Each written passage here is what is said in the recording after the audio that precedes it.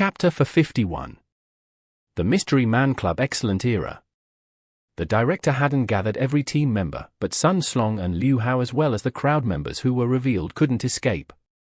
When they entered the meeting room, they saw how dark the director's expression was. It looked as if it were dripping with malice. After they sat down, one of the team members asked in a meek voice, "What happened?" The director threw the newspaper he had picked up that morning at him. Some of them had seen the news. Some of them hadn't seen it yet. The person who had asked the question was called Xiang and was a part of Team Excellent Era's main roster. He played a Chi master named Chi Breaker. Yesterday night, he had been a part of the group chat and had followed along with everyone else to see the show. Today, his name had been revealed in the news, but he himself didn't know what had happened. The director was absolutely furious and glared viciously at Xiang. In the esports newspaper, there were 4 pages besides the lead story with details, analysis, comments, and a whole bunch of screenshots. It was quite impressive that they had been able to write and print out everything that had happened just last night so quickly. What were all of you thinking? Our hated enemy isn't popular enough right now, so you have to run over and give him advertisement. Am I right? The director began shouting at them. Even though he was only facing the few in front of him, he also cursed at the pro players from other clubs who had been exposed as well. At Excellent Era, there were 4 people who had went to watch the show.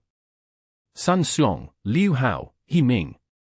They had went to watch because they cared a lot about the strength of Yi Chio's unspecialized. As for Xiang, he was there more as a cheerleader and now, he had attracted the director's aggro. Who made him go in and act like he didn't know what was going on? As an old veteran in the pro scene, he had experienced the directors shouting many times, especially this season. Their record was poor. Everyone had seen the director like this before. Only Sun Slong hadn't. In the past, when he was in Team Over the Clouds, he was considered a jewel. When he came over to Excellent Era, he sat as their ace player. It was his first time in the pro scene being yelled at like this. His expression immediately turned uglier. Cough. Liu Hao cleared his throat as if he were about to say something, when someone knocked on the door. The director turned his head and roared, "Enter."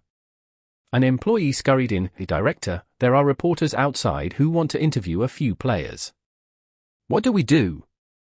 News stations which specially covered esports often had reporters living in cities with clubs. Yesterday night, they had been busy writing, so now they were here to conduct post-interviews in the morning.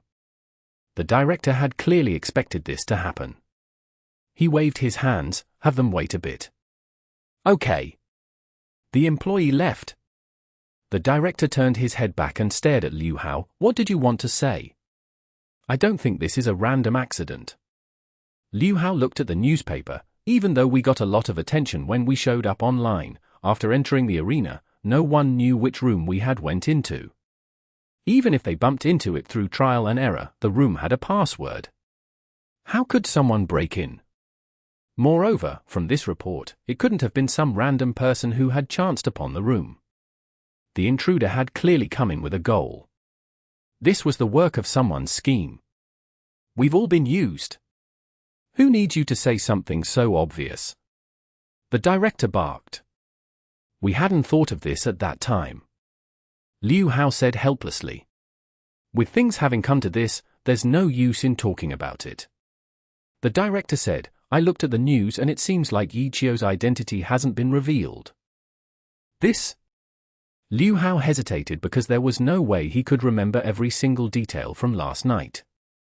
Everyone at the scene knew that Lord Grimm was Yi Chio, so there was no need for them to mention it when they talked amongst themselves. Did anyone expose Lord Grimm's identity in the chat? He didn't think so. This may be why the news didn't reveal Lord Grimm's identity and described him as a mystery man. But even if he was a mystery man, people would definitely try to guess. As a result, these guesses would be the main topic for today. But it didn't seem like the mystery man would be much a mystery. With the rumors of Yi Chio planning on creating a team, most people would guess the mystery man was Yi Chio. The few people would question this would be because of one issue: if he were Yi Qiu, it hadn't been long since he had retired, so why would he create such an uproar and announce that he would come back? Wasn't he a bit too quick in regretting his retirement? These types of disbelievers also didn't believe the rumors that Yi Qiu was planning on creating a team. Speaking of this, the rumors of Yi Qiu's return was only an inference made in the All-Star weekend, when a battle mage had come out and showed a dragon raises its head. It wasn't 100% proof that person was Yi Qiu. I remember. I think when Huang Xiaoqian shouted for a match, he mentioned Yi Qiu's name. At this moment, Guiyang suddenly said. Liu Hao recalled, and it seemed to be true. At that time, after Huang Xiaoqian defeated an opponent, Yi Qiu's Lord Grimm still hadn't come down, so he shouted Yi Qiu's name in the public chat. If this had truly been an intentional leak, then such a detail shouldn't have been missed. Yi Qiu's name would also create a huge uproar. All of the clubs knew that Lord Grimm was Yi Qiu, but why did no one announce it to the public? It was because they didn't want to help him cement this identity. Right now, Yi Qiu was one of their competitors. By utilizing the popularity from his identity, a lot of things would become easier for him. This was why they hoped to see Yi Qiu just die away like a nameless soldier. Because he had never revealed himself to the public in the past, it wouldn't be easy for him to prove his identity. For Excellent Era, especially their guild Excellent Dynasty, they were extremely nervous of Yi Qiu's identity being revealed. The revelation would certainly have a huge negative impact on Excellent Dynasty. The guild had old members that had been in the guild for more than 5 years, and many of them were fans of Yi Qiu. If his identity really was revealed by an official and trusted source, it wouldn't be possible for Excellent Dynasty to go against Yi Qiu. The other guilds even needed to help block this bullet. Otherwise, if Excellent Era didn't care about their image and popularity and would rather discard everything to be criticized. This was why Excellent Era was so worried about this. The other clubs were also quite angry that their players would help advertise him and raise their enemies' popularity. Lulan's team had been quite popular from the start. Afterwards, their advertising had only attracted more and more eyes, making everyone look forward to them. They felt like they would be a strong team that would rock the alliance. Now, Lord Grimm had caused another huge sensation, proving their strength again. Even though the headlines wrote that the pro players had attacked Lord Grimm was already bound with a team. Lulan's team would have Lord Grimm as the team's ace player and spokesperson. If Lord Grimm was so strong, didn't that mean the team he was in would be strong too? And how strong was Lord Grimm? From the detailed report of the fight, it described how he defeated Huang Xiaoqian. Huang Xiaoqian? Who was that? To beat him, even if it was in the fixed field, would mean he's an absolutely amazing expert, no? Who exactly is he? Who is he? Who is he? The newspaper invited many famous glory commentators, hosts, and other professionals to give their opinion.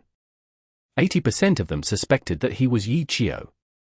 Professionals were professionals. All of them knew what type of fundamentals was necessary to play a class like an unspecialized. Yi Qiu was without a doubt the most suitable to play one. To the clubs, Yi Qiu being revealed would also make their popularity go up another level. They weren't like Excellent Era, who had so many worries. This was also one of the reasons Excellent Era's director was so anxious. These clubs would certainly be interviewed. If any one of them nodded their heads to the media, the guesses that Lord Grimm was Yi Qiu would be 100% confirmed. Director, should we contact the other clubs and probe their stances, so we can make preparations? Liu Hao was an expert at currying favor. He had thought of these issues and had come up with a suggestion. The so-called stances were pointing to the other clubs' stances towards how they would reply to the Lord Grimm question. Who Lord Grimm is and why the pro players swarmed over to fight with him would certainly be questions that would be asked by the reporters. Excellent Era's director thought about this suggestion and was just about to grab the phone, when Wang Sheng from their public relations department suddenly spoke. I don't think there's any need to do that. If this was something that had been planned, then there's no way they would miss the fact that Lord Grimm was Yi Qiu, no. Wang Sheng continued, in my opinion, revealing information step by step and escalating the speculation around Lord Grimm would be a good tactic. They wouldn't reveal everything all at once, but rather a bit at a time, revealing important details slowly. Lord Grimm is Yi Qiu. We won't say it, but it'll be revealed sooner or later. If we say it, we can at least take the initiative, but if we wait for them to say it, we'll have absolutely no control of the situation. When Wang Xing said this, Chen Yehui began to grow anxious. No matter the case, he didn't want Yi Qiu's identity to be revealed. Not just in the future, but even now, if the guild players knew that Lord Grimm was Yi Qiu, their excellent dynasty would have a huge wave of deserters. I can't agree with that. If Yi Qiu's identity is revealed, the guild will go into chaos. Chen Yehui hastily said. Ha ha, this will depend on how we word the statement. Don't worry, Chen, we'll make sure to consider this when we do it. Wang Xing laughed. Their public relations department was responsible for their club's marketing. Guild-related issues would always be put into consideration. Oh? What do you plan on saying? The director asked. Even though the wording for the statement would be Wang Xing's responsibility, the director still needed to know the general picture. Chapter 52. Counterattack with the truth. D*MN. Excellent era is too shameless. In the end, the newspaper reports didn't cover all of the information. That evening, several more reports came out with more details from the numerous pro players interviewed that morning.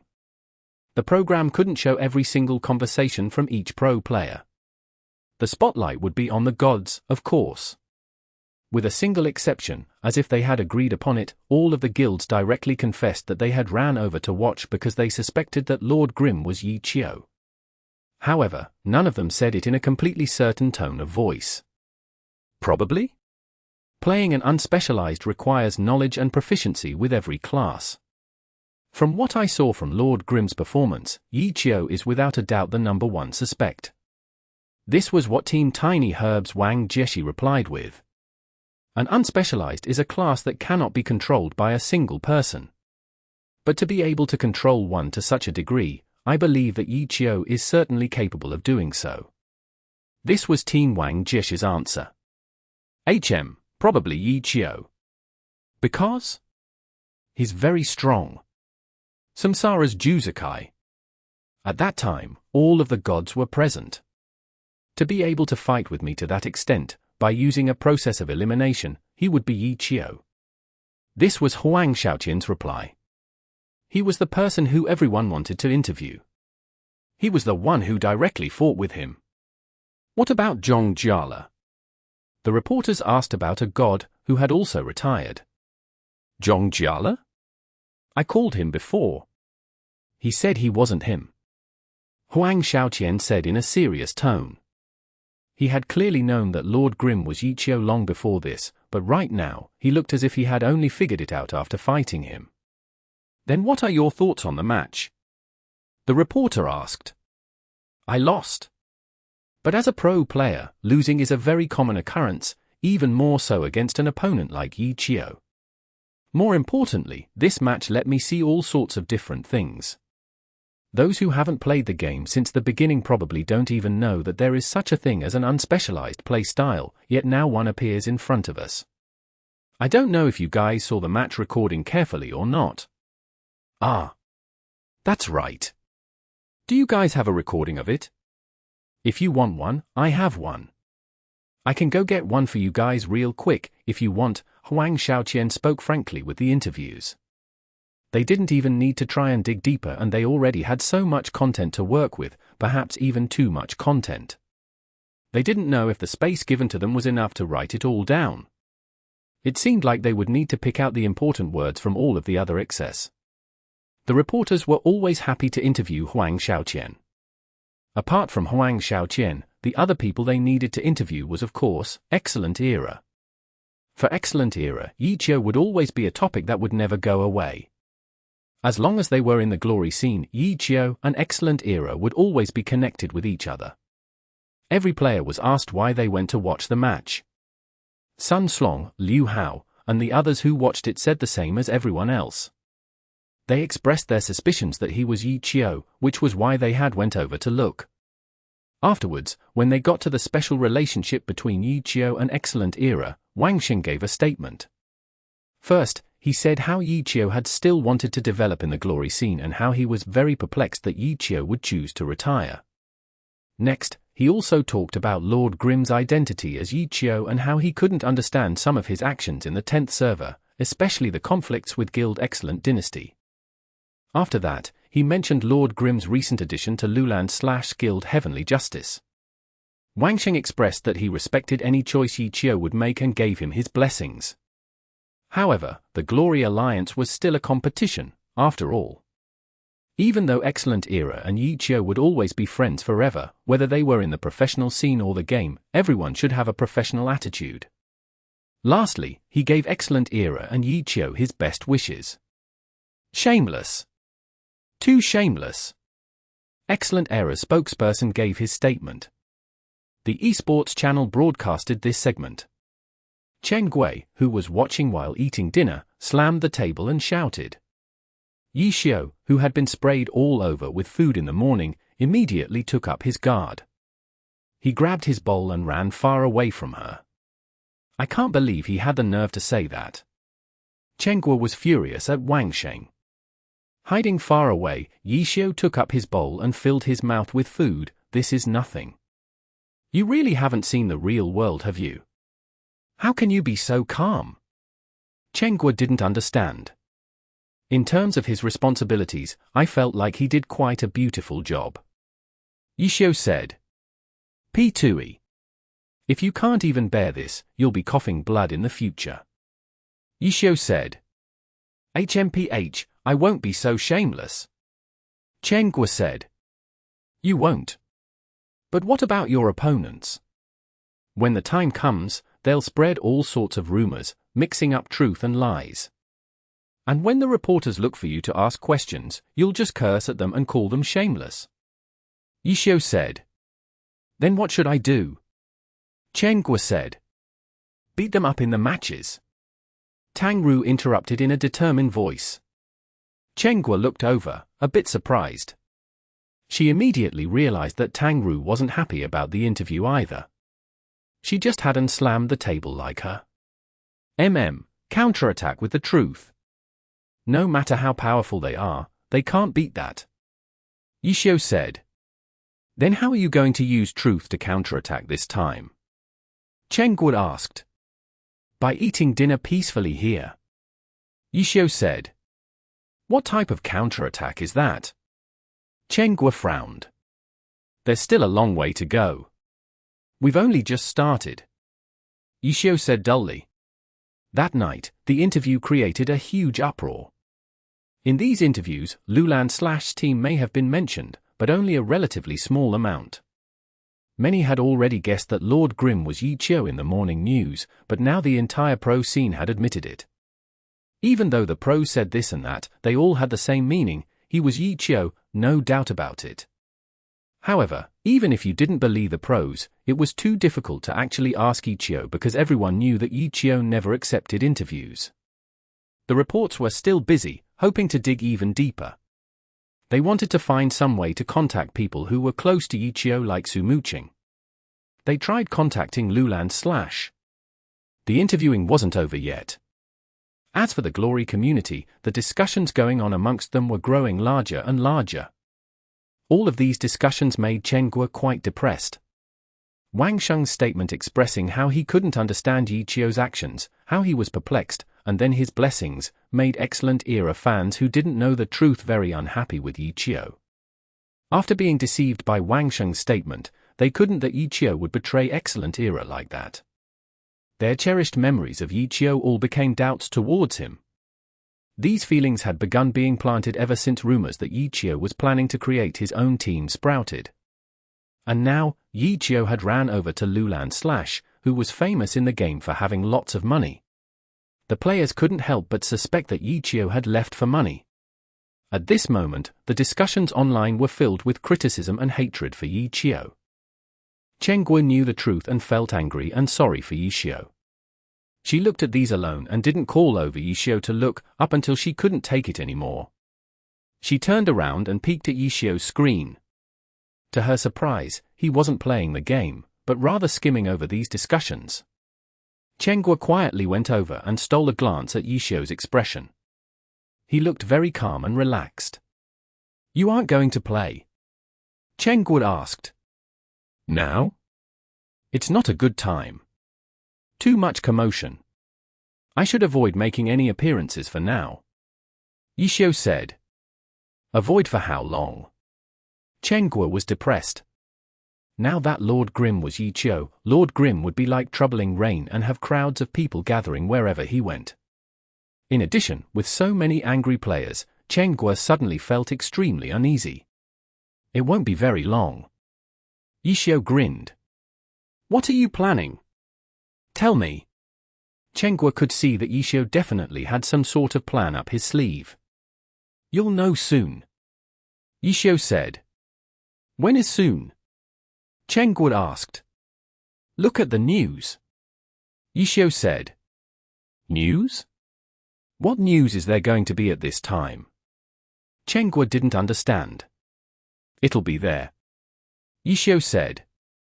Chen went over to browse the internet, but didn't see anything after checking several big sites. "Where?" Chen yelled, just as she refreshed again. A new pieces of news really had come out. Team Heavenly Swords had officially been announced. Team Heavenly Swords? Chen stared blankly. Even though Lulan had already told them about his team, he hadn't said what his team name was. Heavenly Swords was undoubtedly the team Lulan was planning on creating. Chen immediately clicked on the news article. With everything all written down already, the news conference for it must have ended a while ago. The spokesperson for Heavenly Swords had stated that their application had taken 2 days to pass, which was why they had only conducted a news conference now. At the news conference, they also officially announced that their team name would be Heavenly Swords. Apart from this, another huge announcement had come from Team Heavenly Swords spokesperson. The announcement made clear that Team Heavenly Swords had not recruited the former captain of Excellent Era, Yishio. This, Chen suddenly felt dizzy as she stared at the headline. "See, this is the truth."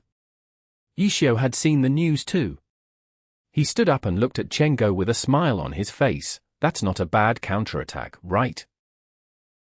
Chapter 53. Unable to speak. "You guys had it all planned beforehand." Chen finally understood. Yishio didn't need to explain anything to her. It was true that Lord Grimm had joined Guild Heavenly Justice, but it had never been said that Lord Grimm would join the team. Everyone had only thought that. Now that Team Heavenly Swords made everything clear, Yishio was in a great spot. With this sudden turn of events, the players would think that they had made a mistake. They might even think that Lord Grimm wasn't Yishio. "Pretty much. I was really only there as a guest performer to help Lulan publicize his team," Yishio said. "Who guest performs like you? The amount of attention you got was even more than their team," Chen said. "That's what happens when you borrow someone else. It's how you get everyone's attention," Yishio said. His QQ made a noise. Lulan saw that he wasn't in-game, so he went to see if Yishio was on QQ. "Nice," Yishio replied. "That was a great press conference." "Ha ha ha, too splendid." When those reporters heard that we were going to open a press conference, they immediately gathered there. "We prepared the answers to questions relating to you a long time ago." The moment those reporters heard the spokesman say that Yishio definitely wasn't joining Team Heavenly Swords, you should have seen the expression on their faces. "It was amazing," Lulan said and sent a few pictures of the dumbstruck expressions. "They really are amazing." Yishio appreciated them. Ha ha ha. Lulan was very happy. Their plan had gone perfectly. There wasn't much else to talk about after saying that. It was clear that the reporters were mainly for that one question. First, they asked a few questions regarding the team out of courtesy and then immediately switched to inquiring about Lord Grimm. The spokesperson repeated his statement again, and for the questions asking about Lord Grimm, he simply replied saying his weapon was a secret and couldn't be revealed to the public. Why did Lulan cooperate with you? Chen Guo wondered. I helped publicize his team. Why wouldn't he cooperate with me? Yixiao said. But if he used your identity as Yixiao, he could have gotten even more attention. He could have also pulled in a whole bunch of your fans, no. Chen Guo's reasoning was also logical. Even though most people had been angry at Yixiao after the previous reports, there were also quite a few who defended Yixiao. These few were clearly loyal fans of Yixiao and supported their idol unconditionally. However, I really wasn't going to join them. That's the truth. It would have been seen through sooner or later. Yixiao said. But with the way they did things, they're also just making everything unnecessarily complicated. Lord Grimm is you. That'll be revealed sooner or later too. Doing it this way won't win much of a favorable impression either, no. Chen Guo said. It's different. The way they did things is simply a trick to hype up everyone. There will be many chances in the future to slowly dissolve the situation. But if they directly said that I had joined their team Heavenly Swords, then they would be lying. Once their lie came out, they would provoke a lot of hate from the players and it wouldn't be easy to dissolve the situation. Lulan wants to be relevant in the alliance for a long time, so he doesn't want that type of stain. Yixiao said. Oh. Chen Guo acted like she understood, even though she didn't. Today, she hadn't done any fighting in the game, but the several waves of news made her emotions go up and down all day. It was even more of a thrill than fighting. Chen Guo was now convinced that the competition in the pro scene wasn't just as simple as characters fighting in matches. Are you still going to play today? Chen Guo asked. It's better not to for now. I'll be taking a look at the situation after the announcement. Yixiao said. After the Spring Festival, Yixiao's work and rest schedule had been slowly changing to a normal person's. Before, he had to stay up all night because he had to take up the night shift. But now he only had to focus on the game, it didn't matter whether he played during the daytime or during the nighttime. With Chen Guo's frequent shouts, he would probably be heading towards a healthier schedule. The newly released statement naturally lifted another huge wave. The thoughts of the players were about the same as Chen Guo's. All of the news being released today made it so their hearts couldn't take it anymore. They had just thought that Lord Grimm was Yixiao, when Team Heavenly Swords clearly said that they hadn't roped in Yixiao. Just like Chen Guo thought, the players immediately felt that Lord Grimm actually wasn't Yixiao. If Lord Grimm wasn't Yixiao, then Yixiao's name didn't need to be brought into the discussion. As a result, Lord Grimm once again became a mystery man. Who exactly was he? Everyone began guessing again. This Lord Grimm beat Huang Shaoqian. He had been acknowledged by the gods, who had unanimously believed that it was likely that he was Yixiao. But he wasn't actually Yixiao. There were only so many gods in the scene. From the looks of it, it was actually his first time stepping into the pro scene. Was he some sort of immortal that had just come out of closed-door training? When the club saw the reports that night, they were all dumbstruck. These clubs were just like the players and immediately felt like Lord Grimm wasn't Yixiao. They were suddenly very upset. If he wasn't Yixiao, then why didn't they try and rope him in? Who told them that Lord Grimm was Yixiao? Had the pro players made a mistake? After all, no one had personally witnessed Yixiao controlling Lord Grimm. Some were completely certain though. For example, Huang Shaoqian, Liu Hao, Han Wenqing, Wang Jieshi. All of them had talked with Lord Grimm and Yixiao directly and were 100% sure about this point. They were having a bit of trouble understanding after seeing Team Heavenly Swords' press conference. I can't believe he has the balls to lie like that. Huang Shaoqian was dumbstruck and was about to look for Yixiao to ask. Yu Wenju quietly thought for a bit before saying, maybe it's not a lie. How could it not be? Lord Grimm is obviously Yixiao. HM? Wait a sec, Huang Shaoqian looked more carefully at the statement and then immediately understood. See? Heavenly Swords people never said that Lord Grimm isn't Yixiao. Yu Wenju said. You're right. Huang Shaoqian recalled Team Heavenly Swords marketing from the beginning to end. From the very start, when the news came out that Lord Grimm had joined Heavenly Justice, they had never put Lord Grimm and Yichio together. What a beautiful plan to create hype! Yu Wenju said. If it's just for hype, wouldn't it be better to reveal Yichio's identity? Huang Xiaoqian said. Didn't you hear the official statement? Yichio isn't joining their team Heavenly Sword. Yu Wenju said. Oh. The team and the guild in the game are two different things. Yu Wenju said. How crafty. Huang Xiaoqian said.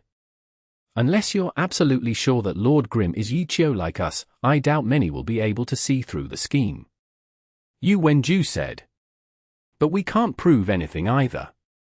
Huang Xiaoqian said. We don't need any proof. Yu Wenju said, the people who are having it the most difficult right now is probably Excellent Era. It was lucky they made that statement this afternoon. Ha ha ha, it'll be a bit difficult, but they didn't lose anything. They made it clear that even if Lord Grimm is Yichio, they would still have a professional attitude, which pretty much means that they regard him first as a competitor and opponent. They will do what they need to do. Even if their opponent isn't Yichio, they can still do what they like. Even if it had made clear in the future, it doesn't matter, no. Huang Xiaoqian said. That's certainly true, but their goal was to create an unfavorable public opinion of Yichio. This statement effectively neutralized this. Yu Wenju said. A pity. They probably can't prove that Lord Grimm is Yichio either. Huang Xiaoqian said. Yu Wenju and Huang Xiaoqian had already analyzed Excellent Era's situation well. On the other hand, Excellent Era themselves didn't react as quickly as the two of them. They had confirmed that Lord Grimm is Yichio. After seeing the news, they were extremely angry at the scheme set up by Team Heavenly Sword and Yichio and had completely forgotten about their statement that afternoon. After a lot of yelling, Wang Sheng was able to clearly see the word game being played around in these statements. However, just like Yu Wenju and Huang Xiaoqian predicted, there was nothing they could do. They couldn't prove that Lord Grimm is Yichio. After thinking about it for a bit, exposing their opponent's plot and proving that Lord Grimm is Yichio wouldn't really benefit them in any way. Team Heavenly Sword had attracted a huge amount of attention from this. If they jumped out and struck back during this hype, they wouldn't interrupt it, but instead help them even more. Even though Excellent Era could attract a lot of eyes this way too, but Excellent Era was an old established team. If they were going to hype things up, they would have to fight with someone of equal status as them. Picking a fight against a new team would make them drop in status. The other side would actually pull themselves up using Excellent Era's drop instead. If Excellent Era wasn't even able to see this, then there was no way they would have been able to stay in the alliance for so many years. In the end, Excellent Era could only grind their teeth and hold it in. Seeing the forums explode with guests to this mystery man while not being able to speak the truth was truly quite painful. We can't give them another opportunity to attract more attention. Picking a fight would be falling into their trap. Wang Sheng said. But we can't have them think we're idiots. Make another statement, reinforcing our previous statement and that it still holds. The director slapped the table. Chapter 54. To make a big fuss over nothing. For this type of disturbance, each side had their own plans. They all had people within the circle, so they knew many inside things. However, Chen wasn't a part of the circle. This time, she got a taste of what it was like inside. If this was in the past, she would have definitely jumped out and shouted her support for Yichio. But now, she finally understood the background behind the dispute and the many schemes surrounding it. Fans would dispute to prove what they thought. Would the people being talked about actually care what they said? They might not. Yichio's indifferent attitude made Chen Guo even feel as if it were a bit cold-hearted. She wondered how many pro players had this type of inner quality. However, Chen Guo did believe that slamming the table in anger because of this kind of small matter didn't fit for someone within the circle. Chen Guo acknowledged that this type of ruthlessness and reasoning was needed, but she wasn't sure if she would be able to learn it. She hoped that there would be a day Excellent Era would be unmasked and hated how Excellent Era fans could completely change sides in a single night. Their false statement had struck a direct blow to Yi Xiao, but all Chen Guo could see from him was indifference. Even the hype created from the collaboration between Lulan and him seemed as if it had just been done out of convenience, while giving himself a path to retreat at the same time. Did he actually plan on using this type of disturbance to attack Excellent Era or someone else? No. Not at all. In reality, those who thought that they had suffered a blow had really just been caught up in the storm. They thought they were the goal, when they actually weren't. All Yi Xiao did was take advantage of what he had to help Lulan create some hype for his team. What about you? What did you gain from this? Chen Guo asked. Me. Yi Xiao said without taking any time to think, didn't I already say this before? The more attention Lulan guild gets and the more attention Lord Grimm gets, the harder it is for the guilds to make any movements. Chen Guo suddenly felt dizzy. So you're saying, this was all just to continue leveling in peace? Of course. Yi Xiao nodded his head. Chen Guo wanted to cry. This type of leveling environment was a given for a normal player. But for a god, why did it have to be so complicated? He led the entire glory scene into a frenzy, forcing all 20 clubs to make a move. Millions of players had crowded together discussing and arguing. The media platforms made several headlines in a row. Comrades! It was all just a big misunderstanding. The truth behind everything was that this god just wanted to level. Chen Guo didn't want to be the only person to know the truth. She wanted to share it with the world and wanted everyone to cry along with her. I'm going to bed, Chen Guo swayed back and forth as she walked away. Go ahead. I'll be going to sleep soon too. Yi Xiao said as if nothing had happened. Who cares about you? Chen Guo repeatedly said to herself. At this moment, she suddenly felt that the clubs were completely correct to hunt him down. He just wanted to level peacefully, and in order to do that, he brought the world into chaos. What was this guy made of? That night, Yi Xiao didn't go online again. He browsed around the internet and then went to bed. The next morning, a few slower news platforms released some articles. Being a bit slow, they had more time to report everything in more detail. However, Chen Guo wasn't interested in reading them. Once she thought of how much trouble this could bring to Happy Internet Cafe just for Yi Xiao to level, Chen Guo immediately felt weak. Are you going to level later you finish eating? Chen Guo said.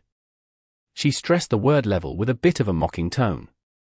Of course. Yi Xiao spoke as if he hadn't heard Chen Guo's tone of voice. Will a crowd come to watch? Chen Guo asked. Hard to say. Though if it's just normal players, then I'm confident I can escape. Yi Xiao said. I hope you succeed. Chen Guo mocked. Thanks. You guys take your time. Yi Xiao got up and went to the second floor to play. What's wrong? Tang Ru could hear that Chen Guo's tone wasn't right. Did you know? Chen Guo said everything on her mind to share her pain and then cursed at him a whole bunch. Ha ha ha ha. Tang Ru couldn't stop laughing when she heard it. I think he did pretty good. What's good? Chen Guo said. Don't you find it bold making such a big fuss over nothing? Tang Ru said. You've been completely ruined by him. Chen Guo shook her head in disappointment. He. Tang Ru chuckled.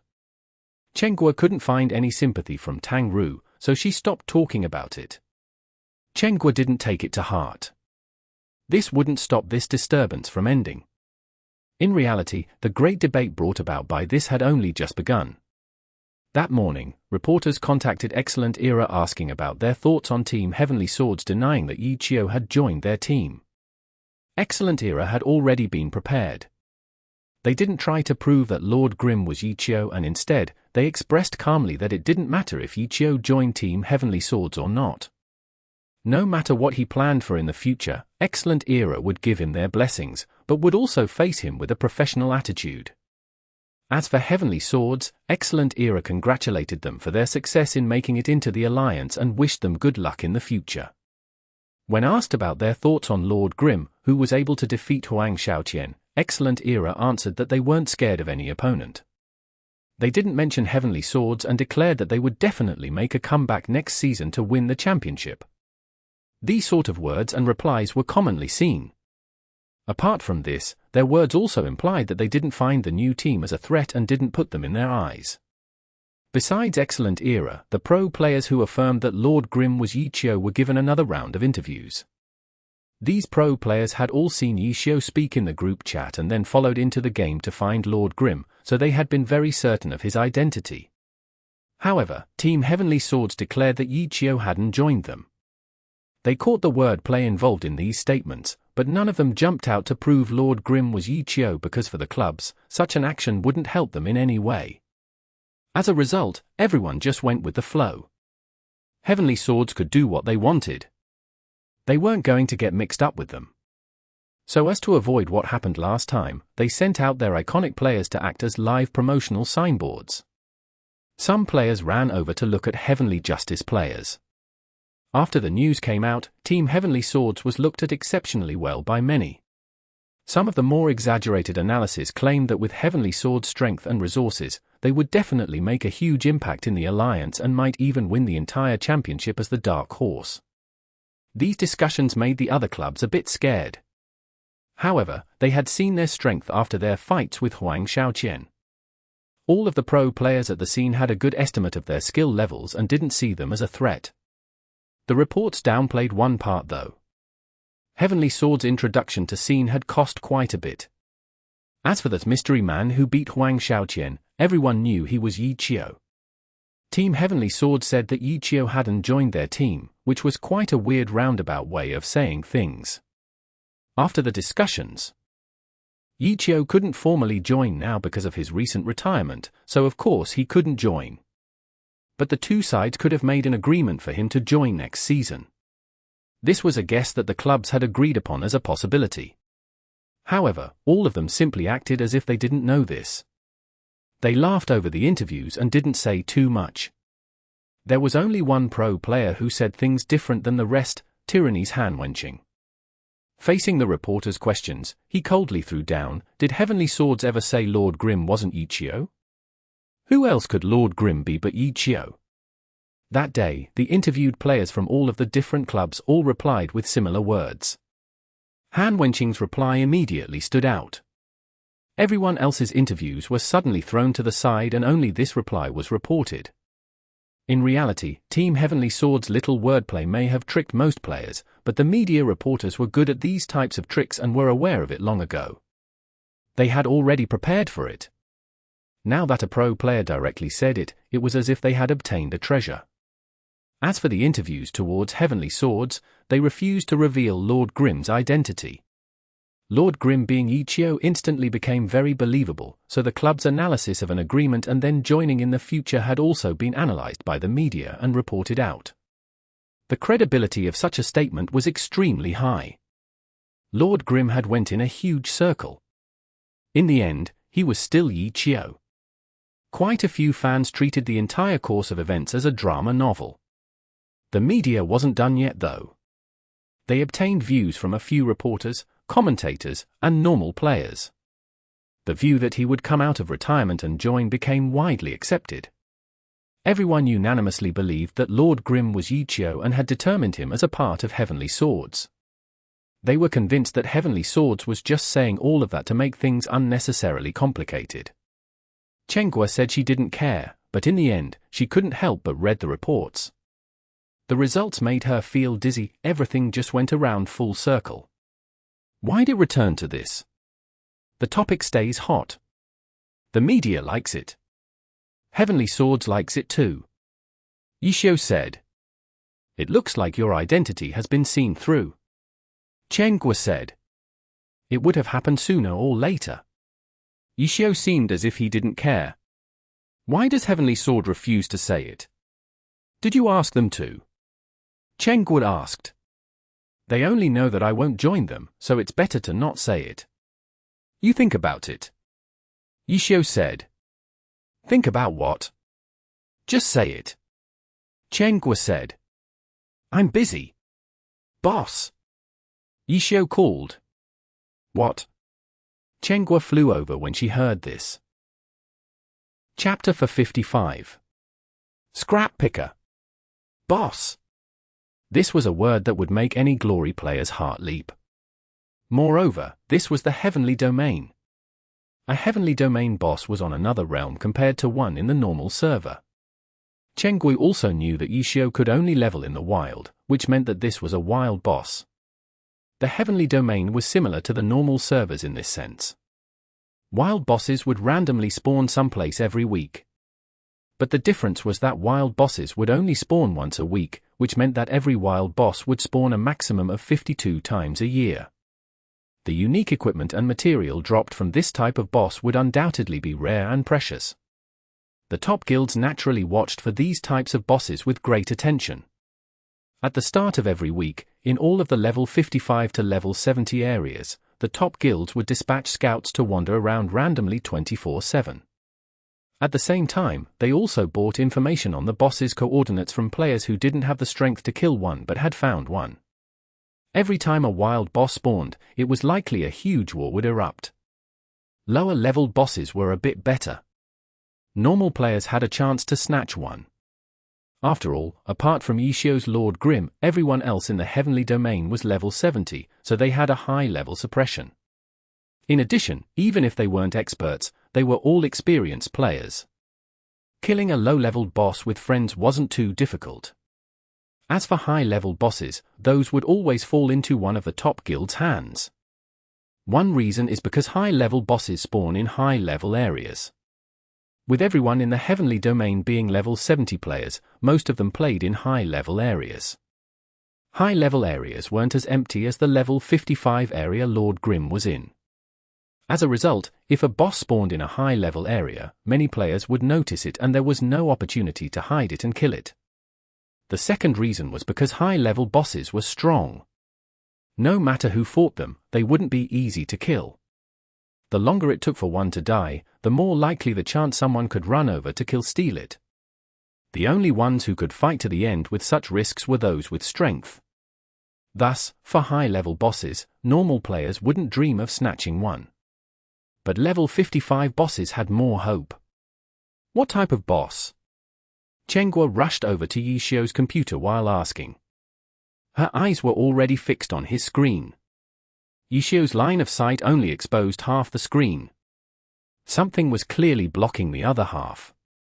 From the exposed half a screen, numerous players battling a single boss could be seen.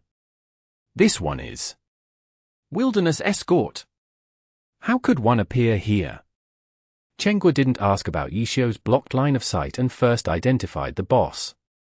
The Wilderness Escort wore a large felt cap, a pair of leather boots, a corset. His tanned face gave the look of a rough and uncouth male. He was the level 65 Wilderness Escort of the Eastern Wilderness. However, this place was the level 55 Chalk Town. The wild boss here should be the evil Mayor Chalk. He was clearly summoned here. Yishio said. Oh. Chen immediately understood. As the number of players in the Heavenly Domain increased, a wild boss spawning once a week wasn't enough to satisfy everyone's appetite. Many players who had played for several years hadn't even seen a wild boss yet. As a result, in one update, Glory released a boss summon. As rewards for some quests or for killing a boss, there was a chance to obtain an item to summon a boss. This item could be used at any time and any place outside of a dungeon in the Heavenly Domain. As the name implies, the item summoned a boss for everyone to kill. This type of item was equivalent to a boss, so it was obviously rare as well. Apart from this, these items couldn't be traded. As a result, when players who didn't have the strength to kill the boss happened to obtain this item, they would find a way to contact the top guilds. The player would summon the boss, the guild would kill it, and it could be considered as selling a boss. The price for selling a boss would obviously be much greater than selling information on a boss's coordinates. With this item, one could find a place with no one around and then kill it in secret. The people in front of them right now were clearly trying to kill it in secret. Level 55 areas were without a doubt the most empty places in the Heavenly Domain. They were currently located in the corner of a chalk town. If one didn't wander deep into the town, there was no way they would find this place. Coincidentally, Yishio wanted to find a place to level with no one around, so he chose Chalk Town. After wandering around, he happened to bump into this place. The Wilderness Escort was a gunner though. As a boss, it wasn't any particular class. If you did, you would definitely suffer. If you thought it was a sharpshooter, he might just send you a Spitfire skill. What are you doing?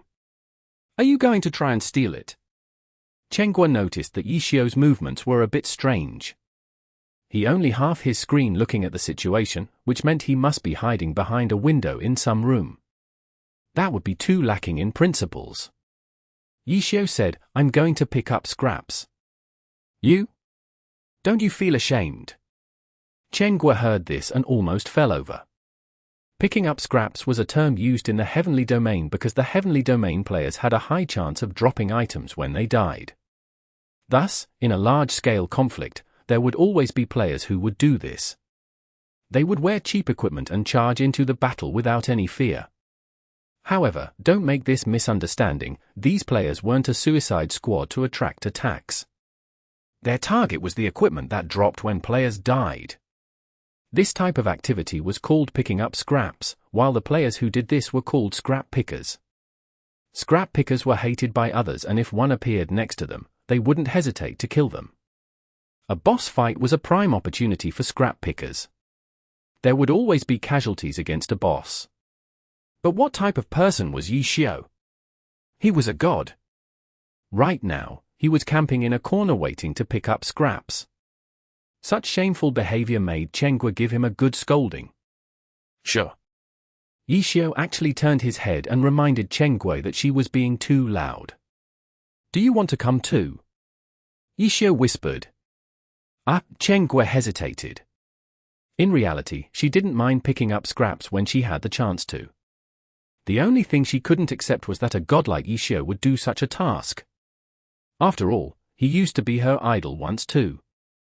Her image of him being shattered was very painful for the fans. What? Can you pick up from this? After hesitating for a bit, she still went to sat next to Yishio. She opened up the game, while telling Tang Ru, "Little Tang, help me log out." Room 213s for computers were arranged with 2 rows back to back. Chengguo and Tang Ru had been sitting next to each other. Chengguo wanted to pick up scraps with Yishio, so Chengguo was going to switch spots to make it easy to communicate with each other. They've probably made preparations for this type of summoning. Have there been any accidents? Chengguo continued. Hard to say. I've been watching them for a while and they might not make it. Yishio said. You? Can you be even more shameful? Chengguo was depressed. Sigh. If only my level wasn't so low. I could wait for them to wipe out and then pick up the boss too. Yishio sighed. You can't kill it. Chengguo asked. It's a Heavenly Domain wild boss that's 14 levels higher than me. No matter how good I am, there's still a limit. Yishio said. What a pity. Chengguo muttered. She had logged into the game on this side. She looked at Yishio's screen for his coordinates and then immediately headed over there. HM. Do you want to contact Lulan / Chengguo suggested. In the Heavenly Domain, stealing a boss wasn't looked down upon as much as stealing monsters. Even though there were fewer bosses, that was exactly why people were fine with it. Under normal circumstances, sitting on the side watching others fight without attacking them was already considered quite nice. If you couldn't kill it, who cares if you saw it first or summoned it, it was time for other people to try. Most directly stole it away. Usually the club guilds were the ones who were nice. The clubs had to care about their image. Even though stealing bosses wasn't considered as anything bad in the Heavenly Domain, for the club guilds, it would be bully. Even though they had strength, when they encountered normal players, they had to let them try first. It was quite depressing for them actually. There was only on the surface though. Underneath, there would definitely be something going on. If they didn't, then why would the club guilds go through so much trouble to make so many wild accounts? I was thinking that too, but they're not online. Yishio sighed. Chengguo had just gotten online. When she looked at her friends list, she also saw that Lulan Slash and his group wasn't there. As for Chen Guo's original friends, they were all from Excellent Dynasty. The group of people sent over would be from Guild Excellent Dynasty, so they were a no-go. If you use my account, can you kill it? Chen Guo asked. Solo? The problem is time. This isn't like the 10th server, where no one goes to the high-leveled areas. Killing the boss would need 3 hours without anyone noticing. That isn't very likely. Yishio said. Chen Guo was helpless. That wasn't a possibility. Let alone others, but the team in from them would definitely come back if they wiped out. Is picking scraps the only thing we can do? Chen Guo wasn't happy. Yishio hesitated. What are you thinking? Chen Guo could see that he had some sort of plan. From a scrap picker's perspective. Yishio had only finished halfway when a message was sent in the global chat, Chalk Town, coordinates 4574, a wilderness escort. Wow! Who did this? Yishio shouted. He was just about to say what I wanted to. This is something a professional scrap picker would do. Chen Guo saw a string of emojis appear after the message on the global chat. She was speechless. She could imagine that a storm would erupt soon. When this message appeared on the global chat, the team killing the boss went into chaos. 2 rays of white light shot out as 2 players perished. Chapter 56. Not a bad hiding place. There were originally 15 players who had gathered to hunt the summoned wilderness escort. In terms of preparation, this team was more than enough to kill a level 65 wilderness escort. Yishio didn't know what type of accident had happened, but when he arrived, he saw that the situation had already devolved into chaos.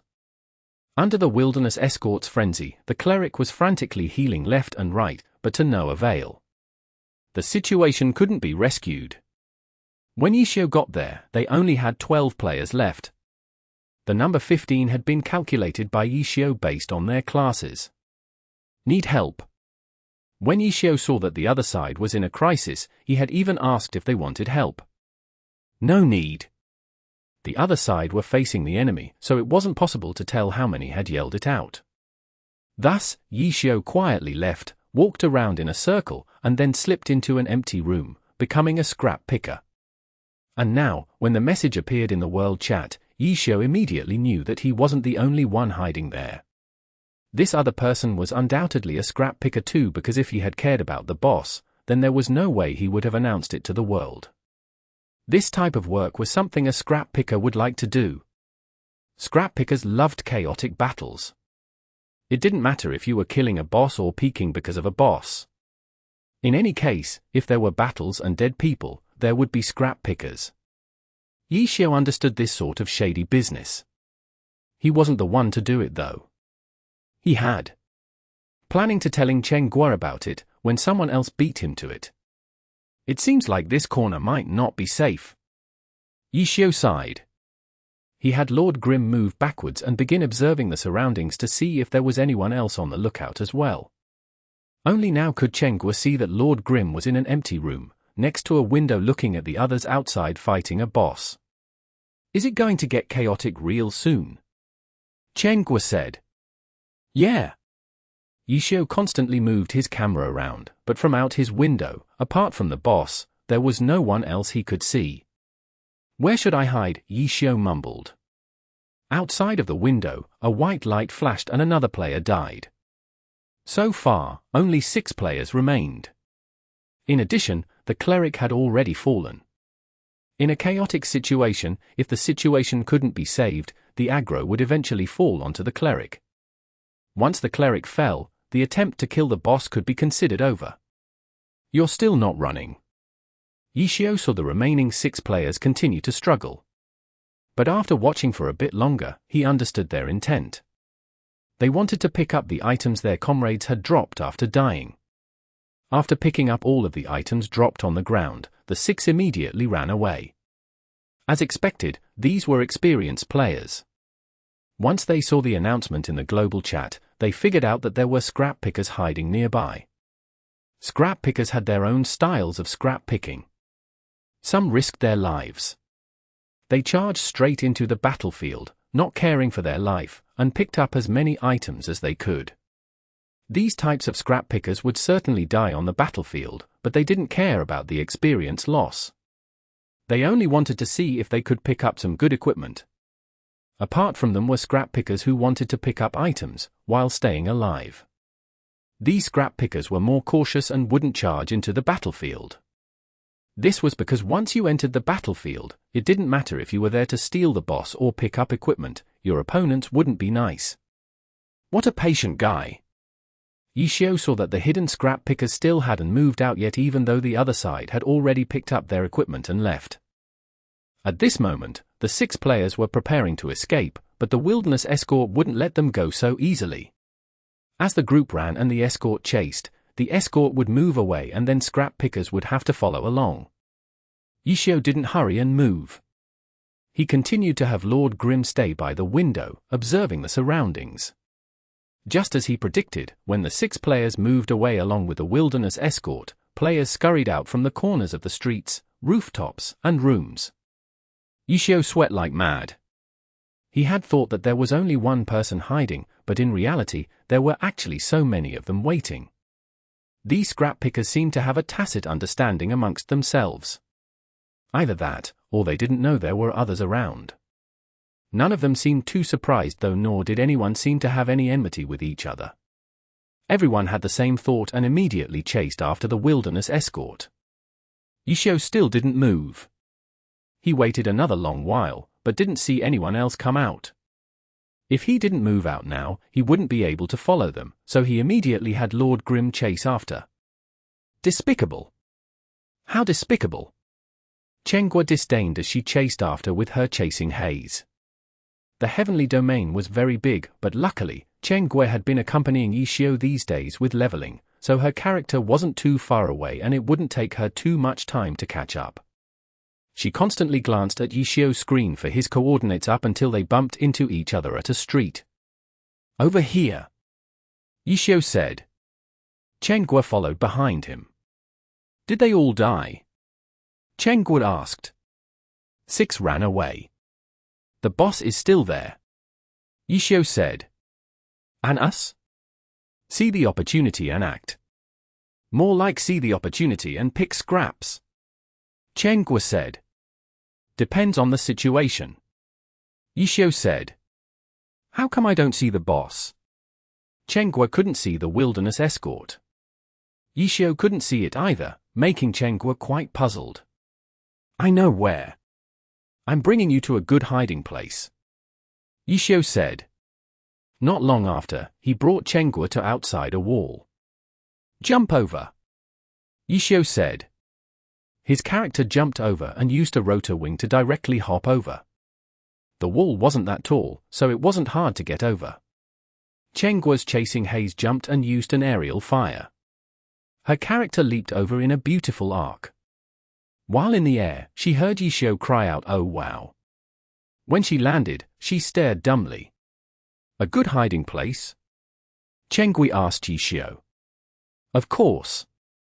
See, just look at how many people are hiding here. Xiao said. When he looked around, there were already 5 people there. When the 2 flipped over the wall, the 5 were startled at first, but then one quickly raised his sword. Chen also reacted quickly. Her chasing haze lifted up her cannon towards the other side. One of the people among the 5 shot forward like an arrow between the 2 of them. His body turned left and right with his arms in a cross position to the 2 sides. What's he doing? Is he trying to shoot out a laser? Chen didn't understand. Xiao laughed. He wanted to move his arms in an X position to tell us to not fight, but he messed up. Chen understood. Some glory people like to show off their skill and would make small poses from time to time. You two, stop talking. The person with his arms in a cross position was very embarrassed. Seeing that the 2 were still chatting, he immediately tried to shush them. Following afterwards, he gave each of them a team invite. At the same time, the person who had just wanted Xiao and Chen to be quiet shouted in surprise, "Ah! Lord Grimm? What? A bunch of wide-eyed emojis popped up and the others crowded around them. Don't use emojis. Use the party chat. The person whispered. Yishio and Chen looked at each other and then accepted the invite. Then, he heard the person say in a low voice, "Don't talk and don't use the public chat. Talk in the party chat." The speaker was called Sparse Fragrance. He was the person who had made the stop pose, but messed it up. This person was the party leader, a Blade Master. Blade Masters really were popular classes in Glory. Everyone else in the party were also Blade Masters. "What are you doing?" Chasing Haze asked. No one cared about her though. Everyone was crowded around Lord Grim. Wow! It really is Lord Grim. Are you God Yishio? Can I touch you? Yishio sent out a sweating emoji. No one really noticed though. As they talked, they opened his character page to admire his equipment. But apart from the silver weapon, the other equipment made the Heavenly Domain players want to vomit. Big bro, are you really Yishio? Even Sparse Fragrance was asking. As long as one was a Glory player, everyone knew about the drama going on. You guess. Yishio replied. I don't think you are. Sparse Fragrance said in a very confident tone. Why? Yishio said. Would God Yishio stoop so low as to pick up scraps with us? Sparse Fragrance replied. Ha ha ha ha, Chen typed, while looking at Yishio to see how he would reply. I'm Yishio. Yishio said. TSK, Sparse Fragrance didn't believe him at all. TSK, TSK, TSK, TSK. Everyone followed along. Chen was laughing so hard she couldn't straighten her back. How did you guys get here? Yishio didn't mind. He cared more about this question. He had chased after the entire way too, and when he discovered that the wilderness escort had stopped, he felt like this was a good hiding spot. However, if they came from the front, they would have alarmed the wilderness escort, which was why they had looped around and jumped over the wall. He was moving at the same speed as the other scrap pickers and didn't see any of them jump over the wall, so the others had clearly gotten here some other way. Yishio couldn't understand. There's a small hole there. If you crawl through, you can get in. But since the grass is blocking the way, most people wouldn't know. Sparse Fragrance said in a delighted tone. Yishio was speechless. He may be known as a textbook and god of glory, but he had no idea there was a dog hole covered by the grass. Chapter 57. Professional Scrap Picking. Yishio couldn't understand why they were so happy about a dog hole, even though it was something he didn't know about. He had previously seen the group from outside the window and had thought that the scrap pickers were peaceful with each other, but now from the looks of it, these 5 players all recognized each other. They had partied together to pick up scraps together. If not, how could they have all decided to go into this hiding place through a dog hole? Nowadays, players knew to make preparations against scrap pickers. It didn't matter so much for players in a conflict, but for an activity like fighting against a wild boss, players would often specially dispatch troops to be on the lookout for them. One reason was to prevent others from causing trouble. A second reason was to prevent scrap pickers from mixing in. The team from before was an exception. They didn't seem to be a team with any sort of background. Their main team only had 10 or so people. Where would they get the extra manpower to do all this? Thus, they simply went forward with it and found an empty place to kill it as fast as possible. But the situation had changed now. With the announcement of the boss's location in the global chat, the top guilds would soon arrive along with a bunch of scrap pickers. Finding a good hiding place was extremely important. They would strike when the moment was right. If there was chaos, there would be items to pick up. If there was none, then because they were hidden, they could easily retreat. Sparse Fragrance's group denied the possibility of Lord Grim being God Yishio through Yishio's actions. Towards the so-called mystery man, they just looked at him for a bit, but didn't gossip too much. They were here to pick up scraps and they didn't want any accidents to happen. When the opportunity comes, we'll rush out and go pick up items. Don't hold back each other. Sparse Fragrance was mainly saying this to Yishio and Chen. The rest were a part of the same group, so they naturally had a tacit understanding between each other long ago. Then give me a spot, Yishio said. It was a bit crowded for 7 people in this room. In particular, the 5 took up the places where the outside situation could be seen. There wasn't any space for Yishio. Give him a spot. Sparse Fragrance seemed to be this team's leader. After speaking, someone moved back 2 steps and let Lord Grimm take the spot. F***CK, my area. Move aside. Sparse Fragrance realized that there wasn't any space for him. After shouting for a bit, he snatched a spot next to Lord Grimm. The wilderness escort was still wandering around outside. Before a summoned boss was killed, it would wander around for eternity. There's still no one here yet, Yishio said. It's far. You've got to give people some time. Who strolls around here every day? The mayor Chalk of Chalk Town has already been killed this week, Sparse Fragrance said. He was saying that this area's wild boss was already gone this week, so the top guild's hunting teams had already left this place.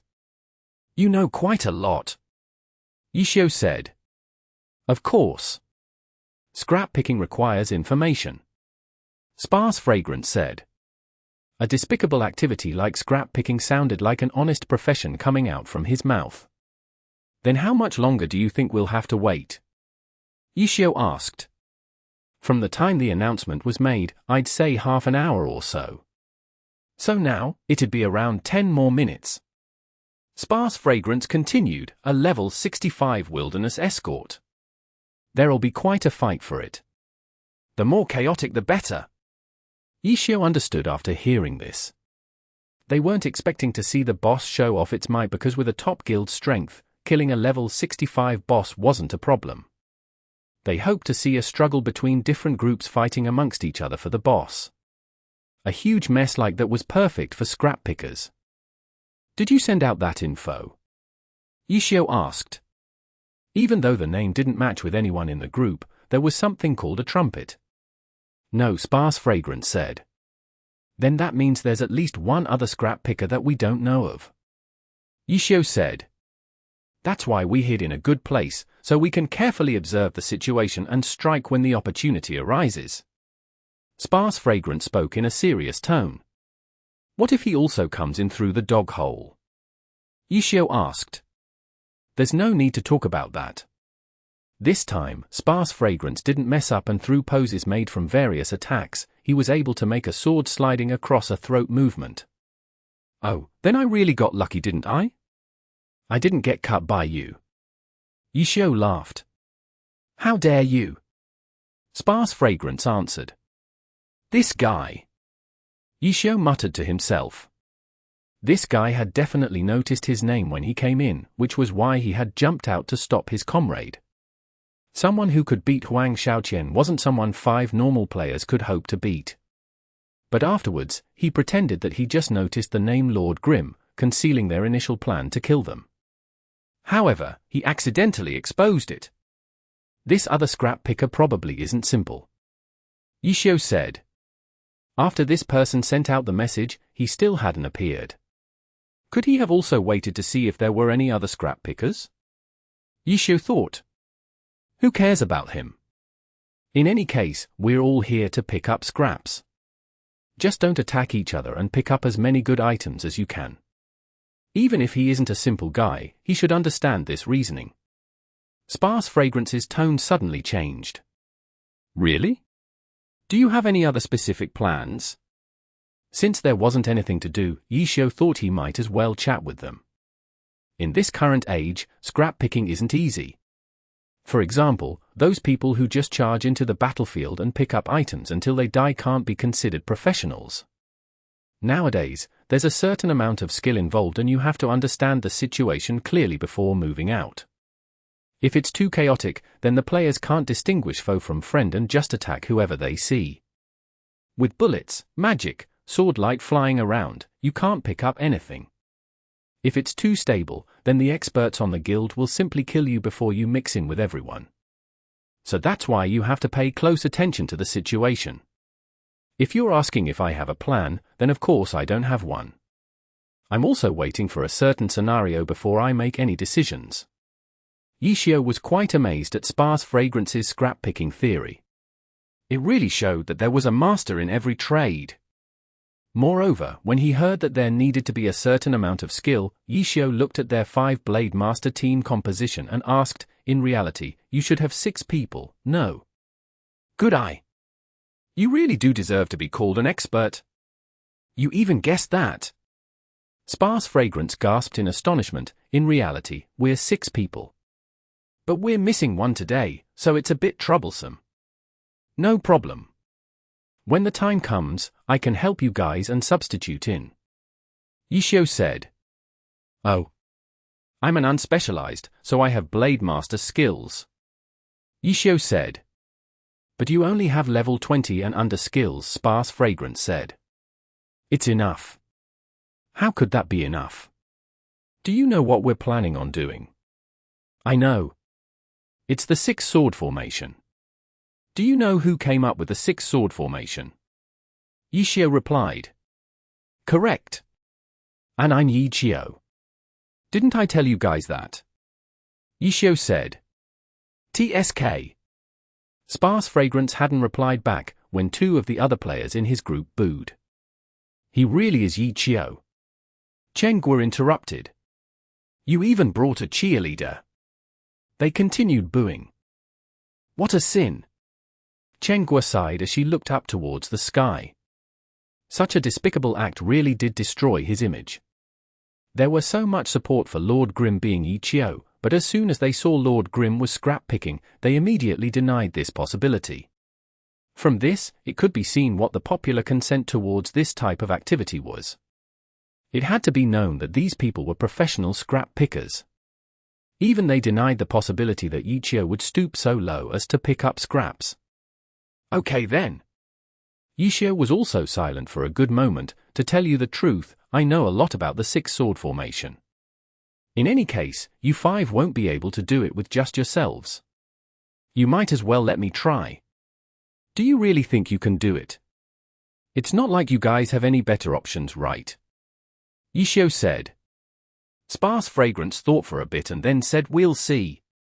At this moment, one of the other players among the group suddenly asked, if you say you're Yixiao, then is she mooching? Ha ha ha ha, how funny. How could I be mooching? This was in the game. Outside of the game, Chen directly grabbed Yixiao's arm and continued to laugh, ha ha ha ha, he actually thought I was mooching. Hurry up and let go. If you keep pressing on my arm, I'll walk out. Yixiao hastily tried to shake her off.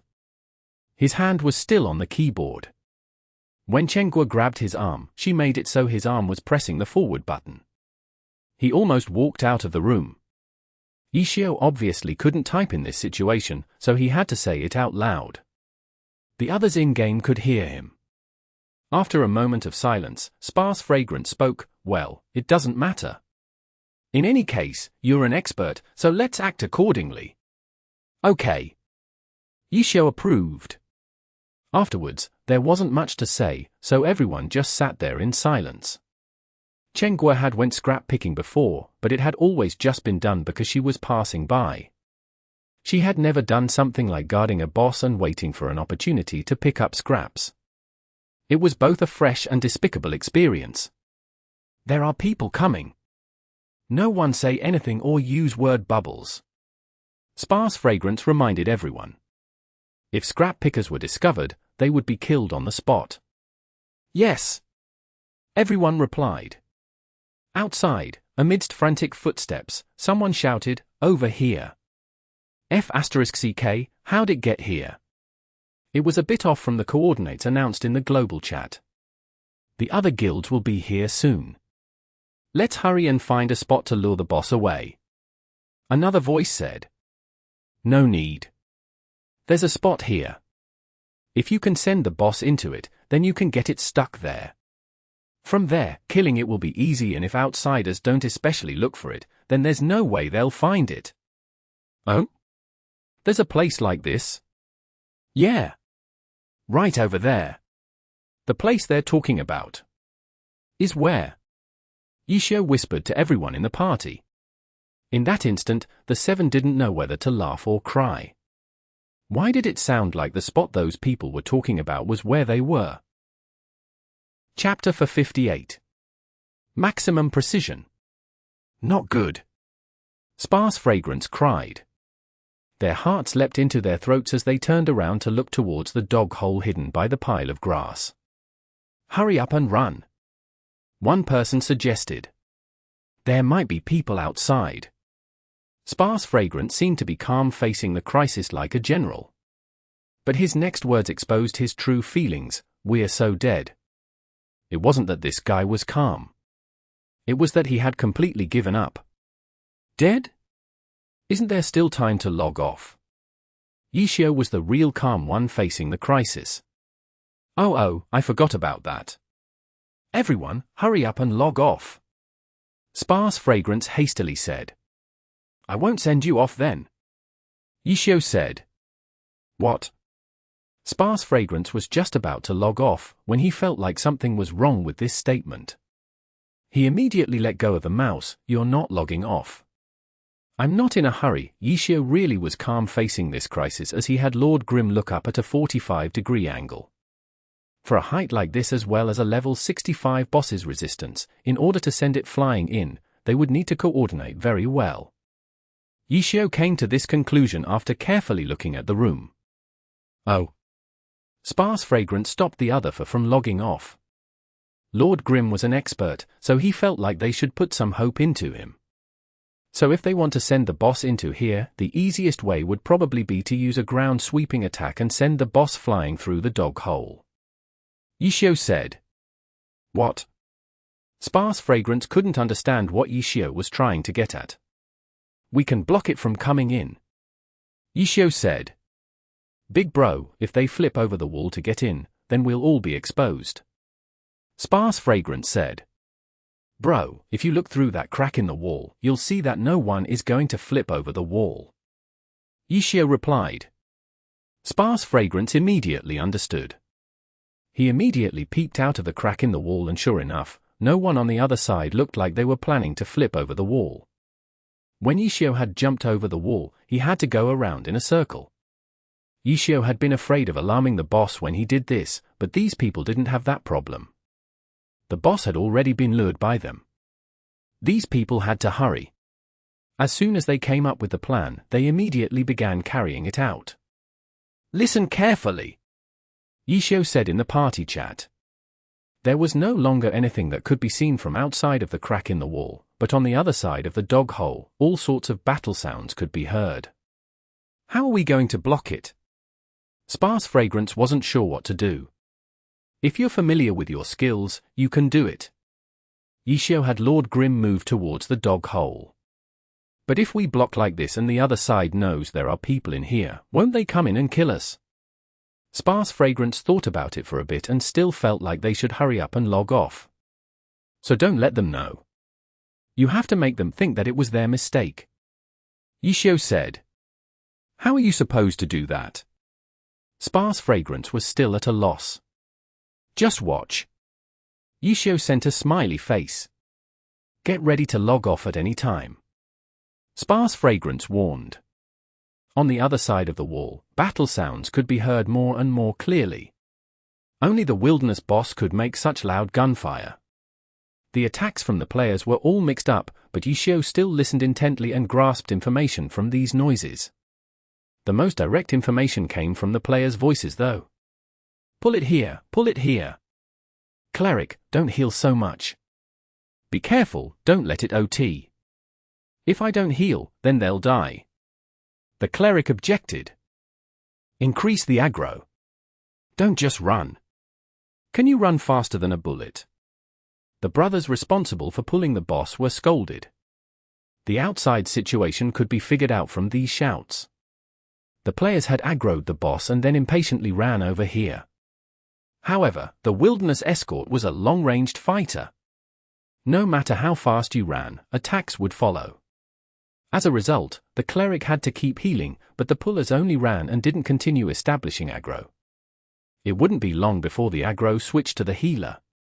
Stupid, just have the cleric stand over here, Yishio couldn't help but say. Which guild are these guys from? I couldn't really see it clearly. Did anyone else see it? Sparse Fragrance replied. The others didn't know either. They could see that there were people there from the crack in the wall, but the crack in the wall gave them a very limited viewpoint. If the player didn't stand at a certain spot, then the name and guild tag on top of his head couldn't be seen.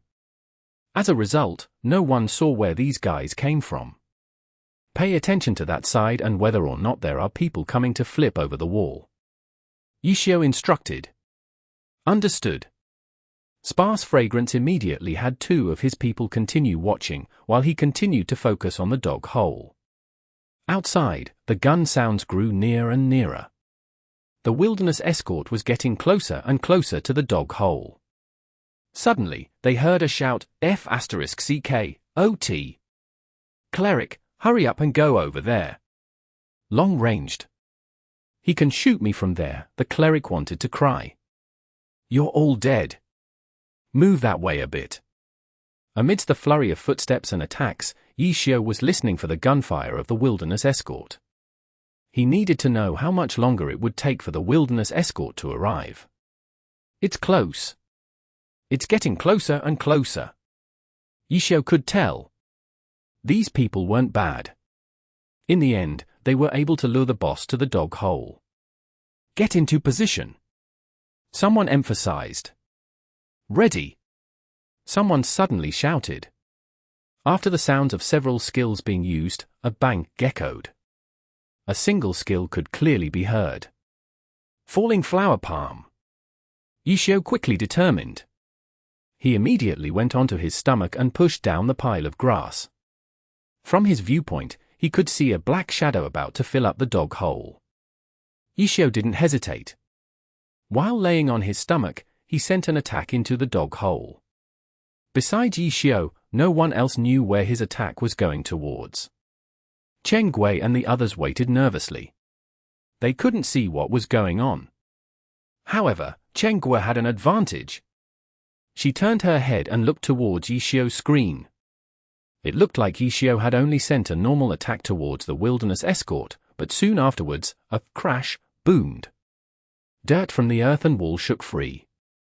The grass near the dog hole trembled. Outside, a voice could be heard, again. Their first attempt had clearly failed, but Chen couldn't tell if it was because of Yishio or not. She didn't know what effect Yishio's attack had accomplished. Move to the sides. Yishio typed. His Lord Grim jumped up and rolled away from the dog hole. The others didn't react in time though. A barrage of bullets whistled through the dog hole. 2 people were hit by them. What's going on? The 2 people hit were scared out of their minds. Get up. Be careful.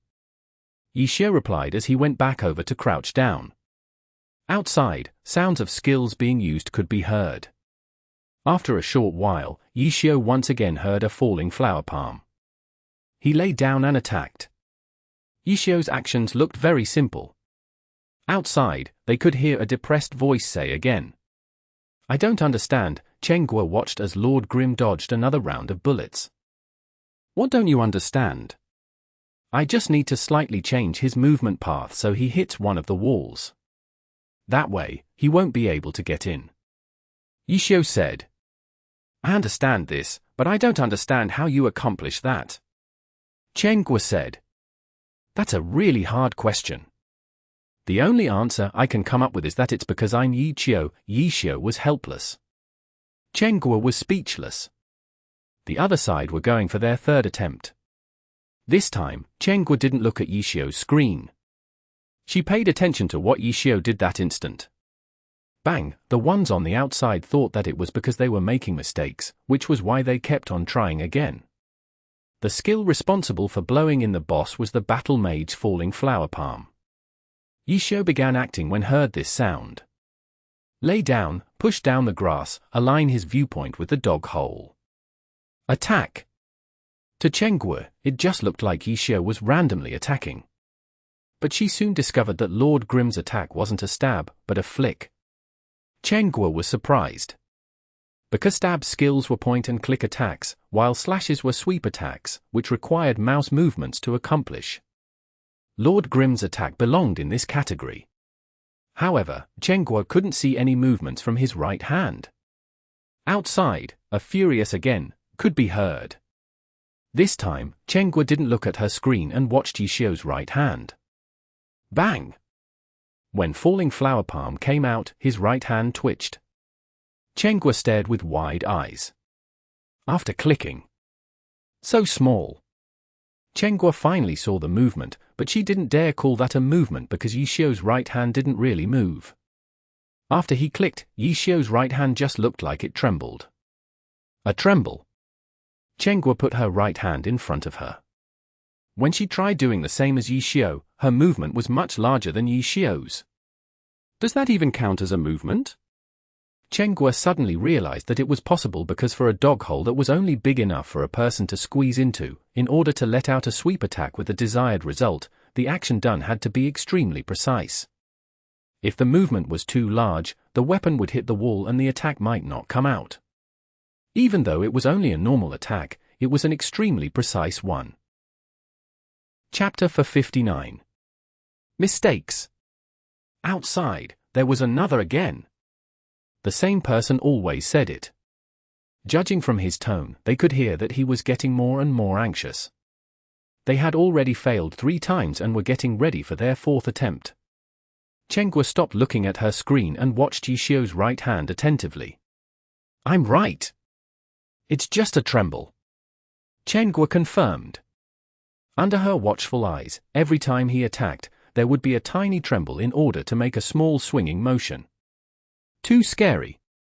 Chen muttered. After ruining his image with doing a shady business like scrap picking, he immediately followed with incredible microing worthy of a god. Chen didn't know what to think of him. She wasn't sure if it was because this god was too twisted or if she liked to be conflicted. While Chen was figuring out what Yi Xiao was doing, the leader outside was completely furious. What the F***ck are you guys doing? How can you guys not do something so simple? He could no longer calmly say again, and was now beginning to whip them into shape. This was already their 6th failure. None of them realized that someone was making them mess up from inside the dog hole. All they saw was that when the wilderness escort went flying towards the hole, the wilderness escort would always hit a wall. In short, their angle was always slightly off. The battle mage responsible for using Falling Flower Palm was sweating like mad. He clearly had the largest responsibility among everyone. Standing foolishly, go there. Peaceful justice, come here.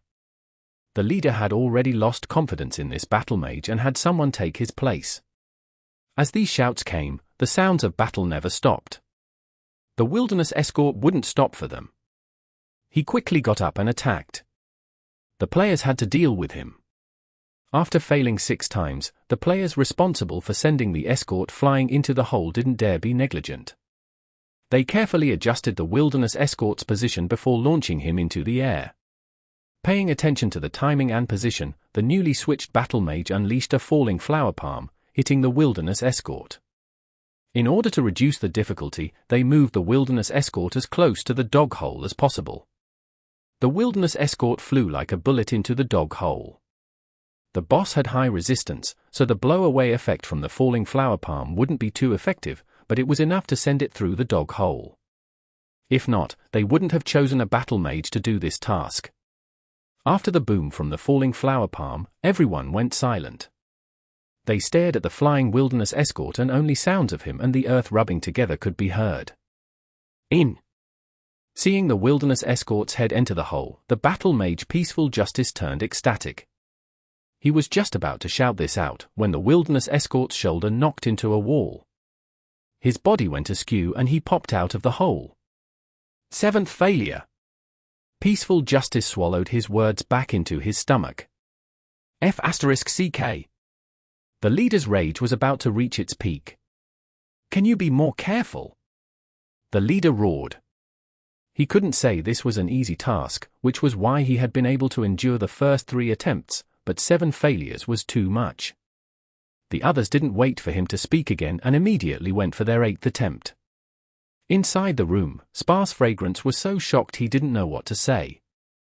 They weren't able to see Yishio's minute movement outside of the game, so their shock towards this was a bit different than Chen Guo's. Besides the shock from Yishio's movements in the dog hole, they were shocked that Yishio had caused them to fail 7 times already without the other side knowing. Yishio's covert actions made them respect him even more. After this next attempt, they could only hear the other side's fury. The other side had stopped shouting again. They all snickered, thinking that the other side was about to collapse from anger soon. Suddenly, there was a bang. The sound of a falling flower palm. They were all startled by it. But Lord Grimm's movements didn't slow down. He immediately did his previous sequence of actions again. But this time, Lord Grimm didn't send out an attack. While everyone stared in astonishment, Lord Grimm rolled to the side, avoiding the incoming bullets. In the chat, he typed, "They messed up." Everyone immediately understood. They were all Heavenly Domain players and knew that stuffing the boss through the hole wasn't an easy task even without anyone making them mess up. With Yishio's words, they now knew that Yishio had even been paying attention to this. He was even judging whether the opponents would mess up or not in case he didn't need to act. But at the same time, they also noticed that the previous Battle Mage skill must have been quite good. He hadn't messed up the previous 6 times.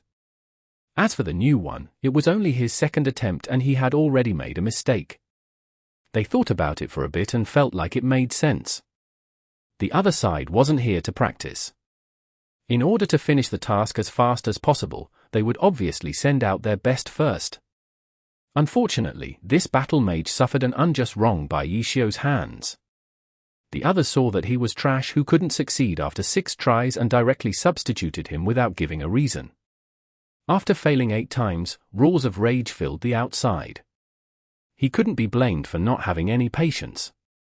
There just wasn't any time for patience. They had gotten to their destination slightly earlier than the other guilds. If the other guilds arrived, even if they stuffed the wilderness escort into the hole, it would be pointless. What he feared came true. As they began getting ready for their 9th attempt, someone suddenly shouted, "Herb Garden and Excellent Dynasty have come. F***CK. The leader was depressed, but he still ordered, "Everyone, hide in a corner. Have one team head in the other direction and have them see you run away." This was their last hope left. However, even he didn't think their opponents would be so easily tricked by this. Right now, everyone was still looking for the boss. It wouldn't be any trouble for them to split up their troops. "This is probably our last chance," the leader shouted. For this last attempt, he didn't express his impatience. He hoped his calmness could raise their morale and let them succeed this time. "You can do it!" The surrounding players encouraged them. The players responsible for this task had their morale boosted. "We have to succeed." Yishio and the others could hear how serious his tone was. "I feel so sorry for them." Chen Guo sympathized. The others used ellipses to express their sympathies as well. They began their 9th attempt. Skills began being unleashed one after the other, clearer than any other time. Treasuring this final attempt, besides the players responsible for this task, the other players kept silent so that they wouldn't disturb them in any way and prayed for their success. Bang!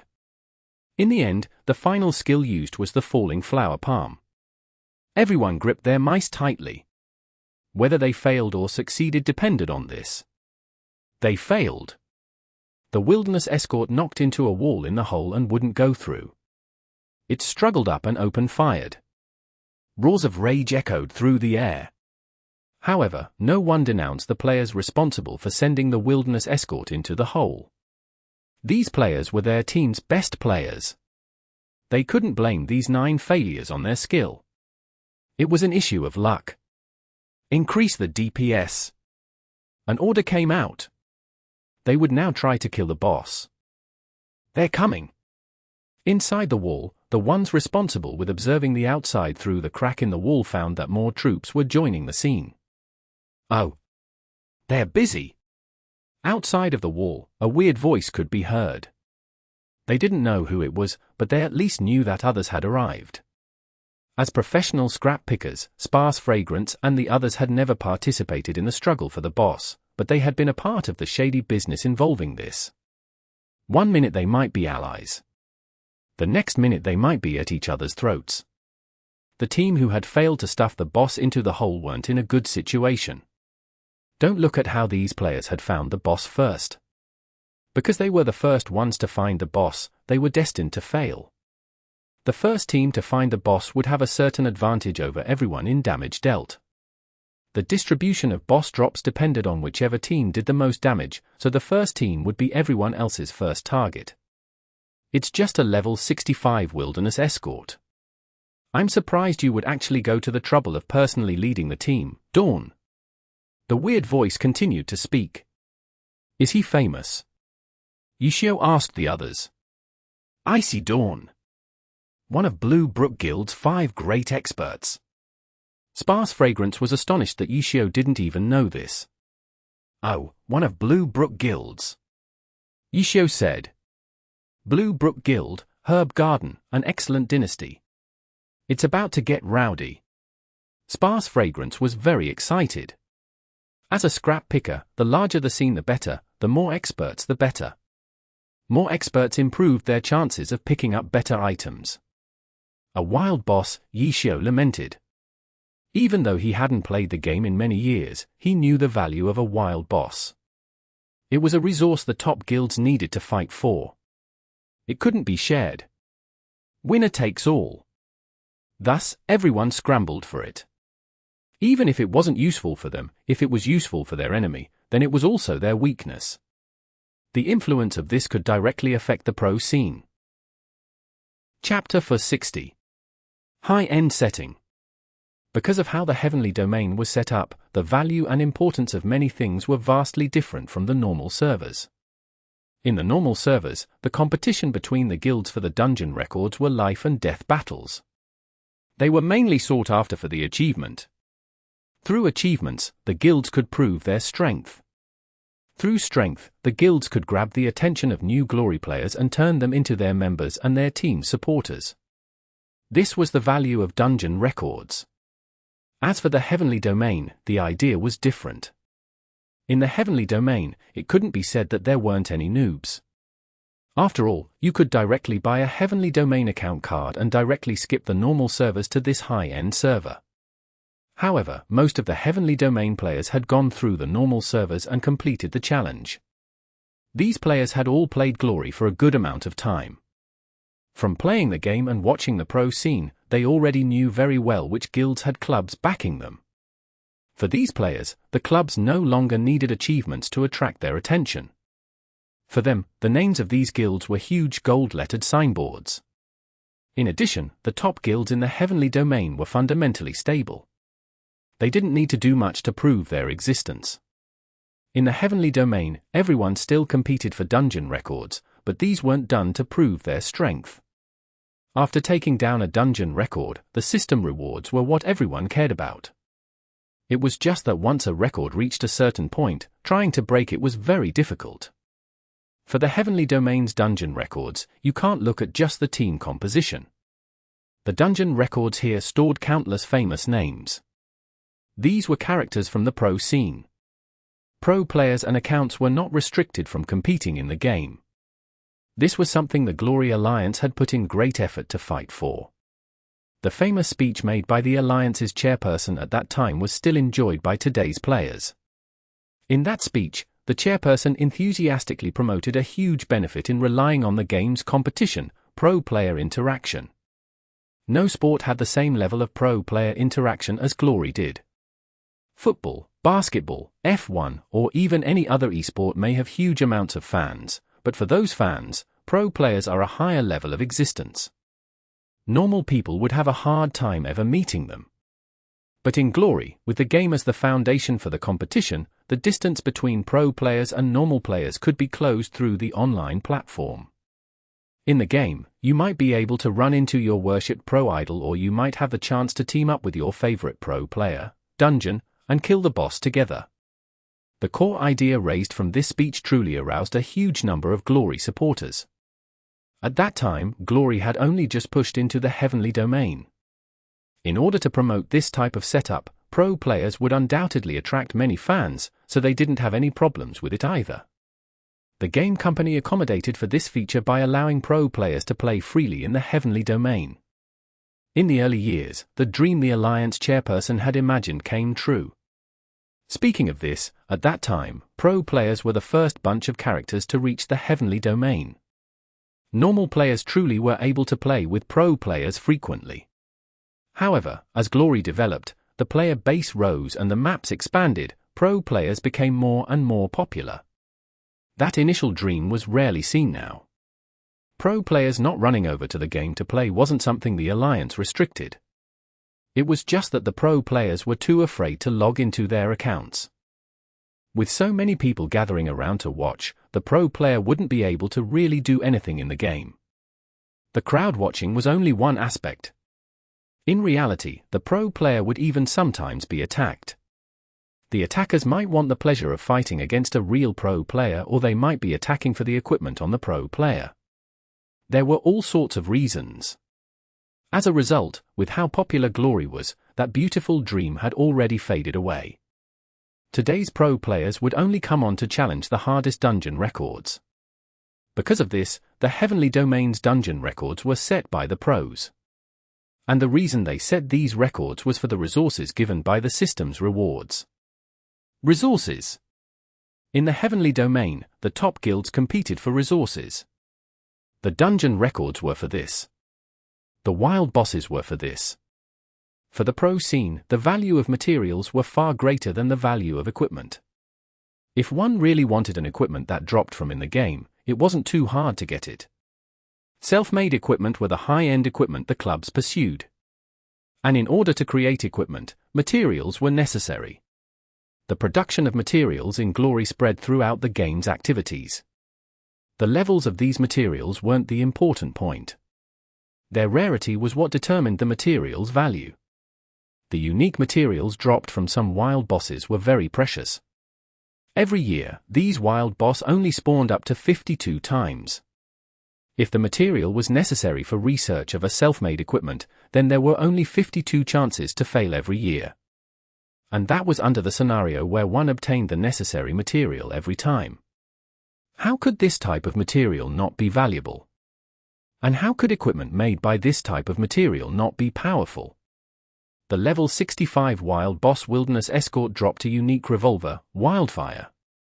In a normal player's hands, this weapon alone would be extremely valuable. But in the pro scene, this level 65 weapon wouldn't be looked at. However, these equipment might be used while researching self-made equipment, though its uses were quite narrow. For example, Wildfire could only be used for gunner weapons. The less uses there were, the lower the need. Its value would obviously be lower as well. But no matter how low its value was, as long as it was unique, it would always be more precious than those uncommon materials that could be found in dungeons. As a result, it still had to be fought for. Even if a team didn't have any gunner classes and there was no value of this gun to them, it could still be used as a bargaining chip. No matter how useless it was to them, it would be a weakness to whomever needed it. The competition in the pro scene extended down into the game in this way. Fight! Why aren't they fighting? Sparse Fragrance couldn't control himself as he typed out in impatience. The Wilderness Escort isn't considered that valuable. The items it drops are fairly limited in use. How will the guilds deal with this? Xiao pondered. Can you see anything from that hole? Sparse Fragrance asked Xiao. I thought you were more familiar with that hole than I was. Xiao replied. I'm just more familiar with going through it, Sparse Fragrance said. He lied down on his stomach and stuffed his head into the hole to see if he could see the outside situation. Although the battle outside didn't stop, it was still just Blue Brook Guild's players dealing with the Wilderness Escort. A large-scale PK wouldn't just have this minuscule amount of movement. He won't be discovered by doing that, right? Chen said. No. There's grass covering up the hole outside. Xiao said. Then wouldn't that mean he won't be able to see anything? Chen said. There might be a few cracks between the grass. Xiao said. How despicable. Chen was speechless. Outside the walls, Blue Brook Guild's Ice of Dawn couldn't really do much. They had the chance, but who would have thought that their luck would be so bad and they would fail 9 times before the competitors arrived? Their numbers were lower. Against another top guilds, in a direct fight, they would certainly lose. The person talking to him was from Herb Garden. He was called Mugwort. Dawn of Ice recognized him. Mugwort was quite a famous figure in Herb Garden. In an activity like this, there would certainly be a fight, so the top guilds wouldn't just randomly send some troops over to charge in. There would definitely be someone with reputation to lead the team. The one leading Excellent Dynasty was called Dreamland, a famous expert from there and a core member of the guild. The people leading teams would always be these types of people. "Ha ha, you two are pretty slow," Dawn of Ice shouted to these 2 leaders. "This place, hee hee, I think I know what Senior Dawn is trying to do," Mugwort said. Club guilds understood the system quite well. The guild leader, the secondary guild leader, the team leaders all had their own purpose. They weren't just placed there randomly because they knew each other well or because they were skilled. These were true core members of the guild with their own specific duties. Ice of Dawn was one of Blue Brook Guild's 5 great experts. It was hard to say how skilled they were in the game, but in terms of responsibility, their importance in Blue Brook Guild wouldn't be low. Compared to Mugwort's and Dreamland's status in their respective guilds, he would be considered a bit higher and someone at a senior level. "Really?" Ice of Dawn half-heartedly remarked. His line of sight was towards these 2 opposing guilds and not the dog hole behind him. At this moment, a familiar bang boomed. The sound of a falling flower palm. "What?" This sound startled Yishio. Sparse Fragrance, who had his head in the dog hole, shot out like a bullet.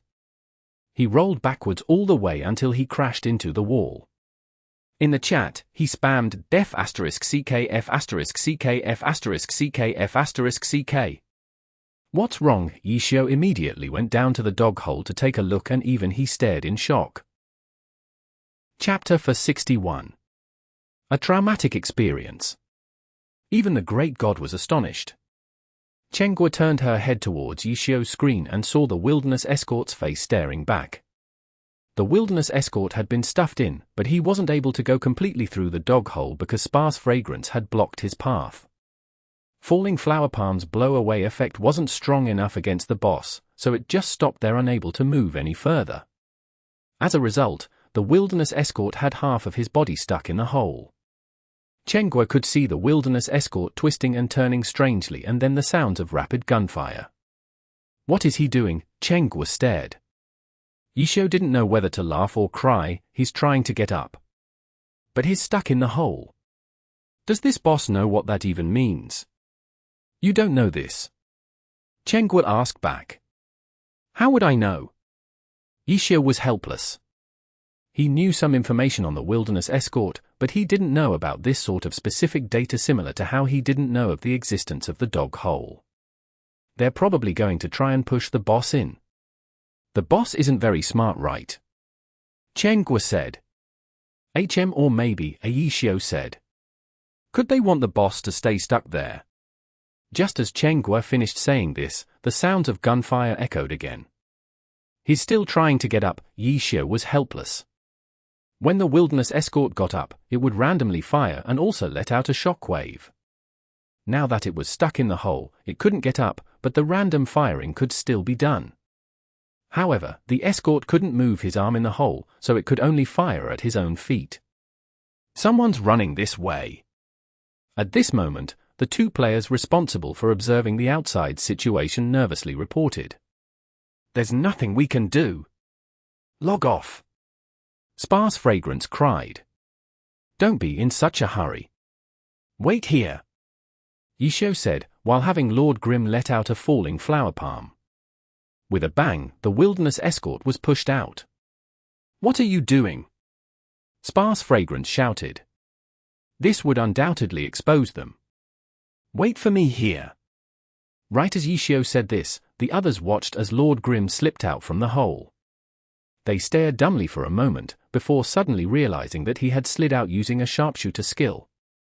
After failing to send the wilderness escort into the dog hole 9 times, they accidentally got it in on the next try. It made Ice of Dawn feel like God was playing with them. With the other guilds already there, sending the wilderness escort into the hole was completely pointless. It was just that the players had done the same set of movements so many times that they inadvertently did it. The battle mage looked as if he were about to make a big gamble when he shot out the palm. Who would have thought that this strike would actually send the wilderness escort into the hole? It hadn't gone all the way through, but no one thought much of it. After all, this had only been done accidentally. The battle mage hadn't been very careful with his move and hadn't paid attention to his position. As a result, even though the angle had been extremely accurate, the distance wasn't optimal, so it made sense it would only stop halfway. Following afterwards, the wilderness escort fired his gun from the hole directly towards the players outside. Everyone outside and inside had been amazed at this strange scene. Just when everyone was astonished at this sight, the wilderness escort fired shots a second time trying to get up and then suddenly slipped out. Even if the boss had been coded to be able to crawl out from the hole, it should be able to slid out so perfectly, right? There are people inside. Someone immediately shouted. Just as someone was about to go run inside and check, there was a whoosh and sure enough, someone slipped out from the dog hole. That someone got up smoothly and shouted, "Everyone, don't panic. It's me. It's me. It's me. It's me," was quite an arrogant thing to say. It was as if everyone should recognize him. However, no one felt that he was arrogant once they saw the ID on top of his head. Everyone was surprised. It's him. Lord Grimm. In recent times, he was an extremely popular character. Rumors even said that he was God Yi Chio. The debate on whether or not he really was him was still going on. Blue Brook Guild's Ice of Dawn and Excellent Dynasty's Dreamland had all sorts of feelings arise. They had finally met in the heavenly domain. These two had similar thoughts. Ice of Dawn once gone with Changing Spring as well as the other great experts of Blue Brook Guild to try and save the situation in the 10th server. He could be considered as someone who had competed with Yi Xiu before, but had lost. They had practiced bitterly in order to set a dungeon record, but their efforts had been pointless. When the great experts returned to the heavenly domain, they came back dejected and depressed. At that time, they had even felt somewhat grateful for Poplar Beach. When Poplar Beach challenged Lord Grimm, he became a huge focus in the guild. The guild leader had personally led experts to support him, but he returned in embarrassment. After that, they quickly found out that Lord Grimm was actually Yi Xiu. This information had been personally confirmed by Blue River and others. Even though right now, the media were obfuscating it, they had a hard time doubting it. From a psychological perspective, if he really was God Yi Xiu, then that would be great. From that point onwards, they knew that even though they had avoided competing with him in the 10th server, how could a person like God Yi Xiu not make any movements in the heavenly domain? Especially after the Thousand Waves Lake campaign. Ice of Dawn hadn't participated in that battle, but Changing Spring had personally led the troops. Ice of Dawn was well aware of his own status. From then on, the resistance towards Lord Grimm in the 10th server had disappeared. They began preparing for the arrival of the god in the heavenly domain. At that time, they had analyzed as an unspecialized, he could only come at level 50. They would have a 20-level advantage and a huge numbers advantage as well. Defeating him wouldn't be a problem. But then, when Lord Grimm actually arrived, Changing Spring gave the order to sit and watch. Changing Spring had said that there wouldn't be any pressure, but when he actually came, they were told to sit and watch. Ice of Dawn didn't look down on this order. He even felt a sense of relief. It was true that with a numbers advantage and a 20-level advantage, even if he was a god and an unspecialized, taking him down wouldn't be a problem. Ice of Dawn had felt this was true at that time as well. However, when Lord Grimm actually arrived, Changing Spring's orders weren't wrong either. The first order was a fight. The second order was to avoid first. These two completely contradictory plans were both very reasonable. In reality, his interactions with Lord Grimm were very shallow. He had only lost once in that dungeon record competition. He wasn't like Blue River, who had to toss and turn with Lord Grim the whole time. However, that single loss had left a huge shadow in Ice of Dawn's heart. Because only they knew how hard they had worked for that low-level dungeon record. Limit. Even though it was a low-level dungeon, they had done it to their limit. Their limit had been completely broken without any effort. The sense of defeat in that instant was something outsiders wouldn't be able to understand. This was where his trauma came from.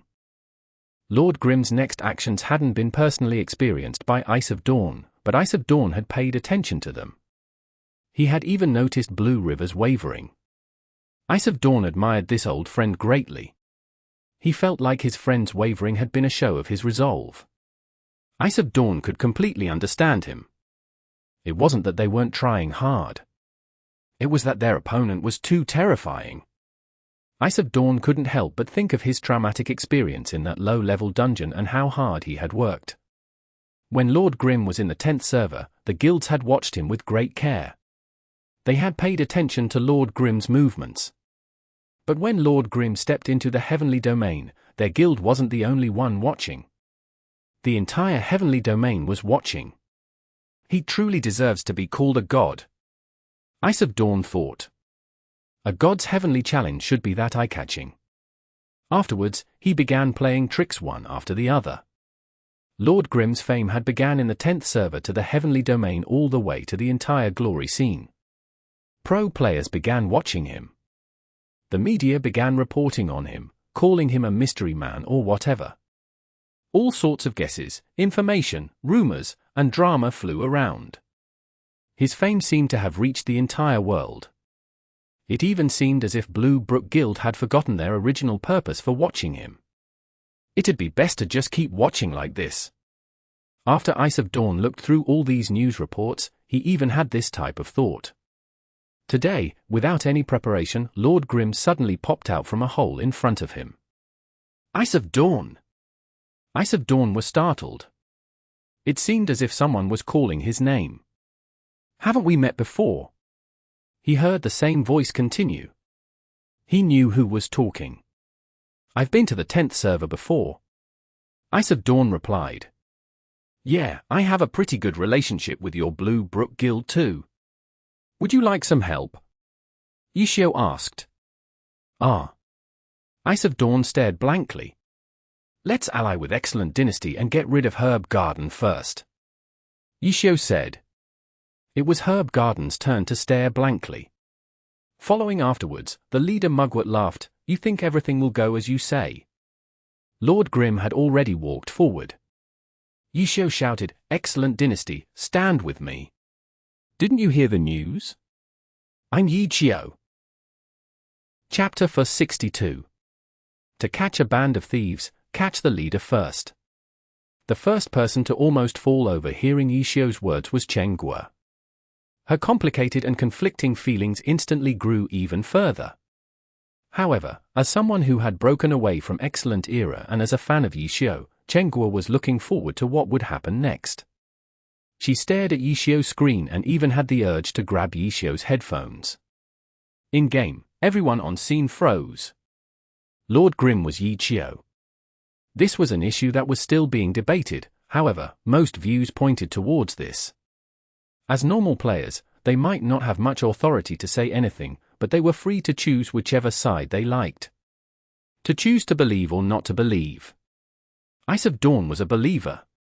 Thus, at that instant, his emotion surged. He quickly realized what these words entailed. This was as if Blue Rain's Yu Wenju or Huang Xiaotian appeared in front of them and told them to take down Herb Garden. Even if Ice of Dawn were alone, he wouldn't hesitate to jump into the flames and do as he was told. When these words came out, Mugwort's expression immediately changed. Of course, in the game, the others could only see his character and not his actual face. As for Excellent Dynasty's players, when Lord Grim suddenly slid out from the hole, they were already in conflict. Was Lord Grim really Yishio? This topic was without a doubt discussed the most intensely in Excellent Dynasty.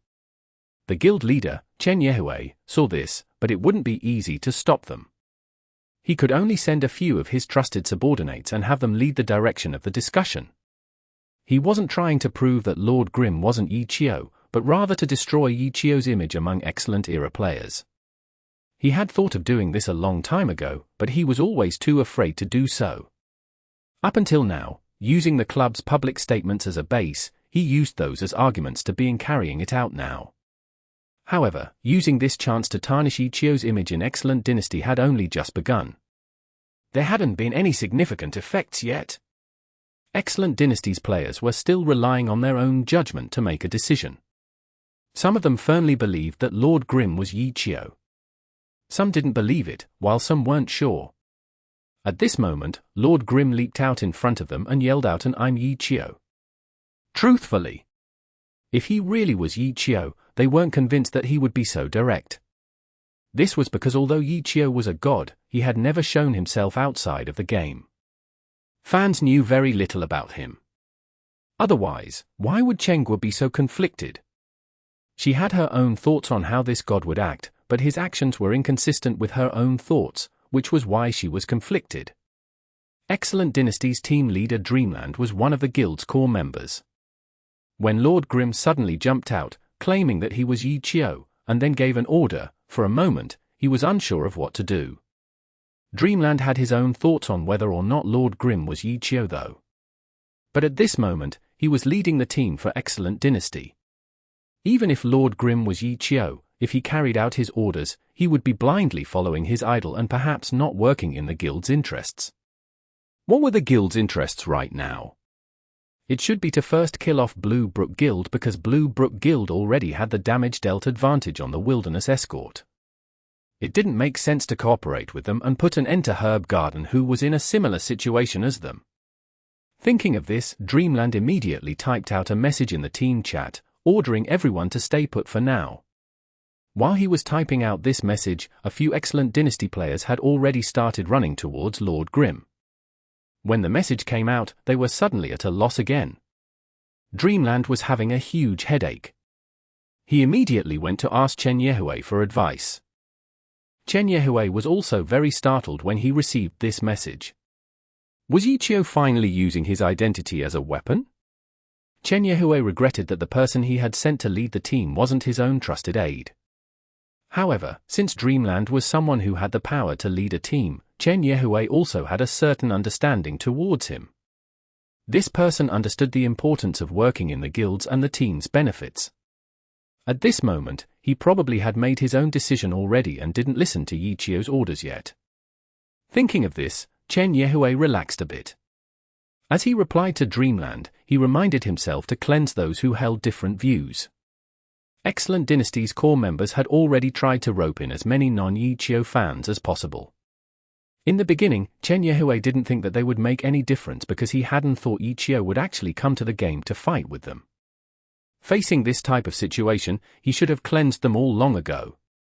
Chen was upset. Why hadn't he done this earlier? Chen Yehui was very careful with his reply to Dreamland. Dreamland was currently neutral. If he directly talked bad about Yi Qiu, it might have the opposite effect. Anyone could see Yi Qiu's impact on Excellent Era's achievements. Making them flip sides with just a few words wouldn't be that easy. It wasn't a good idea to do it at this time either. In Chen Yehui's eyes, Dreamland wasn't a reckless, brain-dead fan. Thus, his following command was to let Dreamland weigh the situation and give priority to the guild's interests. Give priority to the guild's interests. In Dreamland's eyes, Lord Grimm's orders wouldn't be working in the guild's interests. Dreamland hadn't said anything the entire time. Besides the few in Excellent Dynasty who had slipped away in the beginning, no one else had moved. And once the ones who slipped away realized that their actions weren't aligned with their team, they immediately returned. From this, it could be seen that such discipline in a club guild was something that players guilds made for fun didn't have. Was no one in Excellent Dynasty as fan of Yi Qiu's? Seeing how some of them had run off, there were definitely fans. However, when Yi Qiu blurted out an "I'm Yi Qiu," some of them wavered. It was similar to how Chen almost fell over. Yi Qiu's actions didn't fit with their image of God, which was why they hesitated. The initial few saw that everyone wasn't moving, so they began to waver too. "Why isn't anyone moving?" Xiang said. Lord Grim walked over as if he were going to stand with Excellent Dynasty. Dreamland wanted to say something, when Lord Grim suddenly stopped. Dreamland was startled, when suddenly a shout could be heard. He turned his head. Lord Grim was now amongst Herb Garden's troops. "Shadow clone technique. What's going on?" Dreamland was at a loss. Then, he saw Herb Garden's mugwort in the air. He wasn't doing this himself. Lord Grim, who had suddenly moved next to him, had done it. How was this done? Dreamland didn't know. He hadn't seen it in time. When he turned over, all he saw was mugworts flying out as well as a bunch of shouts from Herb Garden's players as they surrounded him and began to attack. "Take him down!" Mugworts fell in Blue Brook Guild's territory. Ice of Dawn was also startled, but after hearing Xiang suddenly say, "Take him down," he suddenly woke up with a start and also shouted "Take him down!" Blue Brook Guild's players immediately surrounded Mugworts. Mugworts might be a top player in the game, but there was no way he could fight against an entire group of experts. His quick recover had been done beautifully, but his hopes had already withered away. Too careless. He had seen that Dreamland wasn't siding with the self-proclaimed Xiang and was just about to tease him, but who would have thought he would suddenly sneak attack like that? Against a group of wolves, Mugworts only had half his heath left. He knew that he wouldn't be able to be saved. He could only turn his head hatefully and see the same result for Lord Grim. The results were disappointing though. Xiang hadn't gone in on impulse. He had calculated everything beforehand. Before sending Mugworts flying away, he had already determined an escape route. When Mugworts looked back, Lord Grim had already run away. Beautiful! Ice of Dawn praised. He ordered his subordinates to go to Lord Grim's side to block the incoming Herb Garden players. To catch thieves, first catch the leader. Ice of Dawn laughed as Mugworts fell. On paper, the number of players on Herb Garden's side was about the same as Blue Brook Guild's, but without a leader, it would be a one-sided defeat. You're right. Ice of Dawn heard Lord Grim give a praise as well. Afterwards, he discovered that he was suddenly in the air as well. What's going on? Ice of Dawn wasn't sure what happened. Did I press jump? Ice of Dawn looked down at his keyboard. His left hand was far away from the jump button. After that, he heard a ton of angry shouts. Didn't he just hear this sound before? It sounded very similar to when Lord Grim had been surrounded by Herb Garden's group. Take him down! Then, he heard another shout he had heard before. Ice of Dawn fell to the ground. He had even forgotten to use quick recover. When he looked up, he saw a bunch of Guild Excellent Dynasty tags. Ice of Dawn suddenly understood what had happened. He was just like Mugworts. He struggled to adjust his camera, but he wasn't even able to do that. As a mage class with only cloth armor, he died even faster.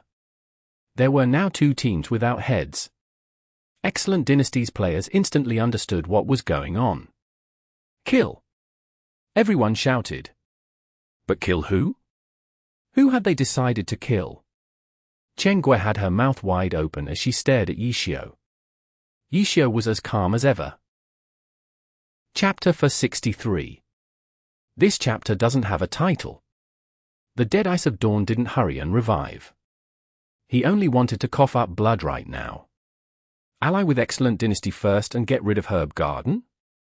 It was true that Herb Garden's mugwort had been the first to die, but right after that, he got killed. Why didn't you inform me beforehand? The sad Ice of Dawn became a ghost, floating around as he watched the following battle that ensued between the three guilds. Herb Garden's players pounced towards Blue Brook Guild. Blue Brook Guild's players charged at Excellent Dynasty. Originally, they had wanted to rescue their senior, but their seniors had died so quickly. There was no point in rescuing them, but the conflict had already erupted. But without anyone to lead them, Blue Brook Guild and Herb Garden didn't have any specific strategy in mind. They simply fought with revenge on their minds. As long as the person in front of them didn't have their guild's name, they would immediately attack. You really are too despicable. Chen watched with wide eyes for a good half a minute before she blurted this out. Her voice didn't carry any hints of delight. The word despicables wasn't enough to describe her feelings. Especially after seeing Yixiao open up Pandora's box and then immediately hide behind Guild Excellent Dynasty. Chen had thought that after taking down the two guilds' heads, Yixiao would also go and take down Excellent Dynasty's Dreamland. But he didn't. With this, Excellent Dynasty still had their leader and held the advantage. However, she didn't even have time to complain when she realized that this wasn't actually the case. The guild in the worst situation was Blue Brook Guild. The Wilderness Escort's aggro was still on them. After killing Mugworts, they had now aggroed Herb Garden as well. In addition, by attacking Excellent Dynasty, they established their aggro, too. Fighting against three enemies at once wasn't something that Blue Brook Guild had intended, but it was already too late to regret their decisions. After Blue Brook Guild, the guild in the second worst situation wasn't Herb Garden, but rather Excellent Dynasty. With Dreamland leading Excellent Dynasty, their formation was very stable.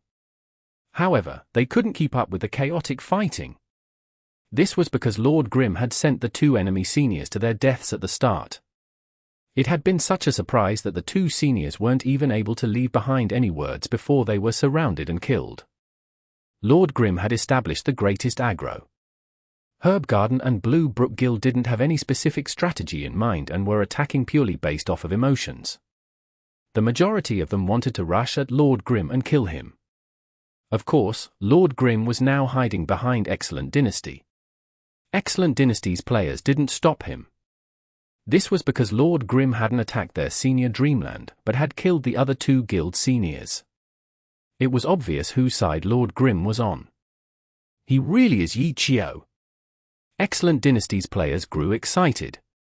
As a result, without any second thoughts, they protected Yixiao's Lord Grim, stopping the incoming aggression. This was clearly another decision based off of emotions. Even though Excellent Dynasty's team had a leader at their head, they didn't have an appropriate strategy set either. From a strategical perspective, they weren't any different from Herb Garden and Blue Brook Guild. Something's not right. Excellent Dynasty's Dreamland quickly realized that the situation wasn't looking good. Although the heads of the other two guilds had fallen, Excellent Dynasty was now burdened with both guilds attacking them. Dreamland didn't know what to do in order to stabilize the situation. In terms of strategy, everyone was acting on impulse. In terms of tactics, even though Blue Brook Guild and Herb Garden didn't have anyone leading them, the groups were still in formation. In large-scale battles like these, teams were the unit of measurement and each team was made up of groups. Each group would have a group leader. Right now, the two guild teams were only missing their team leader who coordinated the groups. However, each group still had their group leaders commanding. In other words, the two guilds were no longer whole entities, but they still had countless small entities battling. If it was just one-on-one, Excellent Dynasty would have certainly won because of their advantage as a whole. But with two guilds attacking them, there were too many small entities, leaving them with a numbers disadvantage, giving Dreamland even greater pressure. After all, he was just an expert in-game. His ability to lead wasn't at a pro level. If not, he might be able to beat the many with only a few. Pro level. Dreamland immediately thought of one person who was at the top even among the pros. Dreamland turned around frantically and quickly found Lord Grim's position. He was just sitting amidst their troops in the back and looked like he was just there to cheer them on. Dreamland was quite fast at weighing the situation. It could be said that Lord Grim had created their current predicament, but right now he was in a safe spot outside the battle. In the area where the battle was taking place, players from the three guilds were rapidly falling. Was Lord Grim really helping Excellent Dynasty or did he have another motive? Dreamland didn't go and consider whether or not Lord Grim was Yixiao. He was only thinking about Lord Grim's movements and he suddenly felt uneasy. If Lord Grim had truly wanted to help Excellent Dynasty, the amount of help he was giving them was far from enough. Uneasy, Dreamland retreated until he reached Lord Grim. Soon afterwards, he sent an invite over to him.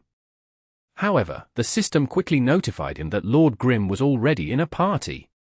He was already in a party! This notification immediately aroused Dreamland's suspicions even further. "What are you trying to do?" Dreamland blurted out. "Picking up scraps." 3 simple words struck like thunder. Dreamland was immediately taken aback. Picking up scraps? As a person who frequently led teams, Dreamland obviously knew about this. Dreamland had a lot of experience with scrap pickers. But it was the first time Dreamland had encountered such a high-end scrap picker. Normal scrap pickers were more passive. They could only wait until a good opportunity appeared. But Lord Grimm? He wasn't waiting. He took the initiative to create the opportunity. This was completely raising the concept of scrap pickers to another level. Such a scrap picker was no longer just picking up items at his convenience. Just like I expected. Chen slammed the table and shouted when she heard Yishio say picking up scraps. She had noticed that after Lord Grimm killed the 2 seniors and escaped, Excellent Dynasty's situation wasn't looking good. She felt like Yishio wasn't helping any one guild. She had already made some guesses towards Yishio's plan and Yishio had helped prove it to her. "You're really good at picking up scraps," Chen said. "Of course. You have to work hard to pick up scraps, too," Yishio said. Chen didn't know how to assess this. He said he was here to pick up scraps and he really was going to. Plus, he was making such a big commotion for it. He really deserved to be called a glory textbook. He was a god even at scrap picking. Dreamland now knew the truth, but he didn't immediately attack Lord Grimm. For one, he didn't think that he was Lord Grimm's opponent. After all, Lord Grimm had rolled his way through level 70 players for the Heavenly Challenge. Secondly, Dreamland was still weighing the pros and cons. He could kill Lord Grimm, but it wouldn't stop him from suffering any less casualties. What made Dreamland's head hurt was still how he couldn't control the battlefield. With Lord Grimm's movements, not just Herb Garden and Blue Brook Guild, but even their Excellent Dynasty's players considered him as one of their own. His poisonous actions couldn't be cleared away with just a few words. By the time he finished speaking, everyone would already be dead. Dreamland didn't forget that they were there for the boss. With their current situation, how could they have any chance of killing the boss? The conflict with Blue Brook Guild and Herb Garden was completely pointless and it was simply the perfect situation for the scrap pickers to do their dirty work. "Retreat!" Dreamland ordered after thinking for a while. Excellent Dynasty's players were startled. "Retreat!" Quite a few questioned his order. How could we have any chance of killing the boss in this situation? Dreamland wouldn't mention scrap picking. He simply reminded them what their objective was. Everyone quickly woke up. They realized that their struggle had been completely pointless. Excellent Dynasty's players prepared to retreat, but Blue Brook Guild and Herb Garden continued to act on impulse. Seeing Excellent Dynasty retreat, they believed that they had the advantage and immediately began fighting even more intensely. Dreamland was very sad. By retreating, he boosted their opponent's morale. Blue Brook Guild and Herb Garden were missing a rational brain behind them right now. Not having a leader to guide them hurt Excellent Dynasty in the end. Dreamland didn't forget Lord Grimm. He was planning on making an ambush to send Lord Grimm to the enemy troops and have him experience Mugworts and Ice of Dawn's fall. But when he looked over, he realized that Lord Grimm was extremely devilish. He had previously been sitting there watching the show, but now that the situation had changed, he began to move, not giving him any chance to do so. "How are things going? How are things going?" At this moment, Sparse Fragrance and the others were very anxious. Hearing the shouts and curses outside, they were feeling tormented. They had only just met Yishio. How could they have so much trust in him? Hearing how chaotic it seemed outside, they were doubting whether Yishio was intentionally not telling them any information and picking up scraps for himself before talking. "Be careful when going out from the hole," Yishio replied. "Got it." Sparse Fragrance and the others had been impatiently waiting for a while now and lined up to leave the hole. Sparse Fragrance was the first to come out. When he turned his camera around, he saw the chaotic fight outside and immediately turned elated. As an experienced scrap picker, Sparse Fragrance quickly discovered the valuable equipment scattered across the ground and hastily rushed over. And at this moment, a grey shadow suddenly rushed down from a rooftop on another side. Chapter 64. Deception. Sparse Fragrance glanced in the direction that grey shadow was heading towards and immediately knew that this shadow had the same goal as him, the equipment scattered on the ground. As a professional scrap picker, it wasn't his first time encountering this sort of scenario. Sparse Fragrance hastily used a triple slash and rapidly rushed his way over, moving faster than that grey shadow. Sparse Fragrance delightedly shifted his mouse to click on the equipment, when several people suddenly warned him in the party chat. Surprised, he saw his screen shake and his character flew away. Sparse Fragrance hastily turned his camera around to see how his enemy had sent him flying. However, he didn't get his answer. All he saw was the grey shadow land on the ground and toss the equipment into his bag. F***CK. Sparse Fragrance cursed. Quickly, he saw the name of the grey shadow who had snatched the equipment first, Deception. It's Deception! The others in the party chat shouted. You guys know him? Chen had slipped out from the hole as well. Compared to these professional scrap pickers, she was clearly more reserved. She wasn't like Sparse Fragrance, who eyed the scattered equipment and immediately pounced towards it like a hungry tiger. As the last one who came out, she had seen Sparse Fragrance get sent flying away. In the beginning, she found anything special about the shadow, but after hearing everyone else shout his name, she looked over and noticed that besides his name, he didn't have a guild affiliation.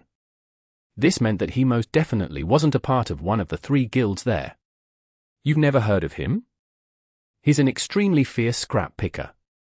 The other party members introduced him to Chen. Chen was new to the scrap picking industry and had never paid attention to it. Hearing their tone, this person was probably a very famous character in their industry. How fierce? Chen asked. Then, she saw Deception suddenly dash out. He lifted his ninja blade and shot out a blood arrow. Following afterwards, a person fell.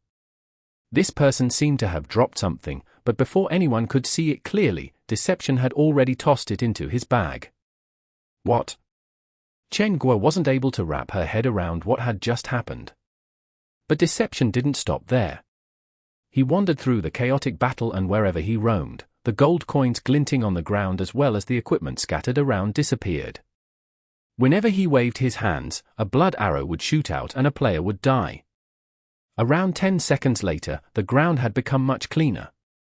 For people had already fallen to his ninja blade. They had been killed instantly without a trace. Not just Chen, but even the people fighting in the battle had only just realized what was going on. And when they saw the ID on top of his head, the players of the 3 great guilds immediately focused their attention to him.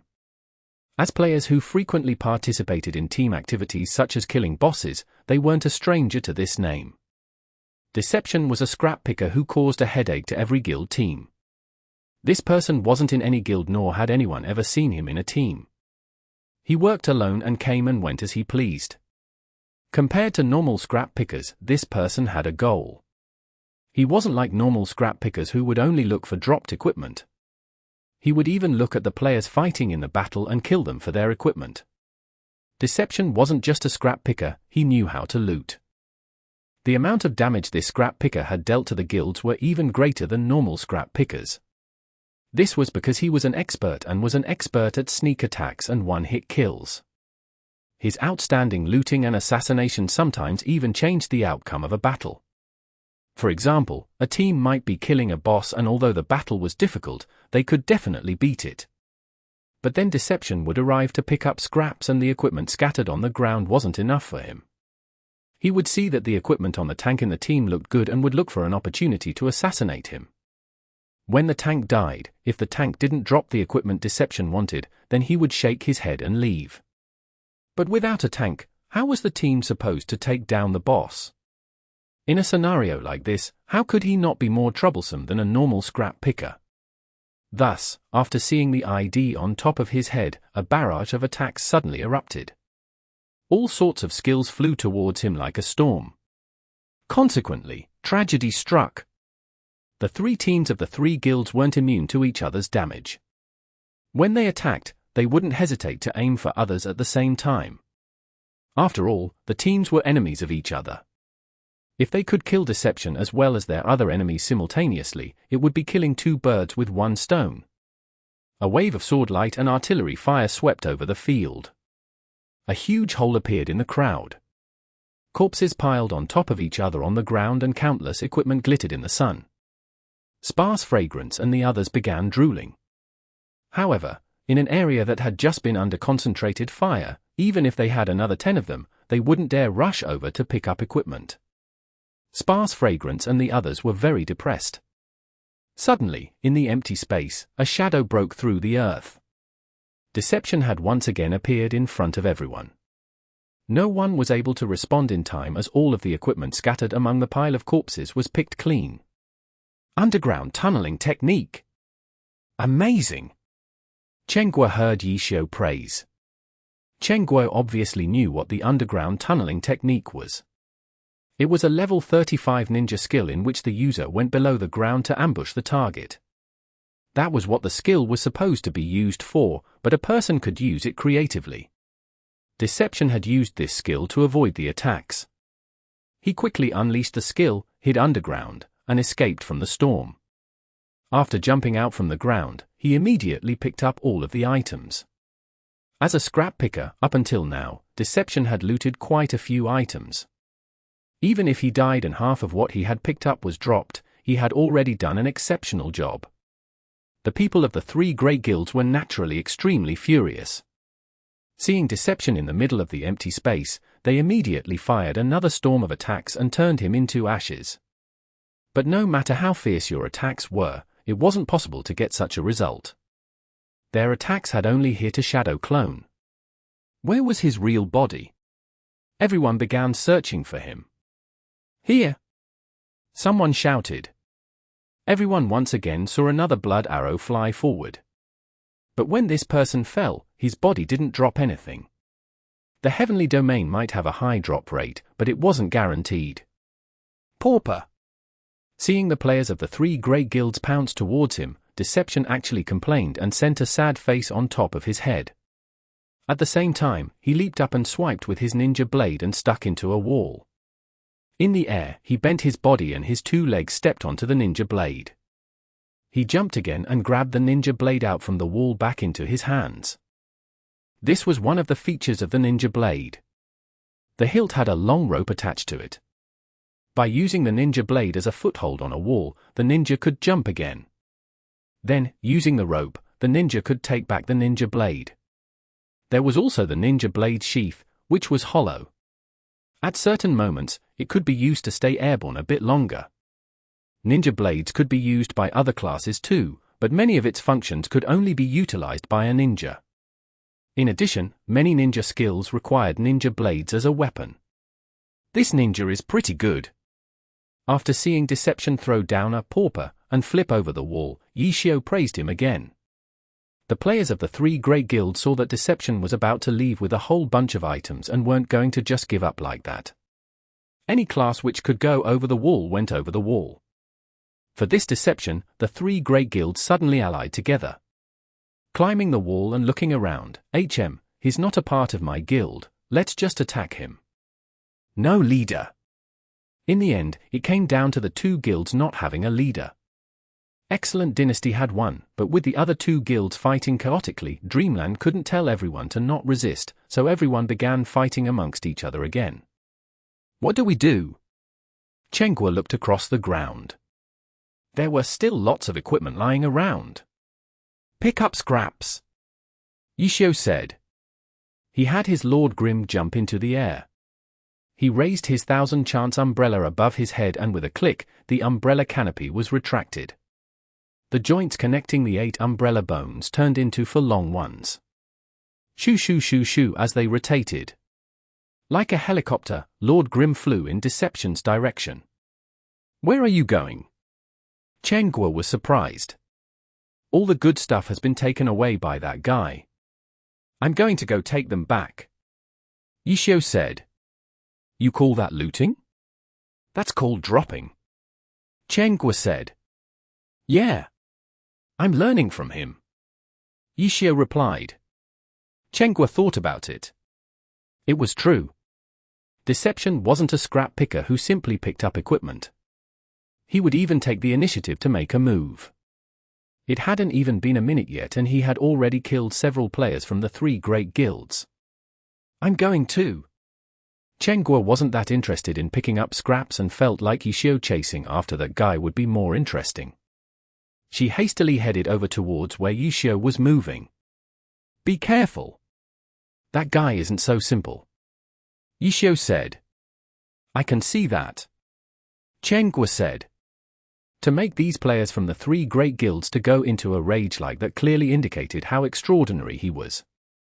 It hadn't yet been a minute since he arrived, and although the 3 great guilds were a bit in a mess with 2 of the guilds not even having a leader, to be able to accomplish such a feat showed how he wasn't any normal expert. It was more obvious when one compared him to Sparse Fragrance's group. They were in a group of 5, yet they didn't dare jump into the fray. They were all very careful with every step they took and ran over when they saw a good opportunity. How could that even be compared to the uproar deception had created? Chen now understood that even for something despicable like scrap picking, different players had different styles. Who exactly was this deception? Chen wondered. She knew that Sparse Fragrance's group might know, but she reckoned that they didn't have time to answer her. She also had to hurry up and move too, so she didn't have any time to ask either. Thus, she called for Tang Ru. Little Tang, could you help me look up someone using these 3 keywords: glory, scrap picker, deception? Chapter 65. Pursuit. Tang Ru wasn't too busy, so when she heard Chen request, she immediately looked it up. Glory, scrap picker, deception. Apart from the first search term, Tang Ru had trouble getting the other 2 terms correct. Point 1. Finally, she got the information she wanted and read it out loud. Not just Chen Yishio also straightened up to listen. Unfortunately, the results didn't really give them any new information. A lone operator, a ruthless scrap picker. The information on him could be summarized with these 2 phrases. Most of the comments were angry complaints and curses from players who had their equipment stolen by him. Besides that, a few people thought Deception had an interesting personality and wrote some random romantic fan fiction stories of him. Tang Ru hadn't even read the first sentence when Chen stopped her. It's just a bunch of random nonsense. Chen remarked. Ha ha, how mysterious. Yishio commented. Can we catch him? Chen had almost reached the coordinates Yishio had given her. She could even see Lord Grimm now, but she couldn't see Deception. Of course. That guy has so much stuff on him. How fast could he run? Yishio smiled. But I don't see him. Do you know where he is? Chen looked towards Yishio's screen. There was no sign of Deception there either. Yishio's movements were extremely quick. He had chased Deception right after he jumped over the wall. Chen had been closely watching Yishio's screen the entire time, but Yishio had never seen him. He's close. Yishio was certain. Lord Grimm also stopped. How do you know? Chen was still heading over. Based on his movement speed, he won't be able to escape from my field of view. Yishio said confidently. His camera kept on turning, observing his surroundings. So you're saying he's hiding? Chen asked. Yeah. We have to hurry and find him. Yishio said. What's the hurry? He'll be out of combat soon. If he logs out, what can we do? Yishio said. Oh. Chen immediately understood. In Glory, you couldn't log out while in battle. Turning off the power or forcefully quitting could still be done, but your character would simply sit in the game for a while and you would naturally be turned into paste. Because of this, it would be better to hide and wait until you were out of combat before logging off. There wasn't any problems with doing that. Where could he be hiding? Chen had arrived and she looked around as well. The streets were empty. Yishio could also see what was above on the rooftops from his position, and there wasn't anyone there. The only possibility left was that he was hiding in a room somewhere. This was what made town maps troublesome. There were too many places to hide. When Chen fought in these maps, she really didn't like playing a game of cat and mouse. 257, 186 room. Go check it out. Yishio looked around and then suddenly spoke. HM. Chen looked in that direction. There's no noise, which means there aren't any monsters there. From the looks of it, he's probably in somewhere in that direction. Yishio said. Are you afraid of startling a snake in the grass? Chen asked. Not at all. Yishio said. Okay. Chen said. Chasing Haze immediately rushed towards it as she fired her cannon. Chen didn't dare be careless. Deception wasn't any ordinary expert. Careful! Yishio suddenly warned as Chen charged forward. Chen was an experienced player too. No matter the danger, it was a good option to immediately roll. She chose a random direction to roll in, and just as she was about to ask what was going on, Chasing Haze was suddenly launched into the air. Deception had popped out of the ground from underneath her. Underground tunneling technique! Chen immediately understood. Her random roll wasn't able to dodge his sneak attack. Remembering how everyone who Deception had acted against died, she started getting a bit nervous. But the damage done by the underground tunneling technique wasn't anything to worry about. There's no need to be afraid, Chen muttered. After playing Glory for so many years, she had a good amount of experience with every class.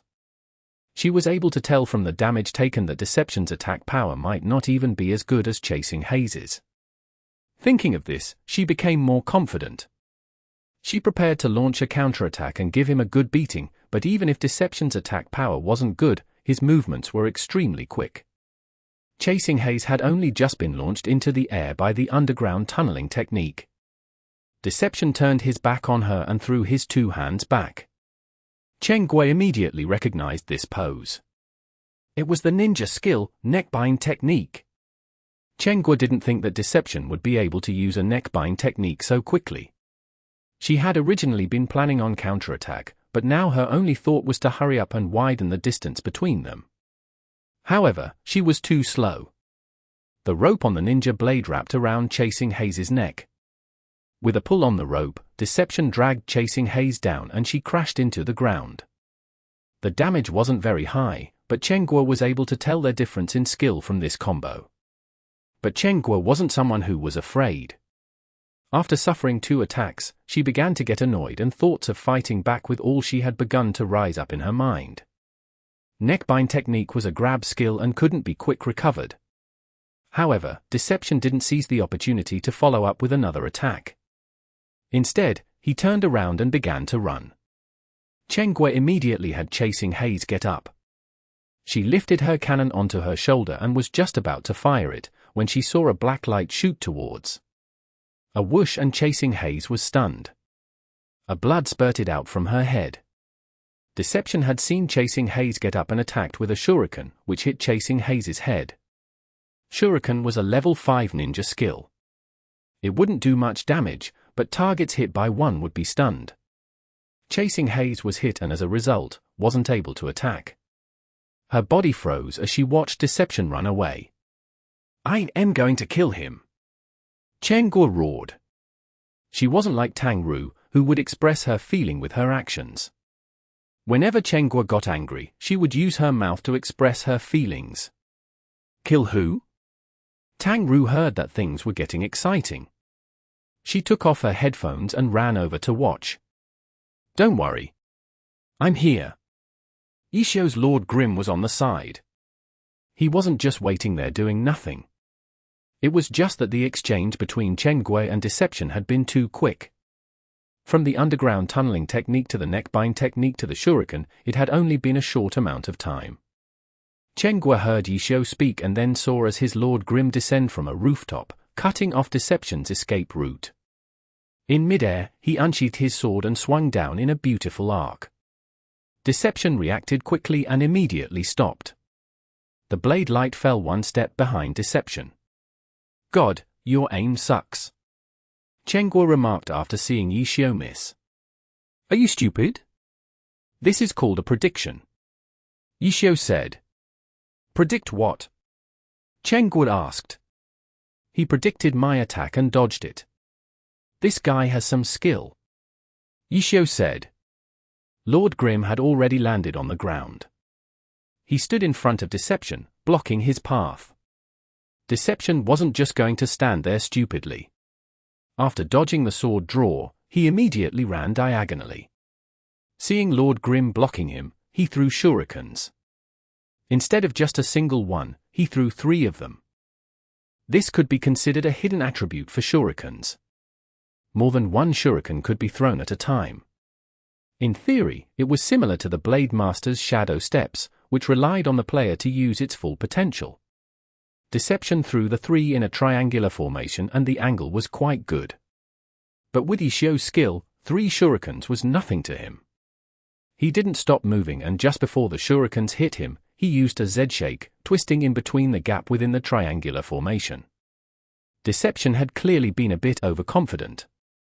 He thought that the 3 shurikens would be enough for him to safely pass by him, but who would have thought that his opponent would go right through them? It was only until Lord Grim's 1000-chance umbrella transformed into a priest's sickle did Deception realize what had happened. His reactions were quick though. Deception rolled backwards and Lord Grim's sickle missed. Deception leaped up and turned around in midair. He raised his 2 hands towards his head and formed a hand seal. "Flame cut." Xiao laughed. Deception was truly alarmed when he heard this. Ninjas were a physical and magic hybrid class. One unique aspect of their class was that when ninjas cast skills, they didn't need to wait for the cast to finish before using the skill like an elementalist. For ninjas, in order to use a skill, it required a certain set of movements, and these were hand seals. The faster the player's hands, the faster the hand seals would be completed, and the faster the cast time. The cast speed depended on the player, which was something elementalists didn't have. Deception was clearly very familiar with his hand seals. His hands moved in a blur. Even he couldn't see the seals clearly. Who would have thought that his opponent would be able to see through his skill from these hand seals? However, since things had already gotten to this step, should he cancel his skill? Deception didn't overthink it and immediately unsheathed his blade. The ninja blade swung in a blazing arc towards Lord Grim. Chapter 66. Unconventional Methods. The flames blazing out from the ninja blade crashed down. Even though the opponent had already seen through his move, Deception was clearly very confident in his technique. The faster the seals, the faster the move came out. So what if the opponent knew?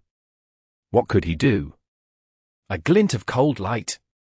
Brief and rapid, a fleeting flash. The flames arrived at an empty spot on the earth. Lord Grim, who had just been standing there, was nowhere to be seen. Deception tensed up.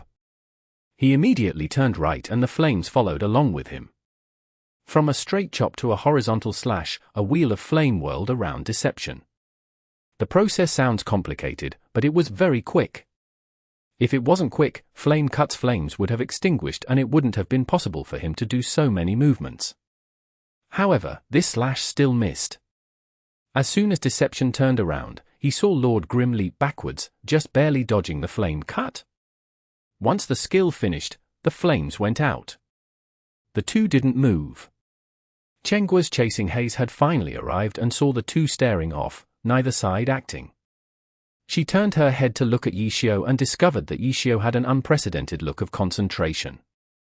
This really was the first time she had seen Xiao like this. Ever since they had met, he had always played Glory in a casual manner. But today? Was this scrap picker actually giving him this much pressure?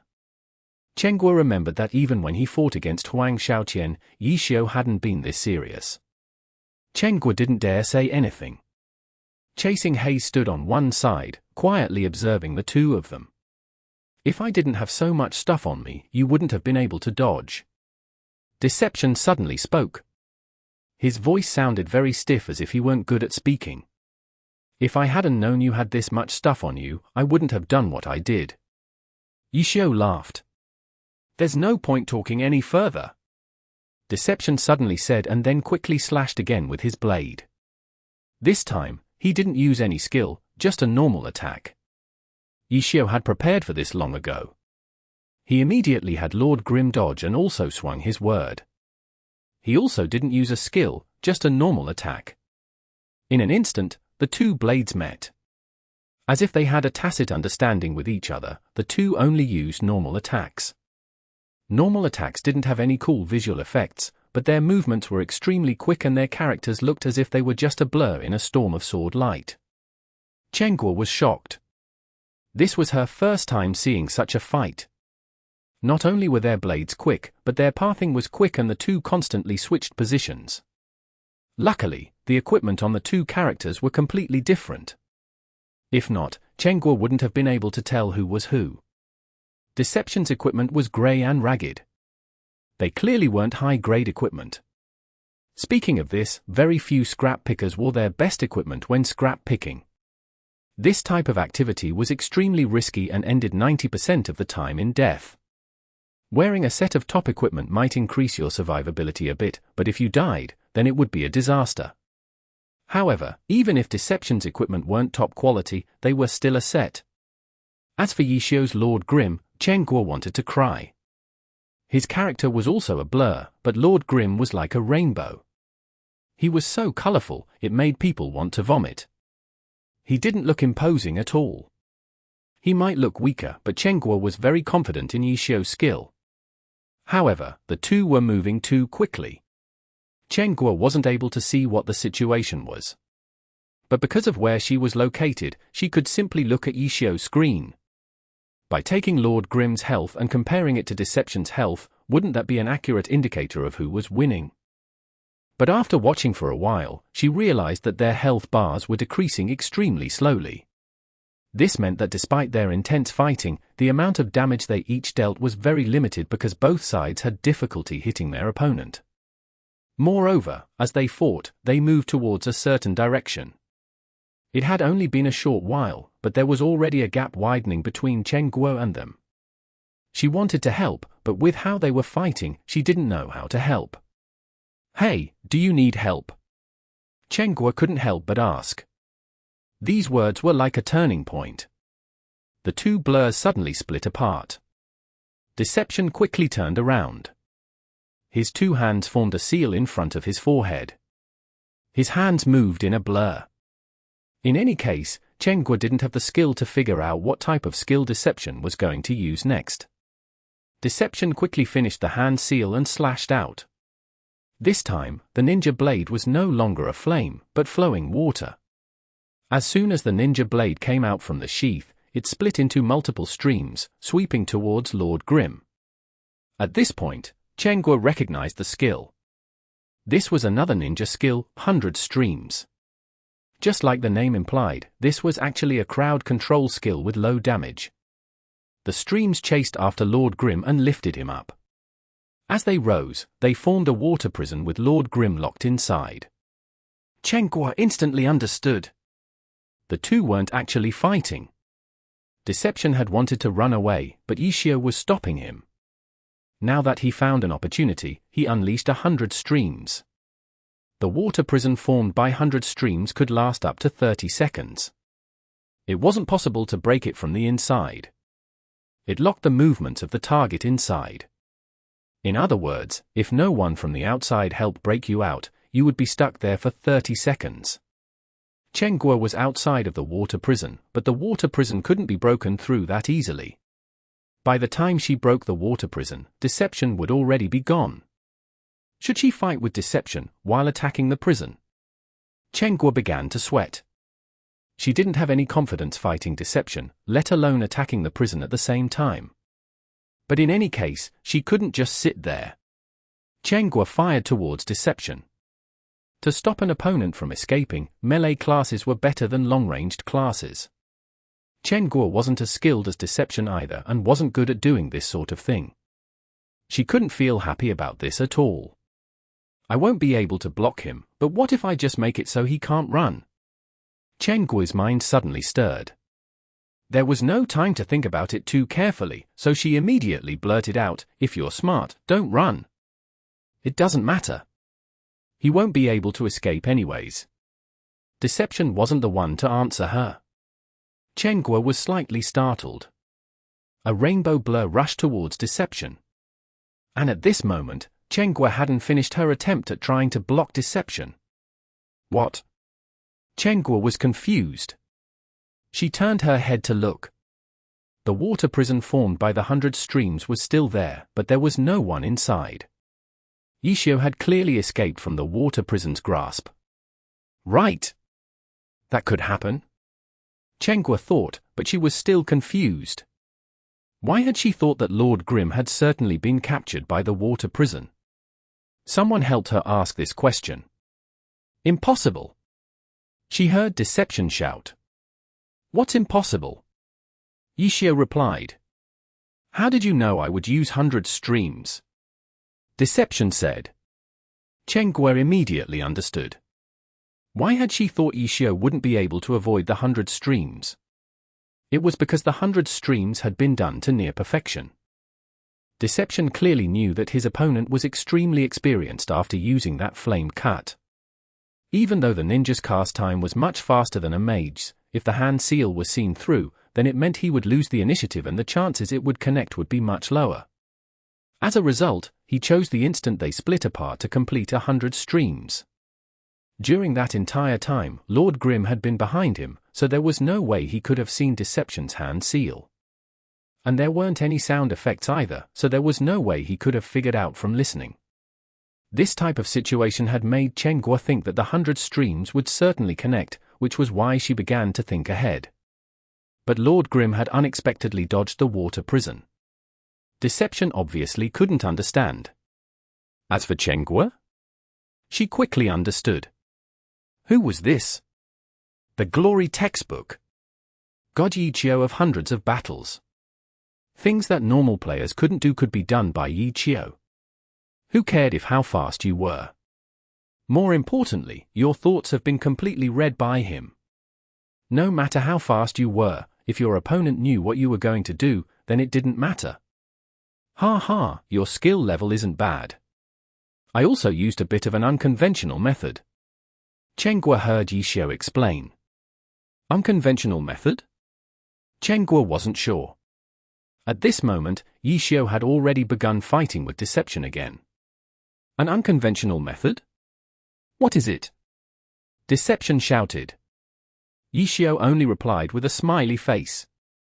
What was the unconventional method? Chen Guo was also curious, but seeing the two fight like that, she didn't dare ask. However, she began paying attention to see if there was anything unusual Yishio was doing. She quickly figured it out. F*CK. You're shameless. You're looking at my screen. Chen Guo jumped up.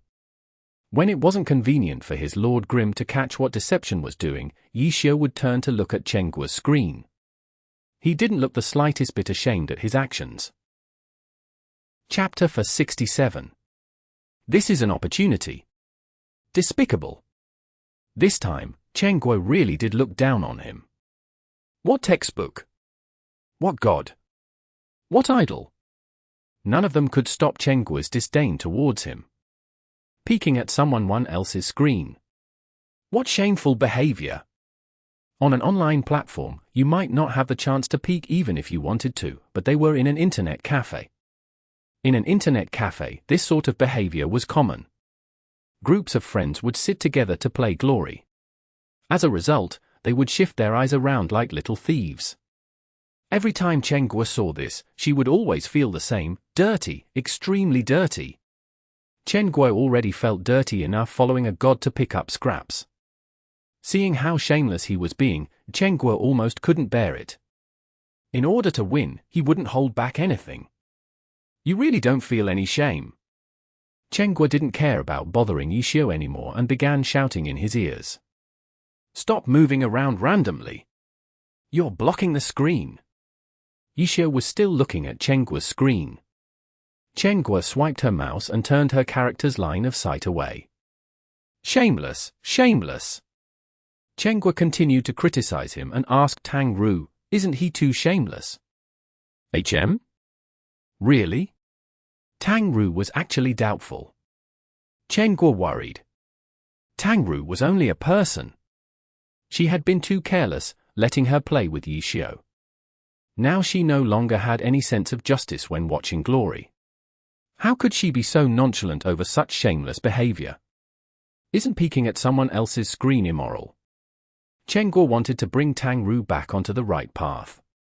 But you do it too. Tang Ru said. Ah. That's just everyone playing together. That's not related. Chen Guo laughed. Isn't he playing right now too? Tang Ru asked. Chen Guo was stumped. After thinking for a while, she realized that she had thought wrong. She had been replacing Yi Xiao with the image of the idol she had in her mind. If others peeked at someone else's screen or even if she did it herself, she wouldn't feel bad. It was fine as long as they weren't using it as an advantage in a fight. But what about Yi Xiao? She had always treated him as a perfect god. As a result, when Yi Xiao acted in this way, she would immediately be unable to bear it. In other words, she cared even more about Yi Xiao's image as a god than Yi Xiao himself. Was she being too harsh? Chen Guo suddenly thought of celebrities from other areas. Common mistakes made by normal people would turn into huge news by the media if these celebrities did this type of mistake. Public figures seem to have been burdened with a strong sense of responsibility by society. Was acting like this because Yi Xiao had been hiding behind the curtains the entire time? Was it because he didn't want to feel restricted from the spotlight being on him? Chen Guo thought as she quietly returned her camera angle back to where the two were fighting. Hey! Chen Guo called Yi Xiao, telling him he could look. Thanks. Yi Xiao replied and immediately turned his head to look.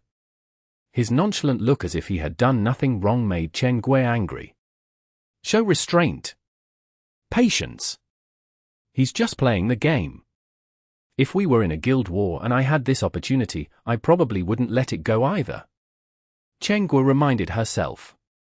Your little trick is of no use.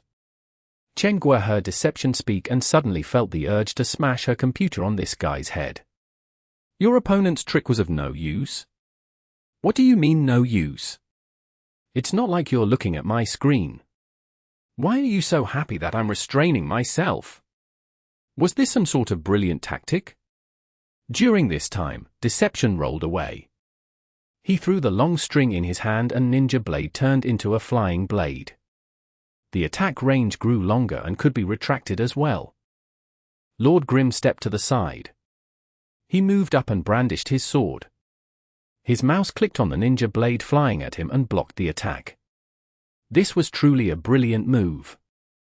If this was any other time, Chen Guo would have stars in her eyes, but now, she restrained herself from cheering. Using this opportunity, Deception once again pulled away from the conflict. Having stuck for this long, Deception was clear that pulling such a distance away from Lord Grimm wasn't an easy task. This was his chance to escape. Deception was just about to run, when a cold light flashed and Lord Grimm chased after him. However, Deception had already figured out the length of his opponent's weapon. His ninja blade had only been just enough to reach him, which meant that a sword wouldn't be able to hit him. Who would have thought that this sword light would actually flash in front of him? Deception looked carefully in surprise. His opponent had actually thrown his sword. Deception thought this was an accident. What type of attack was that supposed to be? His ninja blade had a string attached to it, so he could pull it back when he threw it. Normal weapons could be thrown too, but once you threw it, it was the same as discarding it. He would actually drop his own weapon in order to make such an attack? Deception couldn't understand, but he couldn't miss the opportunity. As a scrap picker, once he saw an item, it had to be picked up. This was the fundamental essence of the profession. Deception swung his blade and knocked it down. It was the same as what Yi Xiao had done. He was ready to pick up the sword after it landed on the ground. But when he looked at his opponent's hands didn't stop and continued to charge at him. He had another thing in his hands. What is he trying to do? Deception was at a loss. His ninja blade had already knocked down the sword. At the same time, he heard a K. The thing in his opponent's hand seemed to have picked up the sword. And then the sword didn't drop and continued to fly towards him. Deception couldn't dodge in time and was hit by the attack. It didn't do much damage to him though. Just as he was about to continue running away, he was suddenly launched into the air. He spun around in midair as his head crashed into the ground. Circle swing. Deception shouted in surprise. That's correct, Yishio said. You. What class are you? What's with your weapon? Deception could speak quickly too. I say, aren't you reacting a bit too slowly? Yishio was shocked. Deception checked Lord Grimm's character page at level 52. No class. Ah. Yishio was surprised. He thought his opponent had known about this long ago. There's no info on your weapon. This is a silver weapon? Deception was still shouting. Brother, do you not read the news? Yishio was lost in thought. He even stared blankly towards Chen. Chen chasing haze wasn't far from them. She could obviously hear the two of them speaking. This Deception clearly didn't know who Lord Grimm was. What news? The guy even asked. Brother, it's been all over the place recently. I can't believe someone from Glory doesn't know. I'm very surprised. Yishio said. Chen was speechless. This type of introduction must make the other person want to roll his eyes. Don't you feel embarrassed talking about yourself like that? It was the truth though. Who are you? Deception asked, when a bunch of shouts could suddenly be heard. Over there. So it turns out those two were partners. Don't let them run. Yishio quickly turned his viewpoint around to look. The troops from the three great guilds were charging towards them. He and Deception had been fighting with each other for too long. The three great guilds had been in chaos in the beginning, but as time went on, they finally realized that they had been set up by Lord Grimm into a pointless fight. Once they regained their composure, they asked their superiors for instructions on what to do. Their superiors slapped the table and cheered in response. Why hadn't the guilds acted against Lord Grimm yet? It was because his fame was too high right now. Chasing and killing him would attract too much attention. The club guilds cared about their image.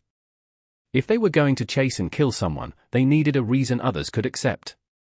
They had to be especially careful for a public figure like Lord Grimm. But now, he had come out and killed two of their guild's captains and caused a huge fight to break out. This could be used as a reason. In addition, Lord Grimm was seen to be together with Deception. Deception could be considered famous as well, an extremely infamous figure. Everyone who had their equipment stolen by him all wanted him dead. The top guilds had noticed him and had initially tried to pull him in. After all, they could all see that Deception was an expert. One of their missions as club guilds was to discover experts, rope them in, and then send them to the clubs. But this Deception seemed to never come out. His friends list was closed. Whenever they happened to bump into him, let alone negotiate, if he didn't steal your equipment, you got lucky. In the end, the club guilds tempered themselves and made preparations. Whenever there was an activity, they would guard against his scrap picking. Whenever there was a chance, they would try to get close with him. But up until now, it's said that anyone who has tried to get close to him has died. Of course, the top guilds wouldn't admit this. Letting this type of news spread was too shameful. Seeing Deception and Lord Grimm together, the core members of the top guild seemed to have a sudden realization. They were a set. Lord Grimm had sowed discord. Deception had picked up the scraps. These two were working together. Kill. The three great guilds swarmed. Their numbers had even increased. They finally had the opportunity to chase and kill Lord Grimm. Moreover, this was also another opportunity. Because of Deception. After reporting this situation to their superiors, the top guilds immediately made a decision: whether or not they really were together, they were to kill them both in one bite. Record the two of them together. The orders came down. Chapter 68. I can't stand being ignored. Hurry up and run. Yishio immediately warned Deception when he saw this scene. But when he turned to look, Deception had already run off. Where's your code of brotherhood? You didn't even tell me you were running off. Yishio ran while scolding him. When Deception heard this, his movements clearly slowed down for a second. What is that supposed to mean? I've been trying to run away the entire time. If it weren't for you, I'd have escaped a long time ago. Don't let them escape from combat. The guild players were experienced. Once they escaped from combat, they could simply log off. With today's technological progress, logging off was very quick. Don't count on the character sitting there waiting to die.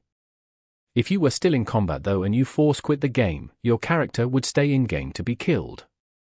The order came down. The long-ranged classes fired a barrage of missiles. Even though not all of them hit, whether or not one was considered in battle didn't depend on how much damage one took. The system had its own way of deciding it. Yishio's Lord Grimm and Deception had been fighting for a while, so they were already in a combat status. Even if they wanted to log off, they wouldn't be able to. Seeing how careful and meticulous the guilds were being, it seemed like they would need to give up their hands and legs in order to escape. Chen was nervous as well. Hearing Yishio's warning, she immediately ran away too. But she quickly remembered that she wasn't in combat. Those guilds were only focused on Lord Grimm and Deception. She was being regarded as a passerby. Chen was furious. Seeing that no one was paying attention to her, she directly let out a powerful skill. The three great guilds were too tunneled onto Lord Grimm and Deception. They were busy attacking and recording. Suddenly, a flash of light appeared before their eyes. The experienced players were overwhelmed with shock. They looked up and looked. Sure enough, it was the launcher's satellite beam about to crash down onto them. The satellite beam shot down. The wind from the shockwave blew across the surrounding characters' equipment. Those who were enveloped by the light naturally took a huge blow from the satellite beam. Chen continued and the large beam split into several smaller pillars. The players didn't dare be slow. They scattered away and their formation went into a mess. Chen had taken her revenge and was delighted. Following afterwards, Yishio helplessly said, "You're still playing? Why aren't you running?" Chen could reactivate the skill one more time. But with the skill already raining down on them, how could the guild players not notice her? All sorts of attacks were being thrown at her. Yishio's warning was just done as an act of kindness. In this situation, with Chen skill level, she was basically a sheep throwing herself into a pack of wolves. Chasing Haze wasn't even able to take 2 steps when the barrage of attacks crashed down on her, turning her into a corpse. "You really died like that?" Yishio criticized. "HMPH, I wanted to do that." Chen spoke like that, but her first reaction was to check her inventory. She would certainly lose experience and money, but importantly was her equipment. F***CK. Chen erupted. She had lost 2 pieces of equipment. Her hands were empty, indicating that her weapon had dropped. Weapons were valued the most by players. Whenever anyone invested money into equipment, their first choice would be to invest in a weapon. However, the system considered the chances to drop the weapon as any other piece of equipment. Not only did Chen drop 2 pieces of equipment, she had even dropped her weapon. Her luck was too tragic. TSK. Yishio shook his head repeatedly. As if I care. It felt good doing that. Seeing the look on Yishio's face, Chen continued to speak bravely. But this time, these words really were just words. Her decision to use satellite beam was completely done on impulse. It hadn't been a decision based on rational thinking. Afterwards, not a single person was close to dying, while she herself was killed. Being killed would have been fine if not for her level 70 purple rose flower cannon dropping. Chen really wanted to cry. Don't cry. Don't cry. If the old doesn't go, the new won't come. Xiao actually consulted her using this saying.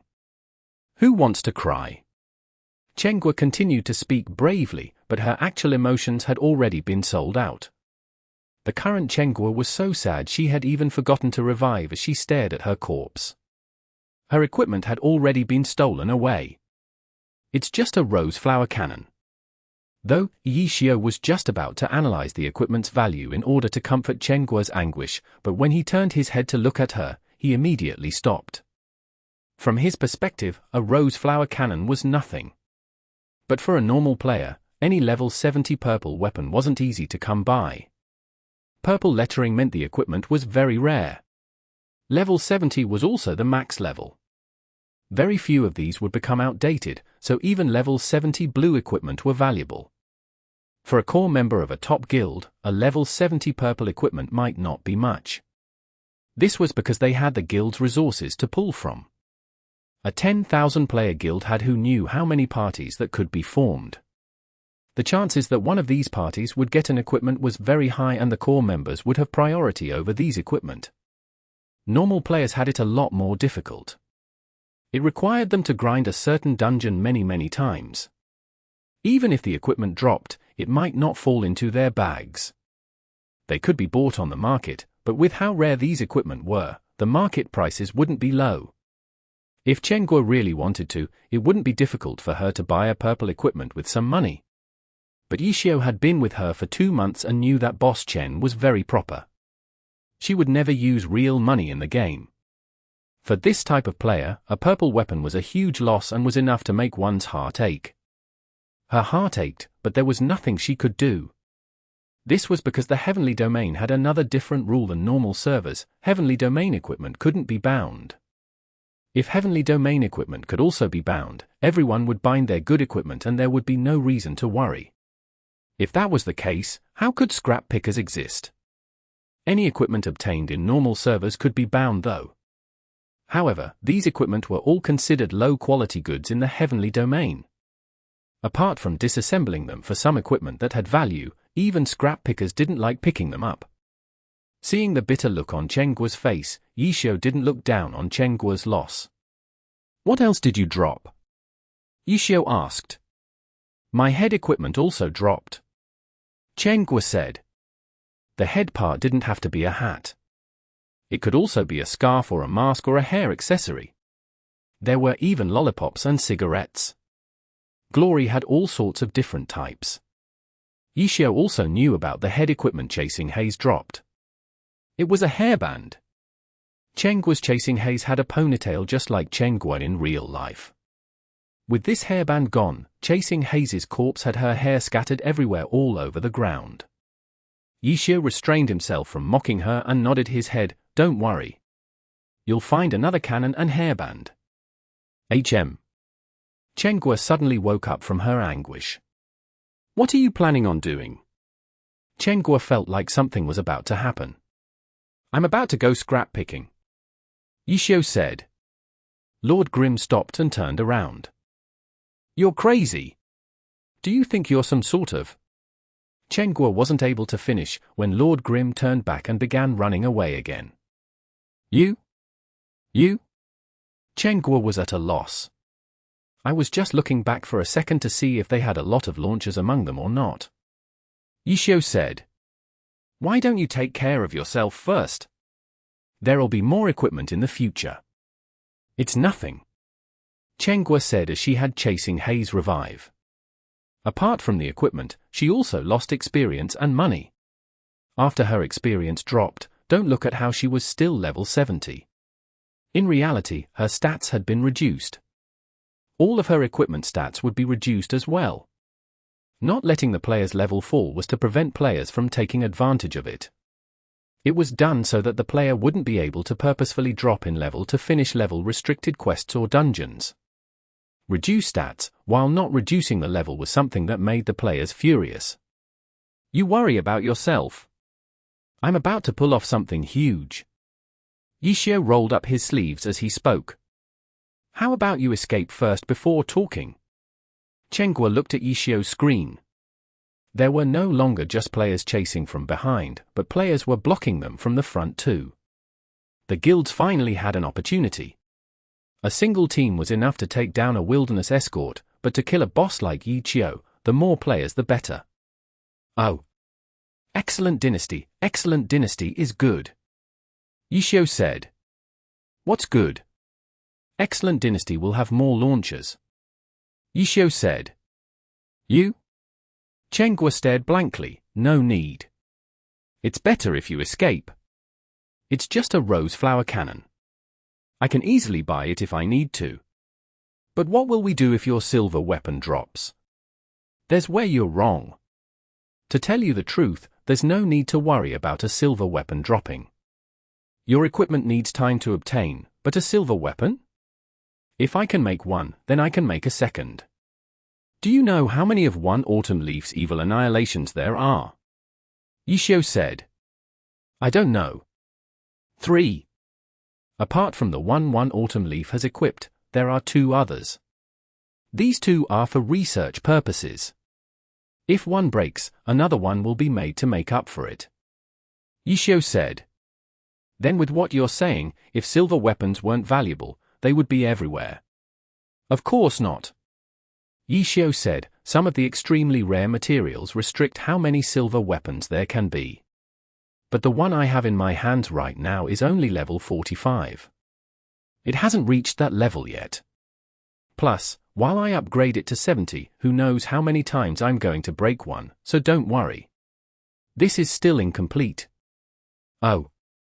Then again. I should still get to know the person who killed me. Yishio said.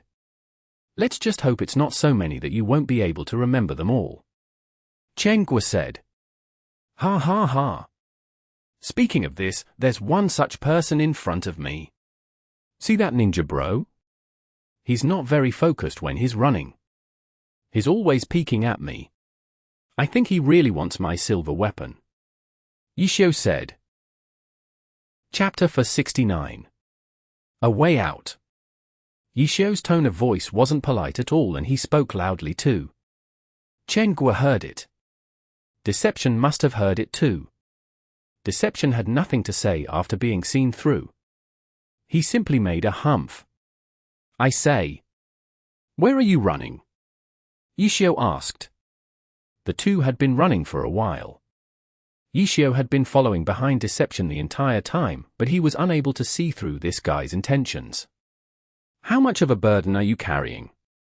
Unable to get Deception to reveal his intentions, Yishio switched topics. Deception continued to stay silent and do his own thing. Suddenly, he heard a gunshot from behind him. It was coming from somewhere very close too. Deception was someone who had been doing this for a while and had some skill in judging distance from the surrounding sounds. He immediately rolled. When he turned back to look who had shot it, he saw Lord Grim with his gun pointing straight at him. What are you doing? Deception was furious. I thought you couldn't hear me. Yishio said. Deception really wanted to kill him, but it wasn't the right time to do so. The troops chasing after them had started to close in. The gunners were all firing rapidly at them. One group from the front had also arrived. The situation was looking quite grim. Deception didn't plan on wasting time on Yishio. After moving forward a few steps, he switched directions and leaped onto a rooftop. Bro, isn't your plan a bit too low-leveled? Aren't you afraid of an ambush? This time, Yishio didn't follow him. Lord Grim stood on the street and asked Deception. Deception didn't reply. He jumped up and swung his ninja blade at the wall. Crouching down, he used the blade in order to jump again. Attack your enemies when they're halfway across the river. Have you ever heard of this saying?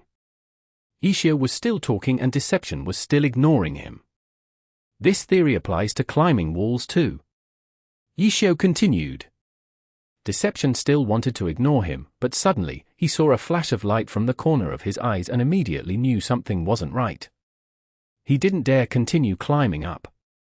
He rolled backwards and watched as a satellite beam descended from the sky, right where Deception had just been. The stream of air caused by the satellite beam made Deception roll farther than normal. When he landed on the ground, he used a quick recover to steady himself. Although the attack hadn't hit him, he had still suffered from some of its effects. If he wasn't so skilled, he would be lying on the ground right now. Not bad. Yishio praised. The several smaller pillars after the main satellite beam began heading towards him, but he was able to easily dodge them and escape. Where are you going to jump next? Yishio dodged, while asking Deception. If you've got any suggestions, hurry up and say it. Deception was annoyed. After the satellite beam, he could see that there were people standing on the roof. Even though there weren't many of them, a certain level of skill was necessary to get up onto the roof in the first place. These few players were more than enough to take him down. Deception swept the surroundings. The escape routes he eyed already had enemies guarding them. Deception was somewhat sad. This wasn't his first time scrap picking, and he had more fruitful pickings before. He had never seen such a huge operation either. Why was it like this today? Had he picked up something extremely valuable? Deception had swift eyes and hands. He had already seen what equipment he had picked up, but he didn't remember anything too special. Seeing all of these pursuers, he was starting to doubt himself. He couldn't help but look at his inventory again. However, there really was nothing that shocking. There are escape routes everywhere. It just depends on whether or not you have the ability to go through them. Yishio said. Can you stop with your bullsh**T? Deception was worried. The two groups on the side were defending their place, and their routes in front and behind were blocked. They were trapped. I'll show you how to do it. Yishio said. Right as the satellite beam finished, his character charged forward towards Deception's previous escape route. Deception was startled, but he didn't have any time to think too much and followed after him. Lord Grimm didn't wait to get near the wall before he jumped. The players on the roof weren't just going to sit there and watch. They sent out their attacks at him. Lord Grimm opened up his 1000-chance umbrella above him. K. It began spinning with the mechanic skill, Rotor Wing. He even made some drifts while in the air to dodge the attacks. Deception was sad. What type of demonstration was that? He just flew up there with a rotor blade. I'm a ninja. How am I supposed to use a rotor blade? Deception didn't have any other choice though. He jumped up again and used the ninja blade to climb. An elementalist on the roof flicked his sleeves and his staff pointed towards him. Deception was about to jump away to dodge when he heard several shots of gunfire. Blood splashed out from the elementalist as he stumbled, unable to finish casting his magic. Deception was delighted. He quickly climbed up. He turned to look at Lord Grimm. But the scene in front of him was something he never would have imagined. Lord Grimm had used Rotor Wing to fly up, but he wasn't able to find any opportunity to land. Rotor Wing skill was at the end of its duration too. The guy had used a Gatling gun in order to help Deception out, while using the bullet's recoil to slide in the air. After interrupting the elementalist's casting, the bullet swept across the other players and they lost their balance. However, the recoil from the firing caused Lord Grimm to move away from the rooftop. In any case, this was a huge opportunity for Deception to break through. Deception was very confused. Seeing Lord Grimm move farther and farther away, he doubted Lord Grimm would sacrifice himself to save him. What are you hiding for? It's not like you'll die. Someone suddenly roared. This person clearly saw that they weren't blocking well enough and warned them not to care about the opponent's damage and make sure they didn't land on the rooftop. The guards on the rooftop suddenly woke up. It was just that dodging when you were attacked was a habit already. The better the expert, the more it was like so. They were Heavenly Domain players as well as part of the top guilds, so they obviously had this sort of habit.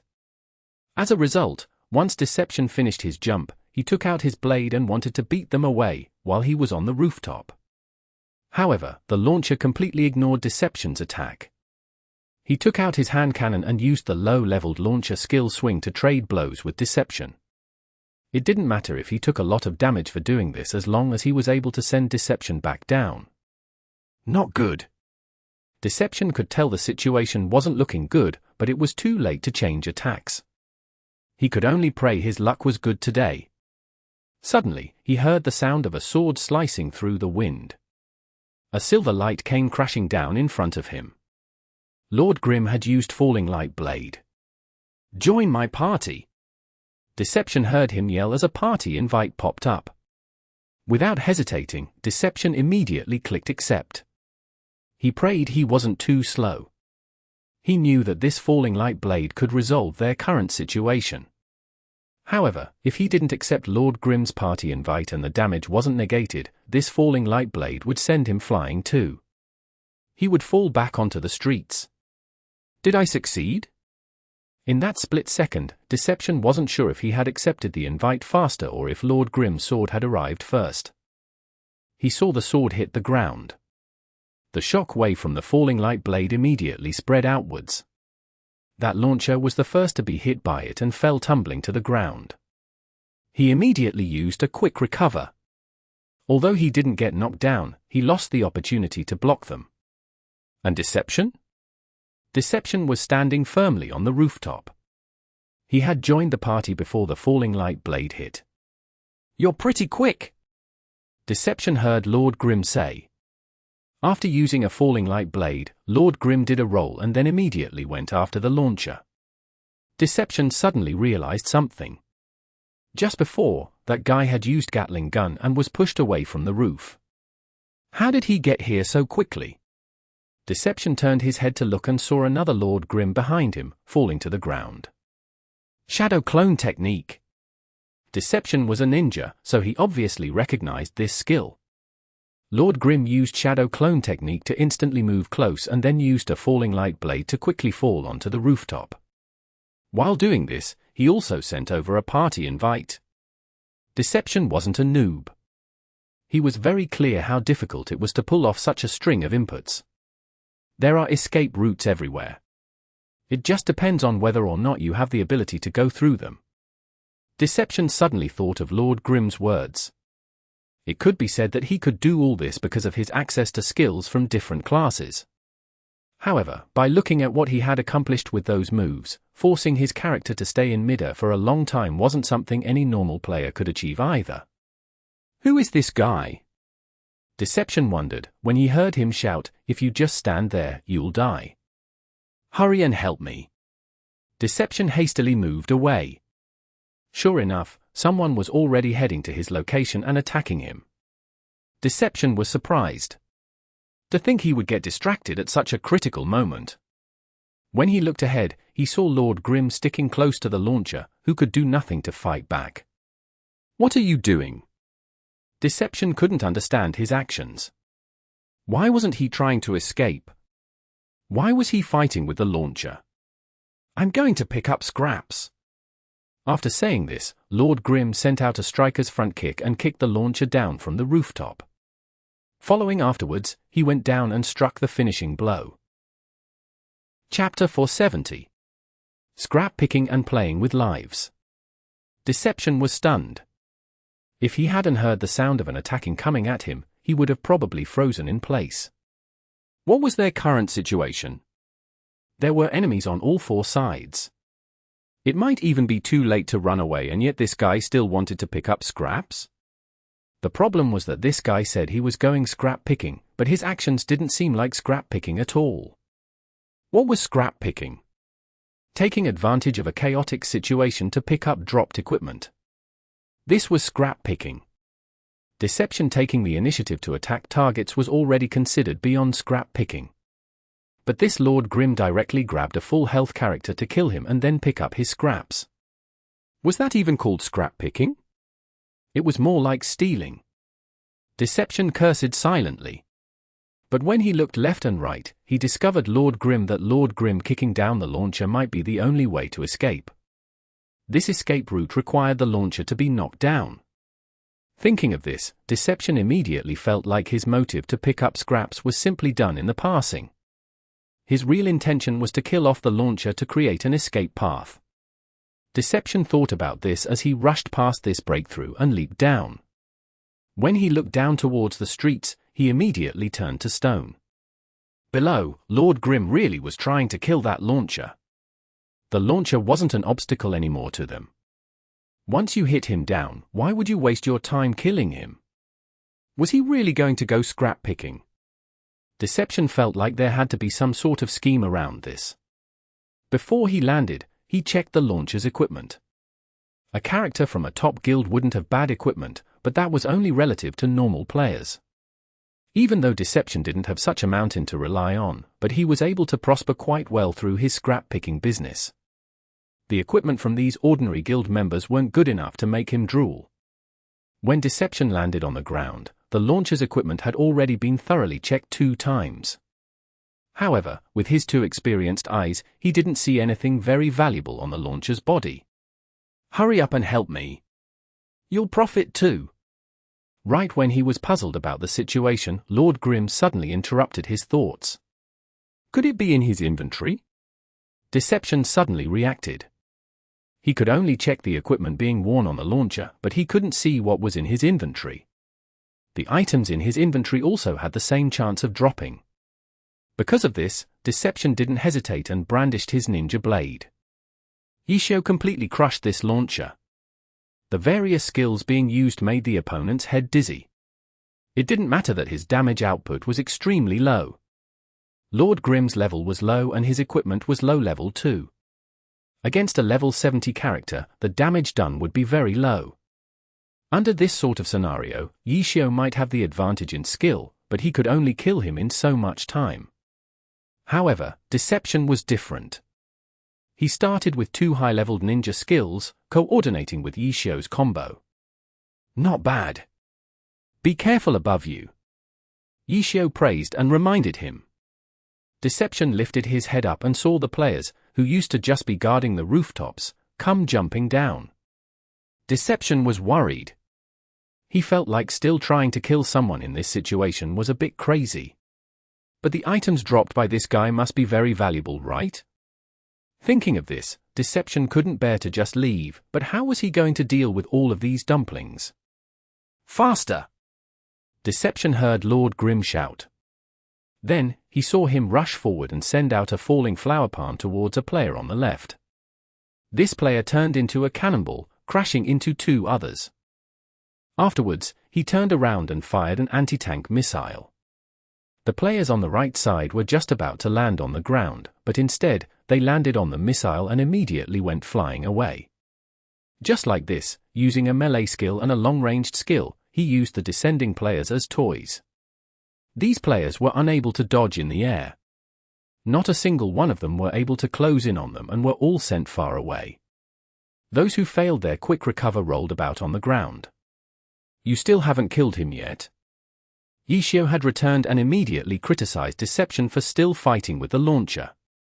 Deception was also somewhat sad. He had come out to pick up scraps, so he wasn't wearing very good equipment. As a result, his damage output wasn't very high either. Hearing Yishio complain, he suddenly remembered that he could use the equipment he had picked up. Thinking of this, he quickly found equipment that would increase his damage output and wore them. His damage output immediately increased greatly. Yes, good. Yishio watched the launcher's health drop and expressed that he was satisfied. Deception was already completely focused on the task though. When this launcher died, his items would drop out in an instant. Deception was confident that with his ability as a scrap picker, he would be the first to pick up the items. At the very least, he didn't believe the other side when he said you'll profit too. Hurry. They're about to surround us. Lord Grimm hurried over to help, complaining while attacking. Sending the dumplings flying away would only buy them a few seconds of time. All of them quickly got up and charged forward at them again. Yishio had no way to send them all flying again. The 2 were truly in a difficult situation. They hastily tried to kill off the launcher while dodging the incoming enemy's attacks. A forest of spears and a rain of arrows descended onto them. The 2 skipped about like 2 little monkeys. They were about to be surrounded, but the launcher was at critical health. Just a bit more and he would die. The chasing guild players didn't know the truth behind why Yishio and Deception were fighting with the launcher. They just thought he was being a brave hero and sacrificing himself in order to stall for time. Everyone felt very moved and couldn't bear to watch the launcher actually dying. Cleric! Cleric! Everyone in the group shouted. In this sort of many against few scenario, clerics tended to follow a bit behind everyone else. Hearing an urgent call, a cleric appeared. Seeing the situation, he knew what to do and rushed forward to heal the launcher. Bang! But then there was an explosion and the explosion blasted the cleric flying away. There was even a knife stuck in his forehead. Cleric, heal yourself, Yishio said in a low voice. Troublemaker? You're looking to die. Deception held his knife-tossing position. The two characters turned back and made the decisive blow. Pu! Deception's ninja blade swung down. Lord Grimm's spear thrust forward. Both hit at the same time and blood spurted out from the launcher's body. The launcher fell and with a hooah, equipment jumped out from his body. Deception immediately focused and his mouse moved so fast, even he didn't know where he was pointing at when he picked them all up. I got them! Deception was excited. He delightedly turned to look at Lord Grimm when he realized he was suddenly gone. Are you waiting to die? Lord Grimm's voice unexpectedly came out. Deception immediately turned to look and saw that he was already 5 units away. How could he be so fast? Unless he didn't pick up any equipment? Deception was surprised and opened up his inventory. Earlier, he had only cared about picking them up and didn't check to see what he had gotten. When Deception saw what he had gotten, he immediately felt disappointed. A pair of shoes dropped. It wasn't bad, but it was far from what Deception was expecting. It wasn't anything worth dying for. Could he not have even tried? Deception thought and turned around to look. The launcher's corpse was still there. Deception took note of his name. Over here. Deception was still thinking about equipment when a voice suddenly came. Another group of players were in front of them and had blocked their path. Deception didn't think and immediately turned his body to jump towards a wall. Before, that street had people guarding the rooftops. But here, they shouldn't have had enough time to make any arrangements yet, right? Deception doubted they would have made preparations for the entire town. But when he looked, he saw a greatsword smashing towards him. Deception reacted extremely quickly and raised his ninja blade. This wasn't a blade master's guard. The system didn't help out in any way. It was entirely the player. It could be said that this was technically an attack, but the target wasn't the opponent, but rather the opponent's sword. This sort of attack could be considered a guard. If it was successful, the opponent's damage and knockback could be reduced. Guarding in this way was even more difficult than attacking. After all, if an attack missed, it wouldn't matter much, but if a guard missed, then the player would take the full brunt of the hit. But in this situation, Deception didn't have any other choice but to guard. His mouse moved and his ninja blade went out in a swift arc, hitting the greatsword. Dong! Deception wasn't hit by the greatsword, but he couldn't jump onto the roof either. Because of this attack, he had to land back onto the street. I say, is your memory that bad? Lord Grimm's voice floated over. Deception was startled. Could there be people here too? Just how big of a net had these guilds constructed? Don't only think about the roofs. Over here. Lord Grimm called. He moved into an empty room.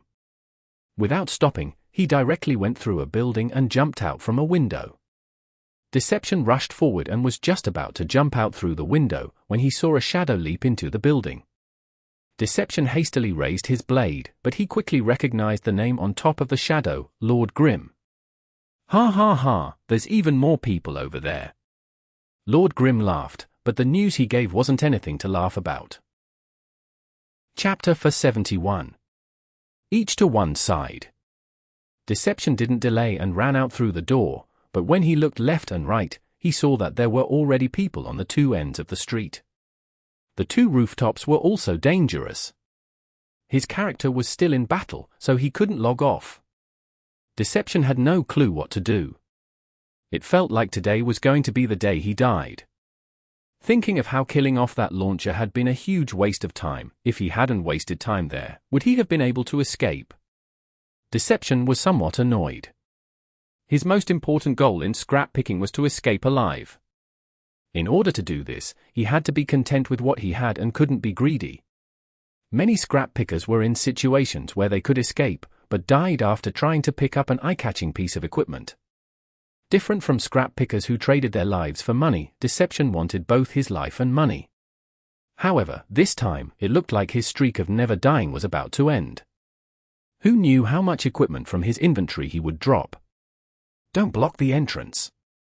Deception was trying to figure out his future plans when he heard Lord Grimm grumble and also exit from the building. What a scene! Lord Grimm looked around left and right and mumbled to himself.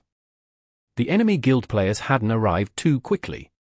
Their main goal was to create a perfect encirclement. Catching a turtle in a jar would only be a matter of time. From the looks of it, I feel like that street over there might have fewer people. Lord Grimm went back to the window. Deception wanted to cough up blood, but he didn't want to die either, so he ended up following Lord Grimm back into the building.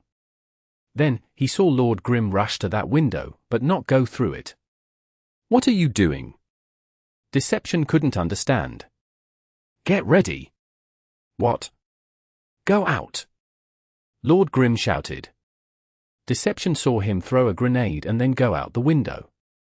The blinding light from the grenade covered for them, and because Deception was in the same party as Lord Grimm, he wasn't affected by it. He also jumped out through the window as well. Go. A word flashed in the party chat. Outside the window, people who were hit by the explosion lay on the floor. Lord Grimm had charged forward to a nearby street and jumped onto a rooftop. Deception didn't dare delay. The small grenade didn't have a very large explosion radius. It had only knocked down the small group of players outside the window. The others behind them had already come chasing after them. Deception was too afraid to even run forward and made a roll. Even so, he was still hit by a few attacks. Fortunately, he didn't take any significant damage. Deception drank a potion and also leaped up, using his ninja blade to climb up the wall. This rooftop wasn't very high and Deception quickly reached the top. When he looked back, the streets were filled with people. Long-ranged classes were firing continuously at them. Deception hastily flipped onto the roof to dodge these attacks. Why didn't we jump here earlier? Deception realized that there weren't any ambushes waiting here. Just because there aren't any now doesn't mean that there weren't any before. Lord Grimm replied and then continued forward. After a short pause, Deception came to a realization. When Lord Grimm had leaped out of the window previously, the area close to the window might have been empty, but there were people waiting out on the rooftops. As a result, he immediately returned back through the window to let them think that he wouldn't come this way. This way the enemies on the rooftop were lured down.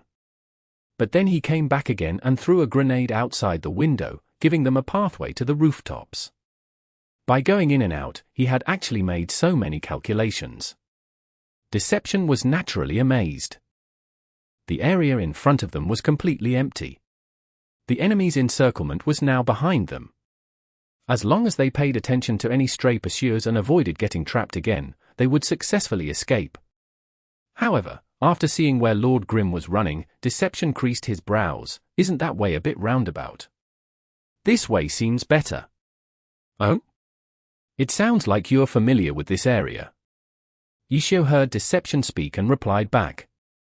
Yeah. Deception didn't say anything more. If we're going to run away, then that way is better, but I don't think I ever said we were going to run away, did I? Yishio smiled. Then what are you planning on doing? Deception was puzzled. Didn't I say it already? I'm going to go scrap picking. Yishio said. You? You're crazy.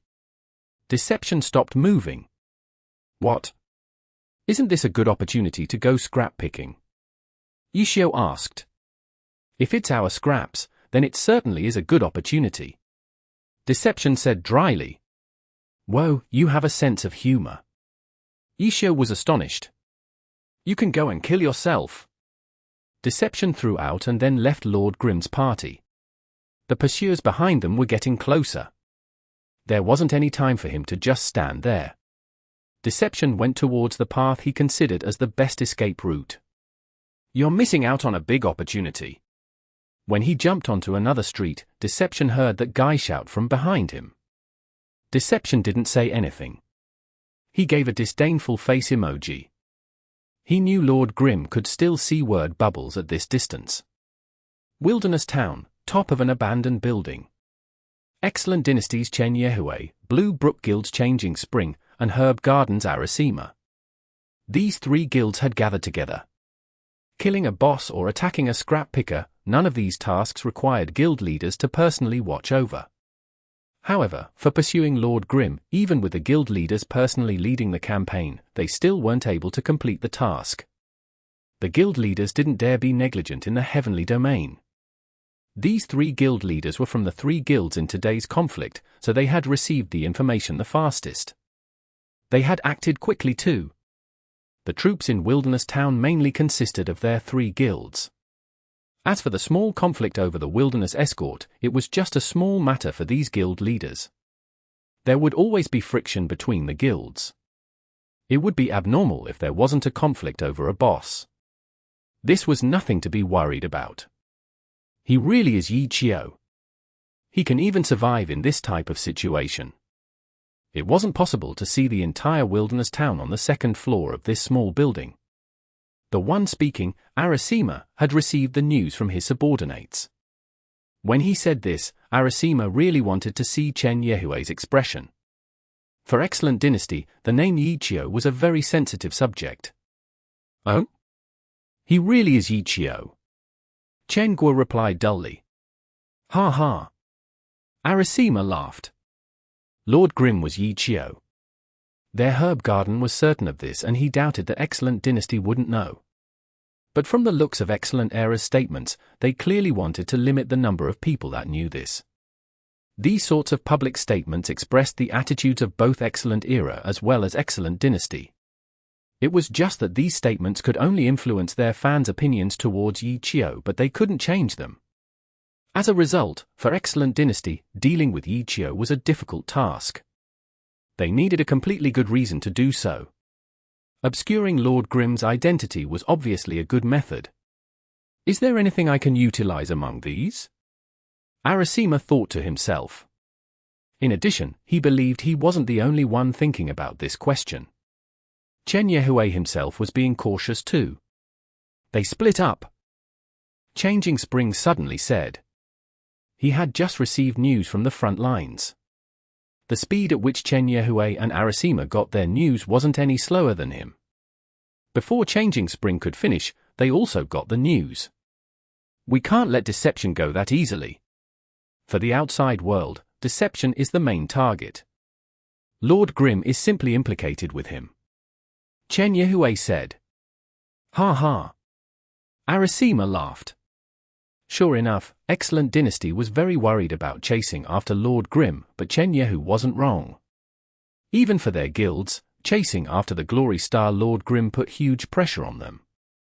Deception's appearance was an opportunity. They couldn't let this opportunity go away so easily. They had to bring these two down together. Deception is heading towards the north, Lord Grimm is heading towards the west. Changing Spring said. I already have troops on the north side. Deception won't be able to escape. Arasima said confidently. Honestly speaking, Deception wasn't a big threat to them. No matter how great of an expert he was, with his lone wolf personality, he might injure their guild, but it wouldn't hurt their foundation. The top guilds were more forgiving towards him because they had thoughts of roping him in. As for Lord Grimm, they had already experienced his abilities in the 10th server. In addition, with his identity, he was an even bigger player than they were. This was the type of player the top guilds placed great importance on. Lord Grimm's goal seemed somewhat strange. What is he trying to do going west? Changing Spring wondered. Wilderness Town was on the southwest corner of the Heavenly Domain. Towards the west was the map's end. In the game, this was an impossible-to-climb over mountain range. This mountain range covered the entire Heavenly Domain's western boundary. Pull back the encirclement. Trap him at the foot of the mountain. Let's see what he can do. Chen Yehue said. I'll take care of the north. Arasima said. I'll take the east. Changing Spring said. Then I'll take the south. In order to make things easier to command, the three guilds didn't mix together. This time, the three were working hand in hand and had made the appropriate arrangements. The three guilds had their work clear-cut.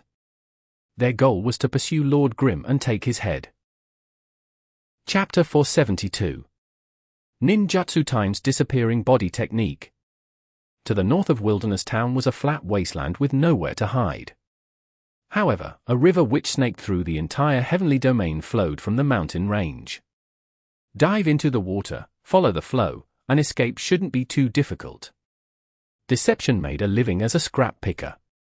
He naturally had experience running away and had even decided where he should get back onto land. Whoosh! A grey shadow zoomed through a window from the second floor straight down to the streets. After rolling, he leaped up and stuck his ninja blade into the wall. Using it twice, he jumped up onto the top of the wall. He pulled on the rope in his hands and the ninja blade returned. The entire set of movements flowed perfectly. Not a single sound could be heard. In covert operations, ninjas were better than assassins at hiding and had stronger attacks than thieves. Deception had a solid understanding of his class. Deception didn't immediately go down after jumping up onto the rooftop. He looked around left and right first and then crawled quietly forward. Below on the streets, he could hear the sounds of hurried footsteps. Deception didn't move and listened carefully to their voices. Don't go onto the roof. This was what Deception hoped would happen, but reality didn't turn out as he hoped. All of a sudden, the whirring of rotor blades could be heard. There was nothing he could do. He immediately rolled backwards and his character slid down the wall. Midway, he stabbed his blade into a crack in the wall and swung back. His character flipped in the air and then he put his back to the wall underneath the cornice. If one didn't look up, it would be difficult to see him. This wasn't any normal technique. This was a ninja skill, ninjutsu times disappearing body technique. However, in order to get underneath the cornice, a certain amount of imagination and mechanical skill was needed. What places the disappearing body technique could or couldn't be used, whether or not the desired effects could be reached, all of this depended on the player. The ability to hide with the character's back to the wall without falling down was a type of support given by the system. Because it was a skill, it had a duration limit. At max level, this status could be held for 30 seconds. How many levels this skill should be skilled up depended on the player to decide. For ninjas, this skill was undoubtedly an important feature of the class, but every player had their own play styles, so there were quite a few who played it as a battle class. For these types of players, just 1 point into this skill was good enough. Deception was in the middle. The skill wasn't at level 1, but it wasn't at max level either. He could sustain this state for 20 seconds. In this type of situation, he felt like this was good enough, unless these players moved abnormally slow. After going up onto the roofs and seeing that there was no one there, if they decided to dally around, then Deception would be exposed. Seeing the skill's timer turning, Deception listened carefully to the sounds up above on the roof. However, amidst the noisy whirring of rotor wings, it was very difficult to hear them. Once the rotor wings stopped whirring, movements could be heard from up on the roof. The sounds were all over the place though, and he couldn't tell how many people there were. Soon afterwards, several shadows leaped down from the roof. 1, 2, 3, 9, 10, Deception counted. An entire team of players had come down. Deception held his breath. Luckily, no one in the team looked back. The team split into 2 groups of 5, heading in separate directions. Deception let out a sigh of relief. He watched as the 2 groups moved farther away. There were no movements from up above either. He still had 3 seconds of his disappearing body technique left. Deception used this time to quickly flip up onto the rooftop. CHA. A person was standing on the rooftop. Fortunately, his back was facing towards him. Under the disappearing body technique, Deception's movements didn't make any noise when he landed. This person didn't notice him. They had actually left one person there. Deception was extremely sad. If this wasn't the game or the arena's sudden death mode, a slice across his throat would be enough to kill him off silently. Unfortunately, it wasn't possible to kill off his opponent in one move. With his current equipment, it would take him at least a minute to kill him. He couldn't turn back either. There were certainly more pursuers coming after him there. Helpless, Deception could only continue forward. Exposed was exposed. It was just one person. It's not like he would be trapped, right? Deception didn't dare waste any more time. After a short moment of hesitation, he immediately moved. He threw out the string attached to his ninja blade. The string intersected and directly latched onto the person's neck. He straightened his back and directly threw him onto the streets below. He executed a clean neckbind technique. He didn't wait to see how that person would respond and immediately rushed forward onto the street below. It turned out that over on this street, another team had slipped up to the left and right directions. They were currently moving apart. The instant they received the news, they turned their heads back and saw Deception. Without hesitating, the two headed back to pincer him. How unfortunate! If it wasn't for that guy on the roof, he would have gone through without anyone knowing. After passing through 2 streets, he looked forward.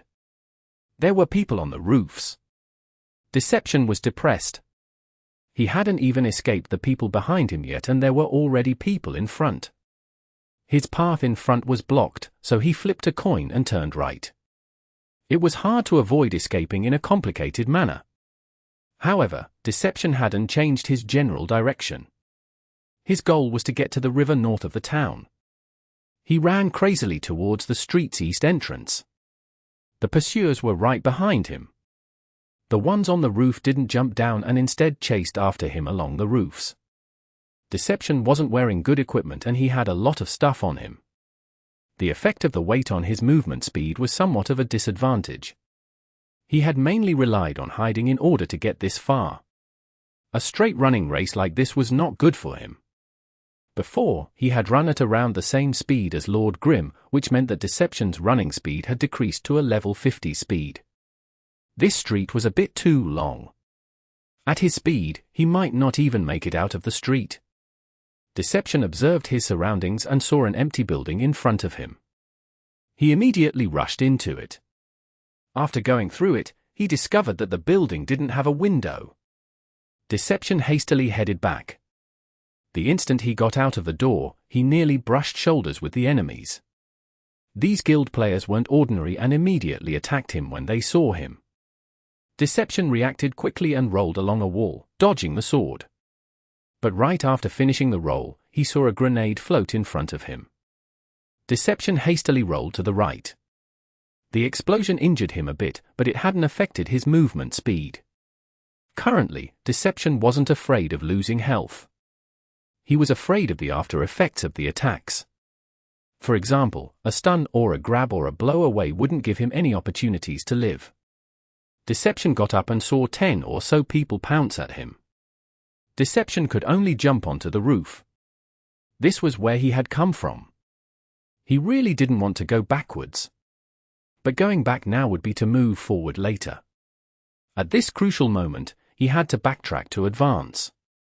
Deception went back, but soon discovered his step back was trash enough. This street used to be empty, but now there were people there. In addition, they had blocked the east exit which he had originally been moving towards. Deception could only turn around and head to the west. He saw several empty buildings and wanted to go through them, but he was conflicted. The same situation as before might happen and the building might not have windows. It would be the same as going into a death hole. Seeing the pursuers beside him, with this distance, if he went in he wouldn't be able to get out. The pursuers were getting closer and closer. The gunners hadn't stopped shooting at him. Deception's pathing in order to dodge these bullets had greatly affected his movement speed. On the other hand, the pursuers behind him were moving in a straight line. Due to this, it was only a matter of time before he would be surrounded by them. With the distance between them, he might not even be able to successfully flip over a wall. He could only make a gamble. Deception clenched his teeth and rushed into an empty building on the left side. As soon as he went in, he saw a window. His hopes resurged. Just as he was about to go through the window, he suddenly had a thought. This window was so obvious, of course. Deception suddenly moved back a step. He jumped and threw a ninja blade at the wall. He swung up and went into a corner above the entrance like a spider. Disappearing body technique. Right as he finished jumping, shadows appeared at the entrance and characters went into the building. Without hesitating, none of them stopped and rushed out through the window. 1, 2, 3. The pursuers all went through this route. Deception counted and counted anxiously. Hurry, hurry! Deception counted as he urged them to move forward. Before, he had been annoyed at how fast they were running, and now he was annoyed at how slow they were. His disappearing body technique only lasted 20 seconds. Once those 20 seconds were over, he would drop down. 20 seconds should be enough. Deception had made the calculations before he did this. But the moment of excitement never came. He heard a worrying voice. In the direction of the window, he heard someone say, "Did he come through here?" "No, I didn't see anyone come out from here. There were people watching outside." Deception immediately understood. If he waited there, he would certainly die. His only choice was to break through with force. He quickly cancelled his disappearing body technique and immediately landed on the ground. At the same time, someone came into the building through the door. Deception brandished his blade and stabbed it into this person's head as he fell. Then, he landed on his shoulders and pulled out the blade. His character shot out from the door like a bullet. Ninjutsu times bird fall. Chapter 473. Difficult to find escape route. Ninjutsu times bird fall. After having just bumped into some bad luck, Deception whooshed out through the door. His character moved like a shadow, leaping directly over the incoming players' heads. This time, his actions were completely unexpected. None of them had made any mental preparations. Deception landed on the ground and rolled forward. Without pausing, he got up and jumped up onto the rooftop. The pursuers on the streets were in complete disorder and only realized what had happened after a short moment of confusion. They quickly turned their heads and saw the shadow of Deception drop towards the neighboring street. The guy had run away again. The players were furious. All of them recognized Deception. Some of them had even had their equipment stolen by him before. No one had any good feelings towards him. Although the guilds had never organized a group hunt for him, the players had privately organized their own hunting group before, but they had never been able to catch him. Deception and Lord Grimm were on two completely different ends of the spectrum for the guilds. From the guild's perspective, a lone soldier like Deception would never be able to injure their guild's interests as a whole. No matter how annoying he was, it was just like an ant biting an elephant. However, while Deception caused trouble, there would always be a few inside the guild who would have their interests injured by him. Even though the top guilds could easily make up for the damage Deception did to them, there were many players who still detested him. Lord Grimm was the opposed. Lord Grimm's actions didn't do any direct damage to the individual members of the guilds. However, the pressure he put out suppressed the guild's strength as a whole. For example, in the 10th server, Lord Grimm's brilliance made the player base understand that he was an expert who didn't care about the top guilds. This type of situation affected the top guild's development greatly, but it was difficult for the individual members of the guilds to feel anything. In the end, only an opponent like Lord Grimm could make the entire guild act. Deception was simply a complimentary gift attached to him. However, in terms of execution, most of the guild members wanted to abuse their orders to carry out their private interests. They didn't need any encouragement from above to kill Deception. They were more than happy to do the task. Is there anyone on East and West 8? Deception is heading in that direction. Against Deception, many of them were sincerely cooperating together. We're there, but we don't see Deception. What? He's on the rooftop. He didn't jump down. The players who had just climbed up immediately saw Deception hiding in a place out of view from the others looking up from the streets. North and South 4 seal off the intersection between roads 47 and 48. North and South 4 here, but we only have 5 people. He's on the rooftop. If you can delay him, that's enough. Information continued to be passed around. Everyone reported Deception's whereabouts and concentrated their strengths into encircling him. There were all sorts of ways to communicate with each other. The temporary channel set up by their guilds could only be used by people in their guilds. However, those in the alliance needed a way to communicate with each other as well. In-game or out of game, as long as they could send information back and forth amongst each other, it didn't matter. For a while, the people in charge of receiving and sending out information were extremely busy. Are the people at the intersection ready? Deception is almost there. The pursuers on the rooftop saw that they were almost at the end of the street and hastily urged them. Ready. They were already in position. He's here. The 5 players at the intersection suddenly saw a shadow drop from a rooftop. The party leader gave a shout and skills were released in that direction. However, they soon realized that something wasn't right. Wasn't this shadow a bit too small? It's not a person. It's a piece of equipment.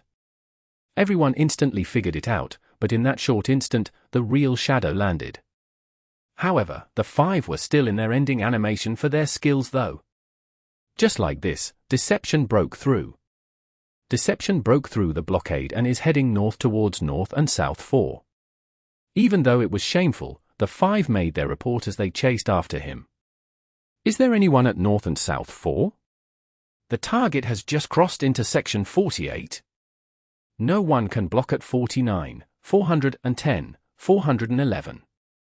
Someone shouted. Received. I'll be at intersection 410 very soon. We already see the target and are chasing after him. East and West 9, coordinates axis. East and West 11 is being reinforced. Coordinates. We're at North and South 12. Do you need our help? Coordinates. The nearby players reported their positions and their coordinates. Their chase after Deception was very active. But the guild leaders of the 3 guilds were speechless at their situation. They didn't mind everyone being so enthusiastic to kill Deception, but the important thing was, their other chase was the complete opposite. Their main goal was still Lord Grimm, but there was no news from the chase for Lord Grimm in the past 5 minutes. He hadn't left the wilderness town, but he had already escaped from their pursuit. Against Deception, it was a chase. Against Lord Grimm, it was a search. News about Lord Grimm came about every 2 minutes about having not found him yet. 5 minutes! That was more than enough time to be out of combat, but they knew that Lord Grimm was still online. He had escaped, but hadn't gone offline. This meant he didn't care about them at all. The 3 were uneasy. The news telling them he's not here, he's not there made them extremely annoyed. And then when they looked how active Deception's chase was, it was obvious how they were feeling. What is this guy planning on doing? Besides the moment Lord Grimm and Deception split up and deciding not to let Deception escape, they never mentioned Deception's name again. Their attention was on Lord Grimm. The 3 were conflicted. Lord Grimm had already escaped from their eyes. They thought he would immediately log off and were originally disappointed and angry, but who would have thought he wouldn't log out? However, they soon felt uneasy. After all, logging out was the safest and most efficient method. If he wasn't going to log off, then it meant there was something he still wanted to do. Yishio hadn't even done anything yet and he was already making these 3 guild leaders feel uneasy. They still hadn't found any signs of Lord Grimm, yet all they were getting were information about Deception. The more the 3 looked at the incoming news, the angrier they got. What's going on? They can't even kill off Deception. Chen Yehue was the first to curse. The more impatient they got over Lord Grimm, the more unsettled they became. Poor Deception had become their outlet to vent their anger. 9 heroes, golden fragrance. How come there's still no news from you two? Chen Yehue reprimanded 2 players in his guild. We're guarding the south side. 9 heroes and golden fragrance were Excellent Dynasty's core players and Chen Yehue's trusted aides. What are you guarding for? There's still no one after 5 minutes. Hurry up and move. Go look for him. Chen Yehue roared. Do we look for Lord Grimm or Deception? 9 heroes carefully asked. He was a bit confused. In the beginning, the guild leader was criticizing them for not catching Deception yet, and then he switched the topics to him and golden fragrance, complaining how they weren't working hard. Then, he told them how there was still no sign of him after 5 minutes, talking about Lord Grimm again. Finally, he told them to look for him. 9 heroes felt like the guild leader's thoughts were a bit jumbled. Lord Grimm. Understood, the 2 hastily told their troops to move out and look around. After shouting at these 2, he picked out more names to instruct. The group leaders who were scolded yelled at the party leaders inside their groups. The party leaders immediately urged their party members.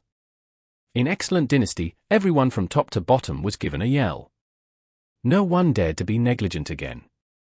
They looked around and searched. A portion of them went over to help out the other chase and quickly kill off Deception. Chen Yehue found Deception extremely annoying. It was like when you were working hard at something and there was this housefly buzzing around you all the time. Deception was ready to run as if his life depended on it along one road, but he soon encountered a strong blockade. He wasn't going to kill himself to do so, though Deception was just a bit tougher than before. In places where he would have ran back, he now chose to break through them with force. Yet even so, he still hadn't escaped from the pursuit. Deception's current goal was the north exit, but he was getting farther and farther away from it. He was being pushed to the foot of the mountain on the west side. Once he got there, his options would be more limited. They originally needed to surround him on all 4 sides, but if they trapped him there, they would only need to surround him on 3 sides. Is there anyone at intersection 24? Is there anyone there? The communication once again started. Deception had already been forced to this position. Here. Someone replied. This was Excellent Dynasty's golden fragrance. After being yelled at by Chen Yehue, she and 9 heroes led their teams around. They just happened to have gotten here and received this message for help. Deception is heading towards your direction. Okay, give him to us. Golden Fragrance was one of his guild's core members, so her thoughts were more from an upper-level perspective. Her attitude towards Deception was the same as her superiors, but now that they had bumped into each other, she wasn't going to let it go. After being yelled out by her guild leader, she was quite panicked too. They only had 2 targets for this operation. It wasn't easy to find an outlet to vent her anger. Now that an outlet had come to her, she was going to play around. Spread out. Golden Fragrance led more people than the others. Her group wasn't made up of just 3 or 5 people. Right now, the 10 players under her were ordered to completely spread out, leaving intersection 24 empty. Tell me the target's coordinates. Golden Fragrance requested. Coordinates. Someone replied. He was clearly still chasing after Deception. Deception wasn't having it easy either. Everywhere he went, he knocked into a bee's nest. He had never gotten out of combat. If he could, he would have logged off long ago. Why would he still struggle? Right now, the north side was completely blocked off. His only choice was to run south. In front of him was an intersection. After having been on the run for so long, he knew there would soon be people rushing to block the intersection, but it seemed unexpectedly quiet this time. Chapter 74. Ninjutsu, Shadow Dance. Deception wasn't stupid. The guilds weren't foolish either. Golden Fragrance wasn't the only one to try hiding on the sides, waiting to make an ambush. Deception had seen this sort of scenario, where the intersections looked very sweet, for times already. This was now Deception's 5th time seeing this scheme.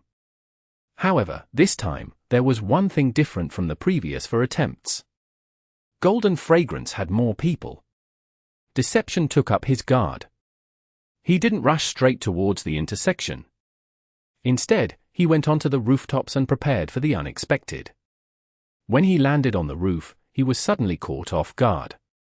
In that instant, 15 people appeared at the intersection. Their encirclement tightened around Deception. It looked like he had a way out behind him, but the pursuers from behind were getting closer and closer by the second. From the start to the finish, he had never been able to escape from the pursuers. "Let's see where you run now." Golden Fragrance stepped forward and shouted aggressively at Deception. She didn't have any enmity towards Deception. It was just that she hadn't been able to find Deception and wanted to seize this gift to vent her anger. HMPH. Deception coldly humphed. Without saying anything more, he looked around and calmly observed his situation. 15 players. They had already completed the encirclement.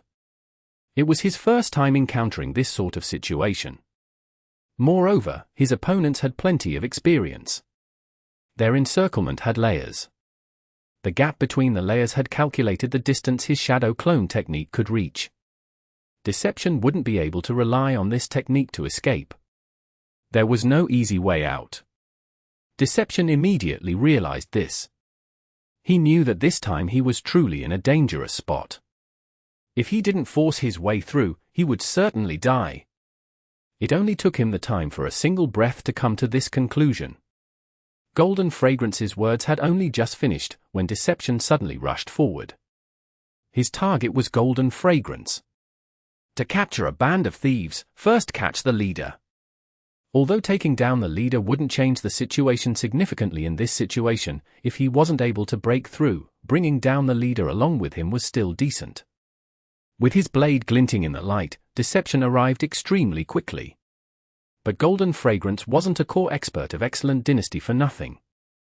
Seeing Deception rush at her, she immediately raised her hands and fired. 3 anti-tank missiles shot out towards Deception. In an instant, the smoke and light from the explosion engulfed the area. "Careful!" someone on the side warned. Golden Fragrance didn't have time to react. All she saw was a streak of blood fly out from her. Assassin skill, cutthroat. How did Deception get behind me? It wasn't hard for Golden Fragrance to figure it out. His only way to do so was shadow clone technique. However, she hadn't seen him used even though he had been right in front of her eyes. Every skill had a sign before it was used. When shadow clone technique was used, the character would shake slightly. Everyone knew ninjas had this technique, so everyone usually looked for this sign, yet Golden Fragrance hadn't seen it. This was because Deception's hands were extremely quick. The faster the movements were done, the shorter the sign. This didn't have any limit. For a launcher, being closed in on was very bad. However, Golden Fragrance wasn't too alarmed because she wasn't the only one fighting. Her character turned around and used a swing, the launcher's knock-up skill. Deception had retreated a long time ago though. Cutthroat had simply been an attack done in the passing. His main goal was to break through the encirclement and escape. If he wasn't able to escape, then he would fight. After retreating from Golden Fragrance, Deception turned around and leaped up.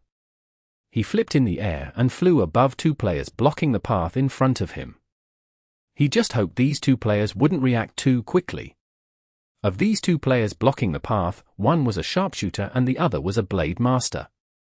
Unfortunately, their reactions were very fast. The blade master leaped up and used a falling phoenix slash in an attempt to slice Deception. There was no other option for Deception. He slashed with his ninja blade to guard against the falling phoenix slash. Clank! This guard was only a type of attack versus attack. It wasn't an actual defensive skill. Whether or not the attack hit the opponent's weapon depended on the player. Deception had only used a normal attack, while the blade master had used a falling phoenix slash. Thus, he was only able to reduce some of the damage and wasn't able to block the falling Phoenix/Slash's momentum. The blade light continued to descend rapidly. Deception put his ninja blade in front of him and could only watch as he was cut down. This was the difference between a normal guard and the guard skill. The guard skill could completely negate the opponent's attack, while a normal guard only blocked a portion of the damage. Deception was hit to the ground by the falling Phoenix/Slash. When the sharpshooter jumped up, he made a roll backwards. This roll made Deception very sad. When he landed, he made a forward roll to avoid the Blade Master, but was now right in front of the sharpshooter's gun. These two were clearly experienced veterans. This sort of coordination completely removed all of Deception's options. The other players were also closing in. There were a few waiting outside too in order to guard against a shadow clone technique. How troublesome! The instant Deception landed on the ground, he immediately rolled backwards. Behind him was the enemy leader, Golden Fragrance. After all, Golden Fragrance was a launcher. Seeing Deception roll towards her, she jumped back. But at the same time Deception rolled back, he suddenly disappeared. Not good.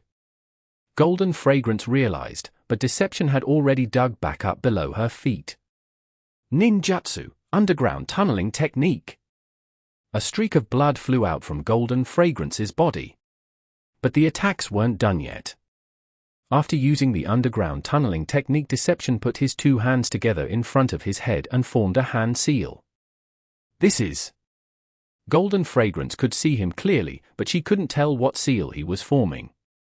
The hand seal was finished in an instant. Deception's body suddenly flickered as if he were going to use a shadow clone technique. But the movements made after this flicker were much greater than the shadow clone technique. It looked as if he spread out in all different directions. Golden Fragrance instantly knew what was going to happen. Unfortunately, that was all she could do. After Deception flickered, he suddenly spread out. Suddenly, countless shadows of Deception appeared. The shadows ran in all different directions, causing everyone's eyes to go blurry. Blood began flying out continuously from Golden Fragrance's body. Ninja level 70 skill, Ninjutsu, shadow dance. Spread out a bit more. Don't let him escape the circle. Golden Fragrance immediately ordered. Shadow Dance's attack made several shadows appear. After finishing the skill, the character could freely choose which shadow to go to. With so many shadows around moving in a blur, it was impossible for them to know where he would go. If they didn't widen their encirclement, it was very likely that their prey would use this chance to break through. When everyone heard this order, they widened the encirclement, while attacking the shadows. The clones from the Shadow Dance and the clone from the Shadow Clone technique was the same. They could be destroyed with an attack. The difference between these two skills was that the clones of the Shadow Dance could move around and had higher health. People tended to choose the shadows which weren't moving. This was because each clone in the Shadow Dance had to be manually controlled by the player. As a result, most of the time, the player wouldn't be able to move every single clone. Some of them would just stand there. But they soon realized that there weren't any. There weren't any clone which weren't moving. Deception could unexpectedly control all of the shadow clones. Such a level of mechanics was already a pro level. As players in a top guild like Excellent Dynasty, they had seen many things. However, whether it was in-game or in the arena, they had never seen a player able to control Shadow Dance to such a level. With no clone sitting still, they could only attack randomly.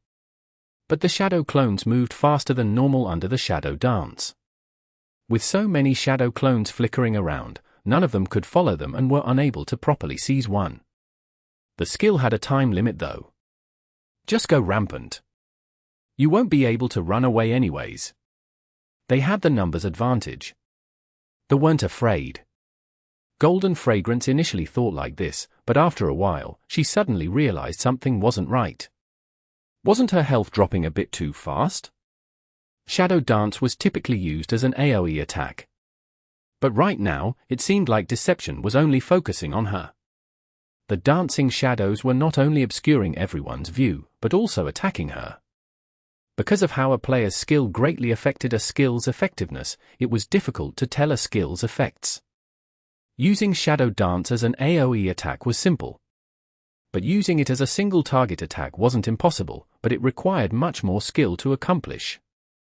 Deception was undoubtedly doing it in this way. He had controlled all of the shadows to focus fire on her. Due to this, Golden Fragrance's health was dropping rapidly. She originally hadn't been worrying about it, but now such a thought had risen in her head. Am I really going to die? Golden Fragrance was scared. She hastily called out, "Cleric!" Their team of 15 would obviously have a cleric. The other players really hadn't noticed her situation, but after hearing her call for a cleric, they suddenly realized that Golden Fragrance was already at such low health. The cleric quickly dashed over. Just as he was about to heal her, a shadow passed by him and interrupted his casting. Use an instant one. Golden Fragrance was furious. Chapter 475. What enmity do you have with launchers? There were two types of cleric heals. One type was a heal over time and had a cast time. This was what players commonly referred to when they said heal. This type was split into three different kinds: small heal, great heal, holy heal. The longer the cast time, the greater the heal. The casts made by clerics were different from ninja hand seals, which would be improved with better skill. For these casts, the only thing that could be done was to press the skill faster. The cast time could only be decreased with the character's spirit attribute and certain equipment. The other type of heal was an urgent rescue type. This type of heal was called cure and was split into three different kinds: small cure, great cure, holy cure. Cures didn't have a cast time and were considered instant casts. However, they had very long cooldowns and it wasn't possible to only rely on these to recover health. As a result, cures were mainly used in emergencies, while heals were the ones mainly used. When to use the three different kinds of heals and the three different kinds of cures was one area which determined a cleric's skill level. The cleric in Excellent Dynasty looked at Golden Fragrance's health and didn't see it as too dire. Moreover, they had the numbers advantage and his safety should be ensured. Thus, he had been planning on healing Golden Fragrance with a holy heal. Who would have thought that Deception's Shadow Dance would interrupt him? Golden Fragrance was in a panic and urged him to hurry, so the cleric hastily prepared to cast a cure, but before he could do so, one of Deception's clones pounced at him. Under the combo, the cleric remained in a stunned state, unable to cast the cure. Deception had turned Shadow Dance into a multi-target skill. He was planning on giving Golden Fragrance a good beating. But with the attacks from Shadow Dance being split between the cleric and Golden Fragrance was no longer in as much pressure. When she looked at her health, she felt like she had been a bit too panicked. No matter the case, it wasn't possible for a single skill to instantly kill a same-leveled character, even if Shadow Dance was solely focused on her. After drinking a health potion, Golden Fragrance arranged everyone's position using the team channel. Shadow Dance couldn't kill her, but Deception might simply be trying to use the chaos to escape. Once Golden Fragrance calmed down, the entire team was no longer in as much of a panic as before. Shadow Dance's attacks hadn't been aimed at them, so their movements weren't affected.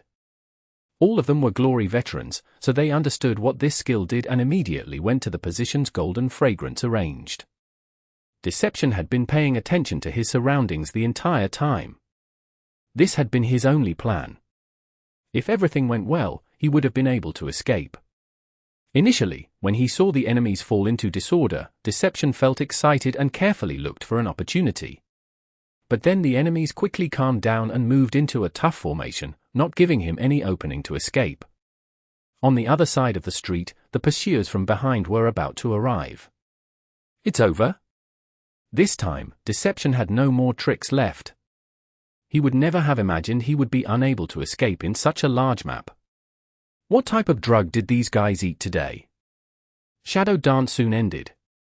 Deception hadn't been able to find any opening. After landing on the ground, he directly headed towards Golden Fragrance. Ninjutsu times bird fall.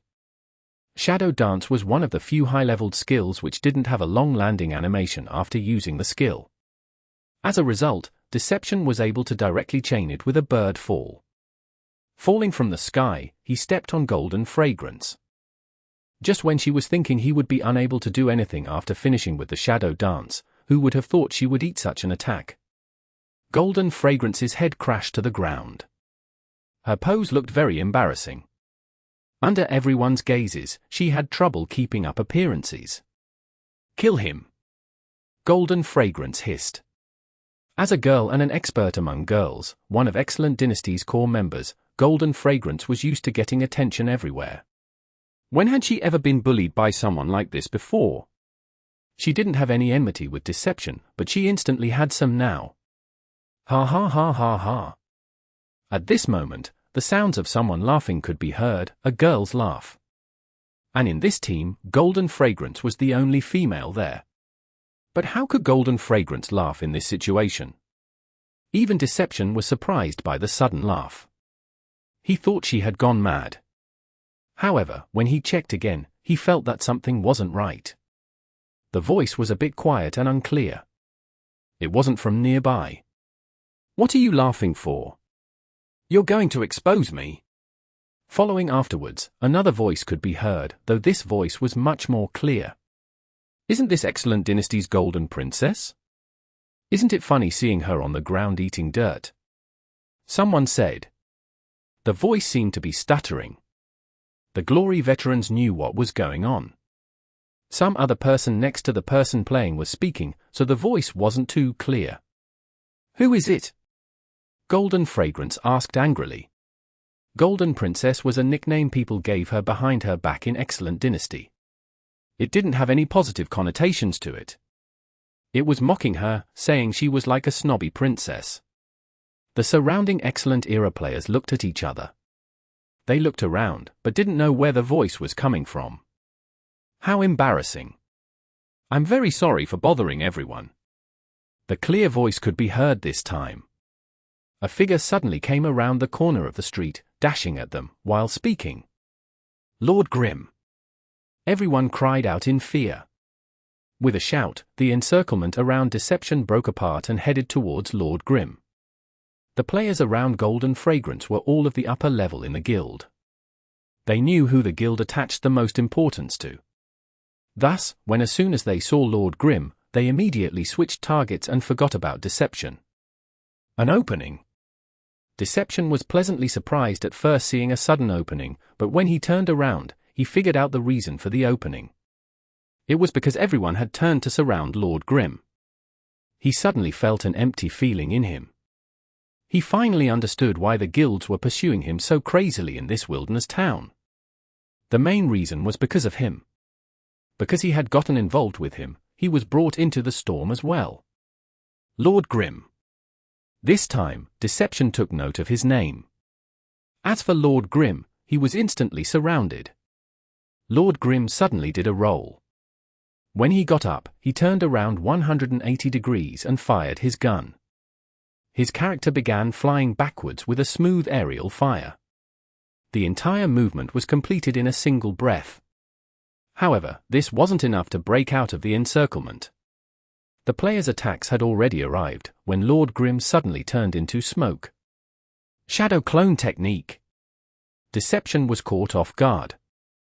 He was unexpectedly unable to figure out where Lord Grimm had gone. "You're so slow. I've been waiting here all day." Lord Grimm suddenly spoke. Waiting for what? Deception was at a loss. When he turned around, Lord Grimm's real body was already next to him. A scrap-picking opportunity. As he spoke, Lord Grimm swung his hand. Deception was looking at him from behind and didn't know which knock-up skill he had used, but Golden Fragrance had been launched into the air. The sudden laughter Lord Grimm appearing next to him had all gone by too quickly, so quickly that Golden Fragrance had only just climbed back up. A scrap-picking opportunity? You've been following me the entire time. Why would I follow you? You're not my target. Yishio said. What target is there for scrap-picking? Deception cried.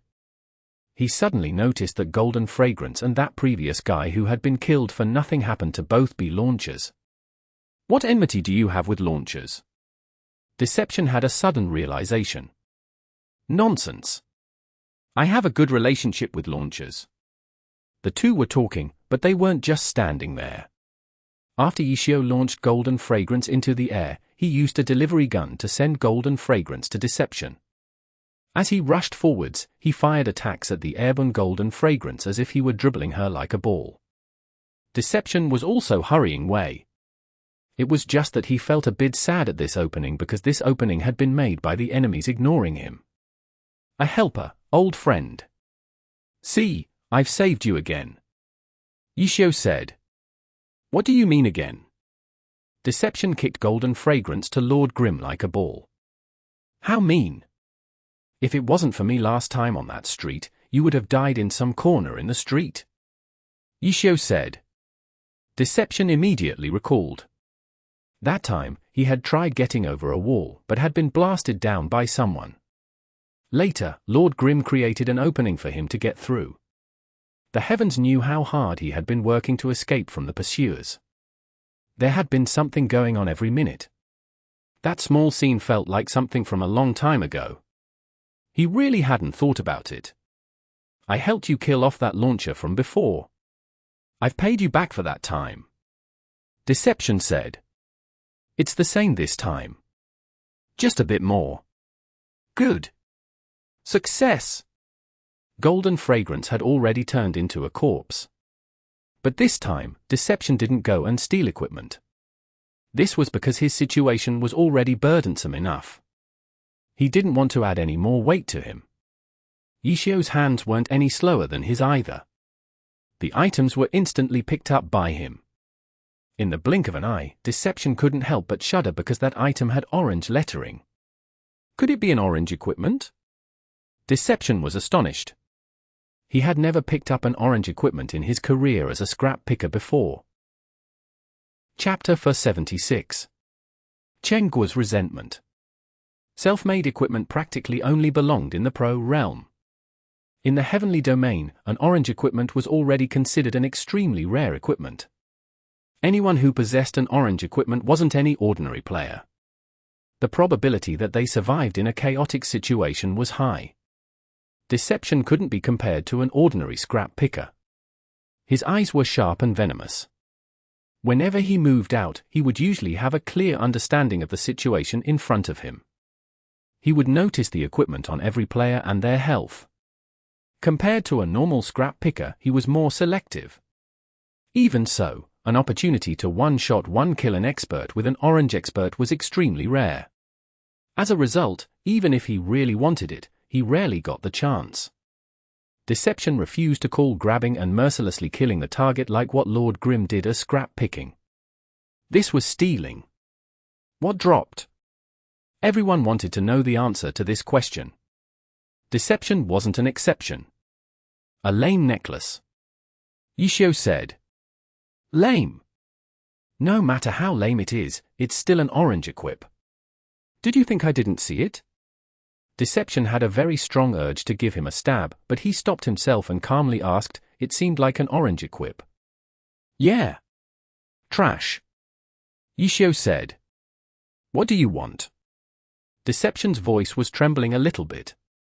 I want a weapon. Yishio said and then added, you want a weapon, right? What? Deception was confused about question. I wasn't talking to you. Yishio was obviously asking Chen Guo. From the start, he had been very serious. He had really been planning on helping Chen Guo get back her dropped weapon. He didn't even feel ashamed to ask Chen Guo which excellent dynasty launcher had good equipment. After all, Chen Guo had been in excellent dynasty for a long time. The guild leader and core members might not recognize her, but she certainly recognized them. She pretty much knew which guild members had what dazzling equipment. Right now, Yishio was like a bandit, asking her who had good equipment. Chen Guo suddenly felt like a villain.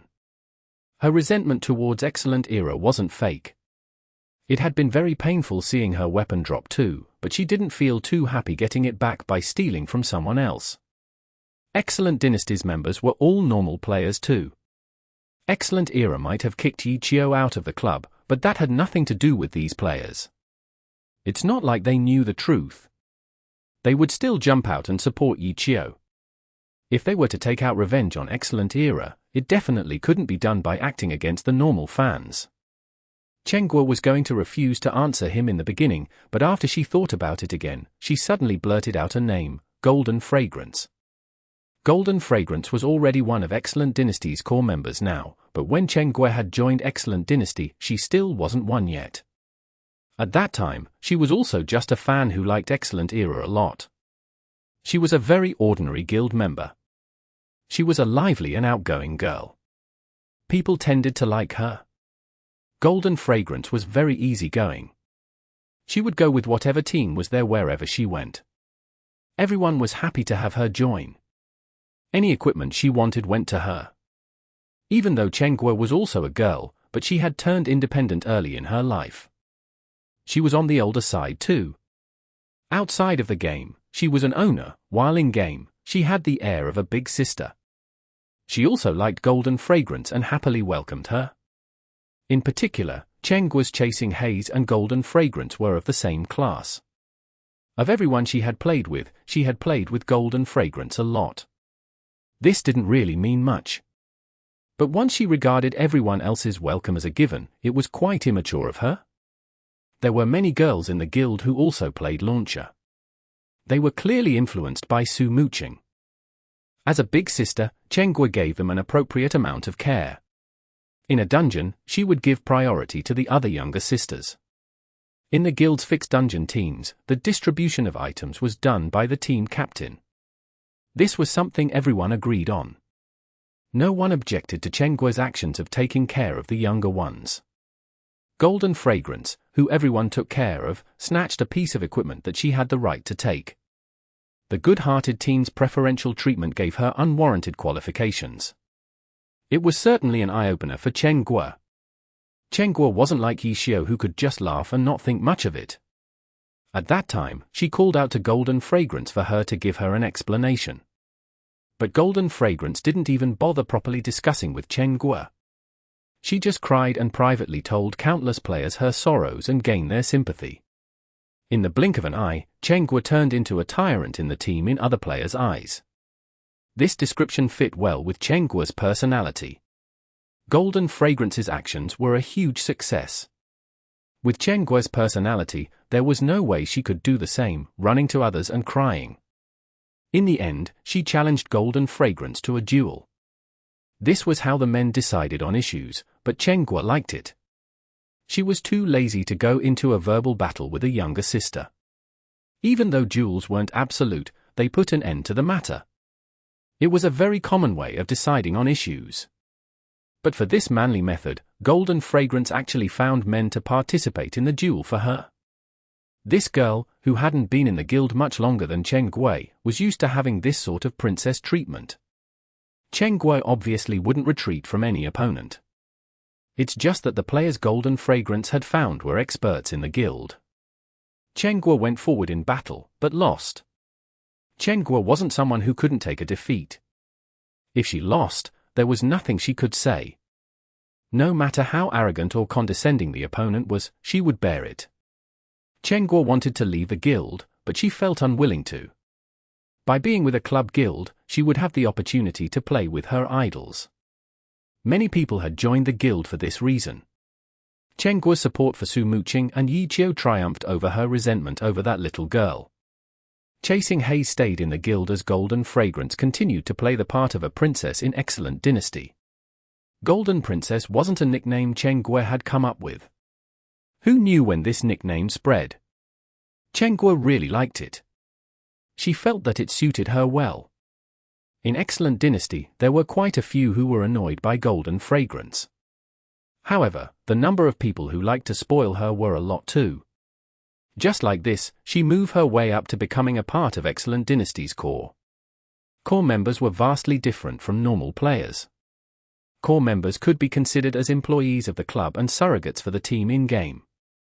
When Chen Guo initially joined, she also wanted that status so she could get closer with the team she supported.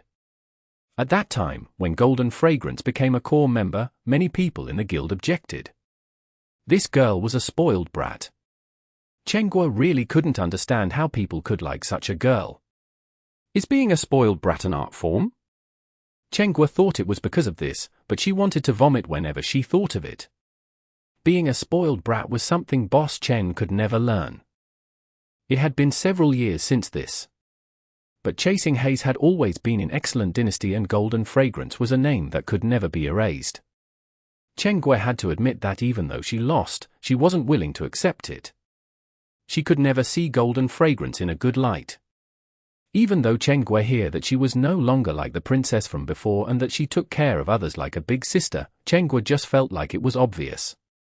As a core member, why would she need others to give way to her? With her status as a core member, this was already a given. Today, Yixiao suddenly asked her which launcher in Excellent Dynasty had good equipment, as if he were going to take it. Chen Guo originally didn't want to say it, but her mind whirred and she blurted out Golden Fragrance's name. There were lots of Sumuching fans in Excellent Dynasty, and thus, there were naturally many launchers. More than one core member was a launcher. Golden Fragrance's equipment couldn't be considered the best among them, but if her items dropped, Chen Guo wouldn't feel bad. She would actually feel quite good. Thinking of this, Chen Guo felt somewhat ashamed. She felt like she was being petty. But after seeing Lord Grimm wandering around and seriously looking for Golden Fragrance, Chen Guo immediately turned hopeful. She realized that this was a dream of hers. She really wanted to see the look on the Golden Princess's helpless face after being bullied. This mission was something Chen Guo felt that Yixiao could accomplish. Chen Guo had been thinking like this the entire time. On the other hand, Yixiao was only carefully looking at her, but not moving. He waited a very long time until Deception had been caught. His movements were like a pro's. Deception was hitting Golden Fragrance under the team's protection without any retaliation. He even ended it by kicking her face into the dirty. Such a scene made Chen Guo extremely happy. Petty is petty. Why be so kind? It's not like I'm a saint. That instant, Chen Guo let go of her morals. However, her laughter revealed Yixiao's Lord Grimm. Chen Guo had went closer to Yixiao's screen to admire Golden Fragrance's embarrassing pose and then burst out into laughter. I didn't get a weapon, just this lame necklace. Yixiao reported his results to Chen Guo. Not bad, not bad. Chen Guo was very satisfied. Her goal wasn't Golden Fragrance's equipment. She just wanted to see Golden Fragrance eat *T. Do you have some sort of thing between you two? Yixiao clearly saw something. It's a long story. Is killing her once good enough? Yixiao asked. Chen Guo hesitated. After thinking for a bit, she asked, will she come back? TSK, what poisonous thoughts? Yixiao sighed. What did you say? Chen Guo was both angry and ashamed. Don't worry. It's no pressure. You're a friend. I won't judge you. Yixiao said. But what? But if the people knows that I was the one to kill them, do you think they might feel proud? Yixiao said. Chen Guo was speechless, but she had to admit that it was a real possibility. Chapter 477. Gap. After discovering Lord Grimm's traces, everyone in the guild began getting excited. Lord Grimm was their priority. Deception was just a side gift. The three guild leaders were also very excited. They had the map of Wilderness Town opened up on their screens. After asking for his coordinates, they immediately pinpointed his location and began making arrangements. Don't rush. Form a steady encirclement and slowly shrink the circle. He won't be able to run. Changing Spring said. Golden Fragrance's team was from Excellent Dynasty. The ones chasing behind Deception were from Herb Garden. Blue Brook Guild's troops weren't directly involved yet, so Changing Spring could see the field in a calmer manner.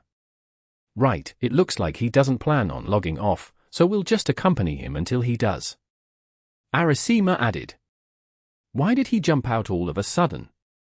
Changing Spring asked. I heard he took down Excellent Dynasty's Golden Fragrance. Arasima said. He really wanted to see Chen Yehue's expression. Was Lord Grim attacking Excellent Dynasty? Before, when he broke through the encirclement, he had killed off a launcher, who was also one of Excellent Dynasty's. This time, he killed off another launcher and a core member of Excellent Dynasty at that. Thinking of this, Arasima and Changing Spring opened up a private chat between the two of them. Yichio seems to be aiming at Excellent Dynasty. Arasima said. K. Now that they were conversing in messages, Changing Spring spoke in a simple manner. He was even too lazy to type out punctuation. Seeing this reply, Arasima turned furious. Their Herb Garden and Blue Brook Guild were originally enemies. He also hated Changing Spring's bad habit. Right now, he didn't want to deal with this guy, but then he quickly realized that he didn't need to deal with him. As long as his guild benefited from this, why would he need to talk to Changing Spring? Thinking of this, Arasima closed the chat window.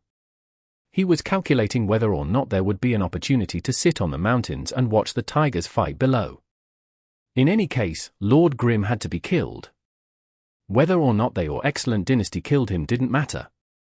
He really didn't mind if Lord Grim could take a few bites out of Excellent Dynasty in the process. Make sure there aren't any gaps. Don't be too excited. Make sure you figure out Lord Grim's intents. Arasima quickly ordered. On the streets, Lord Grim and Deception were both running madly. The pursuers behind them were chasing after them. Anyone who was in range to attack them wouldn't hesitate to attack them. But these didn't matter too much. As Lord Grim ran, Yichio was talking to Chengguo. Deception was focused on listening to see if he could figure out anything from eavesdropping. But after hearing Yichio say, "Do you think they might feel proud?" Deception couldn't stop himself from coldly making a HMPH. "Who do you think you are?" Deception actually said this to Yichio. "I'm someone who almost got surrounded and died," Yichio said. Deception was annoyed. Twice. Yichio even added, "I'm going my own way." Deception decided. There just happened to be another intersection ahead. Deception turned right, but Lord Grim also followed along. "Don't follow me," Deception said. "You really are a genius. There are 3 possible directions which we can go. 2 of those directions have people. You moved in the 3rd direction, telling me not to go with you.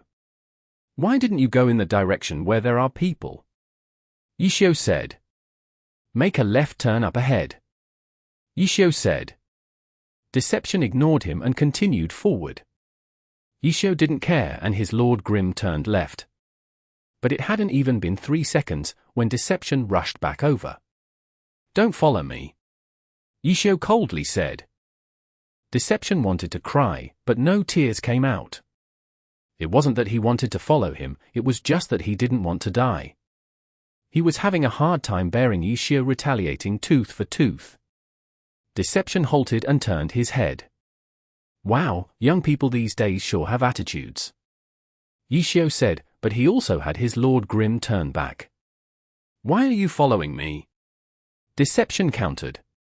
"I'm a realist," Yichio said. "What?" Deception didn't understand. "There's more people that way," Yichio explained. Deception wanted to cough blood. He couldn't describe how he was feeling right now. There were 5 players blocking their path forward. They seemed to know the 2 were strong. Seeing the 2 of them rush at them, they didn't rush forward to meet them. Instead, they immediately stood still in position and prepared to face them head-on. Deception saw an empty building up ahead and ran towards the entrance. "What are you planning on doing?" Yichio asked. Deception didn't explain and continued into the building. Yichio didn't have Lord Grim go in. He stood outside the building and laughed grimly. He counted 1, 2, 3, but there were still no movements. "If you don't come out, are you planning on dying?" Yichio lazily asked. Deception slowly walked out embarrassedly. "How did you know there were no windows in that building?" Deception asked. "Look at the map, genius," Yichio remarked. "There are labels on the map." Deception was puzzled. An online map from outside the game. Are you a noob or an expert? Xiang said. Expert. Deception replied with confidence. Get ready to fight, expert. The two may be talking, but their characters weren't moving slowly. In a short amount of time, they entered the 5 enemies' attack range. The two didn't make the first move. They were waiting for an opening first. If the opponents didn't move, then that would be great. They could just run past them. From this, it could be seen that Deception wasn't a noob. He clearly had a lot of experience at running away. The blockers wouldn't just let them pass. As the two got closer and closer, 2 of the blade masters in the team moved. Blade lights flashed and both of them slashed with a sword draw. The blade lights intersected and flew towards them. They were both from the same guild and the same team, so their coordination was quite good. Even though their coordination wasn't as good as pro teams, everyone learned from them, so even if it wasn't amazing, it was at least decent. The Blade Masters duet was one form of strategy for 2 Blade Masters. As one of Glory's most popular classes, whether it was in-game or in the pro scene, it was a common sight. But when the blade lights fell, they only destroyed a clone. Deception had jumped back and used a shadow clone technique. His hands were quick and the skill came out on time. They hadn't even realized that he had left his clone behind, while the real one had passed them. Deception turned around and saw Lord Grimm, who was a bit slower than him, but it looked like he was just strolling idly in a park. Deception didn't think he used any skills. Could he have just strolled past them like that? Deception didn't want to believe it, but it was the truth. Xiang's Lord Grimm had ran over in this way. The 2 Blade Masters had thought that their blade lights had connected with Lord Grimm. Who knew how, but he went right through their blade light and then ran past them. Shock! It was because of shock that they reacted slowly. If not, they would have reacted to Deception's shadow clone technique. But Lord Grimm just went right through the blade light and went past them. They hadn't even thought that was even possible. How did you get past them? Deception was curious. I ran. Xiang replied. How did you run? Like this. Lord Grimm ran a few steps to show Deception. Others might think Lord Grimm was just playing around with him, but Deception immediately saw through it. It was rhythm. It was a simple movement, but it had a rhythm to it. By utilizing the difference in rhythm, he deceived the enemies. The enemies thought their attacks had hit, but there was actually a minute difference between the attacks. By using the difference in rhythm, he dodged the attack. The theory was this simple. The theory might be simple, but actually doing it was a completely different beast. It wasn't just simply having a good grasp of one's own rhythm. The opponent's rhythm had to be completely grasped too. This was decided by the stats, equipment, skill level, and the player's actions. Seeing through this in an instant wasn't simple. Was it by luck? Deception couldn't believe there was such an expert. The danger hadn't passed yet though. He didn't have time to think about it more carefully. The two could chat like this, but it would be too easy to get distracted if he thought too deeply. If he got distracted, it would be likely a mistake would occur. Bumping into a tree while walking wasn't something that only happened in real life. After breaking through the 5 players' blockade, there might not be anyone blocking them in front anymore, but it just meant that there were more pursuers behind them. Let this brother give you a few lessons. I'll teach you what to do in this type of situation. Xiang said. I've gone scrap picking countless times. What haven't I experienced before? Deception wasn't modest at all. You've definitely never experienced our current situation. Xiang said. And you've experienced it before. Deception said. Brother, in the 10th server? You don't feel any shame talking about which server you're from. Deception interrupted him in disdain. Brother, in those days. Who doesn't know how to talk about that past? Deception continued to look down on him. Brother, have you ever entered the heavenly domain at level 50? Deception couldn't reply back. He wasn't able to make a comeback. Entering the heavenly domain at level 50 was something he had never thought about, but the person in front of him had done it. He was running with him at level 52 and had caused such a ruckus. In reality, when Yushio said the 10th server, Deception believed him. Someone who could create such a storm at level 52 in the heavenly domain would certainly bring disaster wherever he went. Deception was just saying that. As soon as the guild saw Lord Grimm, they immediately pounced on him, ignoring the great and famous scrap-picking king. It had made a deep impression on him. He had always thought he was someone who could immediately make the guilds go from calm to angry, but now it looked like that was just the surface. The guilds may have been scared of him and guarded against him, but they had never made such a large movement in order to kill him.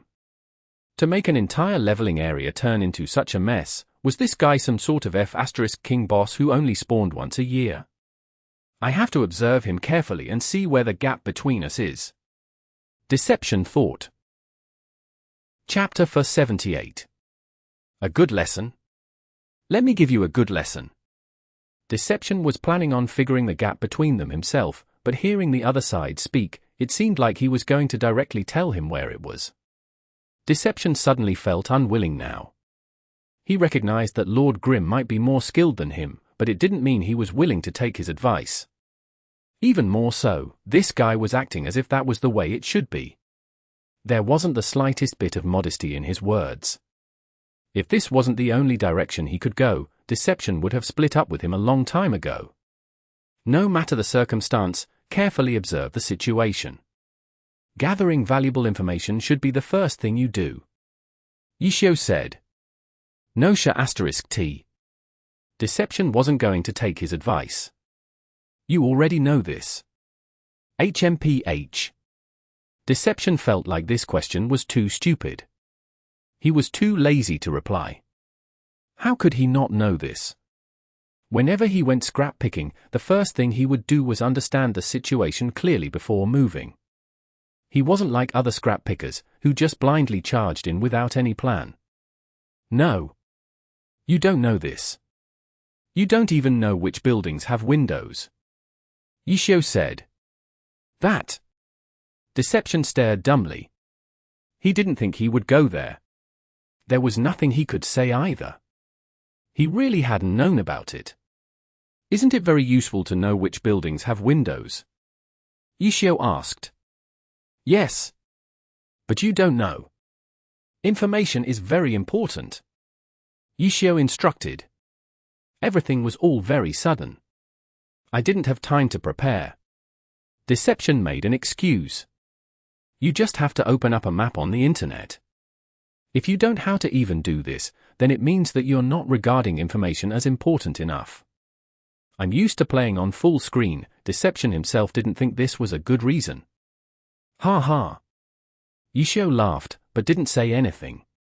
Deception's ninja blade slid out slightly from its sheath, but Deception was able to stop himself. Right now, we need to escape from these guys. Yushio said. No really? Deception had calmed down a lot. This time, these two words were just said as a sarcastic reply to the statement. There wasn't any energy behind it. The first thing we need to do is escape from their line of sight. Yushio said. Obviously. Do you know why we have to do this? Yushio asked. So they can't see us. Deception said. Are you an elementary school kid? Can't your answer have a little more depth to it? Yushio said. And your question has so much depth to it. Deception remarked sarcastically. Our goal is to not let them find us. Not letting them see us is simply to create a space which we can use to accomplish this. Yushio said. Ha ha, how deep? Deception sneered. Then do you know where we can find such a space in our situation? Yushio asked. Oh. This question was a bit sudden. Deception had no idea. The answer is intersections. Yushio answered. F***CK. Deception felt like he had been tricked. Once they turned around the corner, their pursuers wouldn't be able to see them. It was such a simple matter, but he just had to make the question so unnecessarily complicated, saying stuff like space. It sounds like you don't understand what I mean. Yixiao sighed. What I mean is at the intersection, when our pursuers lose sight of us, they'll scatter. At a two-way intersection, they'll split into two.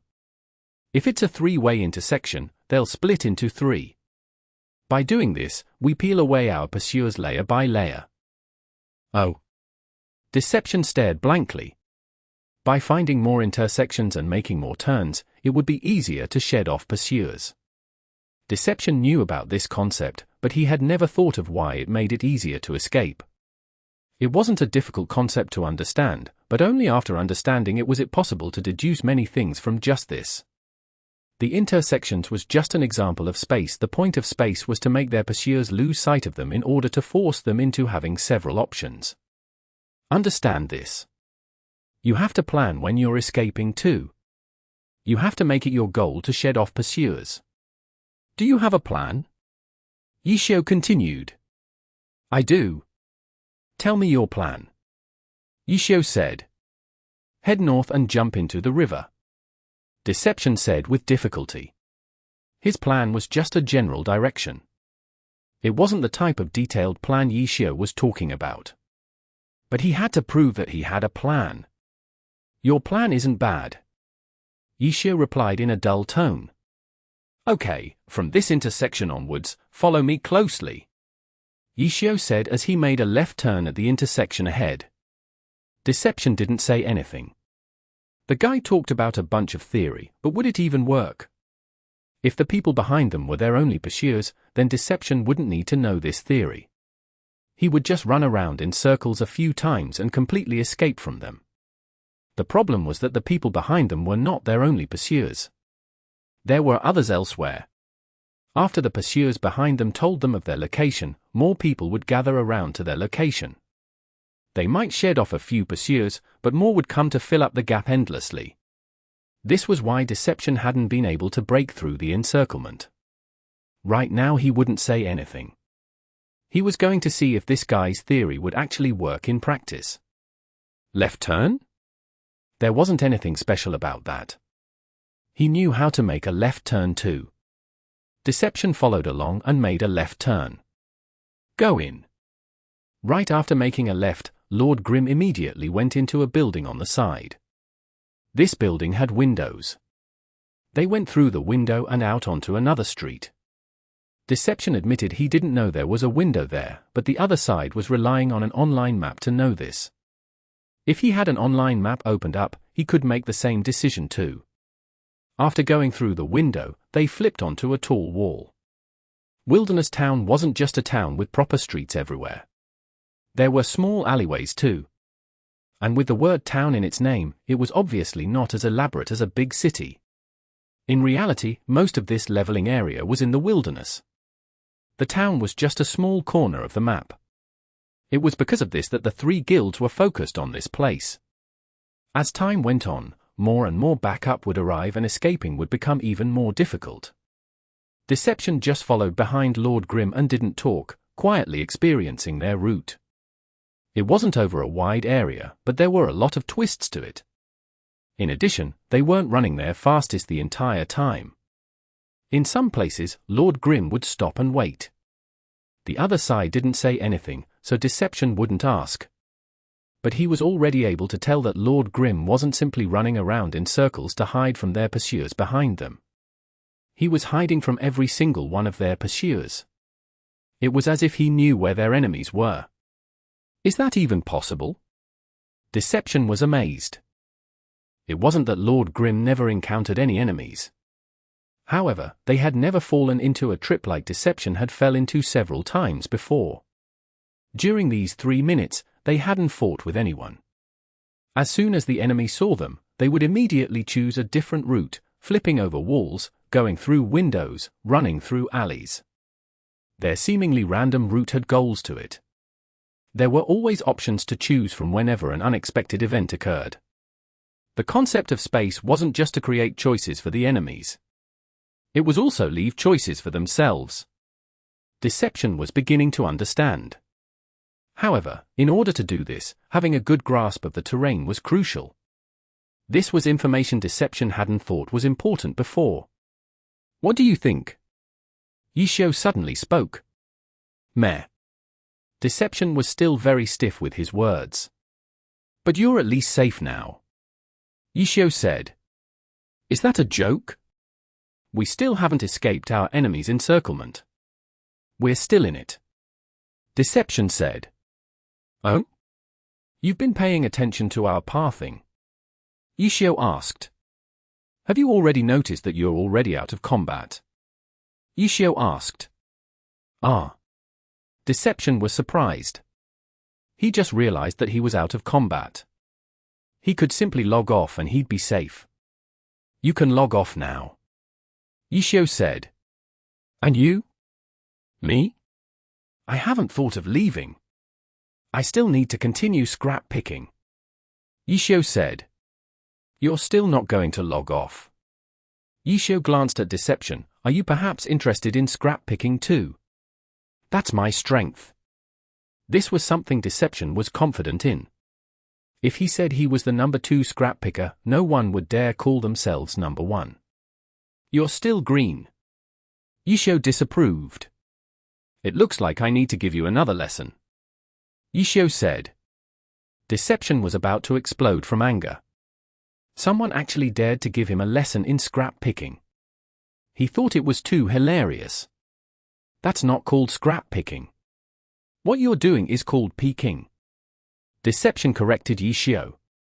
Ha ha, in reality, it's hard to avoid thinking of peeking to get items as a scrap picker. It just depends on if you have the ability to or not, which is why you can only sit and wait for an opportunity, am I right? Yishio said. Of course you're not right. To put it simply, scrap picking is a way to obtain lots of equipment quickly. If you go peeking one by one, how could that be more rewarding than scrap picking? Deception said. Not as rewarding as scrap picking? If I go to a leveling area and kill whoever I see. In one day, do you think I'll get more equipment from peeking or do you think you would get more equipment from scrap picking? Yishio asked. You? Peeking all day, you're a demon. Deception said. He realized that with his comparison, scrap picking wasn't as rewarding as peeking. Scrap picking required waiting for an opportunity to appear.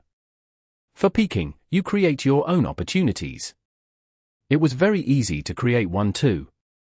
You just had to attack a person. Scrap picking isn't any better. Peeking requires some skill at least. Yishio said. No, that's not right. Deception argued, but he couldn't say what was wrong. What's wrong?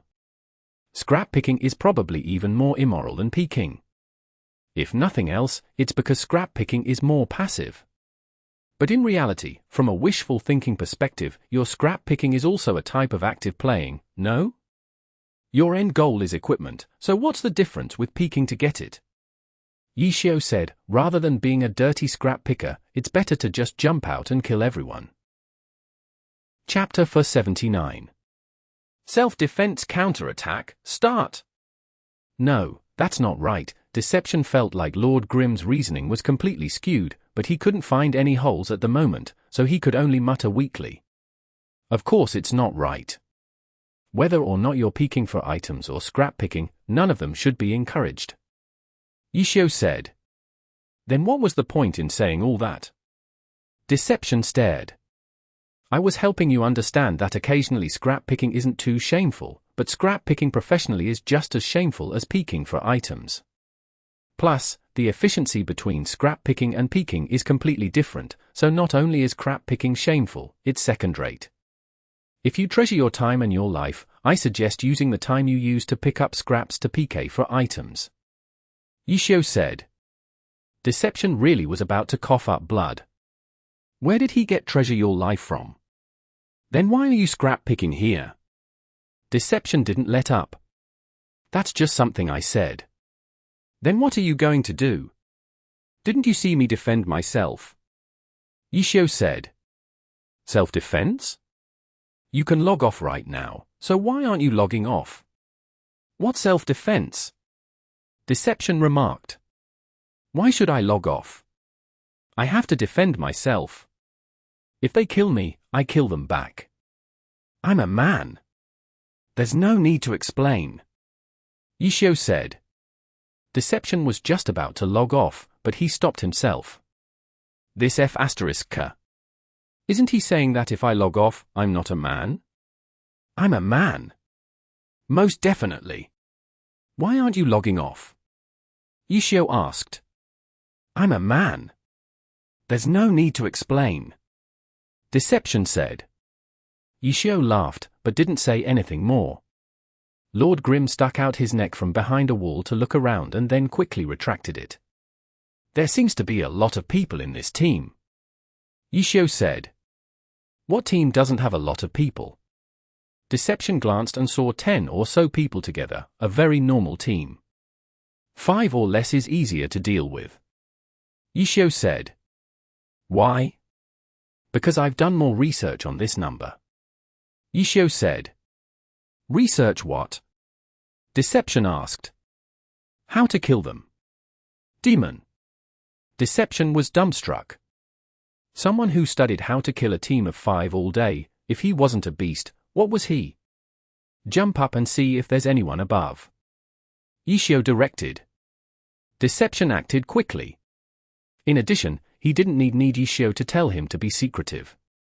After jumping up, he stabbed his ninja blade on the wall and used it to quickly take a look above. No one. Deception said. That means there are only these 10 people. How do we get them to split up? Yishio muttered to himself. Rush out. I go left and you go right. They'll have to split up to chase us. You're familiar with this map. Plan out a route. After escaping from them, we'll meet up and attack back. Deception wasn't someone with no suggestions. It's not good. Yishio denied it. Why? What if they don't split up? Yishio asked. How could they not? Deception didn't completely say the word not when he suddenly stopped. He recalled how the others had immediately ignored him after seeing that Lord Grimm was there. It was very likely they wouldn't split up. Should we go on the roof first? Deception suggested. It's not a good option. If we have options, it's best not to go up on the roof. It's an open area, making it easy for them to see us. Yishio said, let's go here first. Deception turned around. Deception followed. A few steps later, they went into another building. No window. Deception discovered.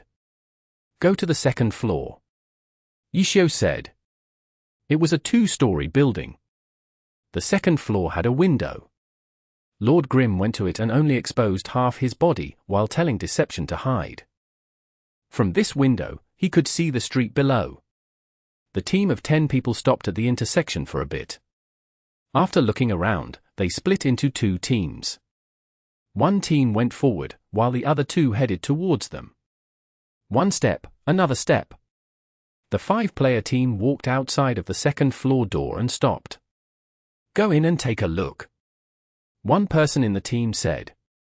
2 people entered the room to look. Deception understood what the other side meant by giving them more options. Even an entrance to a room could be used, not just an intersection. It was just that they didn't seem to have any choices right now. Apart from the window in front of them, they had no way to escape. If they went out through the window, they would land in front of the other 3 people. Now we can only go on the roof, right? Deception said. Why run? This is a good opportunity to attack back. Yishio said. The footsteps below could be heard. Soon, the 2 players were walking up the stairs. Focus on one. Yishio didn't speak. He switched to using messages. While they were running, the 2 had created a party. Deception quietly took out his ninja blade. As the footsteps grew nearer and nearer, the heads of the 2 players could be seen sticking out from the stairway. The one on the right. Yishio typed. Lord Grimm had already thrown a grenade over. Deception wasn't slow either. When he saw the message, he immediately used a storm sword. This was a sword buff. Only ninjas could learn this skill. The spinning blades spun in circles as they flew towards the player on the right. Deception also followed after it. Smoke and flames exploded. Lord Grimm's grenade had set off.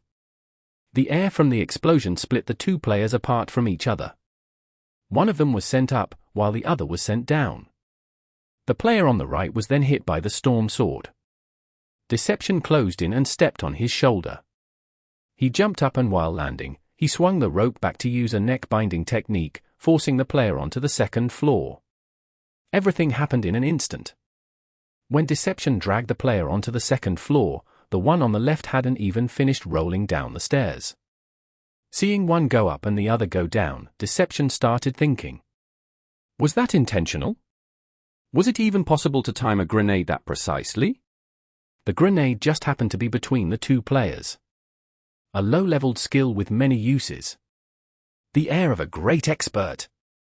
Deception thought, but his attacks didn't stop. He turned his head and saw that Lord Grimm wasn't helping him. He was standing at the window, watching the scenery. What are you doing? Deception was angry. It's a hard-to-come-by opportunity, so why aren't you taking it?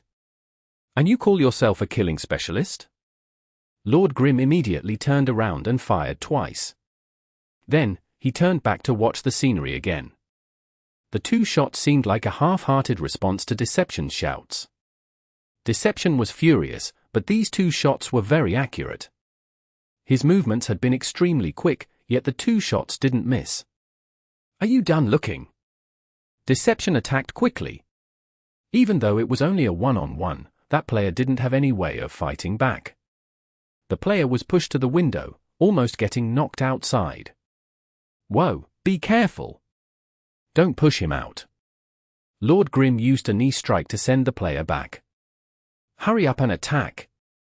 Deception was worried. The other side didn't only have one person. The other side had 5 and the 4 could come and assist him at any moment. Okay. This time, he finally got the response he wanted. Lord Grimm had finally come out.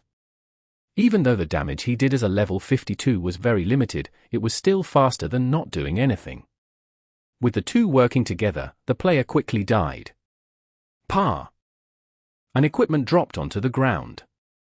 Deception was just about to pick it up, when he saw that Lord Grimm was still looking out the window as if he didn't care about the equipment. Deception suddenly also stopped. What are you looking at? Deception was curious. What was there to look at? The stratagems once said, if the enemy's power is not revealed, then there might be traps. Therefore, one should not take the enemy lightly. One should try to figure out as much as possible about the adversary. To do so, one can fake some attacks to force the enemy to reveal their cards, just like baiting a snake out of its nest. Do you understand? Yishio said. I'm going to stab you. Is that okay? Dodge! Yishio yelled as he jumped out the window as well. F***CK. It was a bit sudden. Deception hadn't thought of doing this and followed after him. There was quite a lot to see out the window. There were many people moving about, heading towards this direction. Lord Grimm pointed his gun downwards and fired anti-tank missiles. 3 missiles shot out. Deception watched as the bullets as they flew through the air. How accurate! The 3 anti-tank missiles headed towards the building's entrance. The team of 4 were still through the entrance to the building. Lord Grimm used the recoil from this attack to stay in the air longer. The roof across the street was lower than the second floor's window. By using aerial fire, he was able to directly go across the entire street. Deception's ninja couldn't do this, but after blasting the 4 players below with anti-tank missiles and gunshots, they were in complete chaos. Deception landed without any problems. It was just that when he looked around, he could see many running in this direction. Deception didn't dare delay. He climbed up onto the roof. Lord Grimm was already ahead of him by a bit. Faster! Hearing Lord Grimm urge him to hurry, Deception increased his speed. Their running was very frantic. Going up and down, many of the places required a certain level of skill to reach. Deception didn't have time to look at their route and didn't have any time to ask any questions either. It wasn't easy keeping up. He couldn't help but think of the difficult trials from the Heavenly Domain challenge. At first, Deception heard a lot of "kill him" or "over here." But soon afterwards, the voices gradually quieted down. Then, they went out of combat again and escaped once again. How unfortunate. We could only kill one. It was only until this moment when Deception caught up to Lord Grim did he heard him sigh. Even though Deception wasn't running in real life, but he felt his arms and legs weaken after doing this. One reason was because he had been nervous. Another reason was because he had to put in a lot of inputs while running about. He seemed to understand that the instant the two began fighting, the other side immediately called for backup. That guy had been standing at the window side looking below from up above to see where the enemy backup was coming from. After gathering the information necessary, he was able to create a route to break past the pursuers. It was terrifying and dangerous. In any case, if it was him, he would have definitely gotten trapped. Deception didn't doubt this. Our self-defense counterattack officially begins. Deception had just thought he would be able to relax for a bit when he heard the guy make a declaration. Chapter 480. 1 minute of retaliation. Retaliate now? Where to? Deception was struggling to keep up. We have a pretty good chance now. Follow me. As Yishio spoke, Lord Grim charged out of the dark, narrow alleyway. What? He escaped again. After receiving reports from their subordinates, the 3 guild leaders were outraged. They all used he instead of they in their sentences. Clearly, Deception was of no importance to them. After wasting so much time, he's only killed one person. Now he's disappeared again. He's not even logging off. What does he want? Changing Spring complained. Does he want to wear us down like this? Shouldn't he know better? This method might work in regular servers by slowing our leveling speed and affecting our progress in pioneering, but it would never work in the Heavenly Domain. Arasima analyzed the situation. Chen Yehue said nothing. His eyes darted back and forth in front of the computer screen. He had no idea what Yichio's intentions were at all. Yichio was perfectly capable of just walking away and leaving this entire mess behind. However, he stayed and was now playing hide and seek with them. Was this some sort of entertainment to him? He shouldn't be so immature. A top-tier god, looking for this kind of childish amusement? Deception also hasn't run away yet. They're back together again. What are they plotting? Changing Spring asked. Deception had become a person again. If they're not planning on leaving, then we don't need to spend so much effort on defense. Let everyone join the pursuit. Arasima suggested.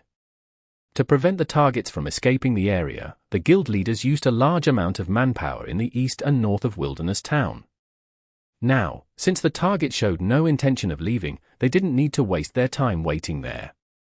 Just after Changing Spring and Arasima finished talking and were about to give orders, Chen Yehue suddenly received a new update. They've appeared again. Where? Changing Spring and Arasima yelled out together. In an alley someplace, 3 players from Excellent Era were on their way to check another alley when they suddenly saw a shadow move. In a flash, Lord Grim appeared in front of them. AH! The 3 cried out in surprise. They didn't attack immediately and sent out a message instead. Lord Grim didn't try to run away. Instead, he attacked. Sky Strike! The strike landed on all 3 of them, who were standing in a row, side by side. The one on the right didn't react fast enough and was thrown straight into the air. The other 2 jumped back hurriedly to dodge the strike, but the Sky Strike's animation had already ended. Falling Flower Palm. The airborne player was immediately blown away by the palm. Ninja Arts, 100 streams. Countless water streams rushed out the small alleyway like vipers. Before the poor player could land, the water streams all rose and twisted into a water prison that incapacitated the player. The grey shadow of Deception dashed out right away. 3 shurikens shot out with a swing of his hand. The 2 other players tried to dodge, but Lord Grim pulled a prank on them. The battle spear tapped once left and right, forcing the 2 others to stop. With 2 swooshes, each player ended with a shuriken in their characters. Ninja Arts, Flame Cut. Ninja Arts, Cicada Shell Double Slash. Ninja Arts, Shadow Dance. The shurikens temporarily paralyzed their targets. Deception seized this opportunity and dumped 3 skills on them at once. Every skill was released with extraordinary speed. With the flames of the flame cut still ablaze, the double slash silver flashes already sliced through both enemy players. The casting of Shadow Dance started amid the metallic flashes. With shadows dancing across the screen, all the attacks were concentrated on these 2. The 2 players were unable to defend themselves whatsoever. The continuous combos even knocked the 2 into the air. This was all from deception alone. Yishio's Lord Grim wasn't slacking off either. Lord Grim attacked and contributed his portion of damage within the storm whipped up by deception. He matched deception's attack patterns perfectly. Deception, on the other hand, did not really put the 2 in his mind. He was more interested in competing with Lord Grim. Upon noticing Lord Grim cooperating with him, he constantly switched up his rhythm. It was as if he had to trip Lord Grim up to feel happy. Despite this, Lord Grim even found time to send a smiley face, which popped out above his head. He had clearly detected Deception's efforts to throw him off, but he kept up with ease no matter how chaotic the rhythm was. His attack stayed steady from start to finish. The player who was trapped by the 100 streams had no way of escaping. All he could do was keep sending out messages. The dancing shadows that filled the screen terrified him. His 2 buddies were no match for such offensive power. However, among the dizzying silhouettes, Lord Grim's existence stood out unexpectedly clear. Every move and every skill was pellucid. The screen full of silhouettes melted back into one as Shadow Dance ended. Instead of running away, Deception didn't take a single step back. The final move appeared just like the case of Golden Fragrance. Deception manifested himself directly above the 2 players and crushed the 2 underneath with a bird fall. His attacks were far from over. Too strong. The 2 attack players could not even begin to express their bitterness in words. As members of one of the big guilds, they'd never suffered so much at the hand of another player. If this had happened in the arena, then it'd undoubtedly be a complete victory for the opponent. A neckbind technique followed the bird fall. Deception's bread and butter combos and swift performance eliminated any chance the 2 might have had for a comeback. From start to finish, the 2 didn't even have a chance to show what class they were, because they didn't have a single chance to attack. Until now. Neckbind technique could only be used on one person at a time. By using it here, one of the players gained an opportunity to catch his breath. His face was buried in the dirt due to the bird fall though. He scrambled to get up, but was quickly smashed back into the ground. When Deception threw the other down, he had thrown the other right on top of him.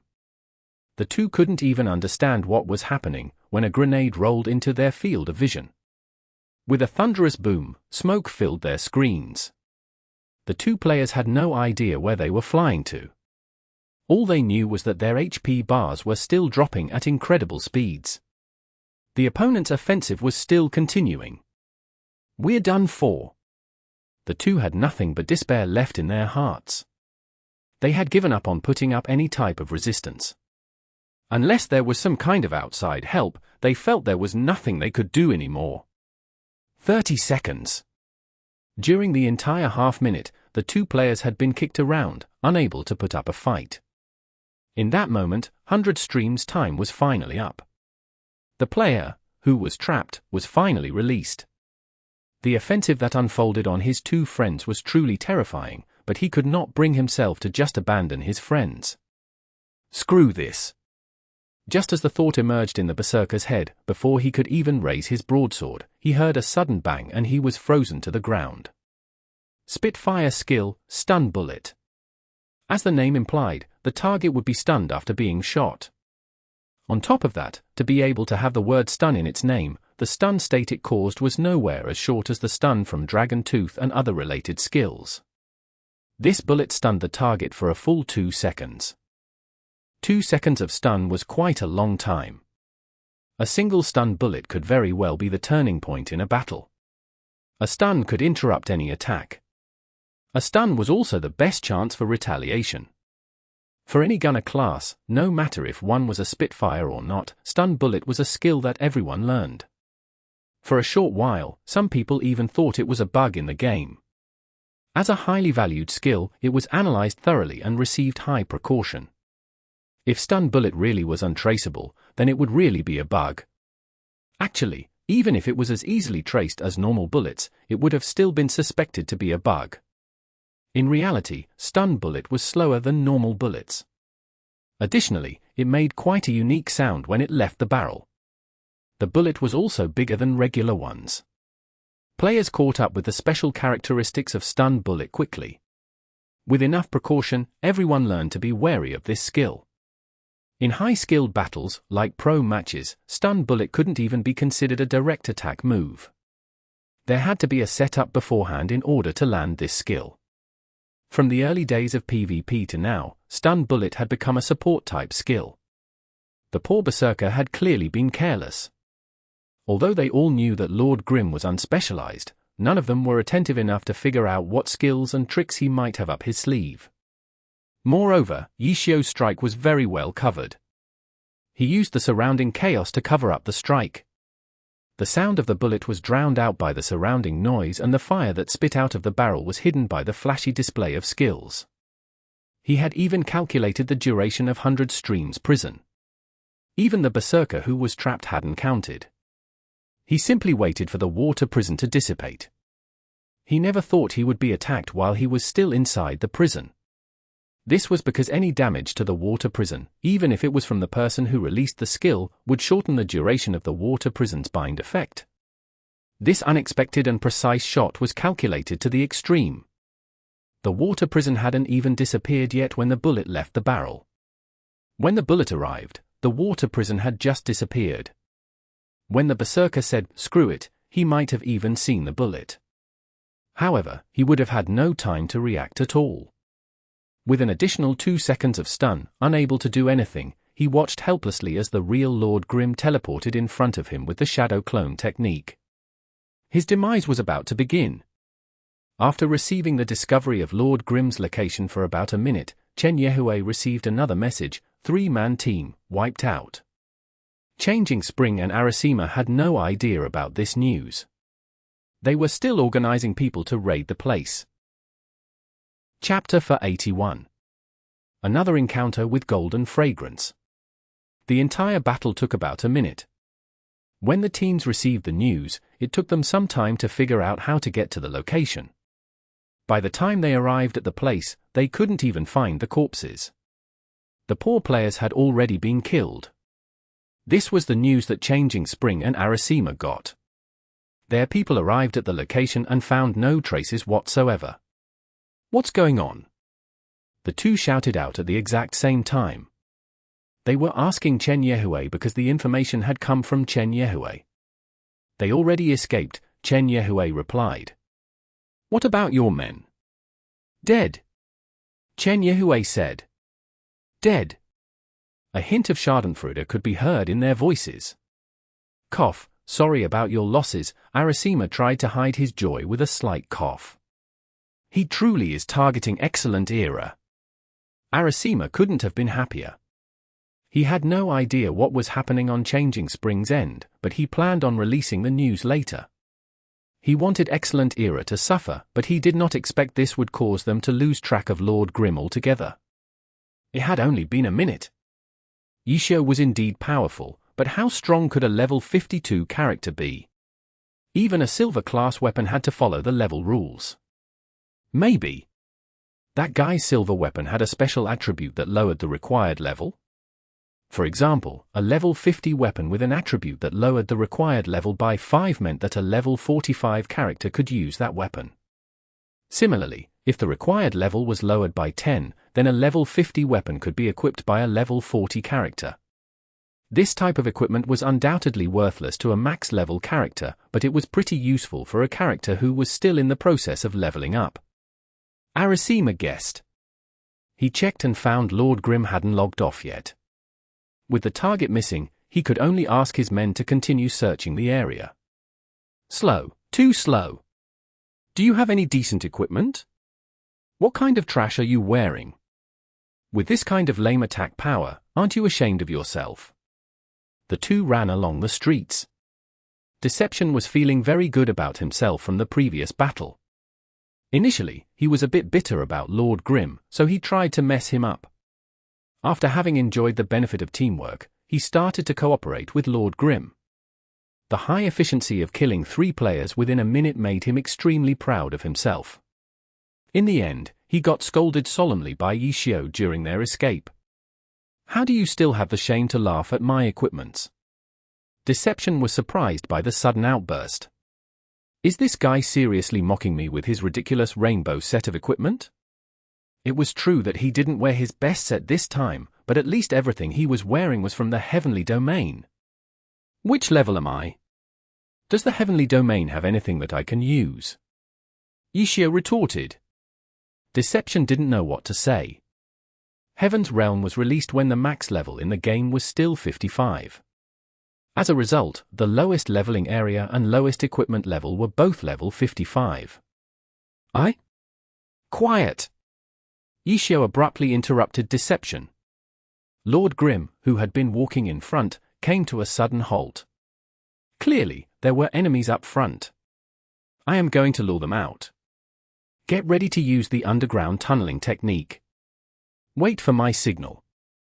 Xiang explained as Lord Grim charged out. Lord Grim! A female shouted from outside. The voice sounded a bit familiar to Deception. Whoa! Lord Grim also cried out in surprise and scurried back. Shameless! Deception looked down on Lord Grim's acts, but he still used the underground tunneling technique. His character dove into the ground and stayed underground. This skill allowed the character to stay underground for a while. The only requirement was the use of a ninjutsu. The sheath on the ninjutsu could be used as a straw to draw air in for breathing. While underground, because of the underground tunneling technique, the player would only be able to see a small area above his head. The player could adjust his view, but not by a lot.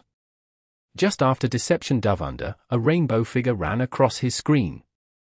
No one other than Lord Grim would wear such a disgusting combination of equipment. Lord Grim took a sharp turn into the narrow alley and then jumped up onto the roof immediately. The chaotic footsteps told Deception that a huge crowd of people had rushed into the alley after Lord Grim. There was at least half of a patrol of them. Deception was shocked by the crowd. Then a message popped up in the chat, the same launcher as before. Attack her! Then destroy her! Deception looked through the small view and spotted the launcher immediately. The ID above her head, Golden Fragrance. He still says he has nothing against launchers? With such targeting, Deception seriously doubted Lord Grim's intentions. Right now, attacking anyone was the same, so I'm going to deliberately attack someone else.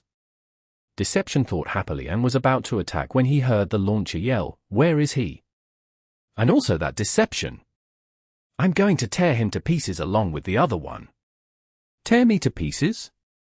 You're the one who's going to get torn to pieces. Upon hearing her threats, Deception redirected his attack towards Golden Fragrance right away. Underground tunneling technique's attack didn't attack a set point, but a place in his visible range, so it could be used as an underground teleportation type skill. Deception set his sights on Golden Fragrance. He shot out from underground and went directly towards her the moment she entered his attack range. Golden Fragrance was launched into the air by the sudden attack. Deception followed Xiang's advice for the moment. His character flipped, his head down and feet up, as he delivered a kick straight to Golden Fragrance's chin with a broken flash. The airborne Golden Fragrance flew even higher than before.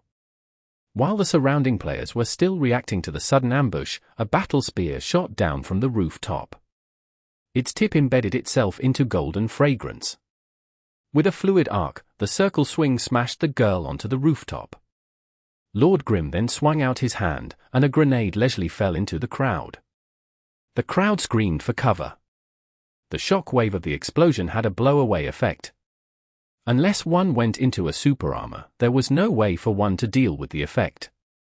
On the other hand, the shock wave has no effect on Deception because he was on the same team as Lord Grimm. He jumped up and stabbed his ninjato into the wall. Due to the low walls, he was on the rooftops within a second. Lord Grimm already started to bash Golden Fragrance.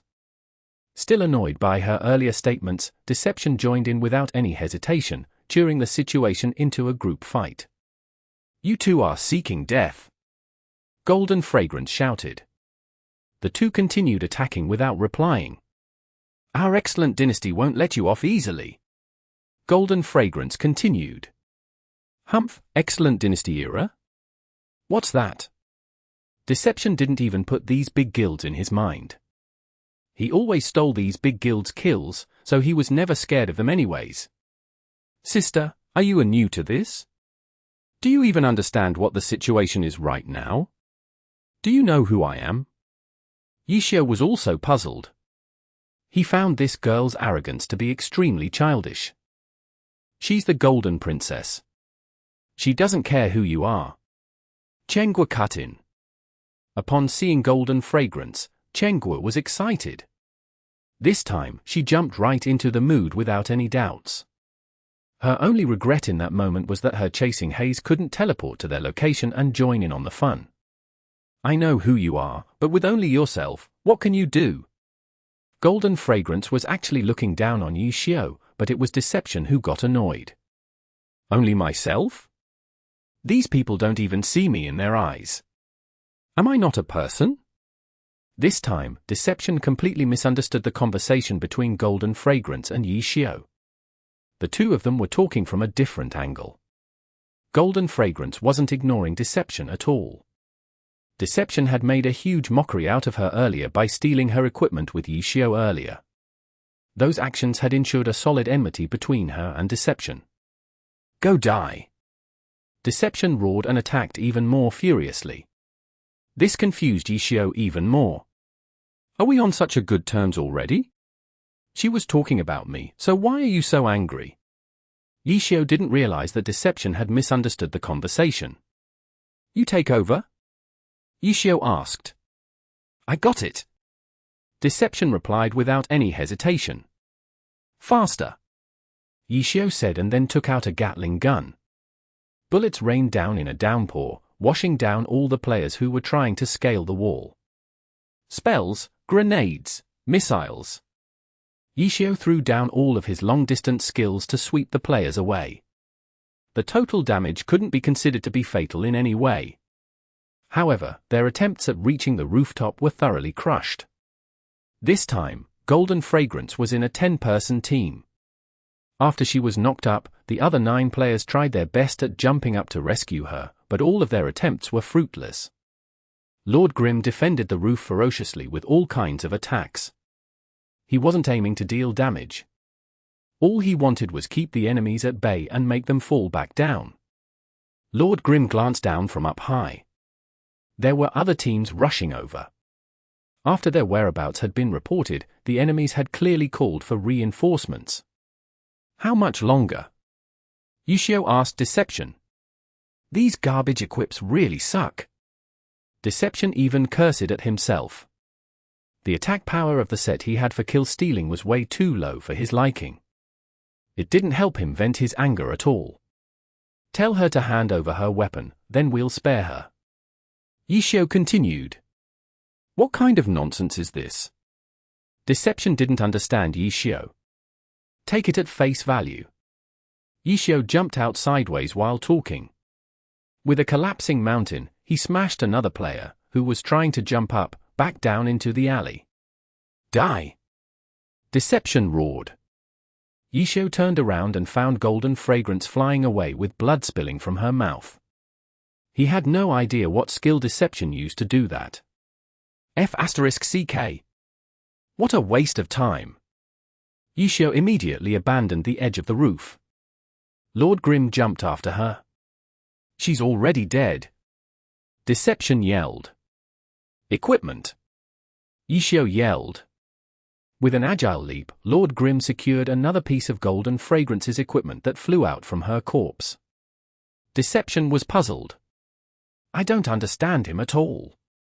The 3 we killed before dropped equipments too. Why didn't he go after them with the same crazed excitement? Could it be another orange equip? This time Deception had fun killing Golden Fragrance. He didn't really care what equipment dropped. The corpse of the girl flying away was nothing more than a corpse in his eyes. He didn't even bother looking at it. As of now, the equipment dropped was already in Lord Grimm's pocket. Was it another orange equip? Is he one of those high-level scrap pickers who only look for orange equips to steal? Chapter 82. Armor-piercing cannon. Hurry up and run! Yishio shouted as he dashed along the rooftop. What about the others? Deception was still a bit hesitant. They've all been killed by me. Yishio said. What? Deception turned pale. As if that's possible. Yishio sighed. Deception was speechless. He looked around and saw reinforcements pouring in.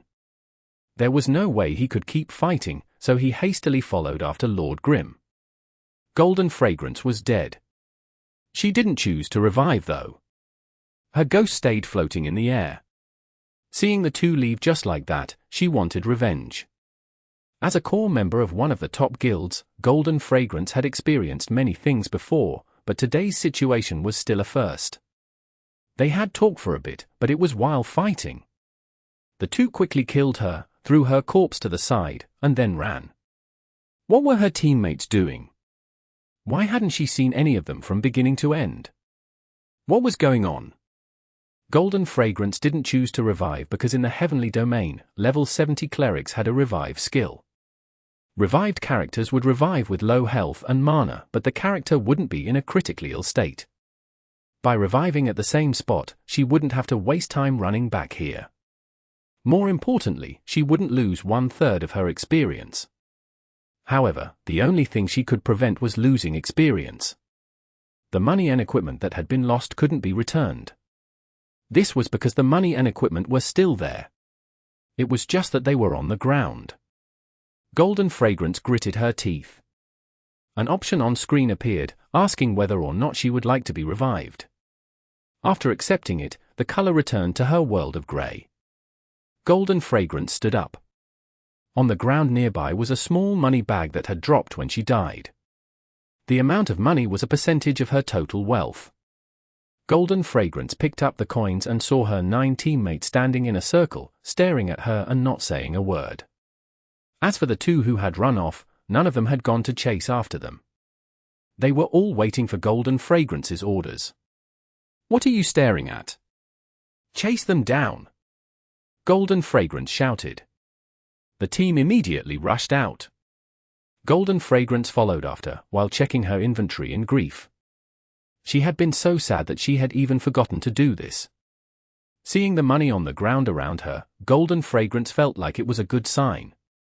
She even thought she hadn't dropped any equipment, but when she checked her inventory to look, her weapon slot was empty. Her world turned dark. My weapon! Golden Fragrance cried. The 9 teammates jumped up in fright. They turned around to look at her. Where's my weapon? Did it drop? How come I didn't see it? Lord Grimm had been too quick. He had picked it up so quickly that Golden Fragrance hadn't even seen it drop. The 9 others were silent. All of them knew how precious Golden Fragrance's weapon was. Orange weapon, armor-piercing cannon. Level 70, 715 attack power, plus 55 strength. It also had an additional effect. When attacking, there was a 5% chance to ignore armor for 6 seconds. This ignore armor effect was targeted. The armor would only break at a certain spot. For example, if your attack triggered the ignore armor effect on the body equipment, the body equipment would be ignored. The stats from the ignored equipment would be wiped clean as if it didn't exist. The durability would also decrease by 300% the normal rate during these 6 seconds. In Glory, when an equipment's durability reached 0, it couldn't be fixed, so if an equipment broke due to loss of durability, it would always be painful for the player. If they weren't careful, the equipment would be destroyed once the durability hit 0. There was no equipment in Glory that could directly reduce durability. Usually, the effects would make the durability drop 10% or 20% faster. This armor-piercing cannon was one of those type of equipments. Even though it only had a percentage chance to proc, a 300% increase effect was far greater than normal weapons. However, rapidly decreasing durability might be annoying for the enemy, but in a real battle, the ignore armor effect was much more useful. Erasing the stats provided by a piece of equipment would greatly weaken the target's defense. In short, the armor-piercing cannon not only had orange-level stats, its effects were useful whether it was in PvE or PvP. It was an extremely valuable weapon. Just hearing that it had dropped made the others feel hurt. Hurry up and chase them. Get it back for me. Golden Fragrance shouted in anger. The 9 others immediately began chasing. Golden Fragrance had already entered a berserk state. In the guild chat, she yelled out, calling for friends. It was originally a guild-related battle, but now, it had become a personal battle. Chen Yehue saw this, but he didn't block it. In fact, he was actually delighted. This was one very important reason why Golden Fragrance was able to become a core member in the guild. Club guilds may operate like a business, but the absolute majority of the guild members didn't have a professional, business-like attitude. They had gathered under the guild because of their love for the team and to support their favorite athletes. Doing work for the guild was the same as supporting the team, which was why many players were happy to do it. Clubs relied on this in order to gather a large number of troops. While clubs may have a strict system of organization, to the majority of guild members, the guild leader couldn't just order them however he wanted. After all, the players were there to play the game. Supporting the team was secondary. In their eyes, the guild leader wasn't that important. As a result, the tasks given by guilds were mostly voluntary. The guilds didn't dare force orders onto the players that weren't willing to do them. As for Golden Fragrance, although some people might not like her, the majority liked to circle around her. This type of person could rely on her personal connections to bring out a lot of players. Club guilds needed these type of people. The people Golden Fragrance called for may be her private friends, but Chen Yehue didn't mind. This was because these private people would listen to her and Golden Fragrance listened to Chen Yehue. Once a player became a core member, he or she would no longer be a regular player. The player would have to have a professional attitude. The clubs didn't let them do whatever they wanted all day. Core members could be managed and ordered around more easily. What's wrong, Golden Fragrance? Not only did Chen Yehue not stop her, he even tried to spur her on. My armor-piercing cannon dropped. Golden Fragrance was furious. This news made even Chen Yehue's heart hurt. Even for top guilds, this type of orange equipment wasn't easy to get. They're still here. Hurry up and get it back. Chen Yehue used the opportunity to urge Golden Fragrance on. He wasn't just saying it as an act. He truly wanted Golden Fragrance to get back the weapon. Core members were also the main force for dungeons and bosses. The armor-piercing cannon was very useful. Golden Fragrance wasn't the only player in Excellent Dynasty who had one, but one fewer meant one less powerful player. I know. Golden Fragrance cried and sent an angry face. When others saw her crying in the guild chat, a whole bunch of players asked her what was wrong. After Golden Fragrance got promoted to a core member, she automatically became Big Sis Golden Fragrance. As soon as they heard her equipment had been stolen, quite a few of her supporters rallied up, telling her they would get revenge. Chen Yehue didn't say anything. These people should be sent out by Golden Fragrance, not him. They escaped again? What's going on? Arasima received the news. Lord Grim and Deception had appeared again, but had escaped. I heard there were 10 people in that team over there, but they still couldn't stop them. Arasima asked Chen Yehue. He was starting to doubt whether or not Chen Yehue had let them go on purpose in order to avoid any further casualties. This wasn't like the past, where there were only 3 people per team. No one questioned Lord Grimm's skill, but as a level 52 character, his DPS wouldn't be high. 10 players should at least be able to stall for a good amount of time, right? However, they failed once again and could only continue chasing. No one had any confidence in chasing them down because Lord Grimm hadn't escaped without a trace just once. What do you mean? Chen Yehue had lost an orange weapon. How could he be pleased? If even 10 people couldn't stop them, there's no way we can kill them. Most teams are split into either 3 or 5-player teams. They have no chance, no. Arasima said. It's not like any one of us ever thought a single team could kill them, right? It's simply to widen our area of control. Once we find our target, we will surround them in one go. Chen Yehue said. Then we have to hurry and surround them. Arasima said. Yes, surround them. Who didn't do it? Chen Yehue said. Arasima was surprised. Could he have figured out that their herb garden's movements were a bit slow? The two were still fighting a word battle when new information came. They had disappeared once again. F***CK. Changing Spring shouted. What do you think? Armor-piercing cannon. Are you satisfied? Yishio asked Chengguo. Not bad, not bad. Chengguo nodded her head. The equipment was very good. It used to be golden fragrances, after all. The expression on her face was probably very good too. Who knew how long it would have taken her to get this weapon if she had stayed in excellent dynasty? You also want a hairband, right? But I don't think I saw golden fragrance with a hairband. Yishio said. I don't want hers. Chengguo said with disgust. Equipment on the body affected the character's appearance more than a weapon, so she cared a lot about it. Chengguo had chosen to wear a hairband to match her in-game appearance with her real-life appearance. As for golden fragrance, she used a flower hair clip. Chengguo didn't like it at all, no matter how good the stats on it were. Who has a good hairband?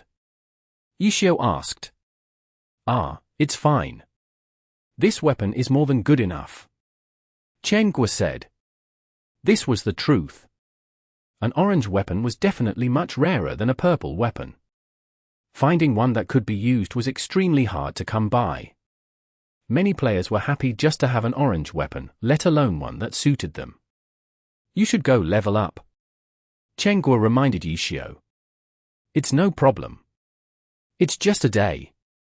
Yishio looked like he was a bit hesitant though. On the other hand, Deception was more enthusiastic. Where do we go next? Chapter 483. Is there space here? Now what? The guild leaders had a terrible headache. They had originally thought that this was a once-in-a-lifetime opportunity, but after stationing themselves in Wilderness Town for some time, not only had they failed to achieve their goal, their opponents had killed off several of their men. A few deaths wasn't a big loss, but more importantly, they couldn't see any ray of hope. The two ran and ran. They would suddenly appear and then disappear. The three guilds had so many people pursuing them, but they weren't able to do anything except die. What were they supposed to do? Target found. Another one of these messages came. Kill. Kill them for me. Hurry up and kill them. The three guild leaders ordered.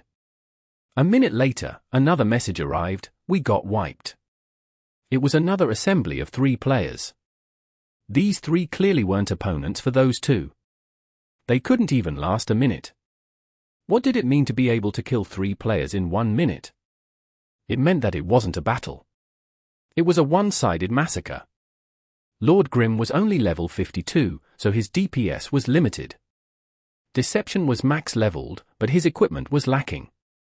On the other hand, everyone in the 3 guilds had a full set of equipment with good stats, yet they couldn't even last a minute before dying. If they had been sandbags with the same stats, the sandbags would have probably been defeated in the same amount of time. Their enemies had used the same trick twice. The ninja would imprison one with 100 streams and then focus on killing the other 2. Once those 2 died, they would come back and kill the one trapped in the water prison. It was a very simple tactic which relied on brute force. There wasn't anything special about it. The enemies are stronger. Let's have every team be made of at least 5 people. The backup from outside the encirclement have basically all arrived. We should hurry up and have them join. The 3 guild leaders hastily made adjustments to their plan. After the 2 wiped out the 3-man team, they quickly vanished. They disappeared so thoroughly that they didn't leave any traces behind. The guilds couldn't even figure out their general location. Their only choice was to scour the streets. Time passed. Apart from knowing their targets were still online, they had no other information on them. Some people were even beginning to doubt the 2 were still in Wilderness Town. Just when the 3 guild leaders were wondering if this was true, a message arrived. The 2 had appeared again. Hurry, hurry, hurry, hurry! The 3 guild leaders immediately ordered. Now, every team was made up of at least 5 players. If it was 5 against 2, they should be able to stall for some time, right? Sure enough, 5 was greater than 3. They were at least able to stall until backup arrived. However, the 2 didn't linger around with the 5 players. The 2 also ran away earlier. Everyone coughed blood as they chased with a terrible premonition in their hearts. Their premonition turned real and the 2 disappeared again without a trace. The team of 5 didn't wipe out, but 2 of them had still died. The cleric was hurried over to revive and heal them, but their money and equipment had already been procured cleanly. I thought you only wanted orange equips. In the previous 2 fights, Lord Grimm had picked up all the equipment that dropped. This made Deception confused again. He thought Lord Grimm was someone who only cared about orange equipment. Yeah, I don't really want to pick them up, but if I don't, then they'll take it back. It'd be better if I had it rather than them. Yishio said. How unfortunate. We can't kill them all. Deception and Yishio had completely swapped places. One of them wanted to kill other players, while the other one wanted to pick up scraps. Our damage isn't good enough. Yishio said. We don't have enough time. There was nothing Deception could do either. As soon as they engaged with the enemies would immediately send out a report to the others. Soon afterwards, a huge crowd of players would come over to attempt to catch them. They could only stop fighting and escape. Many of the players in the 3 guilds were exhausted, although there was still one group that was still full of fighting spirit. Sis Golden Fragrance, where are they? Someone in the team cried. This group wasn't fighting under the guild's banner, but rather under Golden Fragrance's name. Most of them were from Excellent Dynasty, but there were also a few non-Excellent Dynasty players. All of them were Golden Fragrance's personal friends. Lord Grimm. There are even rumors going around saying he's Yi Chio. One person said. It doesn't matter who he is. No one can bully Golden Fragrance. We have so many people here. We're not afraid of anyone. Thank you everyone for coming here.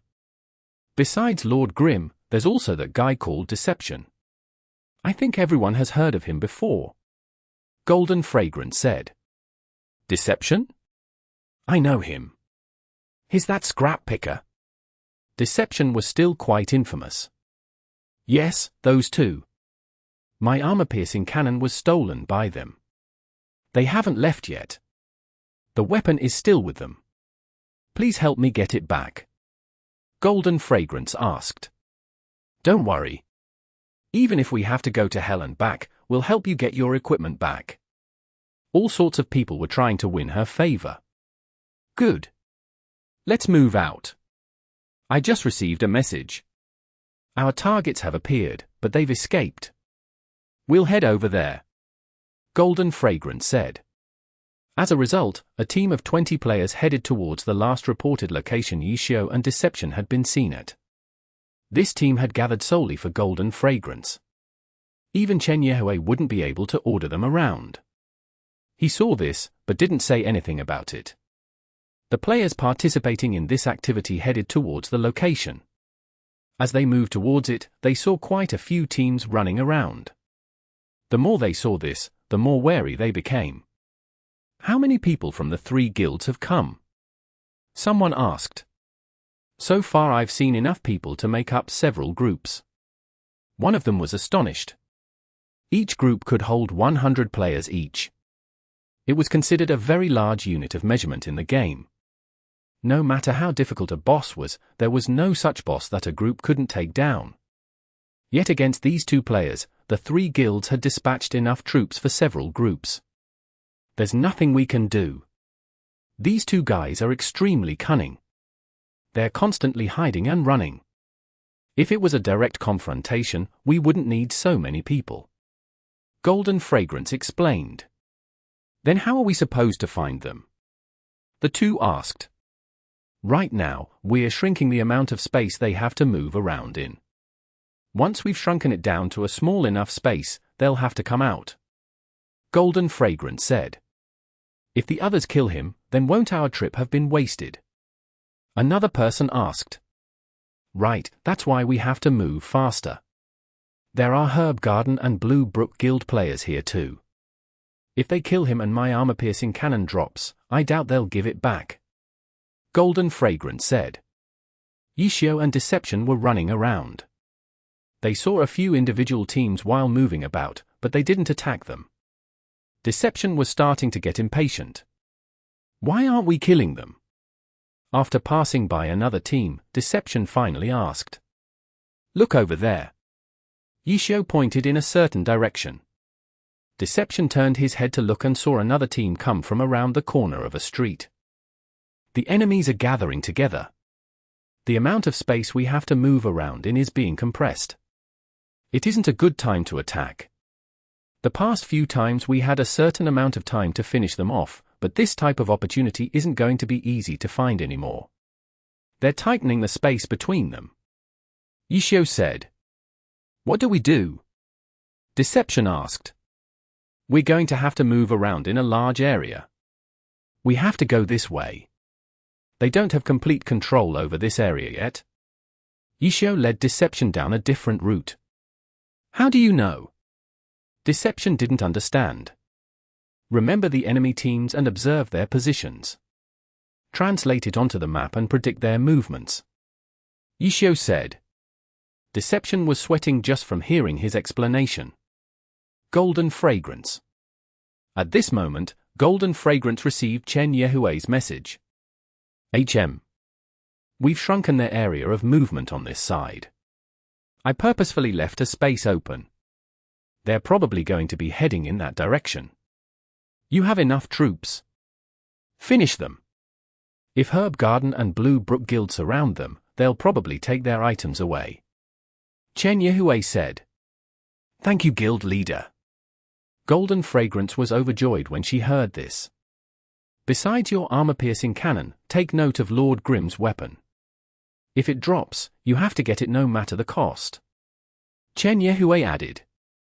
Okay, I understand. Golden Fragrance replied. Someone will provide you with accurate information. Okay. Golden Fragrance was delighted. She turned around and told the good news to everyone. Everyone cracked their knuckles. Their only regret was that just killing these 2 wouldn't be enough. After a short moment, Golden Fragrance received a message. It was from a player in Excellent Dynasty, reporting their location. Good. Golden Fragrance checked the map and after studying it, she led everyone to lay in wait for an ambush. Yishio and Deception weren't having an easy time running either. From time to time, they had to hide from small teams. It made Deception feel like the enemies really were gathering in one area, but as they moved, fewer and fewer teams appeared, letting Deception know that they were gradually breaking through the enemy's encirclement. Afterwards, for a long while, the 2 didn't even try hiding because no one was there. Did we break through the encirclement? Deception was surprised. Thinking of before, they hadn't even started shrinking the encirclement yet and he had already had a difficult time running away. Now that he was with Lord Grimm, they ran and stopped, neither slowly nor quickly, and were able to escape from the encirclement with ease. Like I said, they've gotten a bit careless with their formation on this side. Yishio smiled. Really? Deception didn't have enough time to say anything more when someone interrupted him.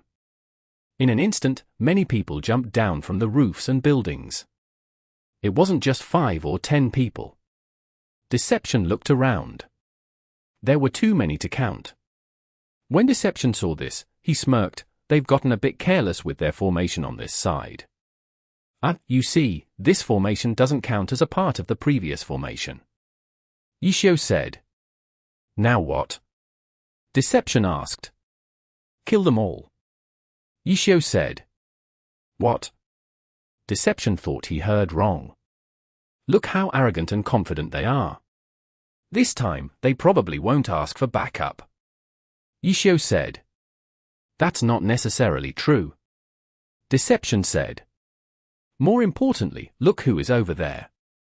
Xiang said. It's that girl. Yeah, she lost her weapon, so she wants to personally take it back.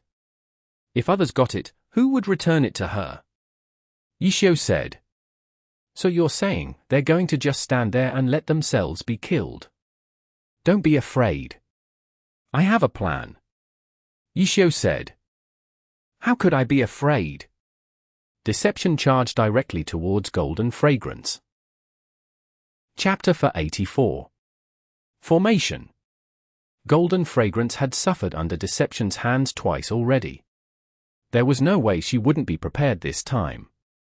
Launchers were a pure long-ranged class. They shouldn't even be letting their opponents get near. The previous 2 incidences had been because she was careless. So wouldn't make the same mistake again. When Golden Fragrance saw Deception moving towards her, she used aerial fire in order to fly backwards. The 2 players next to her had charged forward ferociously to meet him in battle. One was a battle mage, while the other was a berserker. A spear and a greatsword shot towards Deception. Deception leapt up and landed with a bird fall. His movements were so quick that the other 2 weren't able to react in time and were stepped on. Deception didn't follow up though. With around 20 enemies around them, the melee classes had already started surrounding them and the long-ranged classes had begun firing at them. There was no time to stay in one spot for too long. After stepping on their shoulders, he flipped into the air towards the back. Even so, he was still hit by several bullets in the air. There were just too many enemies. The enemies were ready for ambushes too and their attacks were focused. It had only been a single exchange, but Deception was already in a fluster. Deception really didn't have any confidence in this sort of situation. He only had one more trick in his arsenal. As soon as he landed, he quickly formed a hand seal. Several shadows flew out from him and began wildly attacking. In this sort of situation, the skill was used defensively. The shadows scattered around. The enemies couldn't accurately grasp which ones were which, but at the same time, they didn't need to care about Deception's attacks. They threw out all sorts of skills. If the attack hit, then it hit. If it didn't, then it didn't. It didn't really matter. As for Xiang, there were also players attacking him. He wasn't as panicked as Deception was though. Using another player as a weapon, he easily swatted away the 2 incoming enemies. Following afterwards, he followed up with a Gatling gun. He swept his gun across the field, interrupting several skills from long-ranged classes in the distance. The mags had their magic staffs pointed at him, but no magic came out. Their pose made them look incredibly stupid. He really is powerful. Such control over the battlefield was more than enough to astonish these Heavenly Domain veterans. The rumor that Lord Grimm was Xiang had spread far and wide. Though for them to be willing to stand with Golden Fragrance, none of them were loyal fans of Xiang. They were still interested in the god skill though. Being able to fight with a god in the game was certainly brag-worthy. As a result, after seeing Xiang's beautiful movements, the enemies only grew more excited and attacked more ferociously. Xiang hastily had Lord Grimm roll backwards a few times, dodging the incoming attacks. Some looked as if they were going to hit, but Deception's shadows suddenly appeared to block them. A coincidence? Did he dodge in this way on purpose? Did Deception really intentionally block it for him? No one had time to carefully ponder over it. In any case, it had all happened in an instant. 2 of Deception's shadows had died. The fewer the shadows, the clearer the field became. The enemy's attacks had a focus to them. Deception glanced around while switching between his shadows. He saw Lord Grim rolling around, dodging the barrage of attacks. This didn't look like someone who was going to kill them all. "Who has my armor-piercing cannon?" Golden Fragrance was excited. She stood out, acting as if she had control over the entire battle. "Are you going to let us go if we hand over the cannon?" Yishio joked. "HMPH, if you give it to me, I'll let one of you go," Golden Fragrance said. "So it's like that. Then it looks like only I can go." "He can't give you what you're looking for, ha ha ha." Yishio laughed. "Demon." Deception's shadow dance had ended. He heard what Yishio said and glared at him in disdain. Golden Fragrance didn't know how to reply. At this moment, shouldn't he be standing out like a hero and sacrificing himself for his friend?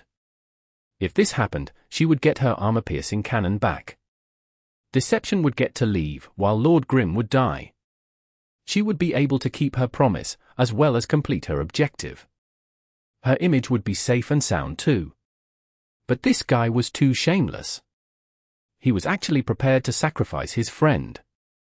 Lord Grim would be let go, but she would have her weapon back. Golden Fragrance hesitated for a moment.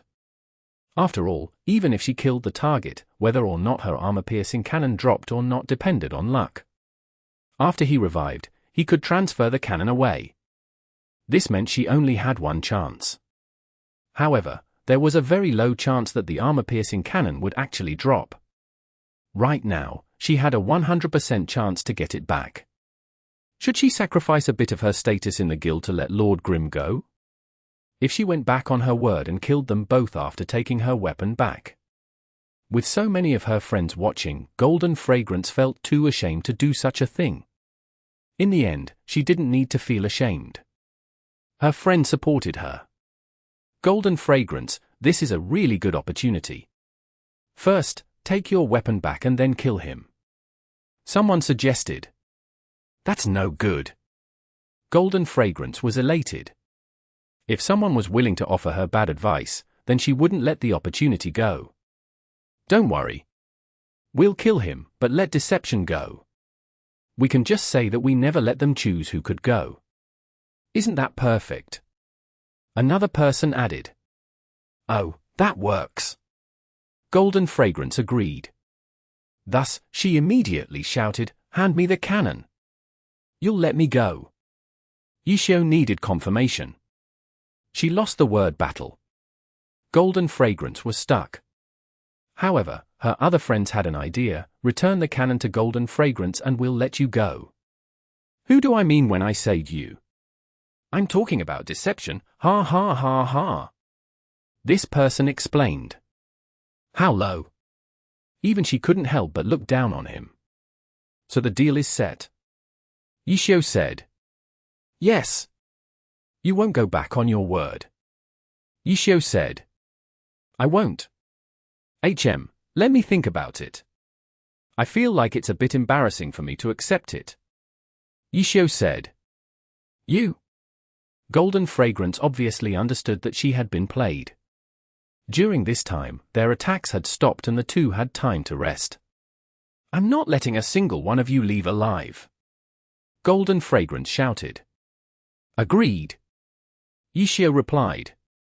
Right when Yishio said this, raging flames suddenly roared up from the ground. However, the flames didn't target Deception or Lord Grim, but rather the players. All of them stared blankly in surprise. Firestorm was a level 60 elementalist skill. An unspecialized couldn't learn it, so who had used it? They still hadn't figured it out yet. Boom! The sounds of raging flames and violent winds burned their bodies. "Who is it?" Everyone was astonished. Someone was clearly attacking them. A shadow suddenly flickered on the ground. They looked up and saw a berserker lifting a greatsword above his head. The berserker leapt down from a nearby rooftop and smashed the ground with an earth-splitting slash. There were many skills in Glory which began from high above to down below. The damage and effects depended on the height difference. Earth-splitting slash was one such skill. By jumping down from the rooftop, the player could take advantage of the extra height between the roof and ground. This was common knowledge. How big would the area of effect for the earth-splitting slash be? The noobs in the normal servers might not know, but the Heavenly Domain veterans had an idea. No one dared to face it head-on. Everyone immediately spread out. Another 2 shadows appeared, but neither of them arrived on stage in as domination of a fashion as the Berserker. Of the 2 shadows, one of them held a battle spear, while the other had nothing in his hands. One was a battle mage, while the other was a grappler. These 2 figures took the rear. An elementalist was standing on another rooftop. His staff was pointed towards where the firestorm was blazing. Clearly, he was the one who had executed the sneak attack. Who are these people? Everyone cried out in astonishment. Rumble! The earth-splitting slash crashed into the ground and the ground shook. From where the sword hit, a shockwave spread out. A faint sword energy could be seen resonating within the shockwave. This was an effect of the earth-splitting slash. If a target was hit, there was a chance the target would turn dizzy. Fortunately, they had prepared themselves and spread out. No one was hit by the earth-splitting slash, but immediately afterwards, a red glow emanated from his body and he entered a berserk state. 2 Scarlet Eye stared in their direction.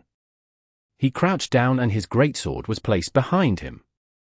A bright light shone from the tip of the sword and a bloody mist formed above the ground. Crimson Storm! They immediately recognized this skill. It was the Berserker level 70 skill, Crimson Storm. Interrupt him! Someone shouted. Crimson Storm was extremely powerful, but it had a very slow startup animation. Without any setup, it was unlikely to come out. However, Crimson Storm wasn't a skill that was cast like elementalist skills. As a result, the skill couldn't be interrupted with a simple attack. There were 2 ways to interrupt it. One was to use a grab skill. This could interrupt any skill. The other way is to do enough damage, which was set by the system, to forcefully stop the attack. At this moment, this berserker had used an earth-splitting slash in order to scatter the enemies. He had done a bit of setting up. It was a bit too late to grab him, but long-ranged classes could still attack. Long cast time skills couldn't be used, but they could still send out a few quick attacks.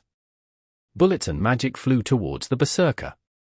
However, Lord Grimm suddenly rolled forward and with a hooah, his 1000-chance umbrella opened up, blocking the incoming attacks. This was enough. Crimson Storm activated and the berserker's greatsword was transformed into a humongous, blood-colored sword. The sword descended towards the ground. The instant the sword hit the ground, it exploded and a bloody mist spread out all around. F*CK. They weren't able to interrupt his skill and hastily tried to escape, but several of them weren't able to escape in time. Fortunately, no one had been directly cut by the blood sword. It was undoubtedly a huge portion of the skill's damage. The battle mage and grappler had finally arrived. The battle mage lifted up his spear and a huge dragon roared towards the enemies. The grappler closed in on a player, lifted him up, and swept around in a circle. Grappler skill, spinning throw. Chapter 85. Attack like fire. Each of them displayed skills with incredible effects. In an instant, a firestorm turned the streets into a sea of fire. A crimson storm covered the ground with pools of blood. A dragon paved a path through the blood. A spinning throw created a single spot of blank space. None of Golden Fragrance's people had died, but they were instantly forced to be on the defensive against these attacks. Don't let them run. Golden Fragrance was a launcher, so she stood farther away from the carnage. None of the attacks had reached her, but when she saw the encirclement split apart, she hastily let out a shout.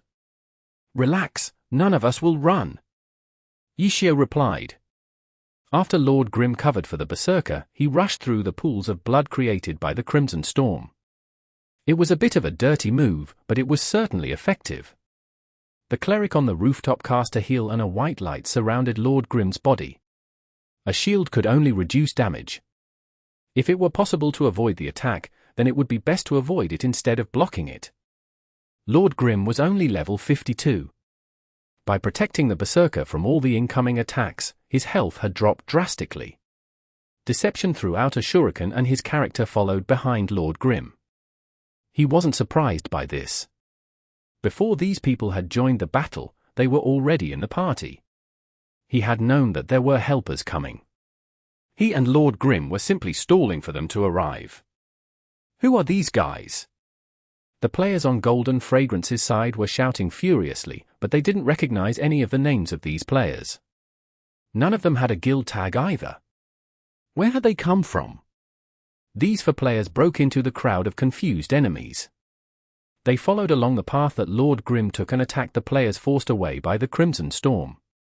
When these characters focused on one target, their strength was incredibly ferocious.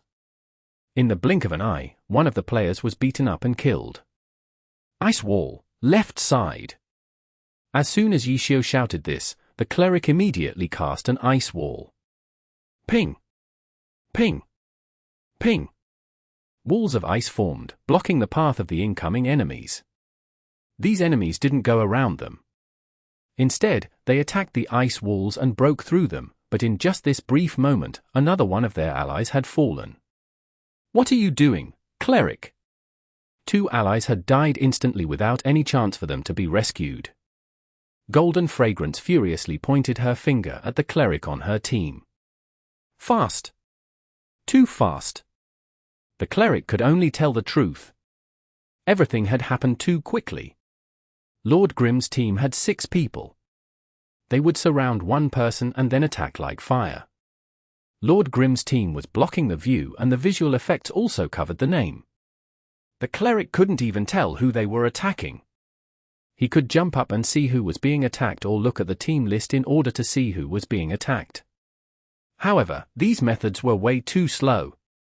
By the time he jumped up to see the name and landed to cast the heal, or if by the time he figured out whose health bar was dropping rapidly, the health bar would be empty and he wouldn't be able to heal them anyway. This was how 2 of them had died already.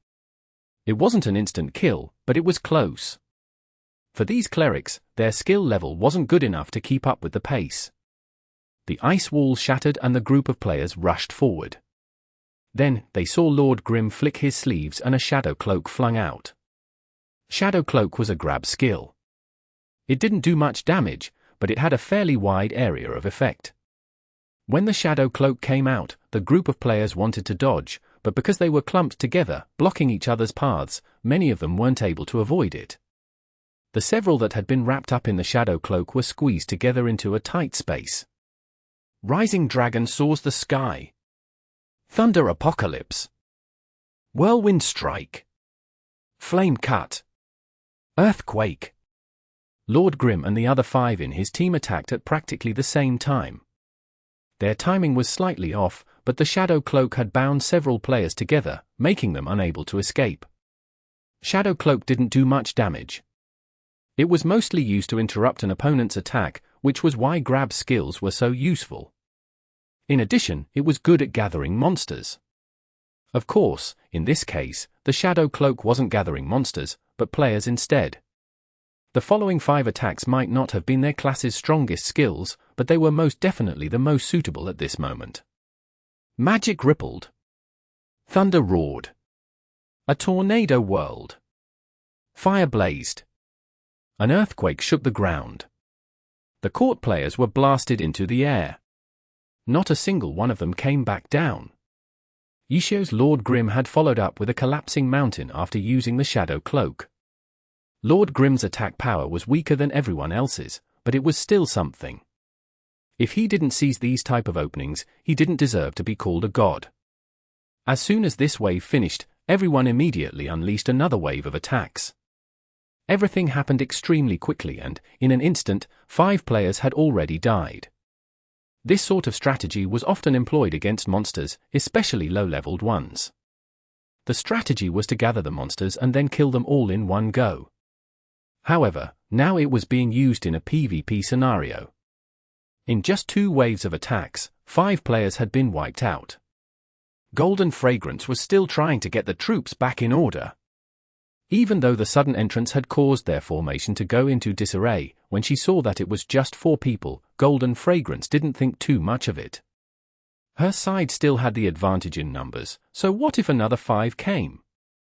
Her side would still have 3 times the number of players that they had.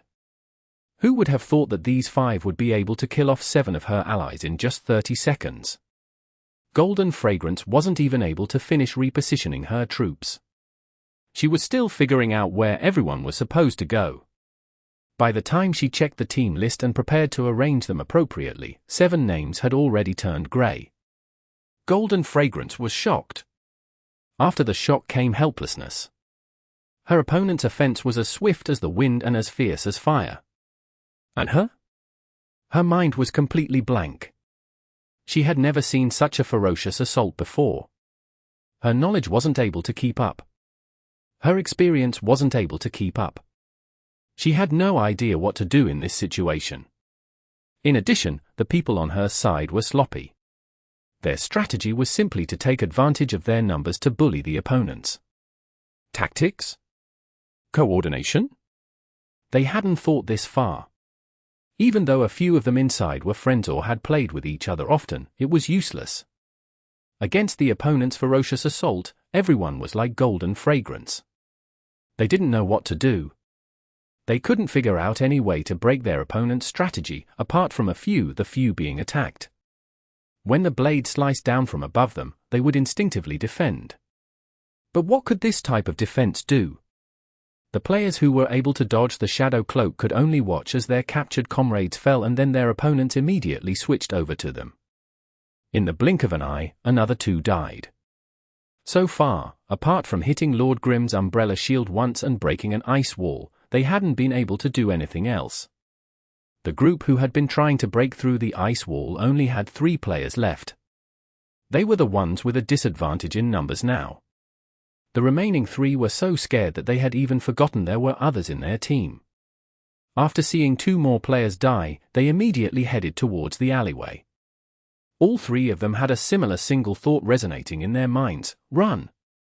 Running was their only option. Running was the only thing they could do. What other choice did they have?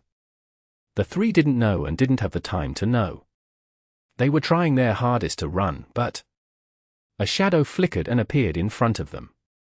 Another shadow came from above. Sword draw. Ninjutsu, bird fall. Lord Grimm and Deception had used the shadow clone technique to instantly move there. The 3 had only thought of running and nothing else, so they hadn't thought of this possibility. A sword light flew towards them and 2 feet stomped down. The 3 players flew backwards. Behind them was the grappler, who grabbed one with his left hand and the other with his right. He suddenly leapt into the air and his 2 legs caught the last one. The grappler grabbed all 3 of them. He had used 2 grappler skills simultaneously, flying hands and aerial twist. It was possible to perform both at the same time. With the 2 legs twisting and 2 hands flying, the grappler threw all 3 into a ball and then landed on the ground. The Berserker, Battle Mage, and Elementalist were already prepared and immediately attacked. Lord Grimm and Deception followed up with their offense. After a single wave of attacks, the 3 players turned into 3 more corpses. 12 players. As of now, nearly half of Golden Fragrance's team had died. It had only been a minute since the fight had begun. It wasn't like Golden Fragrance had no sense of tactics. She focused on the cleric on the roof and had her subordinates target that cleric. This wasn't a wrong choice. In a team battle, if the enemy's cleric was killed, then the battle could be won much faster. However, common tactics were naturally used during normal situations. Kill the cleric first? Truthfully, Golden Fragrance had felt that she had been too careful in her preparation for it. It wasn't a normal situation. Her side had such a large numbers advantage. Did she really need to make a plan? Sure enough, it really wasn't a normal situation. Cleric? Was the cleric even useful in this battle? Golden Fragrance was doubtful. While 12 of her allies died, the enemy cleric hadn't done any healing. Quick! Too quick! Killing 12 players in 1 minute. This was how fast a one-wave strategy was. However, a one-wave strategy was generally only used when one side had a clear numbers advantage and a levels advantage. According to normal theory, her side should be the one doing this. Why had it flipped? Why was their side being the one being crushed? Too strong. Let's retreat. None of them were noobs. If they weren't able to figure out the huge difference between their strengths, then that would be a noob. Let's retreat. I'll call for backup. Golden Fragrance hastily called. You're going to run? You're making this difficult for us. I keep my promises. If I say no one escapes, then no one escapes. Yishio's voice rang out. Chapter 86. No one escapes. Golden Fragrance had originally never intended to call for help. Firstly, because she believed there were enough people, and secondly, because if her equipment dropped, she didn't want it falling into someone else's hands. Despite being in the same guild, when faced with good equipment, the trust between one another was almost obsolete. Chen Yehue had obviously thought about this, which was why he arranged it in such a way. He even hoped people from Herb Garden and Blue Brook Guild to be far away from them, let alone calling for assistance. The path he left would already be considered fairly out of the way. As a result, Chen Yehue was shocked when Golden Fragrance called for help. Even if it's Yi Qiao. Even if deception was also very strong. They had over 20 people. Wouldn't calling for more assistance be over the top? Chen Yehue could tolerate if the two escaped again, but he found it hard to believe that the two couldn't be defeated. What happened? Chen Yehue wanted to find out what was going on, but the news Golden Fragrance sent didn't say much. She merely sent her marked location, calling for help. How could Golden Fragrance possibly have time to explain? The group of people's quick AoE attack struck them dumb with astonishment. 12 people annihilated in under a minute, which meant a person was killed every 5 seconds on average. How long would sending this message take? By the time the message was sent, she would long be dead. Golden Fragrance saw Chen Yehue's questioning message, but she also saw the people rushing towards her like the wind. It was definite that replying to the message would cost her her life, so Golden Fragrance ignored the message to turn tail and run without hesitation. Run! Purely running away. She didn't have any routes of escape or acts of resistance, she just turned around and pressed the key to scurry straight forward. Before, the three great guilds had pursued Lord Grimm and Deception restlessly, but right at this moment, in a certain way, events had taken a great turn. When escaping, Yi Xiao was rich in experience, so he was very skillful. Now that it's his turn to pursue, his ability was by no means weaker. In addition, Golden Fragrance and her group were only aiming to go forward and forward and forward. They didn't even observe their pursuer's action. They chose a running style that required the least amount of skill. Stun Bullet. 100 streams. Yi Xiao and Deception each used a skill. Lord Grimm's bullet caught a player while Deception's water streams surged closely behind. The streams instantly formed into a water prison, which incapacitated the player. The imprisoned player was dazed. Although the water prison had caught him, in a way, it protected him as well. As long as the prison was up, he couldn't receive any damage. Before he could understand any of it, the people behind Lord Grimm and Deception were already charging forward. They attacked while they ran, so it didn't take long before the water prison was destroyed. The second wave of attacks thrusted him into the ground. After that, the mob only needed to throw out some random attacks to finish him off. The ghost floated in midair while its player watched with a stunned expression as the mob rushed over his corpse. It was as if his consciousness was still lingering in confusion back at the water prison. The time that had passed only felt like the blink of an eye before he was sent off to float into the sky. Yet, the opponent's footsteps didn't slow down a fraction. As they stomped over his corpse, they managed to shorten the distance between themselves and the escaping players ahead. A lot of offensive skills had a slight displacement effect, and these effects were faster than plain running. The pursuers skillfully utilized these skills, so while they killed the previous player, they weren't delayed at all. Another died. Golden Fragrance and her group didn't even dare to look back. They discovered the losses through the darkened names on their team list. They didn't have time to check who it was. They even hoped that the player sacrificed could perhaps help them earn a bit of time to escape. In a bright flash, a person's silhouette was instantly formed, right in the center of Golden Fragrance's group. Teleportation. An actual teleportation, which was an electric-type elementalist skill.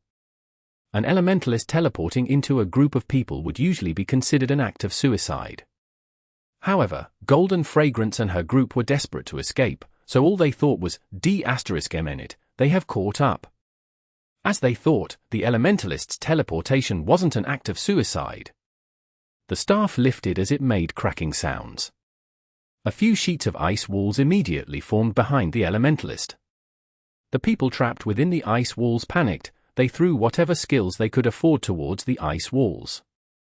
Unfortunately, the delay was enough for the people behind them to catch up. Shadow Cloak. Double Flying Hands. This time, Xiang coordinated himself with the grappler. The 6 people whom were stopped by the ice wall were instantly gathered together by the skills of Xiang and the grappler. Under the blast of AoE skills, it was without a doubt another textbook type of AoE combat style. There was little to no time difference from when the first, 5th, or last person fell down. In addition, the remaining energy waves from the attacks happened to break the ice walls in time. After finishing off the 6 people, they continued their pursuit. The ice walls didn't bring them any inconvenience.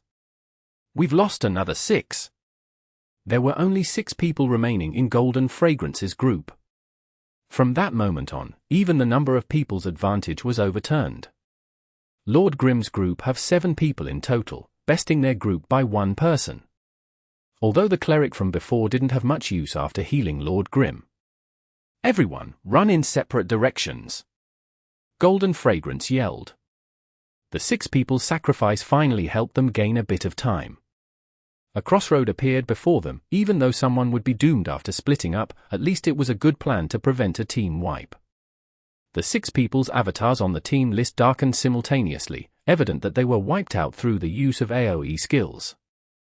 Golden Fragrance and her group were already very deeply afraid of Lord Grimm's mob of AoE techniques. 1 step, 2 steps, 3 steps. Why aren't we at the intersection yet? The intersection that no one cared about before now seemed impossible to reach in their eyes. In their hearts, everyone in the group resented that they didn't have wings. Nearly there. Finally, they reached the intersection. The 3 forked roads glowed with hope. They didn't have time to distribute themselves into groups, so everyone chose a random fork in the road. The remaining 6 people prepared to run towards the hope in their hearts. However, they caught a flash of shadow. The 2 silhouettes which brought them fear and annoyance instantly appeared before them. Lord Grimm, deception. The cause of what had happened. The beginning of all nightmares. At such a crucial time, the 2 became their obstacles. Deception made a seal and a shadow dance started again. Instantly, the shadow who blocked the road split into who knows how many. The shadow clones, which flew out of Shadow Dance, attacked the 6 people and restricted their movements. Lord Grimm was on the side making matters worse for the 6 people. Those who didn't get restricted enough would immediately receive their lesson. The Berserker's helpers arrived soon after. Since they had been faced with the final 6 people, they didn't use the AoE method again. Everyone had one opponent to fight. Miss Golden Fragrance managed to survive till now. As long as she used her aerial cannon without error, she still had quite an advantage in running away. Unfortunately, her advantage was non-existent now because the opponent she had to face was Lord Grimm. Normally, Golden Fragrance would be happy to tease a level 52 player and feel all high and mighty. However, now that she knew of her opponent's identity, Golden Fragrance didn't have a teasing mood or attitude. "What sort of good equipment do you have?" Xiang asked, as if he were a hijacker. Golden Fragrance had died twice today and dropped 2 pieces of equipment, both of which were orange. Even if she was one of the guild's core members, she felt pained over the loss of her equipment. Core members of guilds were still far from a pro-gamer's situation, where orange equipment was regarded as basic gear. Now that the bandit who targeted her equipment was blocking her once more, Golden Fragrance truly wanted to cry. Not only was she not going to get her equipment back, but now she would lose another piece of hers. Golden Fragrance looked left and right and saw that her other 5 teammates had battled into a mess. At this point, she had to fight with all she had, because no matter how one looked at it, they were the ones being surrounded. The great god Yichio bullies me, a girl? Is it meaningful? Golden Fragrance asked. Sorry about that. Yichio replied. Golden Fragrance was about to say something else, but Yichio had already sent a smiling emoji along with, I will be more aware next time. After Lord Grimm sent this sentence, he rushed forward. Golden Fragrance was surrounded in the center, so she had nowhere to escape to. In addition, with someone as skilled as Yichio, she was caught before she even took 2 or 3 steps. Golden Fragrance's struggle merely proved her existence, to let people know that her character was under her control and not a block of wood. Golden Fragrance was depressed. Why was this god picking on her so much? If it was someone other than him or Deception who was intervening her escape, she could have had a chance to escape. Golden Fragrance wasn't the only one with this thought. The players who didn't encounter the 2 strong players had a spark of anticipation in their hearts. The anticipation quickly became hope. After fighting with Lord Grimm's helpers, they realized that although they were strong, it was not to the point where they have no hope. The 4 people became energized and began to oppose fiercely. In order to hold them up, Lord Grimm's 4 helpers fought head-on. They even received damage they could have been avoided. Golden Fragrance's group observed. At this rate, they had a chance. Not only might they escape, they could also turn the other group into corpses. Little did they know that at this moment, a ray of white light would shower onto the elementalist. Soon afterwards, the white light flashed towards the other players. The people coughed up blood. As they looked around, they realized that the opposing team's cleric had just arrived. Only now did they remember that they also had a cleric. As for their own team, they no longer had a cleric. Their cleric had already been killed by the opposing side. No wonder Lord Grimm's group blocked them with such hardness. Under the assistance of a cleric, they had no reason to hold back. This was a very logical and sensible tactics choice. As the group had feared, they had no hope. The mob was in complete despair. At this very moment, a band of players appeared on a crossing that led off from the road ahead. Chapter 87. What's the situation? Chen Yehue was a veteran with many years of experience in battles. Even though he wanted to know the details from Golden Fragrance, seeing how he didn't receive any response, he immediately knew that the situation wasn't looking good. The situation had already deteriorated to the point that she didn't even have time to reply. How had Yichio and Deception forced the team into such a position? Chen Yehue was astonished, but he couldn't slip up. The very first thing he did was tell this information to Arasima and Changing Spring. What? How'd they get there? The 2 guild leaders were very surprised. They hadn't known that Chen Yehue had intentionally let them slip through the encirclement. According to their original plan of shrinking the encirclement, their 2 targets may have escaped, but they shouldn't have been able to escape without anyone noticing. Following this logic, because the 2 guild leaders hadn't received any news, the 2 guild leaders thought that Lord Grimm and Deception were still trapped inside their circle. Their encirclement had shrunk and shrunk. Their 2 targets would have to appear soon. The 2 guild leaders couldn't help but begin to feel excited until Chen Yehue told them the news. They looked at the map and the coordinates were a good distance away from their encirclement. Who knows how they got out? More importantly, one of my teams is currently fighting with them. Do any of you have troops nearby? Chen Yehue was extremely cunning.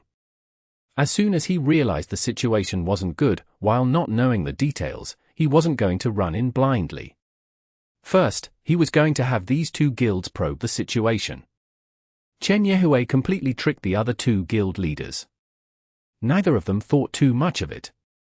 Let me see. The 2 replied and immediately called out to their respective guilds. I have 1 team here. Arasima quickly said. Have your players hurry and assist them. Our backup will be there soon. Chen Yehue said. We have to create another encirclement. How troublesome. Arasima was still confused as to what was going on. He thought Lord Grimm and Deception were still using hit-and-run guerrilla warfare tactics. As for Golden Fragrance, her side was in a tragic situation. Chen Yehue hadn't received any confirmation, but he was certain of it. However, he didn't tell the two of them. Sure enough, Yichio was out for revenge against Excellent Dynasty. Excellent Dynasty really is trash though. We're not going to be able to catch them here like this. Arasima thought. He was happy to see Excellent Dynasty's players being attacked, but he was starting to get impatient. Street intersection. Golden Fragrance and her 5 allies weren't able to hold on any longer.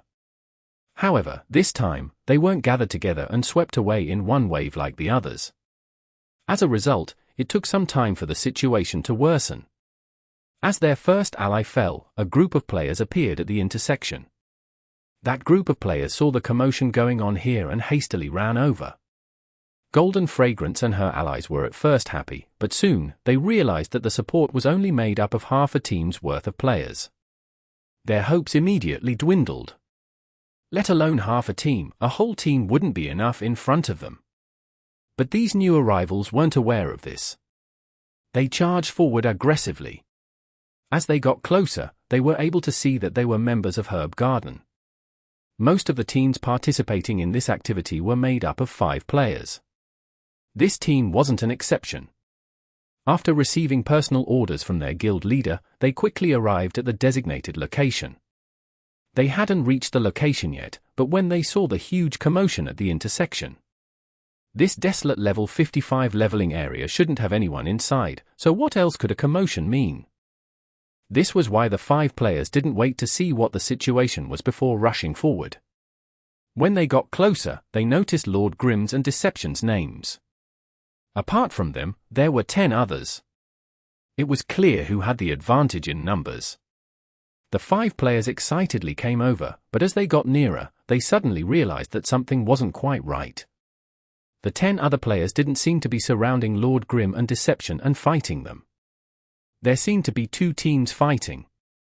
What's going on? The captain of this 5-man team shouted in surprise.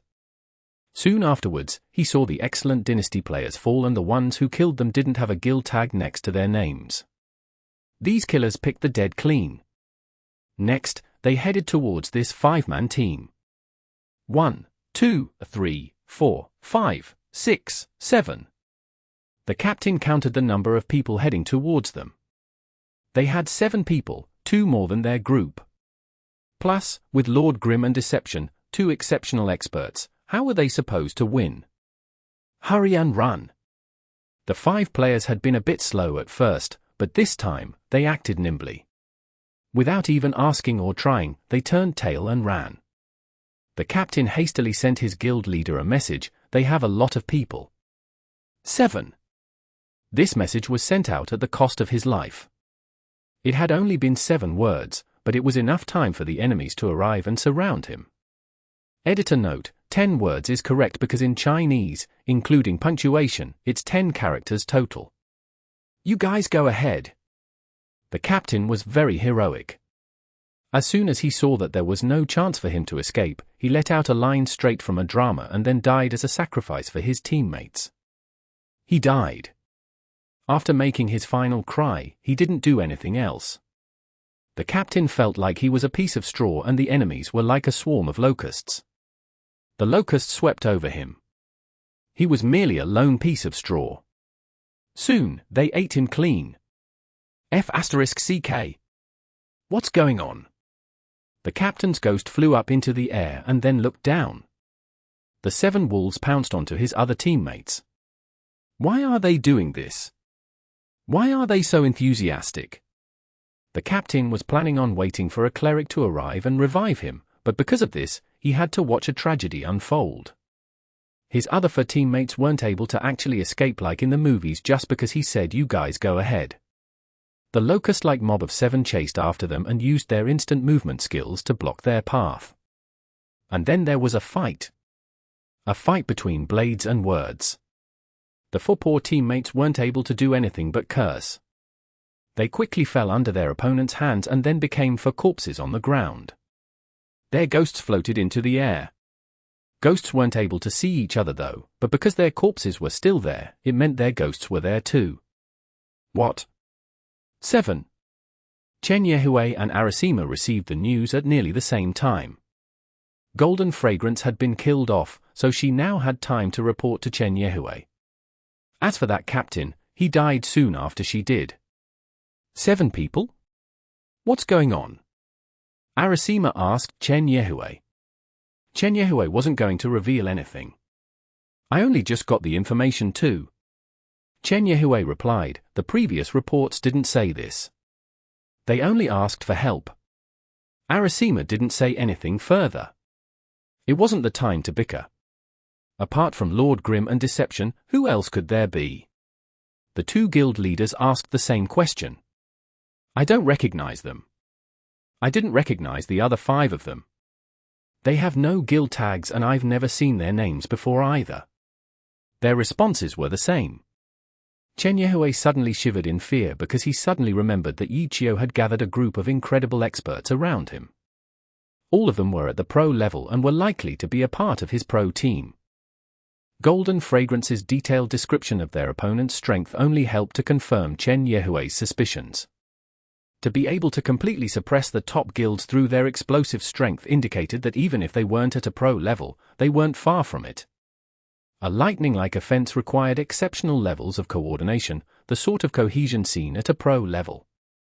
This was the only way such a display of strength could be made. Could their troops block these types of players? 12 players killed in 1 minute. This meant that against their current strategy, using small teams to stop them would only be crushed through their opponent's brute force. 3 players against Lord Grimm and Deception resulted in a team wipe. 5 players against Lord Grimm and Deception resulted in 2 deaths and their escape.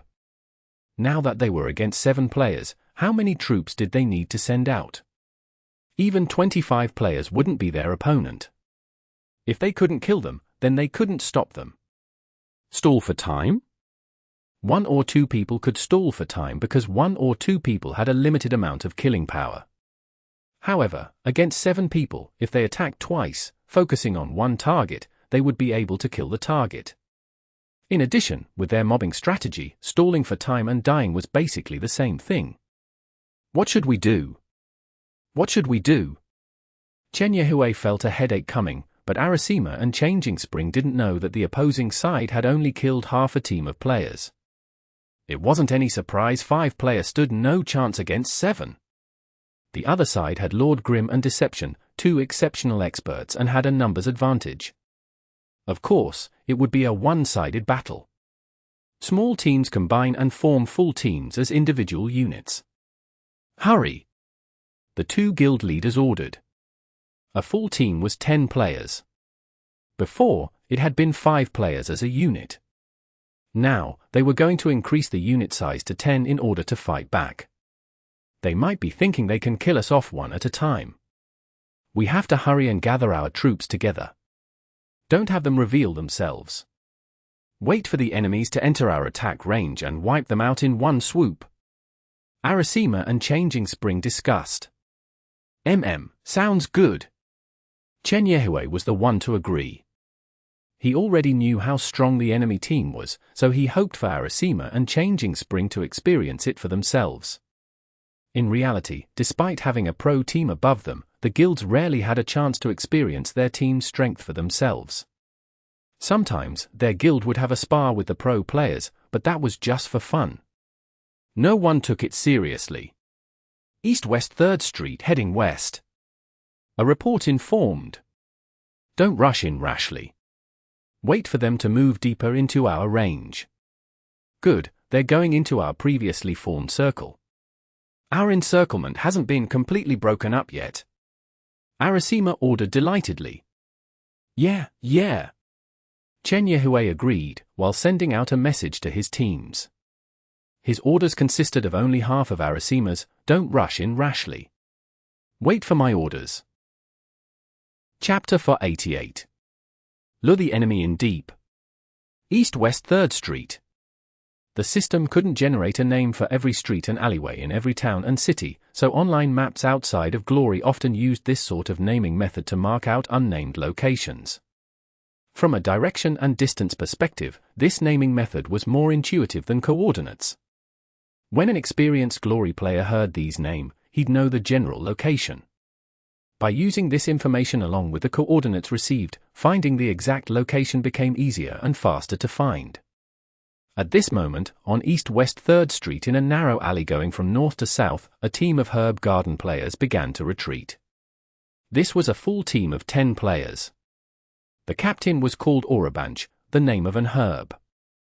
Herb and plant names were commonly seen in Herb Garden, especially among the senior guild members.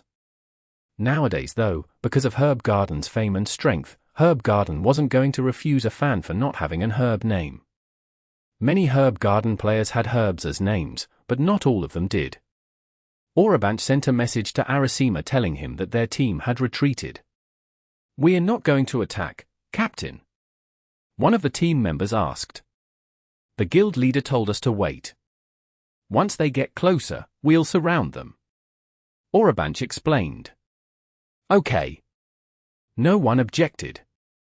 Their opponents had 7 people on their team, while they had 10. Even though they had a slight advantage in number, their opponent's team had Lord Grim and Deception, both exceptional experts. Whether or not they could win was a completely different matter. All of them were veterans and very well knew their own limits, so none of them arrogantly declared they would take their opponents down for sure. It would be better to wait until more backup arrived before surrounding them together. There was a limit to skill. Even if your opponents were pro players with godly skill and amazing equipment, if you had a lot more people on your side, you'd eventually win. A numbers advantage would always be a reliable advantage in the game. The team of 10 sat in the alley quietly. "Captain, you said." Suddenly, the light seemed to have dimmed all of a sudden. The team lifted their heads up. 2 people were standing outside of the alley, blocking the sunlight from coming into the alley. "See, I told you there would be people here." The person on the left spoke. The ID above his head spelled out Lord Grim. "If these people had been equipment, I definitely would have seen them." The person on the right denied his inability. The ID above his head spelled out Deception. "You can see equipment on the ground, but you can't see equipment on someone's body. What's up with that?" Lord Grim lifted up one of his hands. "Shut up." Deception drew his blade. A grenade rolled over, and a wave of fire blasted towards them. Hand grenade. Flame cut.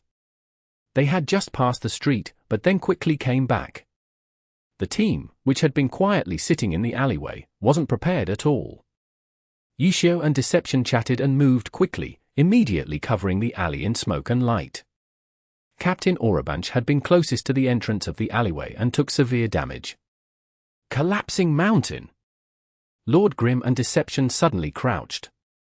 A berserker flew over their heads with his huge sword held high above his head.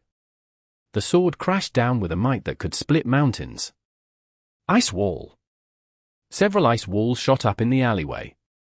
The alleyway was very narrow. It wasn't easy to get 2 people to stand shoulder to shoulder with each other. A single ice wall would be enough to block the alleyway, but instead there were 4. This wasn't like dominoes. If one fell, the other walls weren't going to fall down too. They would have to break each wall one at a time. How long would that take? There were also 7 enemies. They were blocking the alley entrance. Plus, they could throw whatever skills they wanted at them. With such little space to move around in, where were they supposed to run? It was impossible to escape. Orabanch's team was like a stuck monster. They could struggle all they wanted to, but they wouldn't be able to find a way out. They tried to squeeze their way out, but Lord Grim simply repelled them with a falling flower palm. Magic spells rained down on them from above and they didn't even know where the enemy elementalist was. After a short moment, there were 3 shattered ice walls and 10 corpses lying in the alley. Whether they waited for someone to revive them or whether they revived back at the city wasn't something Yishio's team cared about. They picked up the dropped items and gold before heading north through the alley. What? What did you say? Why didn't you hide better? Arasima received the news. Orabanch felt wronged. Hide better? Our original orders were to actively look for Lord Grimm. Then, after discovering that Lord Grimm had a team, you told us not to make any rash movements and to await further instructions. Where are they heading? Arasima asked. Towards the north. Coordinates XXX, XXX. Orabanch replied. This alleyway was so small, the outside maps didn't even have a name for it. Those near coordinates XXX, XXX. Pay attention to the north side. If you see Lord Grimm's team, lure them in deep. Arasima ordered and told the information to Changing Spring and Chen Yehue. The guild teams were still looking at the map after studying these coordinates, when Yishio's team rushed out from the small alleyway. When Yishio's team looked around, they didn't see anyone around. This way. Yishio's Lord Grimm led the way. Not long after heading left, another alleyway heading north appeared. Lord Grimm and the other 6 went in. This time, after going through the narrow alleyway, they saw a team of 10 players. This team was from Blue Brook Guild. Did the guild matter though? Clearly not. The 7 players charged forward and attacked. This team of 10 was still digesting the orders given to them. Who would have thought their mission would suddenly land on top of their heads? They hadn't even figured out how they were going to position everyone when Lord Grimm bound them together with a shadow cloak and threw them onto the streets. F***CK. The team cried. If they were going to be so violent, where was the need to fake it? They turned their heads and immediately began running. They were truly luring their enemies in deep. Who would dare call them out for acting fake? They truly were putting everything they had into running for their lives. Unfortunately, they weren't able to escape. 6 of them tried to head inwards to hide, but were quickly caught and killed. Yishio saw the direction these 6 were heading towards and was forewarned. He took his team in the opposite direction, while figuring out how to head north and break out of the trap. I lost a team too. Changing Spring shared the same losses as everyone else. Where did they head? Arasima quickly asked.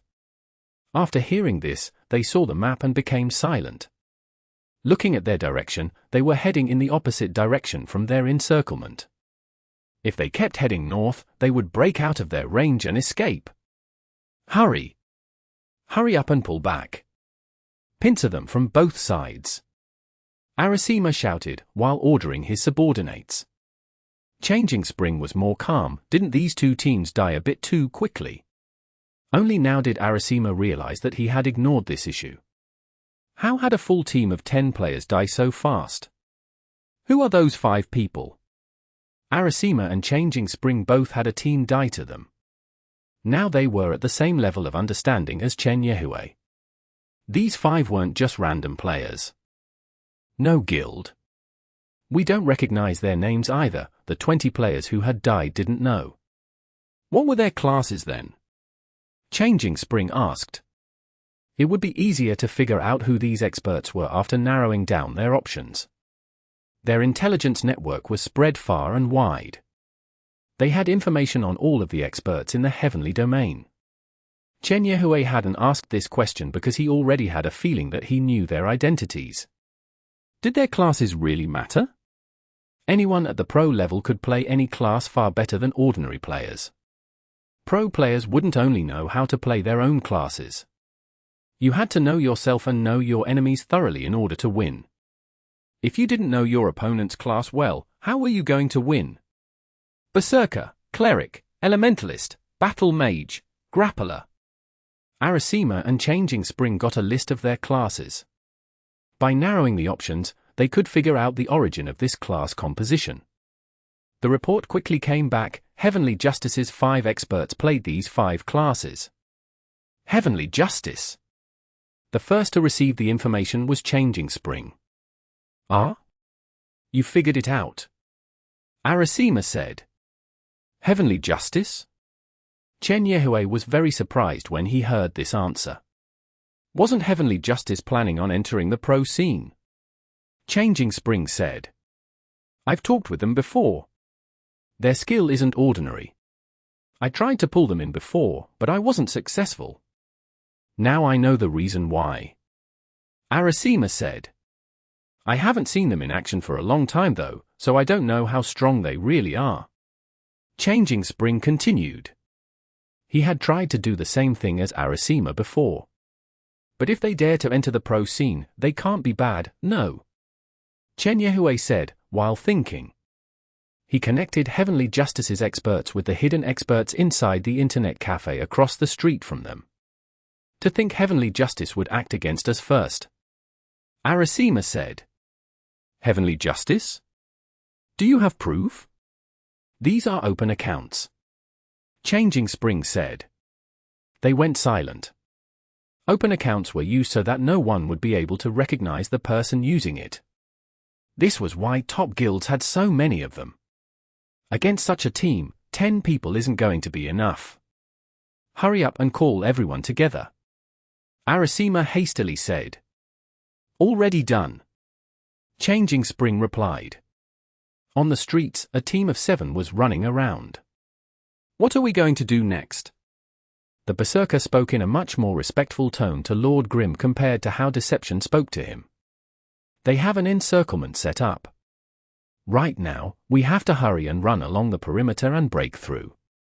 We're not going to attack them face to face, so they won't be able to make use of their number advantage.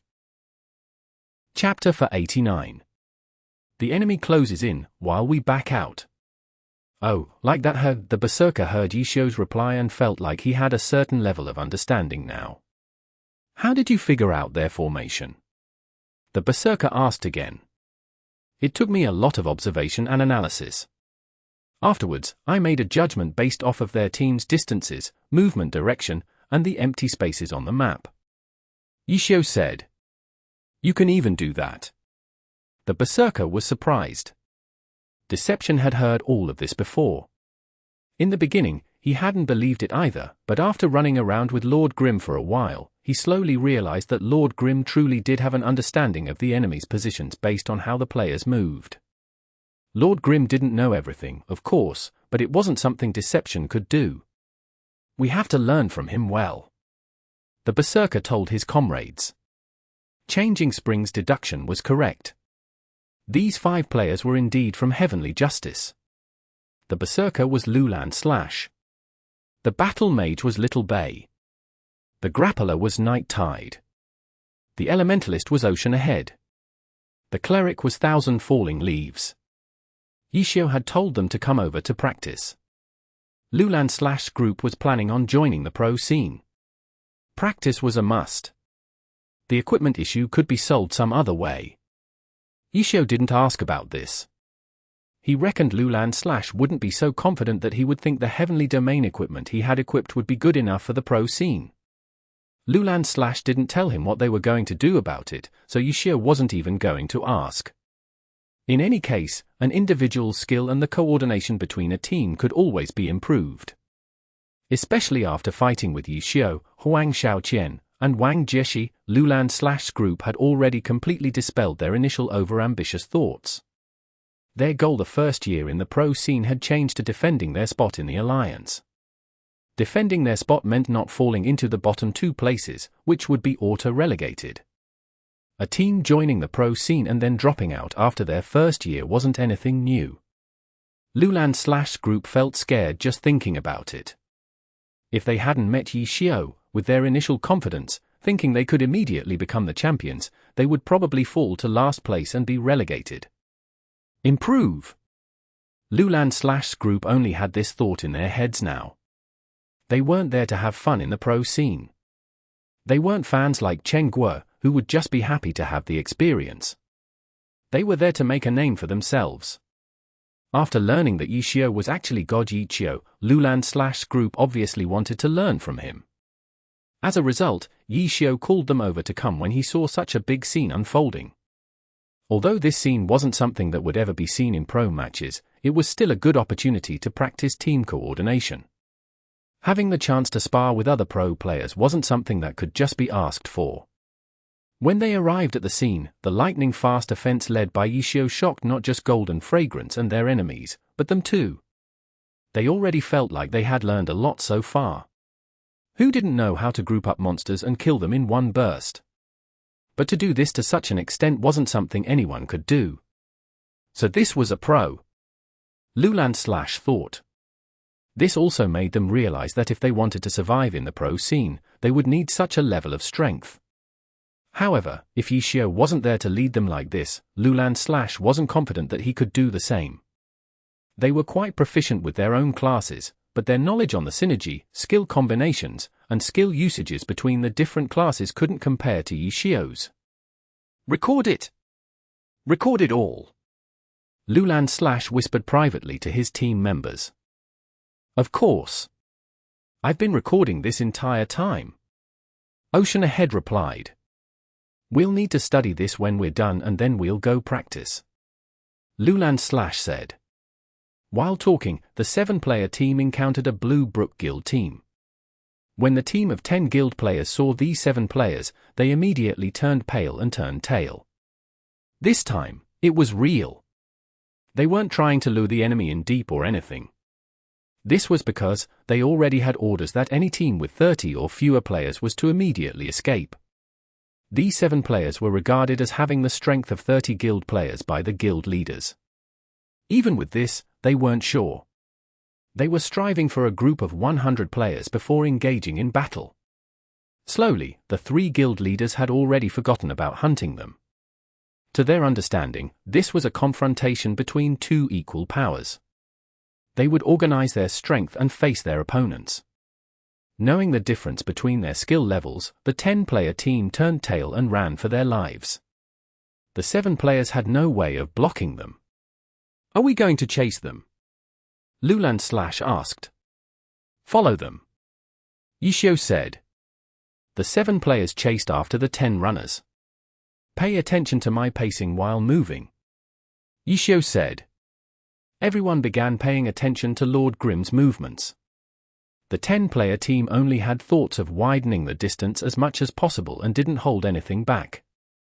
Seeing the 7 players shrinking in the distance, their hearts calmed down a little bit, but not long afterwards, the 7 players appeared behind them again, hanging around neither too far nor close to them. The 10-player team tried to sprint away again, but they realized they didn't have enough stamina. Without stamina, they couldn't sprint and their running speed would drop. Starting from here, the 7 players drew nearer and nearer. They're coming! The 10-player team cried for their lives and spammed their coordinates in the guild chat. Hang on! The guild players could only reply. It would still take them time to arrive and help them. They're getting closer! Even closer! The 10-player team was in complete chaos. The enemies were getting closer and closer in front of their eyes and there was nothing they could do but await their pitiful demise. It was a feeling even more terrifying than death. No good. Our support won't arrive in time. The captain of the 10-player team looked around left and right. Apart from the 7 enemies clawing closer and closer to them, there was no one else in sight. What do we do? One of the members mourned. Log off. The captain decided. One of the team members gasped. If not, we'll die for nothing. Our other team wasn't weak either, but they didn't even last a minute. The captain hastily explained. Then let's hurry up and log off. They're about to get in range. Another team member shouted. Following afterwards, the 10 players disappeared. They had logged off beautifully. No way. The 7 were completely stunned, even Xiao. None of them expected their opponents to log off. Head east. At this moment, Xiao didn't delay and immediately shouted out an order. The team switched directions from heading north to east. Why? As long as there was a chance, Lulan Slash would always ask why so he could grasp Xiao's way of thinking. Our opponents have probably figured out our battle strength, so they're probably gathering together. If we continue to go down that path, we'll probably encounter a huge team. It's better to turn back for now. Xiao explained. The 7-player team headed east. At the same time, the 3 guilds completely lost track of their position. By gathering their troops together, they would obviously lose control over the area. If the previous team had died, their ghosts would still be able to monitor them for a bit. However, because this team logged off, they now had no idea which direction the 7 had run off in. A short moment later, the 3 guilds gathered all of their troops together and then stood there stupidly. Where was Lord Grimm? No idea. Where was that team? No idea. F***CK. That's too cunning. Arasima was pissed. After learning that their opponents had Heavenly Justice's 5 experts too, the prey had become the hunter and their guilds became the targets. This was why they had hastily changed plans, but once their opponents got close to them, they suddenly turned passive again and hid. Now what were they going to do? It wasn't going to be possible for them to scatter around the map again. If they did, they would all become meat buns. The animals eating weren't dogs either, but were really wolves. Should they continue maintaining these huge teams? They had too few units and too little control over the area. Their opponents would be able to escape easily. The 3 guilds were in a difficult predicament. It seemed like there was only one option in front of them, to give up on the operation. They weren't willing to. They had put so much effort and manpower and it was just going to end like this? The 3 guild leaders had this type of remorse. They felt like they were in the 10th server once again, where they were helpless under Lord Grimm's hands. The heavenly domain was supposed to be completely different, but in reality, was it just the same? The other guilds, Chen Yehue suddenly thought. They're probably sitting there eating popcorn. Arasima sighed. With a good opportunity to kill Lord Grimm, they hadn't hidden the information away and actively shared it. However, the 3 guilds had been the first to arrive at the scene and after seeing such a commotion, the other guilds sat back to watch the show instead of joining. The 3 guild leaders definitely understood this. They would have done the same too. Killing Lord Grimm would benefit everyone, so there was no need to compete to do it. As a result, everyone was very nice about it. I refuse to have it end like this. Changing Spring roared, but what could they do? Keep adding troops? Changing Spring thought. Chen Yehue took off his headphones and then picked up the cell phone on his desk. Ichio is currently in the game. He's leading those Heavenly Justice guys who are claiming they'll be joining the pro scene next season. They're showing off their strength. Liu Hao had taken the call and then turned his head to explain the situation. HMPH, them? They're nothing special. Sun Slong coldly said. However, the guild players aren't enough. Liu Hao said, I heard they only have a total of 7 players on their team, but they were easily able to kill off a full team. I can kill off a team of normal players on my own. Sun Slong sneered. Ha ha, of course. Liu Hao said, I happen to have a few accounts on hand. Let's give them a little surprise. Oh. Sun Slong's eyes suddenly lit up, that sounds fun. Chapter 490. Team Excellent Era. Here's a Battle Mage account card. A trace of treachery flashed across Liu Hao's face as he handed an account card to Sun Strong. In fact, before Sun Strong even came to Excellent Era, he hadn't used a Battle Mage. However, his Battle Mage was also very good.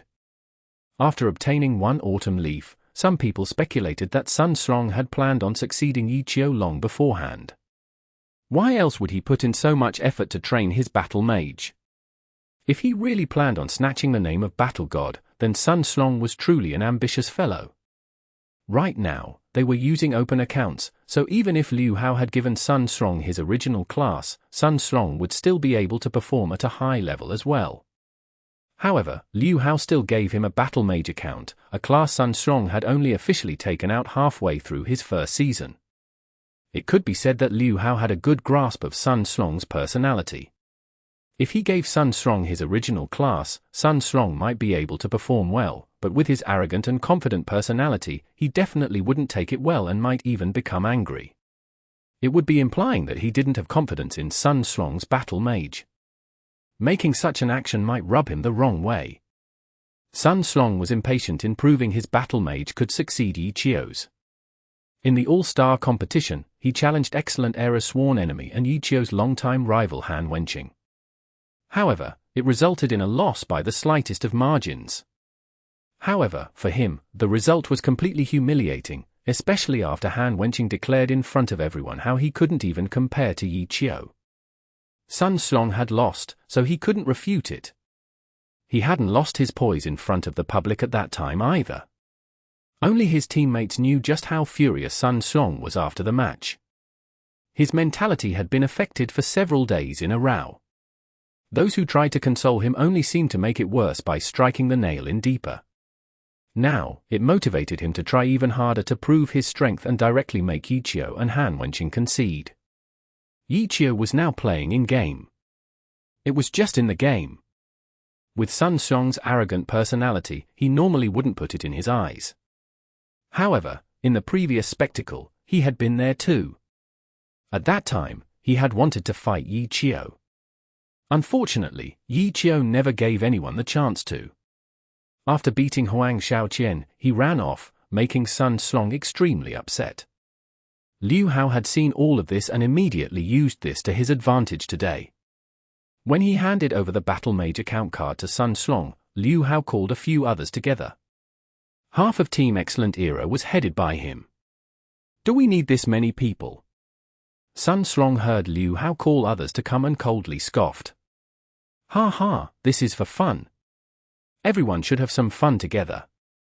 Liu Hao didn't dare be careless with his words, especially with Sun Xiang. If not, Sun Xiang wouldn't want anyone to help, which would completely mess up his plans. After hearing Liu Hao say this, Sun Xiang didn't say anything further. Once everyone got together, they logged on. Their accounts were all max-level open accounts and were naturally in the heavenly domain. Liu Hao and Chen Yehui contacted each other and immediately organized this team. Their characters were close to each other in the beginning, so they quickly found each other. Battle Mage, Spellblade, Elementalist, Striker, Cleric. This was their team's class composition. When Liu Hao heard the opposing team had a Cleric, he didn't dare to be careless. Along with himself, the team had Sun Xiang, He Ming, Shen Jian, and Zhong Jiaxin. Among them, He Ming had a position somewhere in between the main team and the substitute players. He was often the team's sixth player. The other four members were Excellent Era's main force. If Su Muqing could be called in to help, they would have made the team that they used in official matches. Su Muqing was obviously out of question. Plus, calling too many people would make it seem like he was scared of Yichio. Even though Liu Hao didn't mind being too careful, with Sun Xiang there, he was afraid Sun Xiang would be unhappy with it. 5 players was the standard for a team in competitive play anyways. He didn't think Sun Xiang would object to that. Everything went as Liu Hao expected. Sun Xiang coldly humphed, but didn't say anything else towards the team. Which way? Sun Xiang wanted to hurry up and fight. Wilderness Town. I'm still trying to get an exact location. Liu Hao said, while telling Chen Yehui to use everything he had to find Yichio's position. Chen Yehui obviously complied. Yichio had already gathered an incredibly strong team together with him. For their guild, if they sent too few players to fight them, they wouldn't be opponents. If they sent too many, they wouldn't be able to maneuver around and would be stuck in place. Chen Yehui felt gratified for Liu Hao coming to help so readily. As a result, he quickly assembled a ready-to-die team and told them to do everything in their power to figure out Yichio's location. A ready-to-die team was essentially a suicide squad. Chen Yehui's suicide squad consisted of individual units. If they saw Yichio's team, they would certainly die. In any case, they were to try and run. Once they died and became corpses, they were to stay there and monitor them. In short, they would constantly update Chen Yehui with Yichio's position. By being made up of individual units, their scouting range would be enormous. Chen Yehui was willing to sacrifice his troops to achieve this. After organizing them together, he told them to hand over any important equipment they possessed to someone else for safekeeping. His message told them that the probability of dying was extremely high. This team was aware of this, and after receiving their orders, they immediately spread out. This method was truly effective. One of the players heading east quickly made a report. He had found the 7 players, who were running quickly. However, he didn't know their goal. Goal? Chen Yehue didn't care about their goal because the guild wasn't going to be the one to fight them. His objective was very simple, to find their position and report to Liu Hao. The first player to find the target was also quite lucky. He hadn't been discovered, but this also meant he would have to continue watching them until he died. This brother wouldn't be so stupid as to get too close. He watched from far away, but as a result, he couldn't see their IDs clearly. In the end, after seeing them make a turn, he ran over, but had already lost them. With his method of tailing, he would certainly lose them after a while. But by finding their general location, Chen Yehue organized the others to narrow their search to that area. Soon, a second player caught sight of them again. However, this brother wasn't as lucky and was discovered. After making a report, he valiantly sacrificed himself. Didn't you say they gathered all of their troops together? Why are we still bumping into random players out here then? They're alone too. Lulan asked after cutting this player down. They couldn't pinpoint our positions, so they probably sent out a ready-to-die team to find out our positions at the cost of their lives. Yishio said. Then we've been exposed already. Lulan said. For now, yes, but it's not like we're just going to stand there stupidly and do nothing, no. Yishio said. The 7 players continued moving ahead. Chen Yehue continuously received reports of their location from the sacrificed players. These 7 players just seemed to be wandering around randomly. He couldn't figure out their next step. Chen Yehue sent clerics over to revive them and then had them continue scouting. Whenever Chen Yehue received a set of coordinates, he would send them over to Liu Hao. Liu Hao and the other pro players quickly arrived in Wilderness Town. The randomly changing coordinates made them helpless too. They could only run towards the coordinates sent to them. Arasima and Changing Spring hadn't given up yet and had their huge army walk around through Wilderness Town and see if they could bump into them. The two would sometimes let out sighs.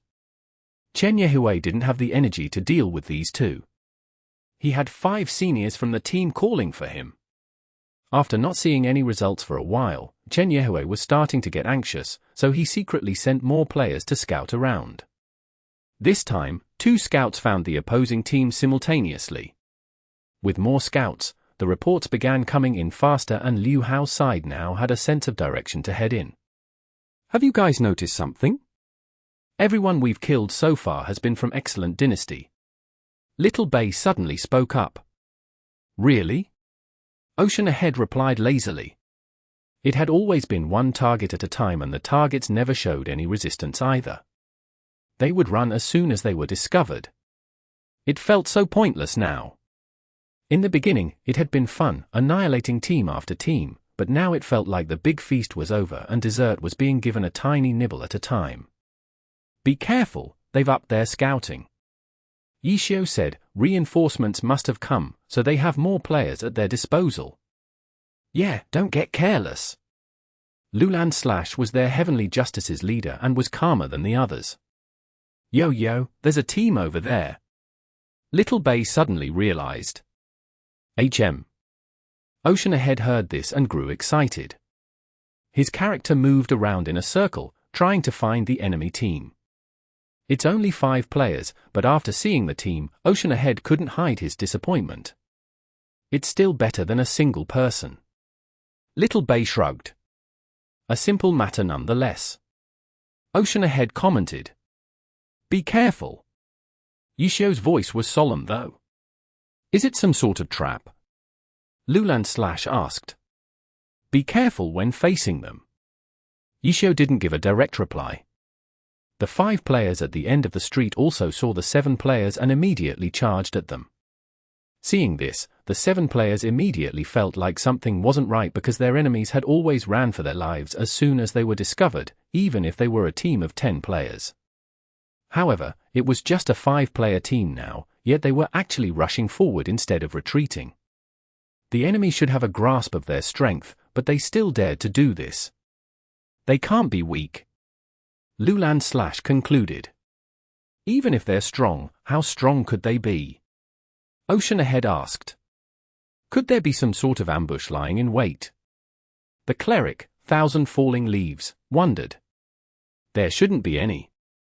The enemy has been trying to find our location this entire time, so they wouldn't have had enough time to set up an ambush. Yishio said. Which means they must be experts.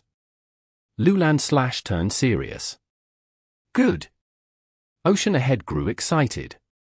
This battle mage loved to fight. Chapter 91. Strong enemies. Brothers, forward. Ocean ahead shouted and led the charge. This clearly wasn't an action an elementalist should be doing. Elementalists might have powerful spells, but they usually hid behind others for protection. Slow down. Lulan hastily caught up to him and used his body to force him back. Yichio told them to be careful because their opponents were strong. Ocean ahead not only didn't listen to the warning, but he became even more excited. Lulan understood his personality well, so despite being upset, he couldn't do anything about it. Let them come to us. We'll wait here and save our stamina. Yichio laughed. Little Bay, Night Tide. Lulan called out. These two characters stepped forward. All three of them were melee classes, so they usually fought up front. Ocean ahead could only move backwards obediently. The staff in his hand never stopped waving around though. Yichio watched all of this and knew that he was impatiently waiting, ready to attack at any time. Yichio chuckled. Even though he was playing the role of a gunner on this team with long-ranged attacks, seeing how excited Ocean ahead was, he decided to let him make the first move. Yichio feared that if he made the first move, Ocean ahead would recklessly waste skills or charge forward. Heavenly lightning! Little Bay, jump! Yichio suddenly yelled. They're coming! Ocean ahead shouted as he lifted up his staff. If a noob saw this, the noob might think that it was too early to cast a spell. However, Ocean ahead was a great expert and knew that when Yichio made this command, he had considered the enemy's movement speed as well as his cast time. Casting the spell at this moment was perfect. Jump! Little Bay hesitated, but he still jumped without wasting any time. To block his staff. Yichio smiled. D*MN. Little Bay thought it would be for this reason. He was positioned right in front of Ocean ahead. When an elementalist casted a spell, the staff would point towards a certain location, indicating where the spell would land. An experienced opponent could determine the spell's target by observing the staff's movement. Yichio had Little Bay jump up in order to block the enemy's view of the staff, stopping them from figuring out the spell's target. He might be able to block the enemy's view of the elementalist too, so they wouldn't even know that the elementalist was casting a spell. Bang! Thunder boomed from the skies and grey clouds billowed forth as lightning flashed down. The ground below glowed red and it seemed as if the land had turned transparent. Bang! Bang! Bang! The red earth cracked open and flames rushed out. Level 70 Elementalist skill, Heavenly Thunder Earth and Fire, a damaging attack with both lightning and fire properties. Lines of lightning and fire intertwined with each other like a network along the street. The scene looked like the coming of an apocalypse. If the people inside didn't die, then it wouldn't match the fiery visual effects. Yichio didn't give out any orders as he watched the area in which the skill targeted. The figures inside the crackling fire and lightning were difficult to see. However, they were still moving forward at high speeds. They're looking to die. Ocean ahead was astonished. Heavenly Thunder Earth and Fire was a persistent effect skill. Lightning and fire erupted randomly within the skill's area of effect. Each bolt of lightning or flare of fire dealt damage. If a player stood still inside the area and didn't move, he might take less damage than moving about. Experienced players would usually stand still and wait for the spell to end. However, the enemies were unexpectedly charging through it. Ocean ahead was naturally surprised at their actions. In the blink of an eye, a figure broke through the circle of fire and lightning. This person didn't have any burn marks on him. Ocean ahead stared with his mouth wide open. Similar to how there would be blood if a character was hit by a blade or bullet, spells also had some sort of visual indication if a character had been struck by one, but this person had absolutely no marks on him, which meant he hadn't been hit by any of the lightning or fire. How is that possible? Ocean Ahead gaped. This enemy had clearly been inside the heavenly lightning, earth and fire, and battle mags didn't have any instant movement skills. At best, battle mags had the movement speed buff from neutral chasers. The battle mage in front of them had a full set of equipment. White, red, yellow, blue, and purple magic undulations circled around his feet, arms, hands, spear tip, and spear handle. These magic undulations were 5 types of chasers buffing his character. He was the first person to break through the heavenly lightning, earth and fire, and his battle spirit wasn't any weaker than Ocean Ahead's. For heavenly lightning, earth and blaze, you need to be able to practice until you can manually control it. Xiang wasn't surprised by the battle mage like everyone else had been. Instead, he took this opportunity to give Ocean Ahead a lesson. Ocean Ahead stared blankly. After casting the spell, the targeting for the lightning and fire could be manually controlled. However, the skill was strong enough already with just the system's automatic targeting, so oftentimes, elementalists would use this chance to send out other spells for extra poke damage. Ocean Ahead also felt like this made sense, and it didn't seem like very many players in the pro scene controlled it manually either. In this short amount of time, the battle mage had already closed in. A battle mage with neutral chasers had astonishingly high movement speed. Lulan Slash, Little Bay, and Night Tide jumped forward to intercept him. Lulan Slash swung his sword, using Colliding Stab to see if he could knock the enemy battle mage back into the heavenly lightning. Such a simple move would never hit an expert under normal circumstances. However, Lulan Slash wasn't alone. To the left, Little Bay's battle mage threw out a falling flower palm. To the right, Night Tide's grappler slammed the ground to create a shockwave. The combined attacks of the 3 covered a huge range. The enemy battle mage didn't move away and met Lulan Slash's Colliding Stab head-on. Just before the attack was about to hit, the enemy battle mage suddenly jumped.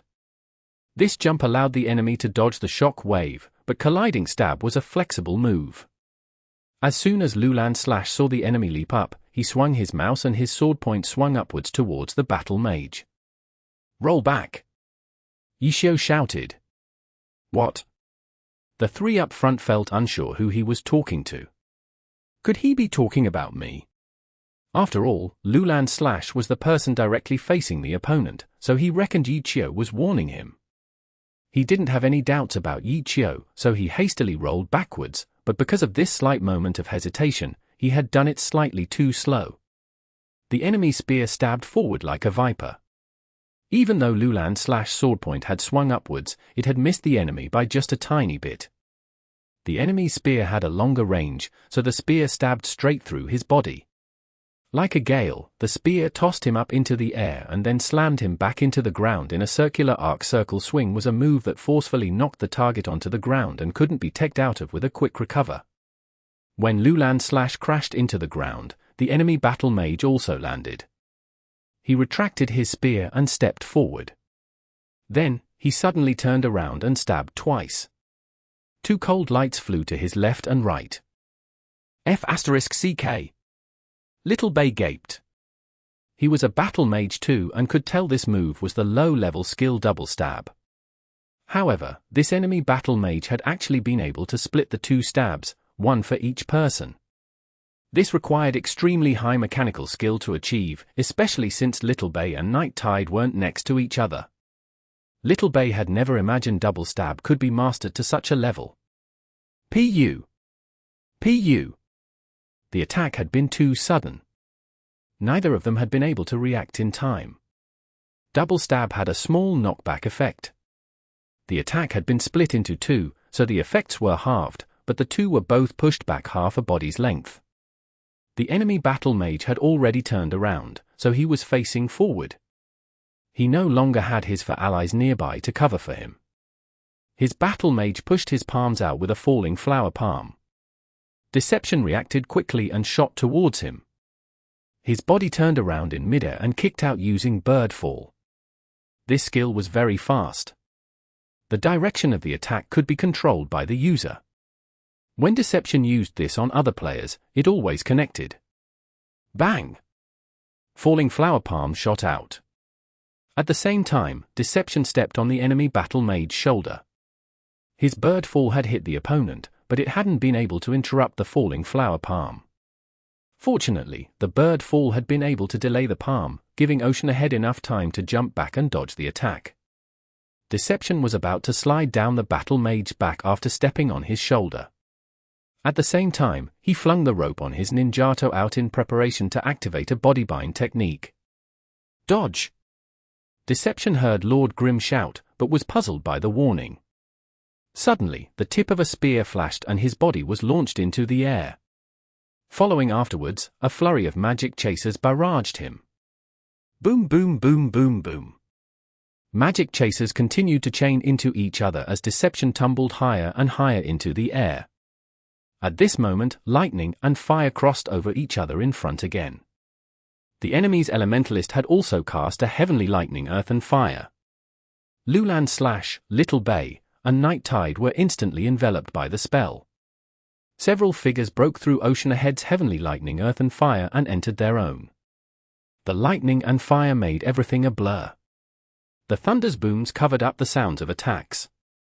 Soon afterwards, 3 figures flew out from the storm. Lulan / Little Bay and Night Tide had been pushed out from the spell. Lulan / and Night Tide crouched on the ground after using a quick recover. Little Bay fell face first into the dirt and slid to Lord Grimm's feet. The opponents had used an untouchable skill. A ball of lightning formed and floated in the air as it crackled. The 3 saw this and grew alarmed. Spellblade skill, Electric Wave Formation. Chapter 492. Sun Slong's Dragon raising its head. In the confrontation between the 2 teams, Ocean Ahead might have been the first to make an attack, but it resulted in his own team being swept away. Lulan / Little Bay and Night Tide were thrown into the enemy's heavenly lightning, earth and fire and then knocked back out. Deception may have hit his intended target with bird fall, but it wasn't because his opponent couldn't dodge it. Rather, his opponent didn't feel the need to dodge it. Following afterwards, his opponent's rapid attacks quickly broke through Deception's own follow-up attacks. The magic chasers exploded, sending him tumbling through the air and into a wall. Ocean Ahead had been blown back by the falling flower palm. Neither him nor the cleric had yet to take damage, but they no longer had any protection from the front line. The enemy battle mage had completely exposed the backline and he posed a heavy threat to them. In this brief exchange, the other 4 enemies hadn't even arrived in front of them yet and their formation had already been destroyed. Now, an electric wave formation had been placed. The crackling electric ball was storing up energy. The spellblade was casting this spell. As soon as he finished channeling, the electric ball would expand, creating a circular sphere, where enemy players inside would take electric damage over time. The spell couldn't be dodged, whether one went into the air or underground. The only way to escape from the attack was to get out of the electric wave formation's effective range. A max-skilled electric wave formation had a radius of 15 body units. With the team in complete disarray and the enemy battle mage completely controlling the situation, it would be very difficult for them to escape this attack. At this moment, Yi Xiu finally acted. He leaped into the air and his 1000-chance umbrella opened up. Ta ta ta ta. A stream of bullets shot into the heavenly lightning, earth and fire. A faint curse could be heard amidst the loud thunder. The electric ball suddenly shook. Everyone's hearts tightened, but the electricity didn't burst out. Z. Like a power outage, the electric ball blinked and dispersed. The veterans obviously knew this was because the spellblade's attack had been interrupted. The spellblade had been hiding inside the heavenly lightning, earth and fire, but Lord Grimm had still been able to hit him. Meanwhile, Ocean Ahead and 1000 Falling Leaves were frantically running. They had seen how terrifying this battle mage was. This battle mage had broken through the heavenly lightning, earth and fire completely unharmed. What did this mean? It meant that he had dodged the random attacks from the heavenly lightning, earth and fire with inhuman reactions and hand speed. Then, he leaped into the midst of their entire team, sent 4 of them flying, and even sent Ocean Ahead a palm. Ocean Ahead and Thousand Falling Leaves had no close combat capabilities. Why would they dare to stay still and fight? But this battle mage didn't even glance at the 2 of them. He stepped forward with his spear pointing directly at Lord Grim. With the distance between them, this spear was way too far away to hit him, but at the same time, magic waves emanated out from the spear, forming a battle mage level 70 skill. Rising Dragon Soars the Sky. Yishio's Lord Grim dodged to the side. Even though this Rising Dragon Soars the Sky had a long attack range, if it didn't have the proper setup for it, with such a large distance between the target, it would only be able to hit in theory. However, there was more than enough time for the target to dodge. Lord Grim didn't seem flustered at all and leisurely headed towards the side. Who would have thought that the magically formed dragon would suddenly shake its head to the side and bite down on Lord Grim? All of the magic waves poured into Lord Grim, and with a dazzling explosion, Lord Grim was blasted flying away. Are you kidding me? Little Bay had just gotten up from the ground and his eyes almost popped out seeing this scene. Dragon raises its head. Not just Little Bay, but everyone else recognized it too. When this Rising Dragon Soars the Sky flew out, the dragon clearly twisted its head. It was reputed that only Yichio alone could perform this variation of the move, Dragon Raises Its Head. Lord Grim was only a level 52 character and his equipment was lacking too. The damage he took certainly wouldn't be light after being hit directly by a level 70 skill. He used a quick recover and landed on the ground steadily. Who are you? Little Bay shouted. To be able to perform such a mighty Dragon Raises Its Head, could this battle mage be the real Yichio? Could this Lord Grim actually be a fake? Little Bay wondered. Sun Slong. Sun Slong's tone was filled with arrogance. He was very satisfied with how this Dragon Raises Its Head had turned out, especially with it being able to hit Yichio. This was a scene he had dreamed of countless times, and the dream had turned into a reality. Unfortunately, the scene took place in a random street in-game. There weren't any spectators watching. If this had taken place in the All-Star competition, how great would that have been? As soon as this name came out, Luland Slash and the others immediately stood there stupidly. A god!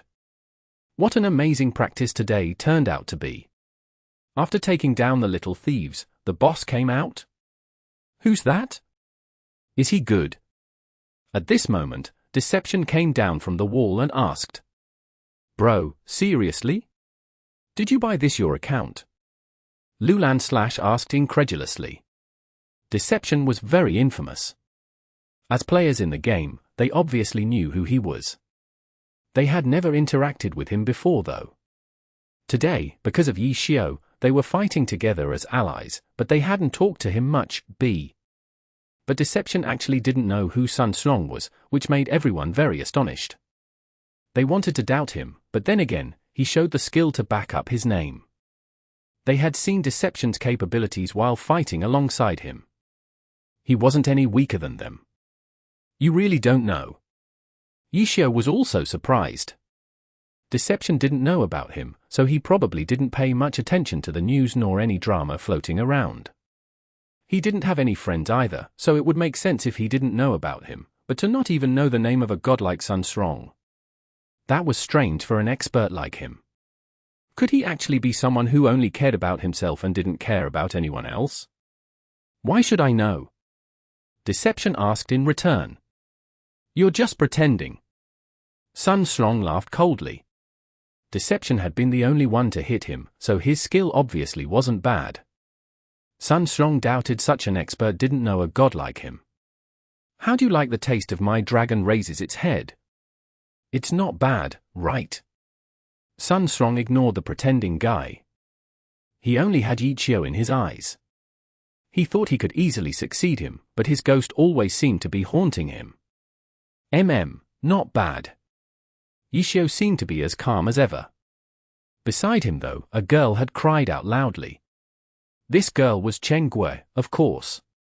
She wasn't happy at all about Sun Slong's Dragon Raises Its Head. She had originally been indifferent towards Sun Slong, but after knowing about the details about Yishio's release from Excellent Era, she now hated him.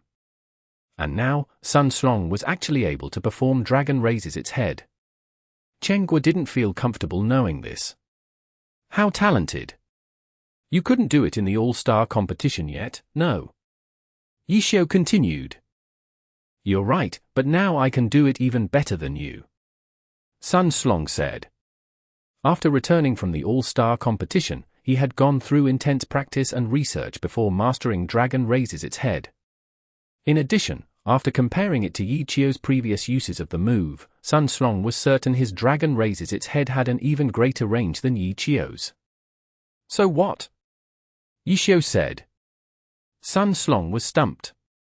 He had done something even Yichio couldn't do and felt extremely happy about it. However, Yichio himself didn't seem to think much of it. It was like punching cotton, not satisfactory at all. So what? Ha ha, this means you're already of the past. Did you really think your little show-off of Dragon Raises Its Head in the all-star competition would be enough to make others not forget about you? But now, you've already been completely replaced. What else can you do to prove yourself? The heavenly lightning, earth and fire faded away and 4 characters walked out. The one who replied to Yishio was the Spellblade, Liu Hao. Lord Grimm turned around slightly. Yishio glanced at them, but simply repeated himself, so what? HMPH. You're pretending. Liu Hao also choked slightly at Yishio's response and then used Sun Slong's line. I really hope to see how long you'll be able to keep on lying to yourself like that. Liu Hao continued. Liu Hao's skill in provoking others was at a higher level than Sun Slong's. He Ming? Shen Jian? Zhong Jiaxing. Yishio looked at the enemy's classes and guessed their identities. Lulan Slash and the others sucked in a cold breath. This was Excellent Era's main team. That Spellblade was probably Excellent Era's vice-captain, Liu Hao. This was the pro team's main roster. Their equipment was just slightly lacking. Sorry, Yi. Today, we're going to have to play as pigs and eat the tiger. He Ming said. Play as pigs and eat the tiger. Yishio laughed, it won't be that easy. Do you know what it means to play as pigs and eat the tiger? Yi, your actions in the 10th server can be considered as playing as a pig and eating the tiger. He Ming calmly answered. It looks like you don't understand it well enough. Yishio said. Oh? Then, please give us a lesson. He Ming said. To play as a pig and eat the tiger has to do his part too. If a pig plays as a pig, then the pig can't even try to eat the tiger. Yishio said. You? It's just an analogy. You don't need to assign roles to it. Yishio smiled. Ignore him. He's good at this sort of trash talk. Liu Hao said in a low voice. He didn't care about Yishio's mocking. Who's the pig? Who's the tiger? We're about to find out. Sun Slong said. Are you guys really pro players? We have the absolute advantage. Do you guys actually not see that? Yishio said. What? Let alone Excellent Era's players, even Lulan Slash group stared stupidly at these words. We have more people. Yishio said. TL, to play as a pig and eat the tiger comes from a story. A hunter is tasked by a village with killing a tiger. The hunter is unable to do so with force, so he learns how to oink like a pig. The tiger hears the oinking and thinks there is prey nearby. The hunter lures the tiger over in this way and then launches a sneak attack when the tiger least expects it. The tiger may not have immediately died, but it is gravely injured. The hunter finishes off the wounded tiger and brings the dead tiger back to the village. Chapter 493. Valuable reverse teaching. We have more people on our side. Excellent Era's side had a standard 5-player team. Yishio's side had a total of 7 players, which included Deception, Lord Grimm, and Lulan Slash's team. From a numbers perspective, Yishio's side had the advantage. However, playing Glory was never as simple as counting numbers. Having a numbers advantage didn't guarantee a victory. Just before, 7 players had easily annihilated 25 players. It would be too embarrassing to think about things in this way. Apart from Yixiao himself, everyone else was dumbstruck by Yixiao's words, even Chen Guo. Ha ha ha ha. Sun Slong was the first to recover from the shock and let out a few loud laughs. However, his laugh seemed somewhat forced. Then, he continued, "Don't blame me for being too blunt, but with just these guys, what can you do?" Sun Slong's battle mage turned around in a circle and looked down at the few players around him. If this was before Lulan/Slash group had met Yixiao, they would have certainly been furious, but after getting to know Yixiao, in nicer words, they recognized the skill gap between them and their future opponents. In harsher words, the skill gap was far greater than they had expected. They had somewhat lost their confidence. Sun Slong was looking down on them right now, but none of them said anything in response because they recognized their inferiority. So what? Someone retorted though. Deception. After being smashed into a wall, Deception rushed forward and threw shurikens in a V formation towards Sun Slong's battle mage. The theory was the same as the launcher's triangular formation of anti-tank missiles. Sun Slong humphed coldly. This sort of little technique wasn't anything in his eyes. This guy pretended to not know him and was now shouting back at him? He would give him a good look at reality. After seeing the 3 shurikens, he tapped his keyboard and moved his mouse. His battle mage swung his spear in a V shape. V Sky Strike! Little Bei cried out in astonishment. This was an extremely advanced battle mage technique, which he had yet to master. After Sun Slong created a Z with his spear, the spear tip hit all 3 shurikens in an instant and knocked them on the ground. Sun Slong had clearly mastered this technique. No matter how much Little Bei detested him, he had to admit his loss here. But with his current circumstances, this technique was completely excessive. Excessive movements would expose openings. Deception wouldn't let this go. His figure shook and left behind a shadow clone. His real body instantly traveled to Sun Slong's side and a blade slashed against his throat. The assassin skill, cut throat. In terms of speed, assassins were the king compared to the rest of the classes. However, this skill actually missed. Sun Slong's battle mage had rolled forward, dodging the blade. Before even getting up, the spear in his hand stabbed backwards. Attacking behind oneself was possible in Glory. It wasn't difficult to do, but more importantly, the player had no vision behind him, so the player had to completely rely on his own judgment of where the opponent was positioned. Sun Slong perfectly predicted Deception's position as if he had an eye on the back of his head. However, Deception didn't react slowly either. When the spear stabbed towards him, he suddenly disappeared. Underground tunneling technique. As soon as Deception dug into the ground, he immediately tunneled out. Just as his character broke out through the ground, Sun Slong's battle mage leapt up high into the air and swung his spear. It was a very simple dragon tooth, but Deception had no way to dodge it. After the dragon tooth hit, Deception was stunned and could no longer move. His underground tunneling technique was interrupted and half his body was stuck underground. Sun Slong followed up with a circle swing and threw Deception out from the earth to the side. Bang! The sound of a gunshot. Yixiao's Lord Grim shot out a stun bullet. However, Sun Slong clearly hadn't been entirely focused on his battle with Deception. He only had one goal. Whether it was Deception or Lulan/Slash, both of them were simply weeds on the side of the road, not worth looking at. Thus, he immediately knew Yixiao had made an attack. It was a good opportunity to use a stun bullet. A normal player would have most likely gotten hit by the bullet mid-circle swing. However, Sun Slong was nowhere near a normal player and this sort of opportunity wouldn't be enough. Sun Slong forcefully cancelled his circle swing and stepped slightly to the side to dodge the bullet, but because he cancelled his circle swing, the effects wouldn't be complete. Deception was tossed out from the earth, but he wasn't slammed back into the ground. He quickly recovered and landed in a crouching position. Yixiao's follow-ups arrived. After the stun bullet came anti-tank missiles. The 3 anti-tank missiles covered a huge area.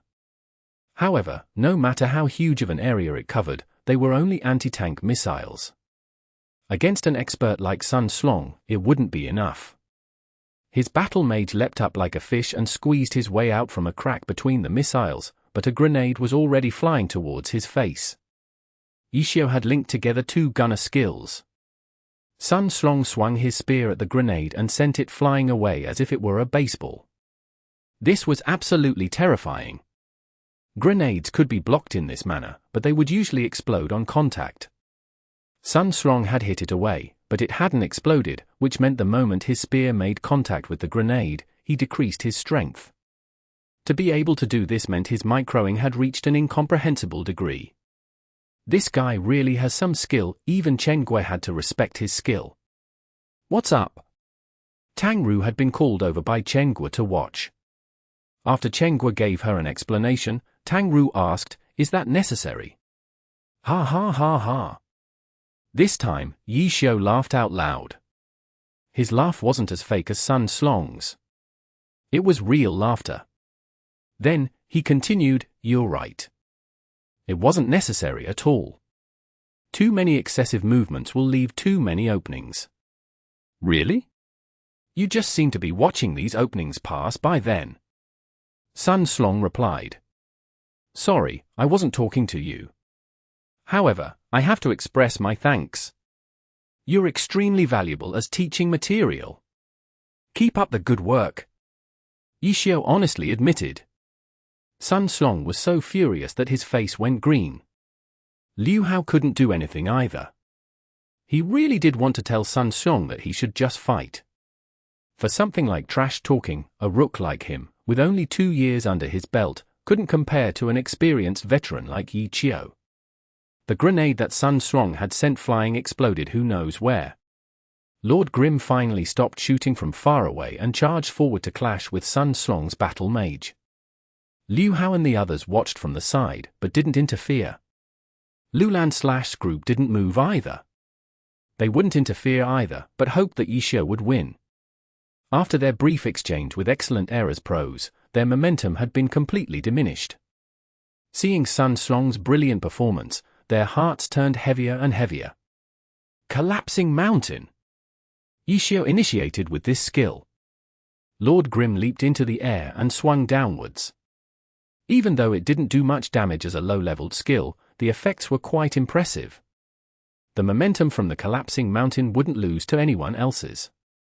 Sun Slong stepped once diagonally. He was still being cautious. Collapsing mountain didn't have to attack along a straight path. Experts could use their mouse to cause their blade to turn in mid-air and force the path onto a diagonal path. Sun Slong negated this option with his step forward. Afterwards, he leaped out and stabbed at Lord Grim. The jump was to dodge Collapsing Mountain's shockwave. Collapsing Mountain could also be considered a small AoE attack. Normal players would usually jump out of its range, but experts would jump over the shockwave and counterattack. Yixiao had predicted this would happen. He had started the Collapsing Mountain very low, so he landed quickly. Before the spear came at him, he had already landed and rolled to the side, while slashing out with a sword draw.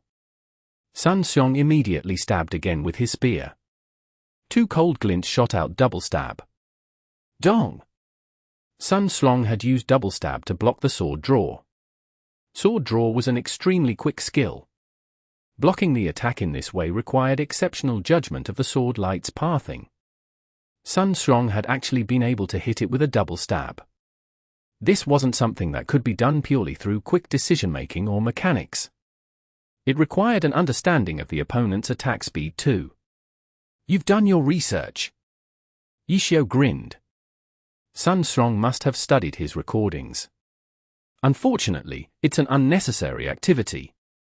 You're still good teaching material. Yixiao lamented. He wasn't in the pro scene anymore, so he had no competitive relationship with Sun Slong. If Sun Slong's efforts in researching weren't superfluous, then what were they? Shut up! Sun Slong continued with his arrogance and followed up with an attack. Yixiao had started with a collapsing mountain and then a sword draw. Sun Slong's double stab attacked twice. The first stab blocked the sword draw. The second stab was still an attack and it instantly became a priority move. The ground. At this moment, Liu Hao suddenly shouted. Sun Xiang heard the warning and was just about to retreat when he saw countless streams of water swarm around him. His retreat path had been cut off by the water streams too. He had unexpectedly been captured by the ninja's 100 streams. Despicable. Sun Xiang was furious. Even though the attack hadn't hurt him, being sneak attacked like this wasn't something he could bear. You aren't the only one playing Glory. How many times have I told you guys this? It looks like you guys still don't understand. It looks like I have no choice. Even though I'm no longer your captain, I'll give you guys a lesson for free. You people over there, where'd your spirit go? This isn't an arena competition. This is a team competition. Yixiao shouted. The latter words were for Lulan/Slash group to hear. Chapter 94. Sneak Attack Cover-Up. As Lulan/Slash listened to Yixiao, he couldn't help but be doubtful. Even though he had heard the battle of words between Yixiao and Sun Xiang, he would soon be joining the pro scene, so he had a certain understanding of the meaning of these words. These words could be considered as a type of psychological battle. As a result, trash talk usually wasn't treated as truth. However, Yixiao's tone of voice sounded as if it really was the truth. Did he really think they could beat an actual pro team with just themselves? Even though Excellent Era didn't have a good record this season, a lean camel was still bigger than a horse. No pro team dared to think that Excellent Era would be a free win. Now, a god and the previous captain of Excellent Era said these words. Ha ha ha ha, really? Bang bang bang bang. The sounds of repeated gunfire. Liu Hao also wanted to say a few words, but how could he know Yixiao would just immediately start firing after speaking? Liu Hao couldn't just stand there talking while taking bullets. Yixiao didn't stop there. Lord Grimm held the 1,000 chance umbrella in a straight line and continued to shoot. The 1,000 chance umbrella's gun form was a rifle. In Glory, rifles weren't automatic and their fire rate couldn't even be compared to handguns. Every wave only consisted of 2 bullets, but each bullet had a more range and a stronger force than handguns. Just like this, Lord Grimm's repeated firing forced Liu Hao to swallow what he was about to say. Everyone stared dumbly at the scene. A moment later, someone said, "So we're starting. Hurry up and get me out of here." Sun Xiang impatiently shouted. No matter how much of a god he was, it wasn't like he could break the game's rules. The water prison created by 100 streams couldn't be broken from the inside. Excellent Era's side responded. He Ming's elementalist lifted up his staff when Lord Grimm suddenly switched targets from Liu Hao's spellblade to him. He Ming was also a pro player, so he saw it and immediately dodged the bullet. However, his channeling had been interrupted. Liu Hao wasn't a weakling either though. Seeing an opening appear, he raised his sword as fire began to swirl around his body. Spellblade skill, Firewave Sword. There were 4 elements in Glory: fire, ice, light, and dark. Battle Mage Chasers, Elementalist Spells, Ghost Blade Formations, Spellblade Wave Swords, and Wave Formations were all elemental skills. Apart from these, some skills were non-elemental. Elemental skills had an extra effect to them compared to non-elemental skills. By using equipment and other skills, the elemental damage could be increased. However, at the same time, there was also equipment with elemental resistance. Thus, elemental skills aren't necessarily better than non-elemental skills. It depended on the circumstance. The 4 elements were also connected. Fire and ice were a pair. Light and dark were the other. Opposing elements did additional damage. Similar elements did decreased damage. For example, fire versus ice or ice versus fire would do increased damage to each other. Fire versus fire or ice versus ice did less damage to each other. The actual numbers depends on the elemental buffs and resistances between the 2 opposing sides. Liu Hao's Firewave Sword was a high damage skill. The fire spiraled towards the water prison. Even though the water prison was made of water, it was still categorized as an ice elemental skill. As a result, the fire attack would do increased damage to it. This attack wouldn't be enough to instantly destroy the water prison, but Liu Hao followed the attack with another wave sword. Excellent Era's other two players weren't just standing by idly. Shen Jian's striker had no long-ranged capabilities, so he charged forward towards deception. As for Zhong Jiaxin, his cleric was a support class. The battle had just begun though, so his team hadn't taken much damage yet. His opponents didn't have any buffs on them either, so there was no point trying to dispel them. He would be useless and alone for now. As for Yixiu's side, as soon as their cleric Falling Thousand Leaves saw the battle start, she also began to get busy despite being unconfident in herself. Her side had people with tons of injuries. Yixiu's Lord Grim had just eaten a full Rising Dragon Soars the Sky not long before and had lost a large chunk of his health. What are you all waiting for? When you begin a pro match and you see the enemy coming, you're not just going to stand there, are you? Yixiu saw that his words didn't seem to have much of an effect on them and gave them a scolding. This time, Lulan Slash and the others finally woke up and felt ashamed at how little confidence they had. They might not be able to compete with their opponents, but they couldn't lose their spirit because of this. How would they be able to survive in the pro scene with such weak mentality? Heavenly Lightning! Yixiu began to lead the team. Where? Ocean Ahead was a bit slow. This was a common issue in new teams. If the leader's calls couldn't be understood quickly and had to be explained in detail, then the opportunity might be lost. When someone joined a team, people would talk about adjusting to the team. What did they mean by adjusting? Solving this issue. Yixiu was currently an outsider in Lulan Slash's team, but his words held power. Right now, he was the team's shot caller. It was easy to bully weaker opponents because the calls were simple and easy to understand. However, in a high-level battle with skilled opponents who had more practiced tactics, Ocean Ahead clearly didn't know the purpose of using Heavenly Lightning, Earth and Blaze. He had finished casting it, but he didn't know where to throw it towards. Wherever there's people, Yixiu didn't have time to say too much. It didn't take much to say it, but the battle was constantly shifting. This wasn't a single-player game where he could press pause and explain. With these words, Ocean Ahead threw out his Heavenly Lightning towards a location with many enemies. At the same time, Yixiu reflected on his shot calling. He couldn't be too blunt and direct with them. If you were able to control your Heavenly Lightning, Earth and Blaze, you would be able to maintain that water prison for a while longer. Yixiu said and gave Ocean Ahead a pointer. The Heavenly Lightning, Earth and Blaze enveloped the water prison. Liu Hao had to dodge the attacks from the spell, so he couldn't attack the water prison directly. However, the lightning and fire from the spell hit the water prison and assisted in breaking it. The water prison could be broken by anyone's attacks, even those on the same team as the caster. As soon as Sun Slong broke free from the prison, his first thought was to find deception, but under the cover of the Heavenly Lightning, he wasn't able to see everything clearly. Sun Slong decided to exit the range of the Heavenly Lightning first. He quickly reacted to the lightning and fire to dodge them. Right when he was about to break out of the area, a ray of light suddenly flashed in front of him. The light definitely wasn't an effect of the Heavenly Lightning, Earth and Blaze. Lulan Slash's Berserker was guarding this spot.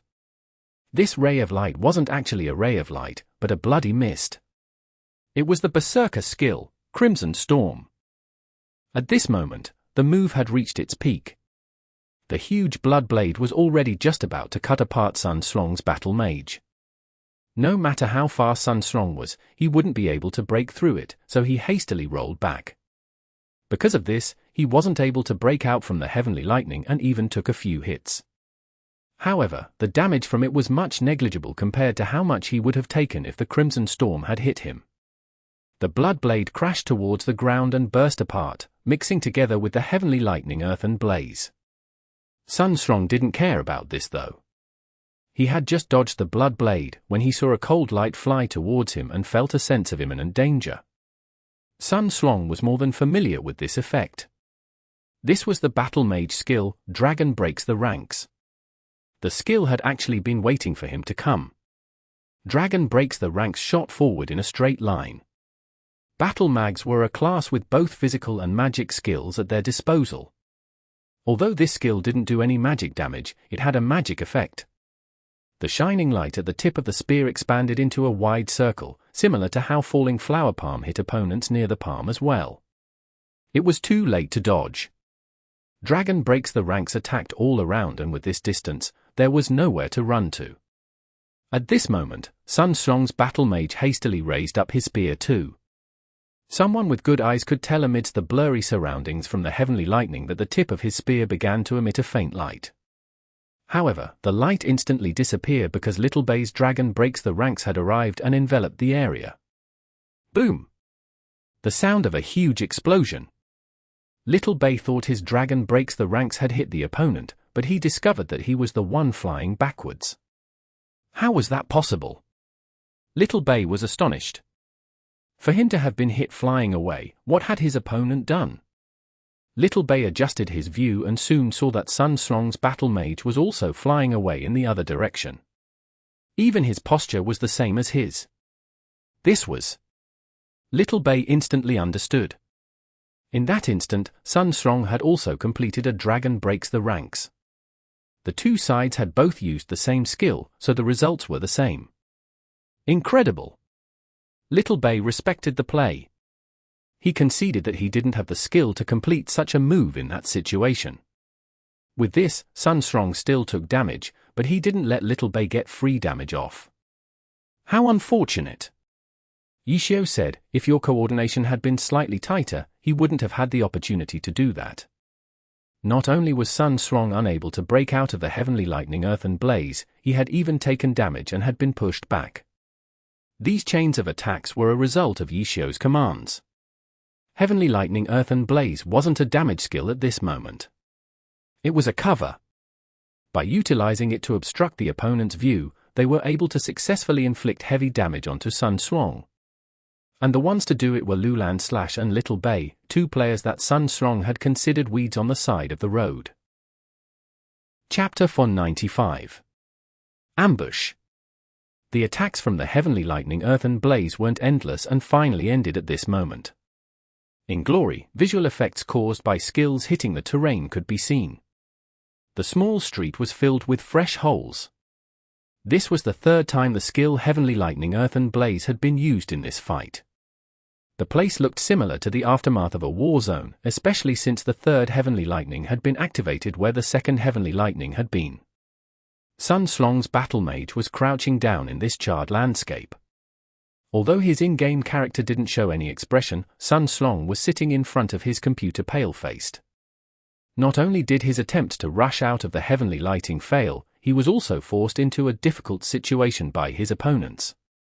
In that previous confrontation, the only damage received by Little Bei was from his Dragon Breaks the Ranks and nothing else. Sun Xiang wasn't so fortunate. He was unable to avoid the damage from the heavenly lightning as he was sent flying. One could tell that Sun Xiang's character had taken damage just by looking at the smoke emitting from his equipment.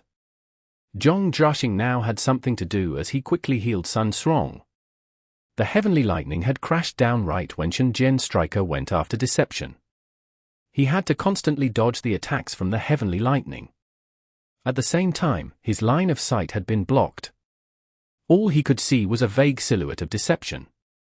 Before he could get into range, a bolt of lightning cut through the silhouette, making him realize that something wasn't right. The effects from heavenly lightning stopped and deception was still standing in his team's formation without harm. The silhouette struck by the heavenly lightning had been his shadow clone. No decisive conclusion could be made from this exchange. However, from the looks of the situation, Yixiao's team held the upper hand. The morale of Lulan and Little Bei were especially high after forcing Sun Xiang to back off.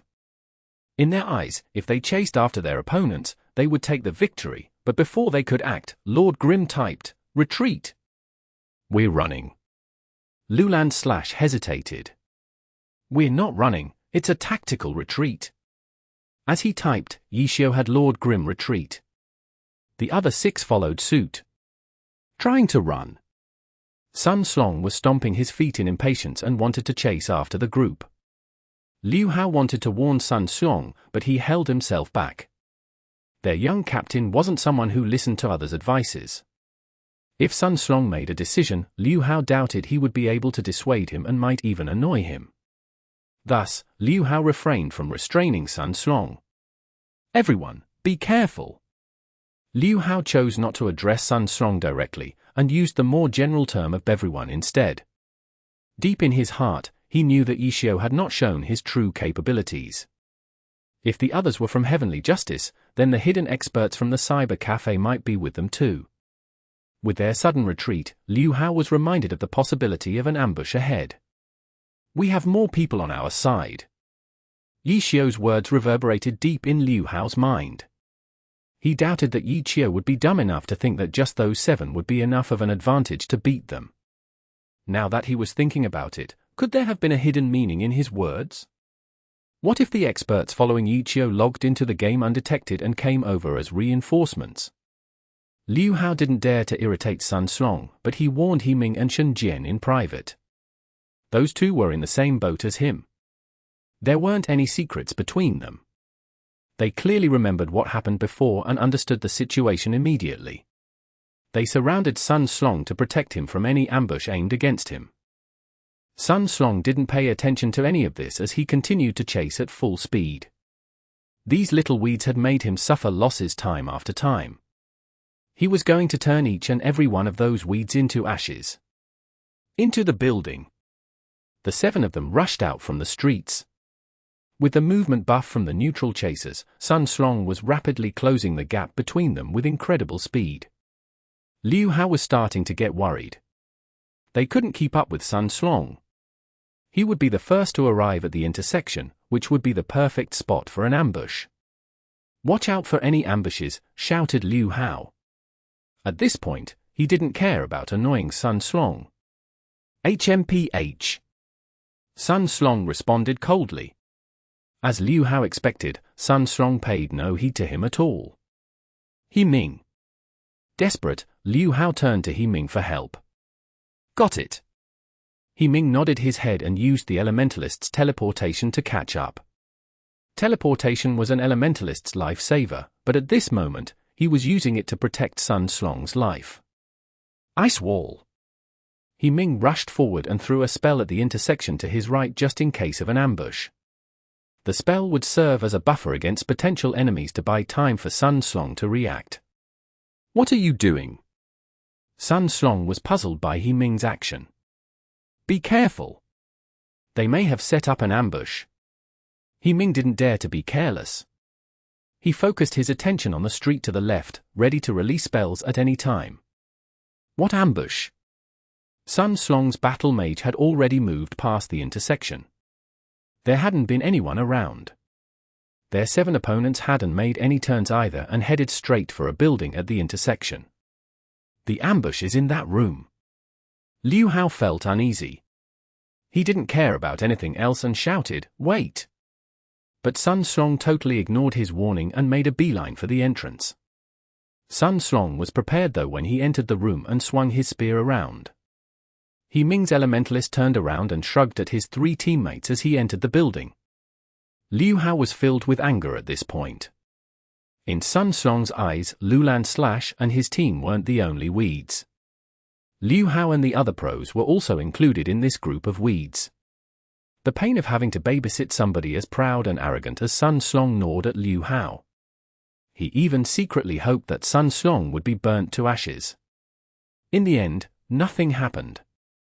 Sun Slong's battle mage swung his battle lance freely and entered the room. They watched from the outside, but didn't see any battles taking place. "They've all run away, what the F***ck are you guys waiting for?" Sun Slong shouted with rage, extremely dissatisfied about the fact that Liu Hao told him to wait earlier on. Liu Hao responded absent-mindedly, "They ran away." At this moment, Himing entered the building and noticed a window on the wall. The house was already empty. Sun Slong had jumped straight out through the window. "Himing, follow him." Liu Hao felt puzzled at the situation. He didn't know whether or not their opponents had actually run off and he wasn't yet in position to confirm it. However, with Sun Slong focused on chasing after the enemies, the distance between him and their team was growing farther apart. Even if the enemies hadn't actually run off, if this continued, it would be the same as if they had. Alone, Sun Xiang could easily be picked off by Yichio and his team. After all, those guys weren't bad players. They really weren't like those weeds that could be found all over the game. At this moment, He-Ming was crouching beside the window. He spotted Sun Xiang's battle mage chasing after a person and then disappearing after making a turn. He-Ming, of course, shared the same dissatisfaction and worries as Liu Hao. Just as he was about to follow after him out the window, he saw the earth beneath the window rise and a silhouette burst out. Sh**T. He-Ming cursed. A mage in mid-air could only do so much. He couldn't avoid it. The only possible skill that could be used in this situation, teleportation, had been cast moments before and was still on cooldown. The silhouette that appeared, of course, was deception. He broke through the ground with the underground tunneling technique. He-Ming, with half of his body outside the window, was pushed into the window frame. Deception landed, strapped a noose around the neck of He-Ming's elementalist, and dragged him out with a body bind technique. He-Ming, knowing that he had been tricked, knew that the enemy's attack would not stop there. He requested for help immediately.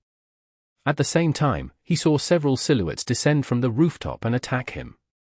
An earth-shattering slash from the berserker sent him up into the air. Right when he was about to use a quick recover, the grappler wrapped his legs around his neck and dropped onto the ground after spinning in mid-air, slamming He-Ming into the ground.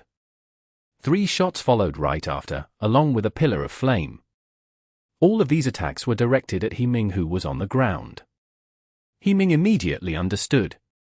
After going through the window, only one of the opposing members ran towards the intersection while the ninja dug into the ground under the window with his underground tunneling technique and the rest jumped onto the rooftop. Sun Xiang would be the first to arrive. The opposition could tell judging by how fast he was moving compared to the rest. He-Ming would be the second because he had cast teleportation to catch up. The enemy drew Sun Xiang away and then acted against the second target. He-Ming was an elementalist, so he didn't have much health. Add to the fact that he was using an open account, his equipment was no different than the ones used by common guild members.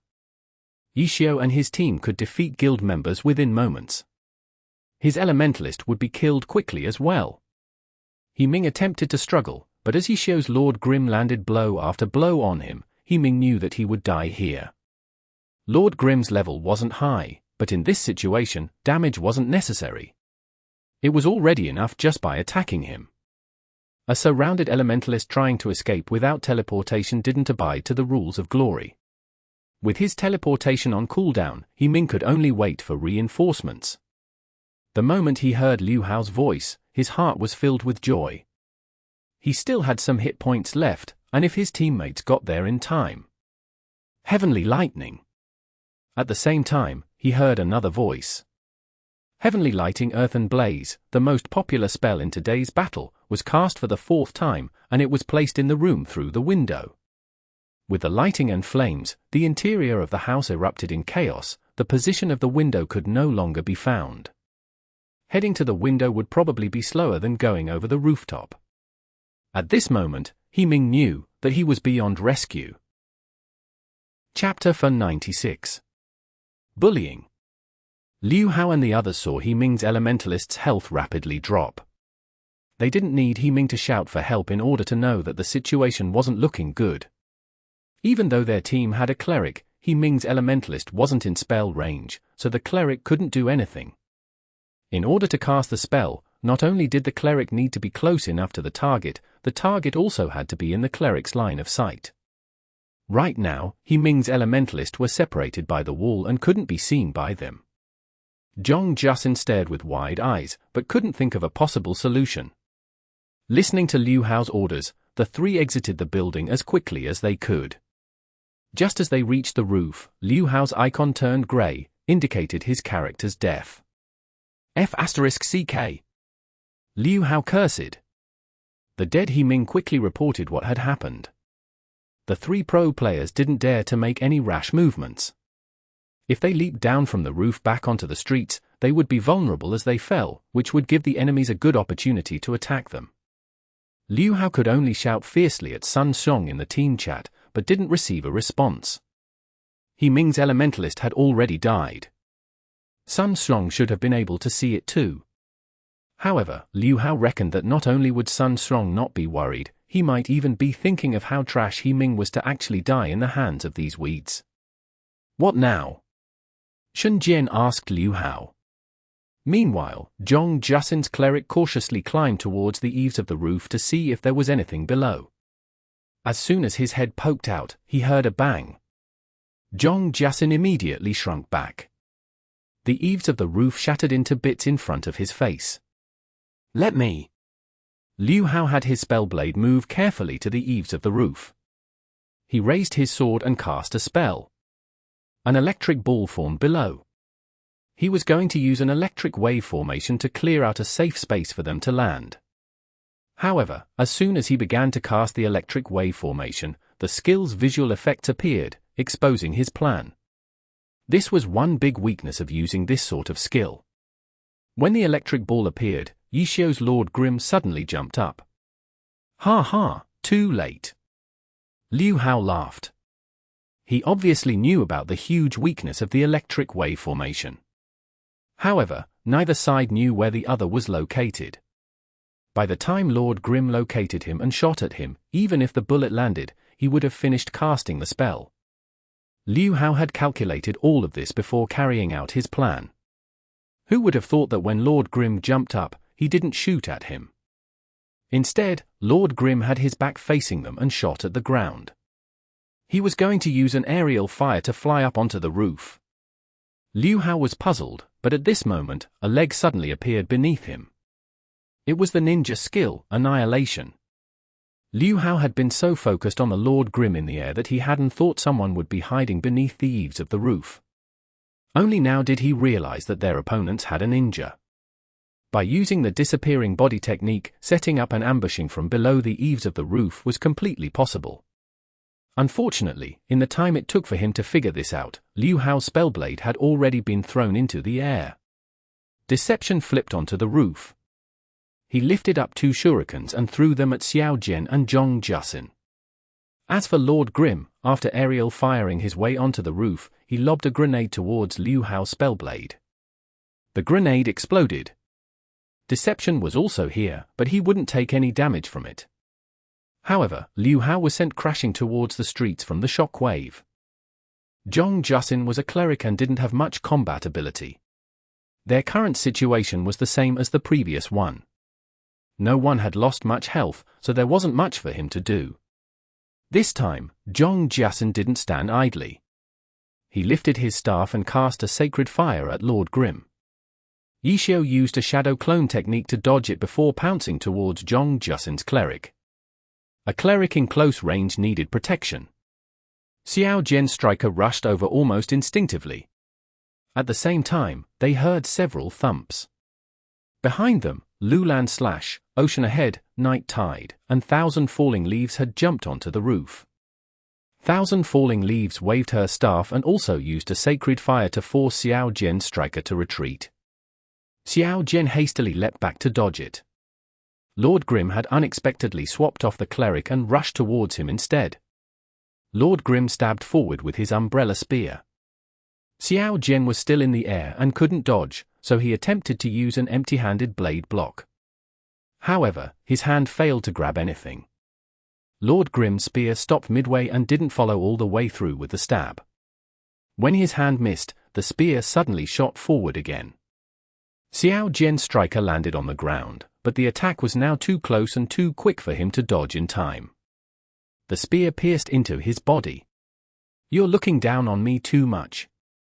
You should know just how much experience I have against strikers." Yishio grinned and then swung his spear in a circle, slamming Xiao Jian's striker into the ground once more. Xiao Jian was depressed. He obviously knew what Yishio had meant by this. Yishio had been rivals with God hand wenching for so many years, so, of course, he had tons of experience against strikers. His little technical skills couldn't compare to a fraction of hand wenching's. However, in that instant, How could he have thought about all of that? He had done this out of instinct. Even if he had considered this point, he couldn't have done much else. Circle Swing forcefully knocked him down, so Xiao Jiao couldn't do anything in return. When he turned his camera around, he saw Deception swing his blade. Countless water streams headed towards him. Xiao Jian suddenly paled in alarm. What could he do? The Circle Swing had thrown him right into the water prison's path. Sure enough, the water prison formed the moment Xiao Jian's striker hit the ground. Xiao Jian couldn't do anything but watch as the prison formed around him. He turned his camera to look to the side and saw the Berserker, Grappler, an elementalist beating down Zhong Jusin's cleric. No matter how good Zhong Jusin was, there was only so much a cleric could do. No matter how amazing his mechanics were, they couldn't be used to attack. At this moment, he could only dodge about and try to hang on. Fight back? Zhong Jusin only had a few skills that he could use to attack, but with the enemy's cleric still standing, attacking back would be a waste of mana. Furthermore, Lulan Slash and the others weren't so weak that they couldn't even take down a cleric by themselves. Meanwhile, after imprisoning Xiao Jian's striker, Lord Grim and Deception also rushed forward. With 5 players attacking together, Zhong Jusin's situation became similar to He Ming's. Xiao Jian couldn't do anything to help. Zhong Jusin wanted to cry, but no tears came out. Liu Hao's Spellblade had finally made his way back onto the roof, but before he could even land on the roof, Lord Grim tossed another grenade at him. Liu Hao was still a pro player. He swung his sword and knocked the grenade aside. However, he wasn't as flashy as Sun Slong and didn't send the grenade back. Using the grenade's explosion as a cover, 3 anti-tank missiles sped away. Xiao Jian and Zhong Jusin saw what was happening, but it was too late to warn Liu Hao. Liu Hao's Spellblade made his way out of the smoke, but ate 3 anti-tank missiles instead. The missiles exploded and sent him flying from the roof. They were all pro players, so they had the ability to judge the situation. The battle was over. Among their team of 5, He Ming was already a corpse. Sun Slong had disappeared to who knows where after chasing after one of the enemies. Liu Hao was unable to come up. Xiao Jian had been CC'd in a water prison and couldn't break out. Zhong Jusin was being surrounded and beat down. It's over, Xiao Jian closed his eyes. Zhong Jusin wouldn't be able to hang on for much longer. When Yishio's Lord Grim joined the bullying, he pushed him into falling Thousand Leaves Sacred Fire.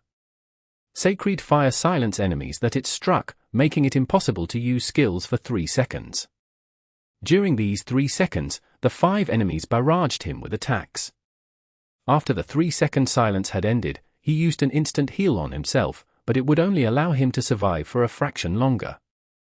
Liu Hao didn't dare to get onto the roof directly anymore, so he hastily took a roundabout way.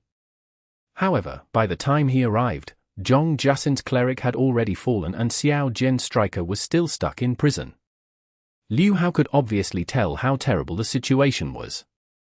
After eliminating Zhong Jusin's cleric, they smashed open the water prison surrounding Xiao Jian's striker and went to bully him next. Xiao Jian struggled and resisted, but his opponents had a huge numbers advantage. In addition, the enemy cleric still standing, so they wouldn't care about his pathetic struggles to fight back. This was a perfect example of safety in numbers. They didn't even need skill. They just attacked him with whatever they had until he died. Xiao Jian had planned on running away as soon as the water prison broke, but the enemies had surrounded him too tightly. Plus, with Yishio controlling the situation, he had no way of escaping the encirclement and could only watch as his health fell to 0.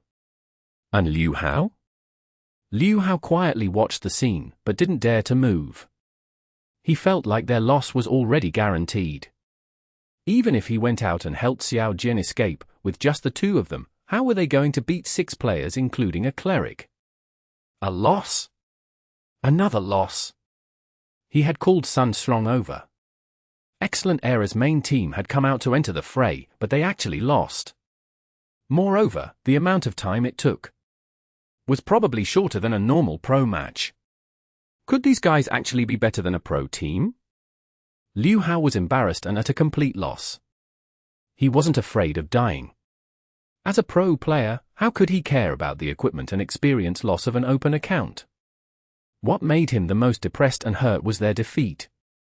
It should have been an easy victory. Why had he lost again? Why? Is there something you want to say? Yishio had Lord Grim turn around and look at the frozen Liu Hao. Where did you all run off to? Come out! At this moment, Sun Xiang suddenly shouted in frustration. Chapter 97. Many bullying the few. What took you so long? Yishio's Lord Grim stood atop the roof. Lulan / Deception, and the others lined up beside him, looking down below.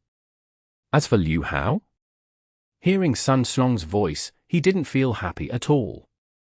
When he saw the 6 players standing together, especially with Lord Grim in the middle, Liu Hao could only feel a sense of loss. Whoosh! A shadow flew out. Deception threw a shuriken towards Sun Xiang's battle mage. Little bug.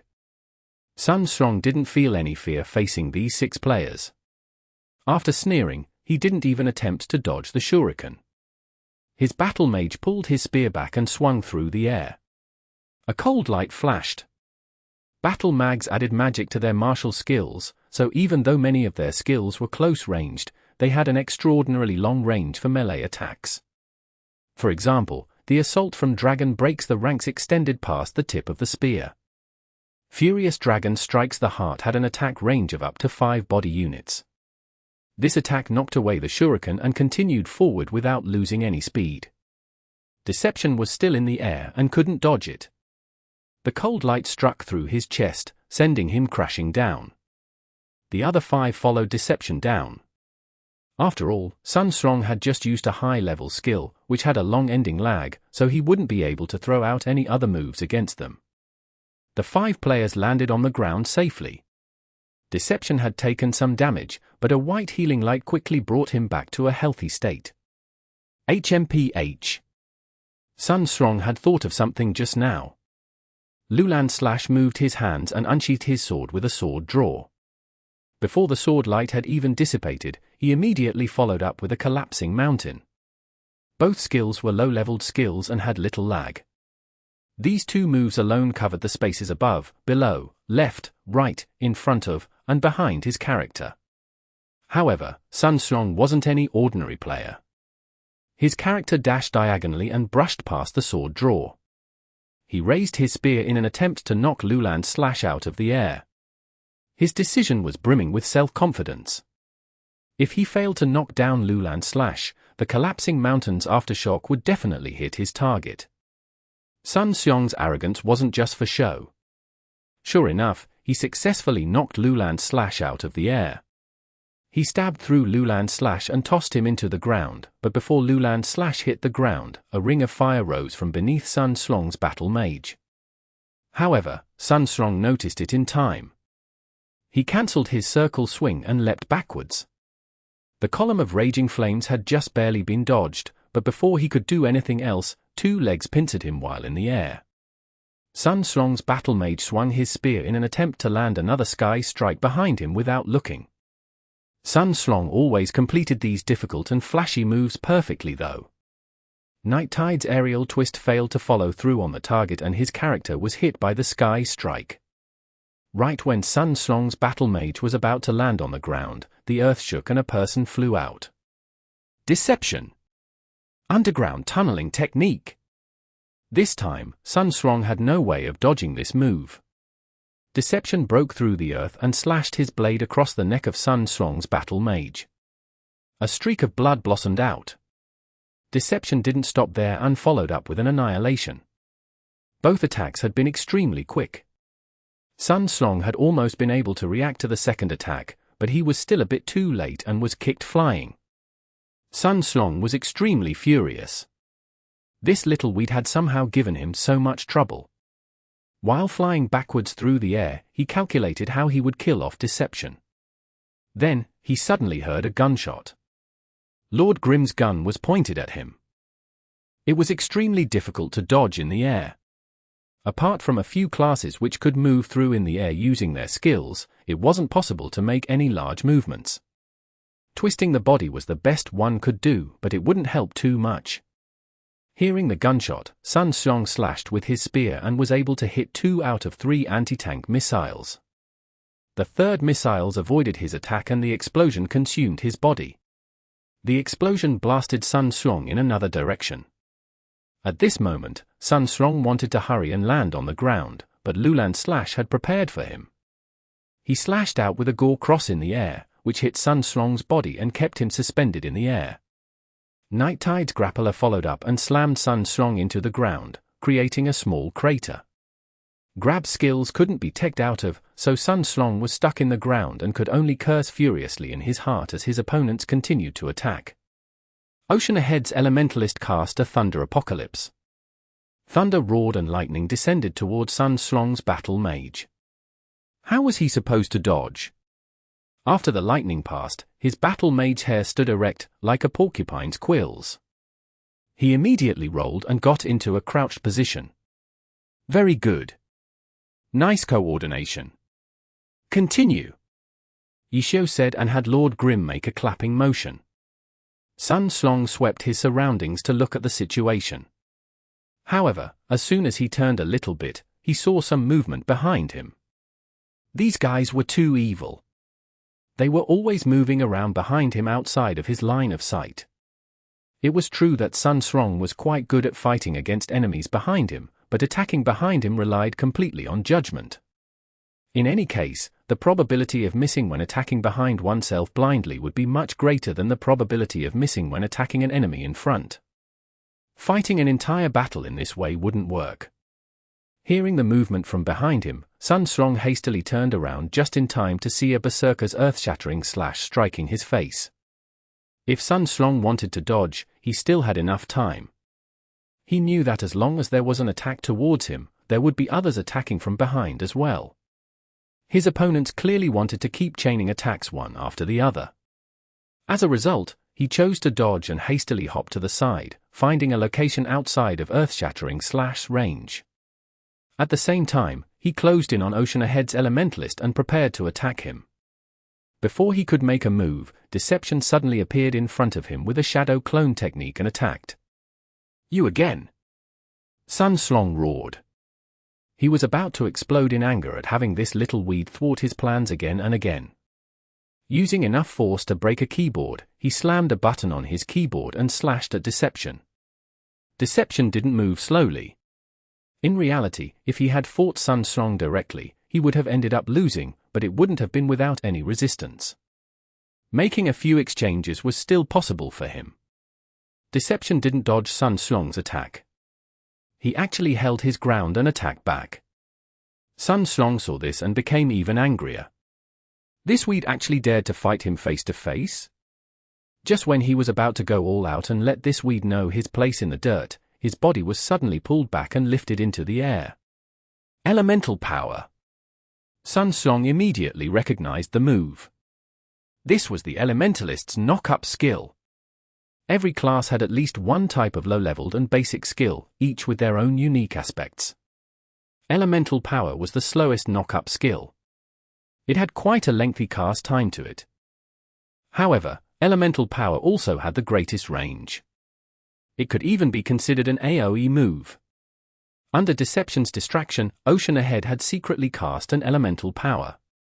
Sun Xiang had been tunneled in on teaching Deception a lesson and hadn't noticed it. Of course, by the time elemental power had begun sucking him into the air, it was already too late. Behind him, an ethereal ball of energy gathered in the air. It didn't look as domineering as the Spellblade's electric ball visual effect from an electric wave formation though. Just like this, Sun Xiang's battle mage was lifted into the air and then the elemental power disappeared into nothingness. How would Deception miss this obvious of an opening? Of course he wouldn't. He directly used a high-leveled skill, Shadow Dance. Shadows flew across the sky. All of them pounced towards Sun Xiang's battle mage, who was only able to block a few of the attacks. However, Deception wasn't the only one who seized this opening. Ocean Ahead prepared to cast another spell. Lulan/Slash's Berserker charged forward. Night Tide's grappler predicted where Sun Xiang would land and prepared to grab him. As for Yishio's Lord Grimm, He waved the 1000-chance umbrella in his hands and healed them with cleric skills. The actual cleric, 1000 falling leaves, went to who knows where. Sun Slong was raging. These trivial weeds were about to beat him into submission? Sun Slong turned his camera around and happened to catch Liu Hao's spellblade staring stupidly at the fight from the roof. "Liu Hao, what are you doing?" Sun Slong roared. "Oh? You need help." Yishio responded for Liu Hao. Sun Slong's face turned ashen and suddenly went silent. Asking for help was something he felt too ashamed to say. "Don't worry so much. Just ask for help. We're bullying you few with so many, so you don't need to feel bad calling for assistance," Yishio said. Sun Slong grinded his teeth, but didn't say a thing. He didn't even look at Liu Hao and focused on defending against their attacks. Liu Hao was also very conflicted. He could have helped him long before this point, but he wasn't conflicted about this. From the looks of it, today's assault was already a failure. Even Sun Slong was being bullied into a mess by them. Would his additional help even be able to turn the tides? Impossible. If he went down there, he would just be throwing himself into the fire too. He had come in order to step on Yishio and see him in a sorry state. He hadn't thought he would be the one to be stepped on in the end. They had clearly lost this battle. Why would he set himself up to be stepped on even further? However, if he didn't go up, Sun Slong would see that he wasn't helping him. Sun Slong would certainly be very unhappy with him, and that wouldn't be good either. Liu Hao hadn't thought that calling for Sun Slong would put him into such an impossible scenario. Chapter 498. Useless skill. If I go up and fight, I'll be stepped on by Yishio. If I don't go up and fight, I'll probably be stepped on by Sun Slong in the future. Who would I rather get stepped on by? That was the question at hand. Could there be a better option? Liu Hao watched the situation unfolding below as he racked his brain. Below, Sun Slong's battle mage was surrounded by several enemies. The enemies didn't attack together as one, but rather separately one after the other. As a pro player, Liu Hao knew that this was the only way to pull off a true unbreakable combo. He was very familiar with this method. Liu Hao couldn't help but have this thought. However, he immediately ground his teeth after thinking about it. How could he not be familiar with this method? When Yishio was still Excellent Era's captain, he had often said these words to them. Now, Sun Slong was truly helpless against the team's combo. Fortunately, the enemy team wasn't well coordinated, and Sun Slong sometimes found small openings in their attacks and managed to survive for a bit longer. However, if Sun Slong didn't have such incredible mechanics, a normal player would have died several times already. Moreover, the best Sun Slong could do was survive for a bit longer. He couldn't find any opportunities to counterattack. If I go down there, I might not be able to reverse the tides of the battle, but maybe I can work together with Sun Slong and break out of the encirclement. Liu Hao thought to himself, but he also couldn't help but worry. With Sun Slong's pride, would he be willing to stoop so low as to run away? Especially to these people, who he considered weeds. Running away was shameful, but dying was even more so. He should know that, shouldn't he? Liu Hao favored one choice over the other. He attached importance to his relationship with his captain. After all, this relationship would still exist in the future. In reality, after causing his team to lose due to his poor mental state from failing to set the dungeon record, he had already made up his mind. Dealing with Yishio would be something he did in his spare time. His work time couldn't be spent on Yishio. It was just that with the possibility of Yishio turning into their future competitor, taking down Yishio became a public-private joint ventureship. This was why he began interfering with in-game affairs again. If not, he could have simply tossed the task to Chen to deal with like he had done so in the 10th server. After quickly weighing the pros and cons of his choices, Liu Hao decided he would have to take the risk. Even if he were stepped on, he would be stepped on together with Sun Slong. Both of them would share the bitterness and form companionship through this hardship. Being stepped on also had its value. If he had to sacrifice himself in order to break through the encirclement, then that could be another valuable option. The more Liu Hao thought about it, the calmer he became. Slowly, he saw the benefits of being stepped on. There was no need to hesitate anymore. Liu Hao immediately began to move. He brandished his sword and started to cast a wave formation. However, a gunshot came out almost the moment he drew his sword. His cast was instantly interrupted. Below, smoke drifted from the tip of Lord Grimm's thousand-chance umbrella. Sun Slong was used as a training dummy for the others to practice on, so Yishio hadn't participated in this team-building activity. He directed their tempo, healed them from time to time, and also paid attention to Liu Hao's movement. As soon as he saw him move, he immediately shot at him. Liu Hao knew he wouldn't get any further trying the same move again, so he ran to the other side of the roof and jumped down. He rushed into the empty building and planned on letting out a wave formation from the window, but when he ran to the window side, he couldn't attack anyone from this angle. The other side seemed to have predicted this might happen and pulled the battle to the side. Attacking from the window wasn't possible. Helpless, Liu Hao jumped through the window. Sure enough, as soon as he came out, he could see the battle. Liu Hao hastily had his spell blade rush forward and cast an ice wave slash. Ice crystals formed on the surface of the ground. Not long afterwards, the ice crystals began to creep up Lulan's back. Liu Hao didn't think too much about who he would attack. In any case, if he disrupted up one of the enemy's tempo, there would be an opportunity to break out of the encirclement. Sure enough, when the ice wave slash flew out, Lulan's had to dodge. Because of this sudden movement, their formation was interrupted. Sun Slong saw the opportunity and immediately swung out a sky strike. Retreat! Yishio's warning came out faster than the attack. Deception and Night Tide had already leapt out of the way. As for Ocean Ahead, elementalists wouldn't attack be in range in the first place. The amount of space to maneuver around had widened. Sun Slong's battle mage dashed out. He chased after Deception and stabbed with a dragon tooth. Liu Hao saw this and it had panned out as he expected. Sun Slong had no plan on running away. Pro players didn't care about experience or equipment, only victory. Running away or dying was the same as losing. Liu Hao already had a plan in mind to resolve this issue. He bravely entered the battle and pushed Lulan's berserker away with an earthquake sword, while saying, "We were careless this time. Let's retreat for now. Regroup and then return." These words didn't seem like anything special, but they held subtle implications. First, it pointed out their carelessness, giving Sun Slong a proper excuse to leave. Secondly, retreat, regroup, and return indicated that this fight hadn't ended yet. The winner had yet to be decided yet. However, Sun Slong coldly humphed in response. He took the opportunity Liu Hao had created and pursued Deception incessantly. "Let's hurry up and run. I'll protect you." Liu Hao knew Sun Slong would back off, so he continued with his plan by showing off his righteousness. HMPH, no need.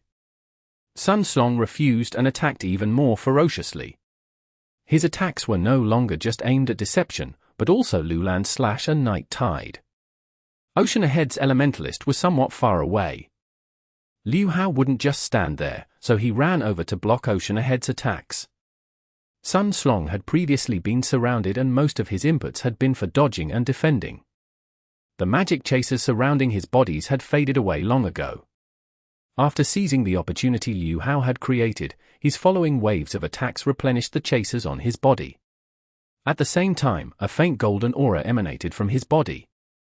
His attacks suddenly became faster and more ferocious. "This is..." Liu Hao saw this and was startled. "Ha ha ha, you guys probably didn't think about this, did you?"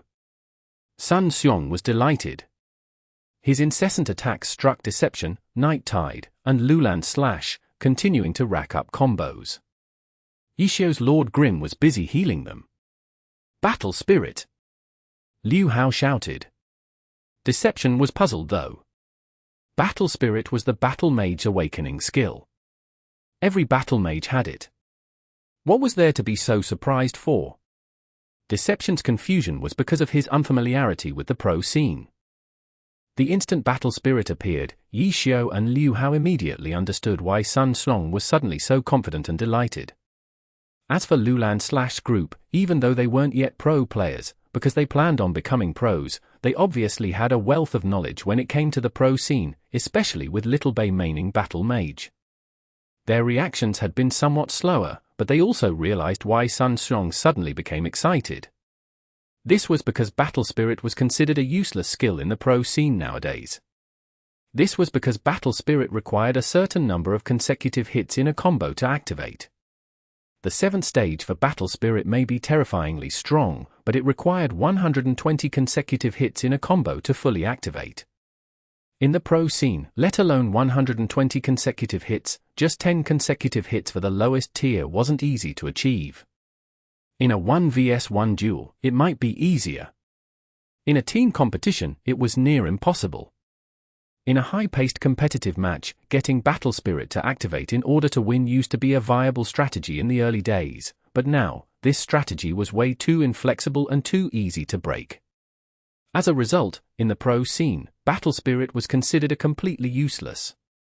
The vast majority of pro battle mags only had 1 point in the skill, which was automatically added by the system after awakening. Afterwards, they didn't even glance at it. It was different in the game though. The game had PvE. Against a mob of monsters, it was very easy to reach the max stage of Battle Spirit. By relying on this skill, battle mags were easily one of the strongest DPS classes in PvE.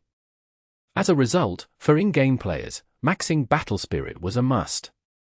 The open accounts raised by guilds were for multiple uses. They weren't like pro characters, who only focused on PvP, so Battle Spirit was often maxed on open accounts.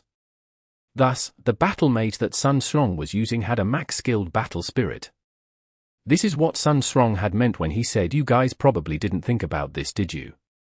His skill was clearly superior to Lulan/Slash's group, so getting to a higher stage Battle Spirit was completely possible. After the faint golden aura of Battle Spirit appeared on his body, he quickly used the 3 nearby targets to push Battle Spirit to the 2nd stage. His attacks didn't stop and he continued to rack up combos. Attacking 3 less skilled targets wasn't too difficult for him. Stage 3. The golden aura from Battle Spirit grew brighter and brighter. Sun Slong's attack speed, movement speed, and attack power continued to increase. Deception, Lulan/Slash, and Night Tide began having a harder and harder time keeping up. Yi Xiao only had low-leveled cleric skills, so he couldn't nullify the damage with his healing. Ha ha ha ha, Battle Spirit is still a very nice skill. It's too bad it's too difficult to use in real battles. Luckily, I've met you weeds. Sun Slong shouted in glee. Battle Spirit was now in the 4th tier. He was no longer at a disadvantage in this 1v3 situation and the damage racked up from his combos wasn't light. Ocean Ahead was struggling against Liu Hao. If it wasn't for Yi Xiao's support, they would have probably been defeated already. Liu Hao was overjoyed. From the looks of it, could they actually turn the tides and obtain victory? Chapter 499. Opportunity knocks but once. Be careful of your consumption. Liu Hao shouted. Sun Slong and Liu Hao were fighting against many with just 2 players, so their mana consumption would naturally be higher. Of course, for pro players, endurance was a fundamental skill. Moreover, in-game, there was no limit to the amount of potions that could be carried, so they didn't need to be worried about running out. When Liu Hao saw how fiercely Sun Slong was fighting, he became worried about him getting over his head and forgetting something basic like this. "Who needs you to remind me?" Sun Slong replied in disdain. Liu Hao wasn't happy, but he endured because he had foreseen this might happen. If Sun Slong had really forgotten, he probably wouldn't reply back. If he hadn't forgotten, he would obviously look down on Liu Hao. As a pro player, this type of reminder was very childish. Should we back off for a bit? Lulan/Slash finally couldn't bear it anymore and made a suggestion. Battle Spirit. If the combo stopped, it would stop at that stage. Afterwards, if another attack came out, it would start over from there. As a result, Battle Spirit was also a very troublesome skill for the user because it was very easy to lose your stacks. This was the reason why the pro scene considered it a useless skill. Lulan Slash, Night Tide, and Deception had become combo fodder. Every time they tried to surround him, Sun Strong would always find someone he could attack. If they backed off for a bit and dodged attacks, they would be able to stop Battle Spirit stacks from rising any further. Battle Spirit was an easy move to break out of. It was just that their shot caller, Yi Xiao, hadn't said anything, so they just continued to persist. By now, Sun Strong had pushed Battle Spirit into the 5th stage. He now had an additional 2 attack speed, a 10% increase in movement speed, and 110 additional strength. On paper, it doesn't seem that incredible, but Sun Strong was far more skilled than any of them in the first place. The 3 didn't even need to look at the density of the gold aura around him because when Battle Spirit reached such a stage, they could clearly feel their opponent getting stronger. Even the slightest advantage became magnified under a pro player's hands. Back off? Ha ha ha, do you think I'll allow you to back off? Do you know why you 3 are still alive? It's because you haven't backed off yet. If you backed off, I can just choose one of you as my target and instantly kill you. Sun Strong said with glee. Lulan Slash shivered and understood that what Sun Strong had said was the truth. Battle Mags had neutral chasers, which buffed their movement speed. Along with Battle Spirit, no matter how the 3 went about retreating, one of them would easily get caught. In a one-on-one, not only would his combo not break, he could also focus his attacks onto a single target. If they went to rescue him, wouldn't it just turn back into a 1v3 like before? What was the difference?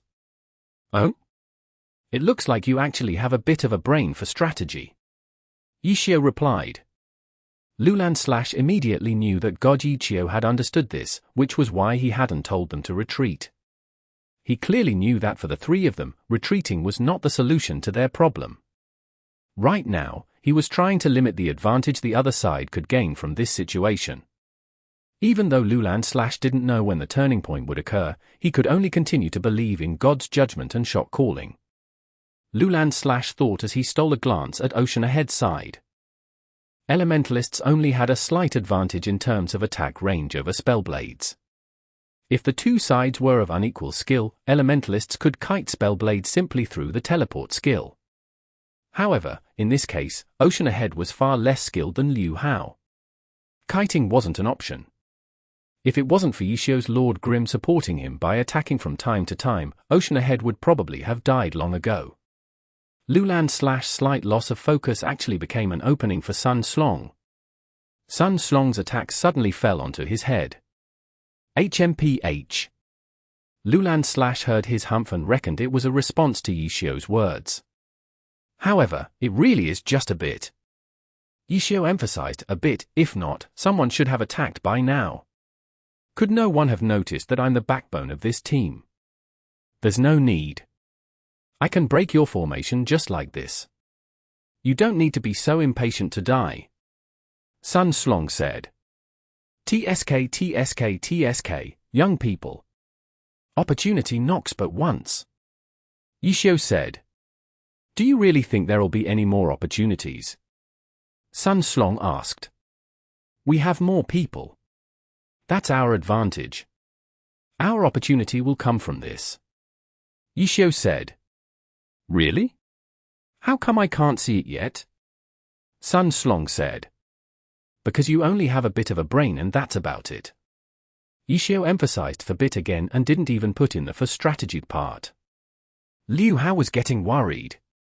He really wanted to tell Sun Strong not to talk with him, but this young guy loved showing off and liked to provoke others. But if you keep on provoking others, are you sure you're going to come out victorious?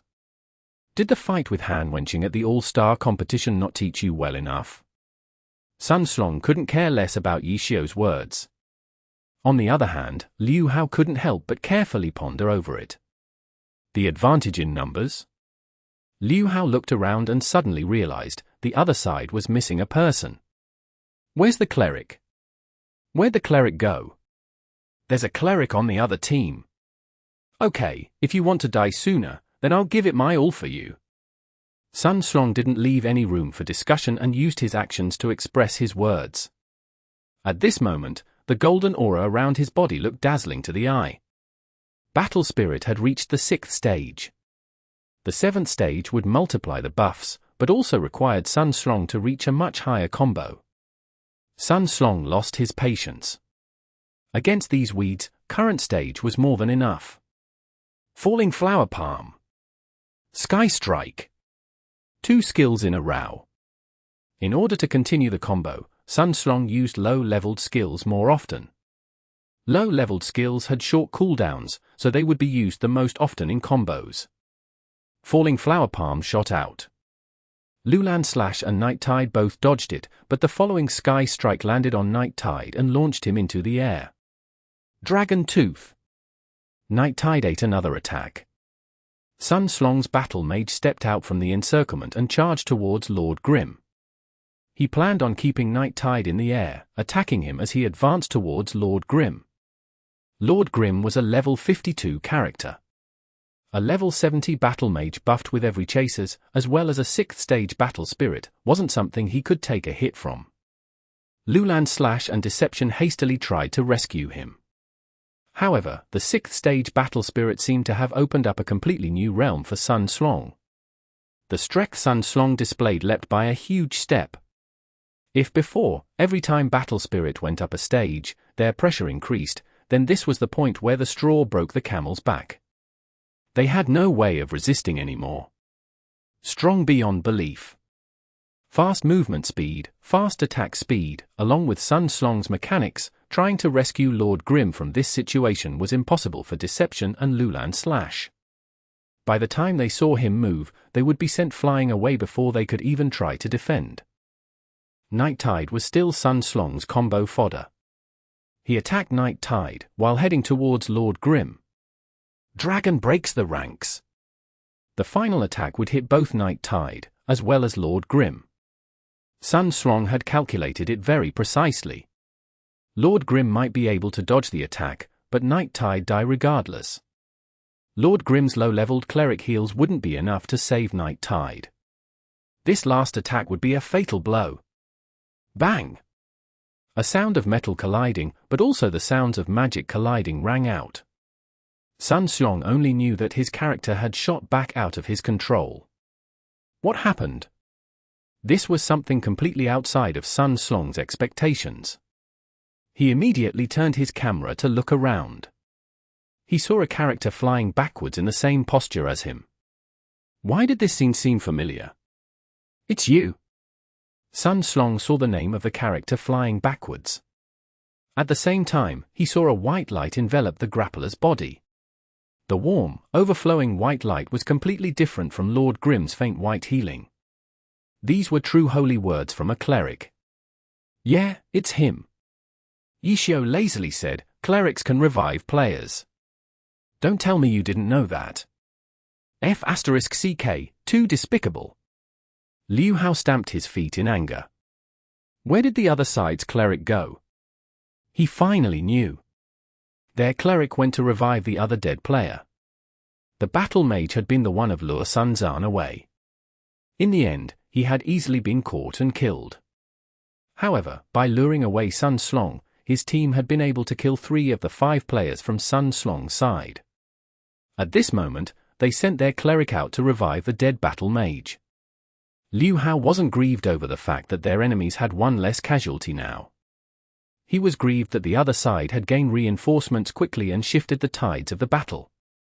For players was clearly the limit of weeds that Sun Slong could handle simultaneously. He could make a combo out of 3 players and rack up stacks of battle spirit. However, for players became a situation like before where he was unable to fight back. Sure enough, opportunity knocks but once. Liu Hao was upset and regretful. He should have attacked Lord Grim. Why did he have to follow Sun Slong's intent and attack the Elementalist? They wasted such a good opportunity because of it. Sun Slong failed to tech out of the fall. Lulan Slash and Deception caught him. Little Bay's battle mage and Night Tide's grappler went up to attack him as well. For versus 1. Another for versus 1. Liu Hao wanted to go over and assist him, but a figure suddenly moved in front of him. Lord Grimm was blocking his path. Opportunity knocks but once. Didn't I already say this? Yishio calmly said.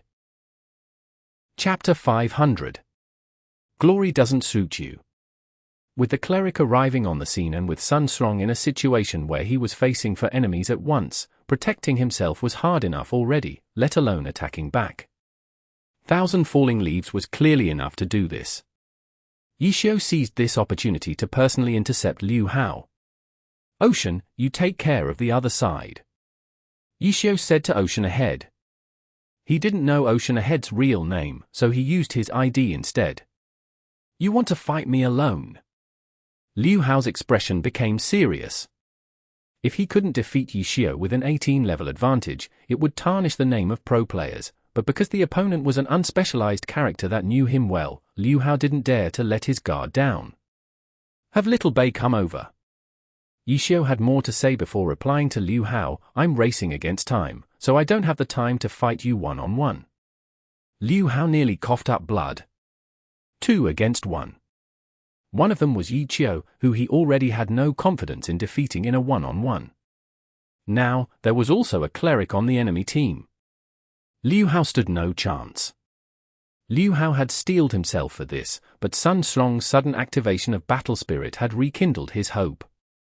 He had even fantasized how tantalizing it would be to step on Yishio, but life is full of uncertainties, and his moment of happiness barely lasted for a short while before the tables were turned once again.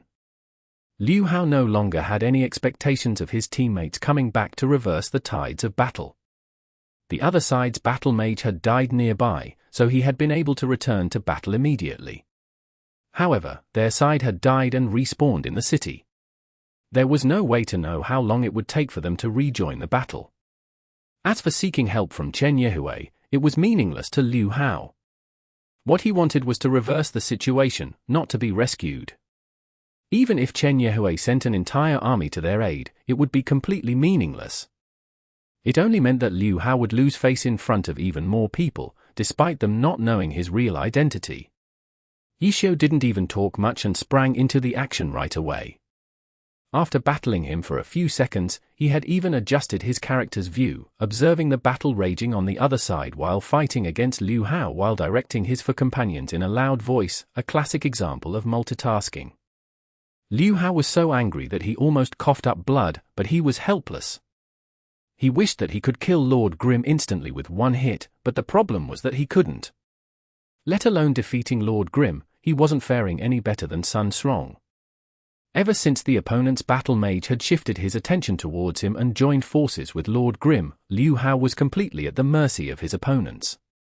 He had no experience in fighting an unspecialized character.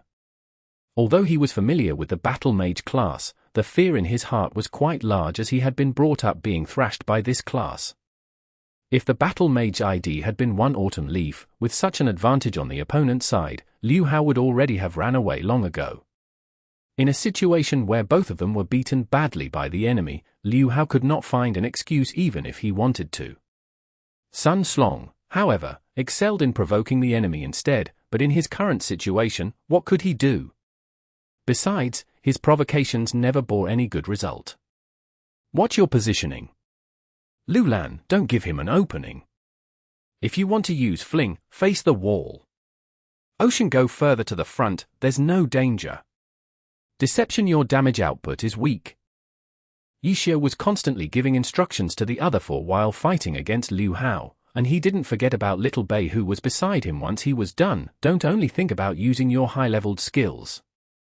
He's not so bad that he'd give you a chance to do that, so fight properly. You can even notice that.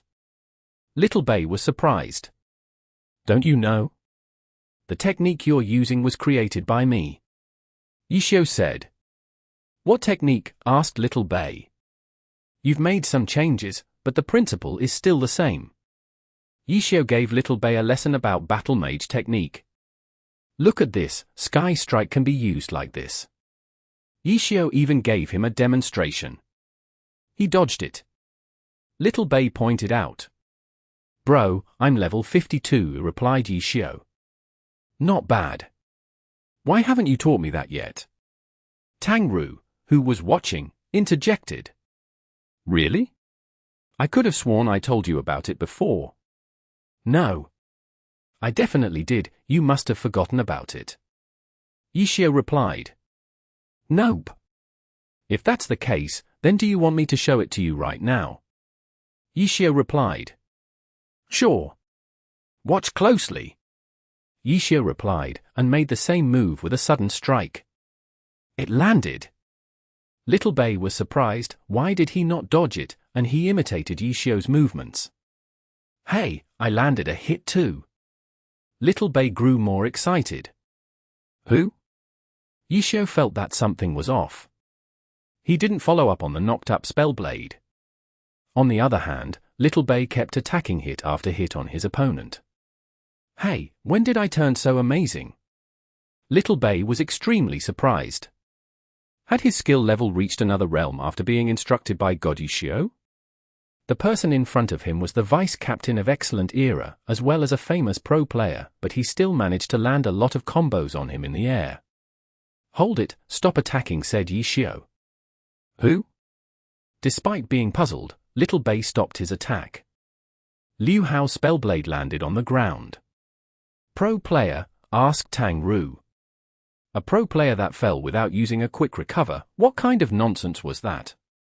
Yishio's Lord Grim walked up to him without attacking, and stepped on his character while shouting, Are you there? Are you there? There was no reply. Are you serious? He disconnected. Little Bei finally found out that something wasn't right. Disconnection was a thing from the past, but there were still valid reasons that could cause it, such as a power outage, or maybe the cable got chewed up by rats. It could also be that the computer itself exploded. These were reasons that were severe enough to cause a disconnection. He can't be faking it, right? Yishio was more acquainted to Liu Hao's craftiness, and Lord Grim poked the Spellblade on the ground again. But he was wrong about Liu Hao this time.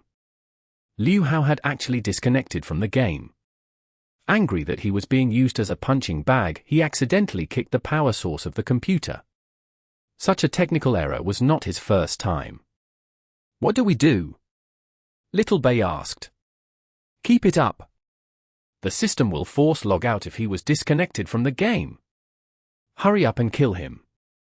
Yishio increased the strength of Lord Grim's attacks. A character that was disconnected in battle was more helpless than a character that was weak. Yishio, being a god of the game, bullied him effortlessly and with Little Bei's help, reduced Liu Hao's Spellblade to a corpse in an instant. As he turned around, Sun Slong was still holding his ground. It not over. Yishio's Lord Grim walked over. Almost there, replied the other four. Yishio, fight with me one-on-one if you have the balls. Sun Slong was still hanging on to dear life. Are you not embarrassed? I'm only level 52. Yishio responded with confidence. Distracted, Sun Slong took a hit from Lulan Slash. After such a long time of combat, their cleric was already dead, and the only reason he survived thus far was by drinking potions non-stop. Sun Slong didn't want to give up, so he had been counting the potions that he consumed, sustaining his hit points and mana to the maximum. Sigh, I feel sorry for him. Yishio said, Come Little Bei, pick up the pace and take him out. With Yishio entering the fight, the situation instantly changed. He was playing more of a support role than a comboer.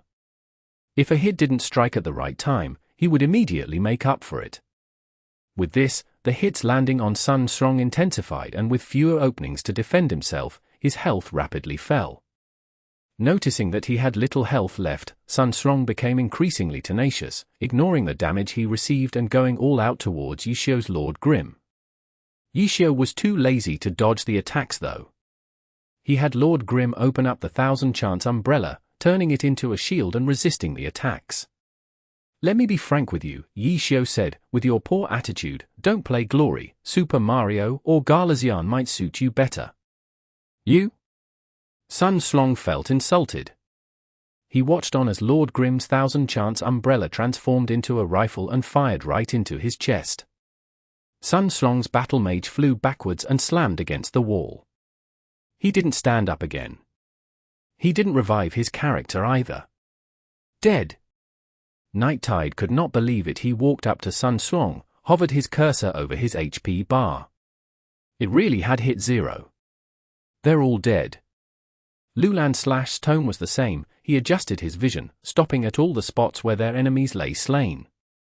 We're too awesome. Ocean Ahead said. He didn't shout out in celebration after winning the battle. He let out a sigh of relief too. Little Bay and Thousand Falling Leaves were silent, but their emotions were similar to their companions. They had annihilated the main force of Excellent Era, which was an unbelievable feat even if they hadn't been using their professional accounts. Deception kept quiet as well, and after confirming that Sun Slong's Battle Mage and Liu Hao's Spellblade did not revive, he circled their corpses and silently picked up the equipments dropped by those two. Ha ha ha. Why are you so mean? Super Mario? Sun Slong will be furious. Chen was more excited than anybody else. I was speaking the truth, mused Yi Xiao. Even Contra wouldn't be suitable for him. That game even comes with a 2-player mode. You? Chen noticed that Yi Xiao's expression was odd even after achieving victory. Happiness? None at all. He even seemed a little sad. Sad? Chen shook her head. She must be seeing things. How could he be sad? As she was about to say something, Yi Xiao stood up abruptly. I'm going out for a smoke. Your account is still online. Chen didn't forget that the 3 guilds were still going after them and the appearance of Excellent Era was just an interlude. Just help me log out, replied Yi Xiao. Not going to kill them anymore? No more. Yi Xiao replied.